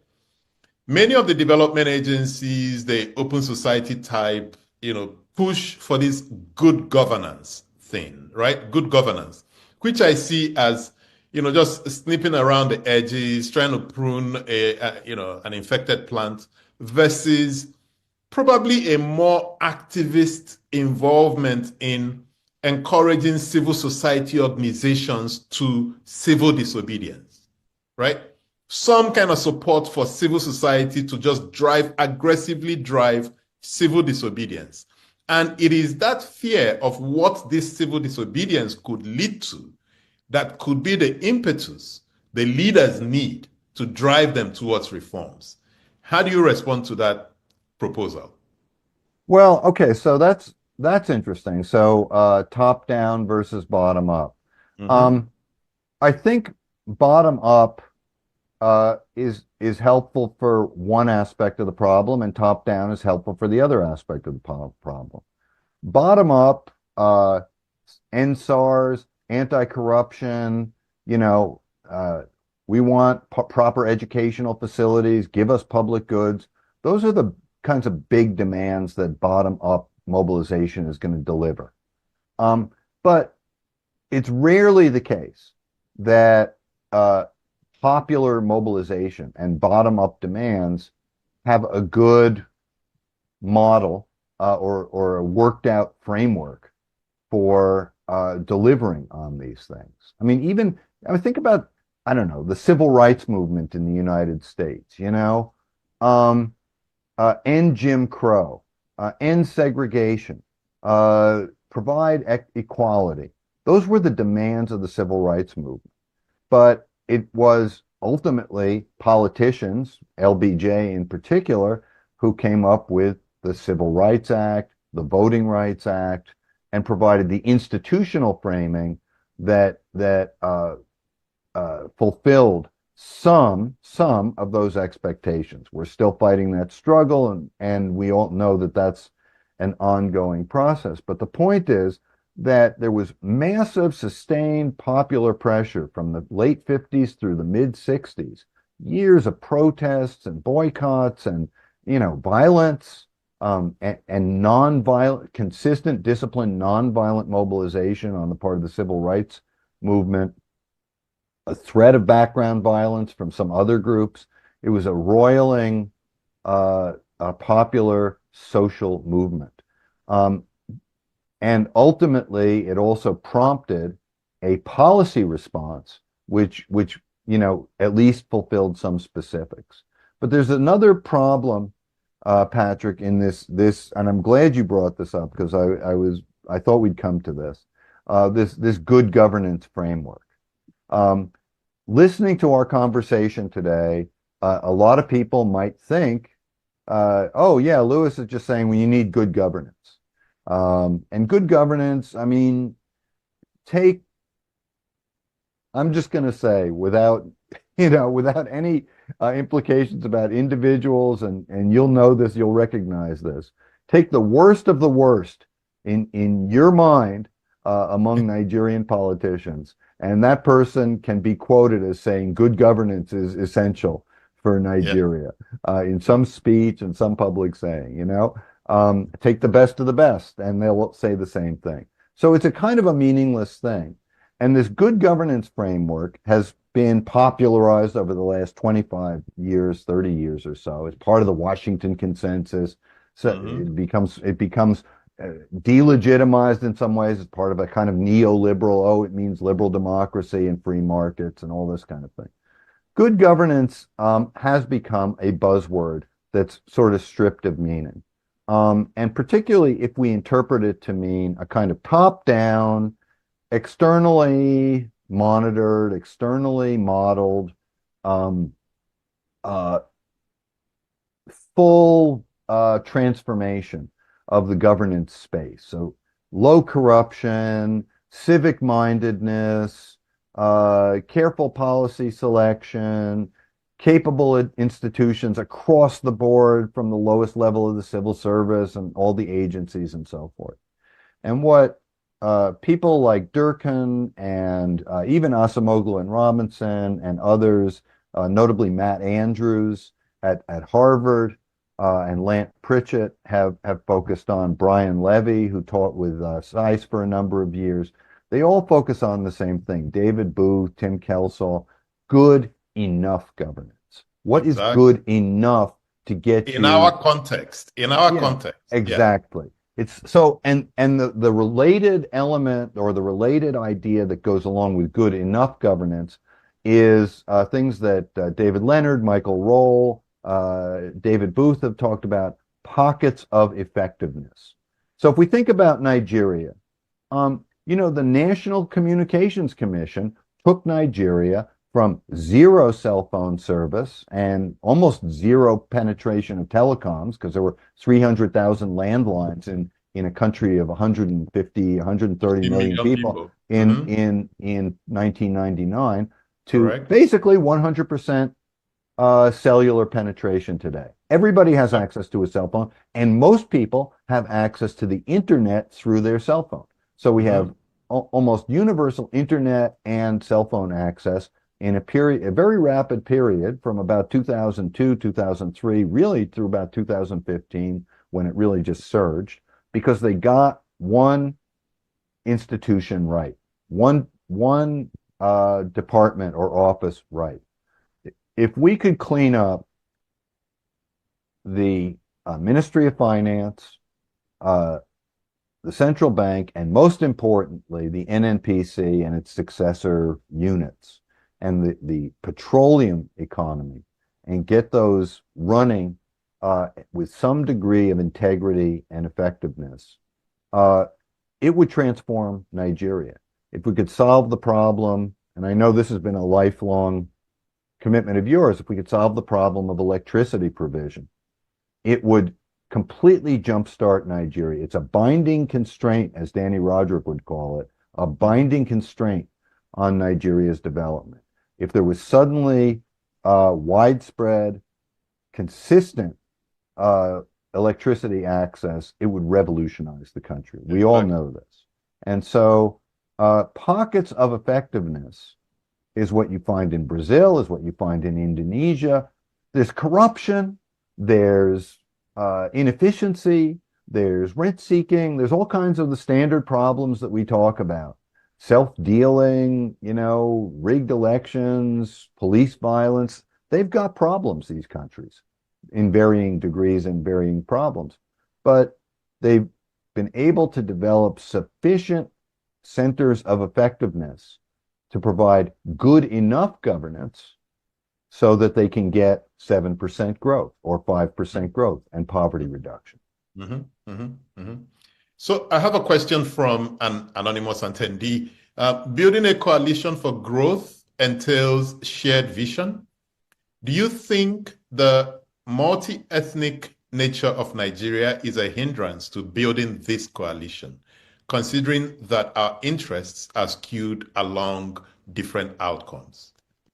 You know, I don't believe that that's a hindrance. I know that there is along anybody who knows Nigeria, and certainly most of the audience here is Nigerian, knows that ethnic diversity at the national level has been a hindrance to a shared vision of development and a shared vision of growth. But I think there's a much more widespread and prevalent realization, let's call it that, among Nigerians, that you can pursue a regionalized or zonal structure of growth that could easily work. I was in some discussions with people around the Economic Summit Group, and we did some scenario building sessions. This was years ago, and people were asked this question, you know, do you think that ethnic diversity or regional diversity in Nigeria is a hindrance to growth? And they said, no, it's, you know, the North, you know, think about the old agricultural economy of Nigeria. The North was growing groundnuts and cotton. The Southwest was growing cocoa and some palm products, and the East was doing palm products mostly. They had complementary economies. They could trade with each other. If we think about the North being a breadbasket, if we think about the South being, or the Southeast being an industrial energy complex, if we think about the Southwest and its contemporary leading role in Nigeria's economy as a diversified industry, shipping, logistics, all kinds of things that could, and telecoms come out of the Southwest. You could imagine a zonal development program that would work. I had a friend in 1999, a banker from the East, although he had his career in Lagos, who sketched for me on a napkin. This is how we develop the country. You do logistics. In Port Harcourt and Lagos, you do petrochemicals and petroleum in Wari and so forth, and so on and so forth. And he just sketched, and here are the trunk lines and the linkages. It was a brilliant vision of what the country could be. And so unified, universal, common development where every part of the country takes a step forward at the same time, that's not going to happen, and has never happened anywhere, from the smallest countries in the world to to the United States. But shared prosperity based on regional distinctiveness, I think that's possible.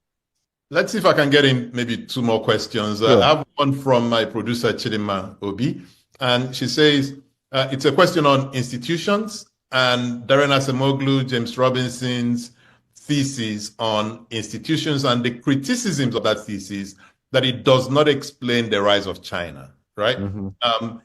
What's your view on that? China looked inwards, they did it their own way and they grew. What's your view on institutions, and must we all follow that line, or is there an alternative pathway? Well, I mean, I think there's an alternative pathway if you have 1.2 billion people in a communist party. And a communist party building on a 3,000-year imperial unifying agenda. So if you find me another country in the world that fulfills those requirements, then that's an alternative pathway. For the rest of us, we have to sort of figure out what to borrow from that. So it's a great question, and it is certainly true that Acemoglu, Robinson, Johnson make this path dependence argument, especially the idea of institutions of capital or inclusive institutions versus extractive institutions, which are often implanted by external actors and so forth. China was, for all practical purposes, an ex-colonial economy in 1949. It had been occupied and colonized by Japan. It had been dominated by the UK for over a century. So it had a de facto kind of colonial structure. But then, if we talk about critical junctures, the communist revolution in China was a critical juncture. I mean, it was a massive upheaval of society and institutions. It was tragically, a very costly experience in terms of the loss of life. Perhaps 30 million people dying of famine and other causes, particularly during the Great Leap Forward, and also a great loss of life during the Cultural Revolution. But it did rest upon the Chinese Communist Party's seizure of the levers of the state, domination of and appropriation, if you will, of some of the strengths of the former imperial state that had been built up over thousands of years, enabling them to reach down into the very grassroots of each village, and all of the agricultural networks, all the cities, and so forth. And so with that centralizing top-down capacity, it was possible for Chinese leadership to remake certain aspects of state and society, build up infrastructure first, and then liberate, I would say, the economic energies of Chinese people after Deng Xiaoping in 1978 and in the early 80s. And so there are alternative paths, and I think I could go on, but I want to get to the last question. There are lessons to be learned from China, but just keep in mind, again, when we think about institutions, the independent judiciary, lack of corruption, all these things that we associate with good governance, China has none of those things today. It's a patchwork of different systems. There's local level corruption. There's not an independent judiciary or kind of uniform rule of law. there's a lot of diversity and contradictions in the Chinese system. But they have good enough governance. They and massive focus on meritocracy. Focus on meritocracy, reasonably secure property rights for smallholding, business owners, reasonably predictable macroeconomic conditions, and look what happened.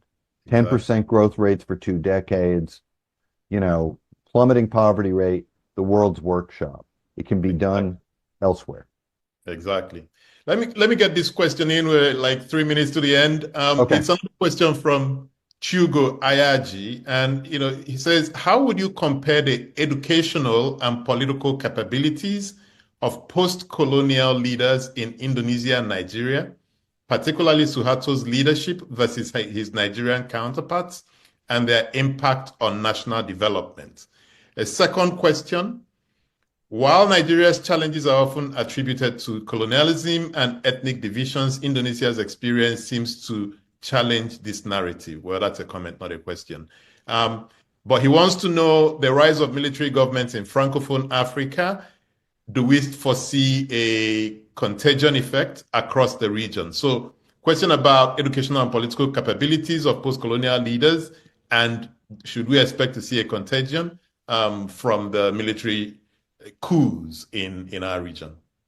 Well, I mean, on the last one, there's been a lot of people. I just came back from the African Studies Association. Patrick was also there. There's been a lot of discussion about the wave of coups in Francophone West Africa over the last 2 or 3 years. They're all in Francophone countries. They're all, except for Gabon and Guinea, they're mostly in countries that are also highly unstable and facing big jihadist insurgencies. They're also in countries where political leaders, elected leaders, are perceived by the public to have violated fundamental political and democratic, rather, norms and guardrails by term limits and internal politics and so forth. So the takeaway is that most of these coups have happened for individual reasons. Gabon's coup and Guinea's coup are not Mali's coup. And Burkina Faso and Niger had their own dynamics. There's a more permissive environment across the continent with the AU and so forth, and so the norms are weakening a bit. But I don't expect that this is an inevitable wave that's going to consume all of West Africa. And I think we could talk about it more. We don't have time. There are guardrails in Nigeria and countervailing factors, which I think make it less likely to see that kind of behavior in Nigeria. And I'll just knock on wood when I say that, because we all know the history, and we all know that we could be proven wrong very quickly. On education, it's a really interesting question. So just to say, the group of about 7 or 8 technocrats that engineered the Indonesian economic turnaround had a nickname. They were all called the Berkeley Mafia. And so it gives you a sense of, they all went to UC Berkeley, University of California, Berkeley, or University of California, Davis in the late 1950s, early 1960s. And they were young economic graduates with PhDs, and they were called back by Suharto to sort of form a leadership cohort to try and turn around the economy. And so they had good US, PhDs. But I've gone back and looked at some of the early finance ministers and the super perm secs. They all had Ivy League degrees. Exactly. They had good, they weren't all PhDs, but that doesn't matter. They all had good academic training. They were elites. And so I don't think that the quality of technocrats or the quality of education is the deciding factor here. I think that I've interviewed most of the super permanent secretaries, and I've known some of them for a long time. And I think they had an agenda in the 60s that if they had the right kind of political backing, might have, taken the country farther forward. Murtala Muhammad had other ideas, and he basically sacked them in 1975 and put together a different agenda. So And taking it forward today, I'll just say Nigeria has a super abundance of capable people to take the country forward. That the talent, either at the elite level or even at the sort of general level, is not the issue here. It's the political issues and the political questions that we've been talking about. Sadly, we've run out of time, but this has been a fascinating conversation. Peter, thank you so much for your time and for sharing with us. It's been a pleasure. Great to see you, Patrick, and great to talk to your audience.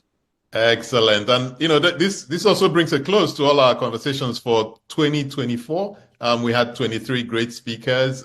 You know, you're closing it out for us. Over the Christmas break, we'll announce our lineup for next year. And, you know, we thank our audience for being very supportive. And we hope that you join us again when we restart in the new year. So thank you, everyone, and have a fabulous holiday. Bye now.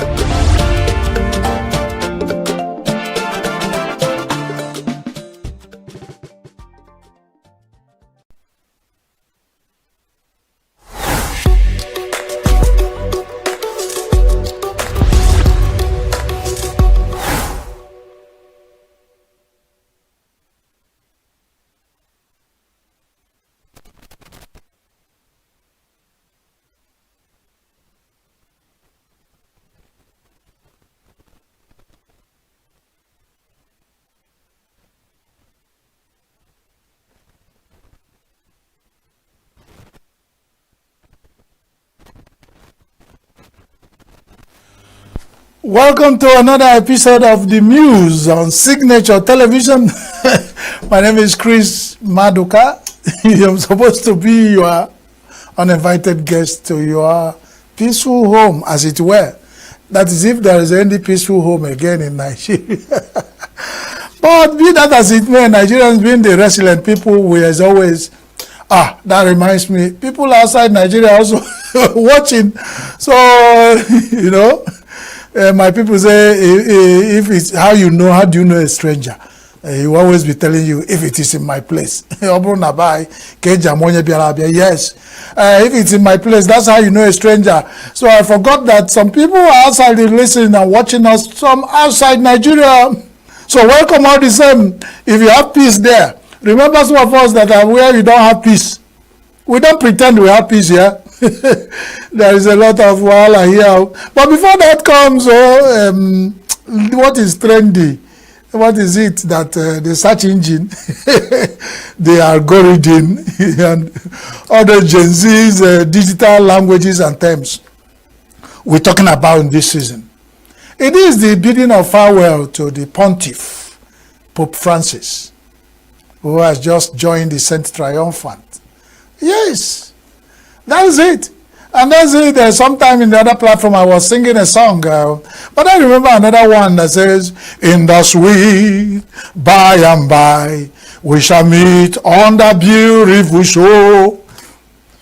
In the sweet by and by, we shall meet on the beautiful shore." These are the kind of songs the saints are singing for Pope Francis at this time. Even some of us that are not saints who can sing hymns. Whether it's sacred songs and sorrows, whether it's ancient and modern, whatever song you are, you can find some of these songs that our people use to send the dead home. So, Pope Francis, we wish you well on your journey. As you join the saints, you already a saint. From all indication, you died like a saint, having have to die on Easter Monday, very early Easter Monday. After your homily to the world, waving through the window of Vatican, that the ritual that is always taken as a sign of holiness. People will come and take blessings. You gave blessings to the world and you lay back and gave up the ghost. So may the angels of heaven sing you to sleep. But that's not all. As the world gathered to celebrate the burial, the mass is also a media event. The whole world is agog. We can spot some Nigerian delegates who are at the Vatican, the St. Peter's, to bid the Pope farewell. You know, there is this song I've just sang. You know, some of us that are Christian fathers know we have the people we call the PCC in Orthodox churches. They have them PCC. Most of them are elders like us. So we are elders, Christian fathers.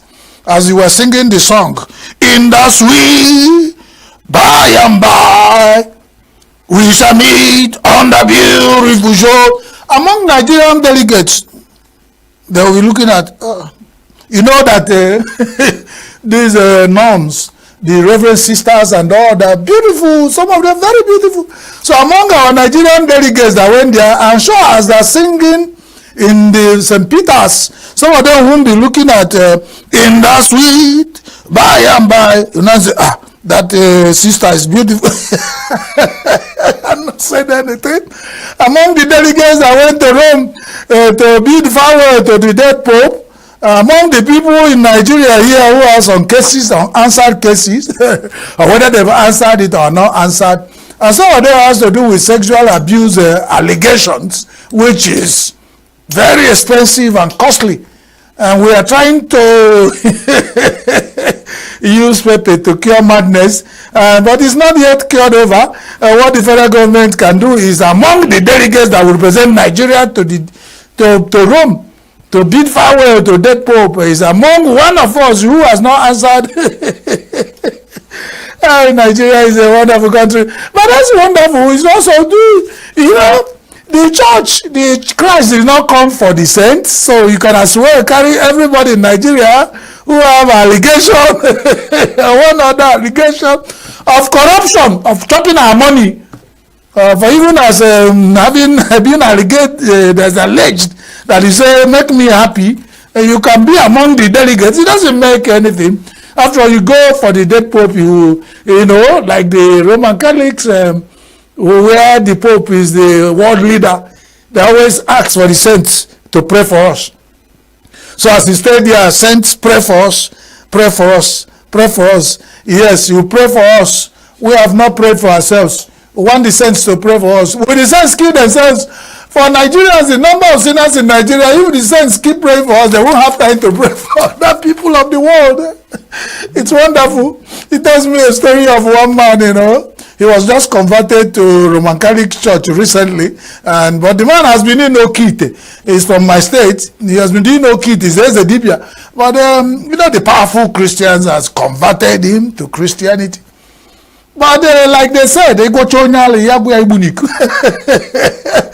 these people will say, what is this man talking about? What I'm saying is that once you finish curing a madman, you will not cure the madman from, how do I speak that? I don't even know the meaning of ibuniku in English. Winking. When you cure the madman, he will still be winking. After some time, he will wink for you to know that he came from a constituency. I entered the bus going home, and the bus driver was saying, bus stop, there's a bus stop of along the way to my house. There's a psychiatric hospital, a federal psychiatric hospital in ENUGU. So the bus driver was saying, the bus stop of all those people who, in the Ntamu bus stop. I didn't understand what the man Nigerians are wonderful people. They turn everything into a joke. He said, Ntamu bus stop. Those bus stops where you stop and you see a lot of people will be they wouldn't Ntamu. In Igbo, Ntamu means murmuring. So if you get to that bus stop where you see a lot of people murmuring, you don't need to bother. That's what they're talking about. You know already where the bus stop where you find yourself, you know. So you have to be careful there. When you see people, you don't talk about it. So as we bid the Pope farewell, among our delegates who have gone to bid Pope farewell, you know, and I find there when they're singing in the church, somebody will be using eye to look at to admire the sisters, the reverend sisters and the nuns who are in the cathedral, They're probably looking for who will make me happy or not. I hope they come back with another charge. And I trust among them we have the piteous Bishop Kuka. But he's not the leader of the delegate, he's just a member of the delegate and other people. By the time Nigerians return from that delegate to go and bury the Pope, you come back, all the killings in Nigeria would have stopped. I mean, just go to Rome, bury the dead Pope, pray, and then do, when we come back, all our sins are forgiven. And we come back fresh, and we start all over. That is what we are hoping. So it's just about that. It won't stop Pope from going to where he's already gone. All these ones are ceremonies. But Nigeria would have saved the Pope that embarrassment, because along the line where the Archangel Peter and all the one Gabriel are trying to receive the Pope, they will look back at the people who are paying, who are just assembled to wish his soul well, and they will spot some Nigerians. They will say, who are those? They seem to come from I'm not saying anything, but if the angels look back and see among the people who are bidding the Pope farewell, they will say, are those ones among the well, Pope, goodbye, Pope Francis. May the angels of heaven sing you to sleep. Whatever Nigerian delegates are coming, they will not stop the angels from singing you to sleep. And like we said, your death will become a lesson for us to learn in Nigeria. In one other platform, I have said, it reminds me, I like singing songs as a Christian father. We said, fading away like the stars of the morning. When you hear this kind of song, the church I worship with, the Anglican church, the Orthodox Anglican, the Methodist, the Lutheran church, the Baptist, they sing a lot of hymns during the time of burial. And the Roman Catholic too, we all sing and we pay a lot of respect for the dead. And so it means that we're fading away like stars of the morning. Do Nigerian politicians know that? I don't know. Even the delegates that are going to bid for power, they don't know that we are fading away like stars of the morning. And he was not there to happen. He didn't do now, because along the line, one day somebody will lie, no motion, and then everybody will start singing Requiem High Mass. That's it, and that's it. So do we think about that day for us all? Do we reflect as Nigerians in all our endeavors? Beyond politics, in our economic endeavor, health, all the sectors of Nigeria, do we remember that one day we will fade away like stars of the morning? Like Pope Francis are just faded away. And all the pomp and pageantry and ceremonies of burial, some people will look at it, they say, some people will look at how Pope is buried and they wish they are dead to be buried like that. You want to be buried like Pope? Are you Pope? You end that kind of burial, and even your death, you have a choice how you want to be buried. If you die like a thief, you will be buried like a thief. If you die like a corrupt Nigerian politician, you bury you as one. If you die like a saint, like Saint Francis the Pope, you bury you as one. Whatever a man sow, he will reap. That's all. So goodbye, Pope, and we're expecting the Nigerian delegates, that is if they did not jackpot. The Nigerian delegates will not come back. They will just use the opportunity. They're going for the burial of Pope and jackpot, because it doesn't pay you that you go to bury Pope and come back to hell. So like this, Nigeria, Nigeria will help thee. So goodbye, Pope, as we take on the next news point. What point do we muse? Remind me. Okay. Political defections. Political defections. I want to announce that I, the presenter of the news on Signature Television, I am defected. Ask me where. I don't even know where to defect. It's just that I announced that defecting anywhere. anywhere there is stomach infrastructure. After all, tell me, just notice that I am ready to defect. Tell me where to defect to. If I'm a Nigerian politician, where I will defect to will be very, very, very clear, because we have been told that if you join that particular party, all your sins will be forgiven. And all of us are making effort. Well, now we know that we have a party in Nigeria where we join. We don't need to die again to go to heaven. You know, all our sins are forgiven, so it's heaven. It's Eldorado. Just join that particular party. 90 million flies cannot be wrong. Join them to eat what they eat. Hey, Nigeria, we have the political defections that even a sitting governor with all the machineries of state government defected to a party. And in Nigeria, we all kept quiet and accepted it. And take it as the new normal. Nigeria. Who did this to us? I don't have any issue with defection. As I'm sitting here, I've announced my own defection. But I cannot defect with a Signaturetv television. If I want to defect, I'll leave their studio, leave everything they are doing, and just defect to anywhere I want to. I can ask for a defect to hell. But I shouldn't be drawing people who do not want to defect, drawing them to defect. What will that be? How do you describe that? Is defection by force? If we vote you as a representative of a state, you are not there for everybody and for nobody. You suddenly decide that a complete over 5 million people that make up a state that is also a legitimate member of the Federal Republic of Nigeria, all of us, over 5 million people should join one party overnight without due consultation. What is our offense that we have elected you as governor of our state? And nobody is talking about it, though. Hey, God. Hi, Nigeria. Who will write this story, this history? Have we given up on Nigeria? Are we giving up on our democracy?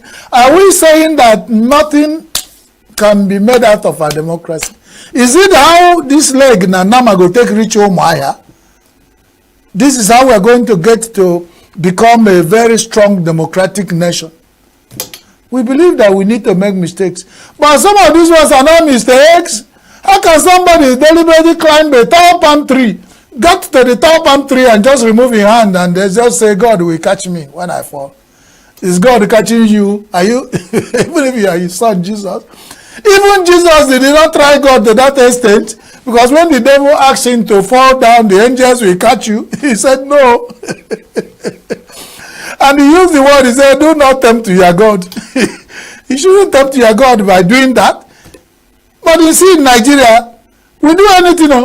You see, a whole politician, he climb up to through mandate with one mandate, climb up to with mandate B, get up there, and then leave his hand to fall into another mandate A. You call that Nigerian version of democracy? God forbid. For how long are we going to remain in sin for grace to abound? The Igbo Bible says Tofiakwa. And that is what I believe in. That one makes more meaning. Because if I speak up in English, it will be God forbid. But if you say it in Igbo, Tofiakwa, it makes sense. Nigeria, Tofiakwa. For how long can we be defected from one party to another without due process? And we have constitution and Nigerian legal luminaries that are not interpreting it. So in meaning we are taking the voters for granted. These are the same people who will come out tomorrow, beg them to vote for us. And we believe they will trust us, because if we ask them to vote for us in party A, 2 months after, we can jump ship to party B without due apologies, without explanation, because it's politically right for us to do so, without due consideration of the people who actually gave us the mandate. That is, if there was they get there with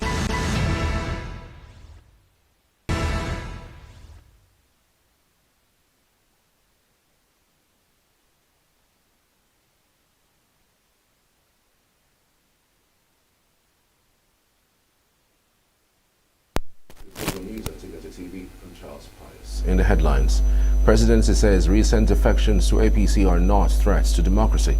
Fulani headsmen given 48 hours ultimatum to vacate Benue community. Cardinals visit St. Mary Major to pray at the tomb of Pope Francis. And Liverpool thrashed Tottenham to secure Premier League title. Details shortly.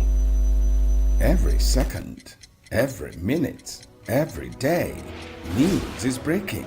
Events occur and there are new developments. At Signature TV, we follow these stories, objecting all sides without bias, explaining the complex issues, breaking down the numbers, and investigating the issues behind the news.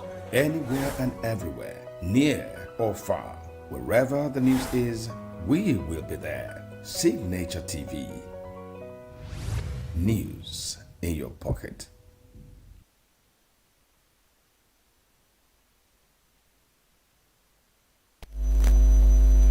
Former Executive Secretary of the National Health Insurance Scheme, NHIS, Usman Yusuf, has advised President Bola Tinubu's administration of trying to silence critics and suppress dissent. Speaking in an interview, Yusuf claimed that his recent detention was a deliberate attempt to intimidate him and discourage opposition to government actions. Yusuf, who was arraigned by the Economic and Financial Crimes Commission, EFCC, on 5-count charge of alleged fraud in February, pleaded not guilty before Justice Chinyere Nwechong of the Federal Capital Territory High Court. Reflecting on his time in Kuje prison, Yusuf described it as a period of retreat for rest, prayers, and reflection, insisting that it only strengthened his resolve. Yusuf added that the operatives prevented him from changing his clothes, stopped his wife from bringing him alternative clothing. According to Yusuf, he spent 6 days in EFCC custody before being arraigned. He also said that he was denied bail due to the judge's illness, resulting in an additional 24 days spent at Kuje prison. The 2027 political dispensation has gradually gathered pace. The presidency has labeled groups insinuating that democracy has been compromised as alarmists. Presidential spokesman Bayo Onanuga took on the opposition on Sunday, insisting that Bola Tinubu is not plotting a single-party state, as has been speculated. Reports say that the former governor of Delta State, Ifeanyi Okowa, and his successor, Sheriff Obowowerri, both key members of the People's Democratic Party, PDP, have surprisingly crossed over to the ruling All Progressives Congress, APC. The development left stakeholders within the Nigerian polity analyzing that the country was gradually drifting towards a single-party state ahead of 2027, when the next general elections will unfold. According to Onanuga, he went on to dismiss the claim, saying that contrary to falsehoods circulating across mainstream and social media, democracy is not under any threat in Nigeria. He stated that accusations suggesting the administration is moving towards authoritarianism are baseless and exaggerated. Onanuga also said that the President Tinubu and the National Working Committee of APC under the leadership of Abdullahi Ganduje deserve commendation for making the ruling party viable and attractive to all Nigerians willing to participate in the democratic process. A Don, Dr. Lawrence Ode, has urged the National Assembly to urgently design a comprehensive legal, legislative, and policy framework for establishment of state police in Nigeria. Ode disclosed this in an interview with newsmen in Abuja on Sunday. The leader of the Senate, Opayemi Bamidele, had recently hinted the National Assembly's readiness to develop frameworks for creation of state police as part of measures to address insecurity in the country. Ode suggested that the country or the proposed state police should be made to coexist with the federal policy or the federal police, but operate within clearly defined jurisdictions. He urged the lawmakers to begin constitutional amendments that would pave the way for legally recognized state police force. According to him, recruitment into the proposed state police should prioritize individuals with deep local knowledge, fluency in indigenous languages, and a verifiable track record of honesty and transparency. He also advocated for a rigorous vetting process involving recommendation letters from divisional police officers, community leaders, clerics, and school authorities to prevent individuals with questionable characters from being enlisted. Ode further said that the federal police should focus on interstate security and collaborate with agencies such as the Military, Department of State Services, DSS, Nigeria Immigration Service, and Nigeria Customs Service to secure the country's borders. We're headed for a short break. We'll be back after this, to stay with us. Every second, Every minute, every day, news is breaking. Events occur and there are new developments. At Signature TV, we follow these stories objectively, bringing all sides without bias, explaining the complex issues, breaking down the numbers, and investigating the issues behind the news. Anywhere and everywhere, near or far, wherever the news is, we will be there. Signature TV. News in your pocket.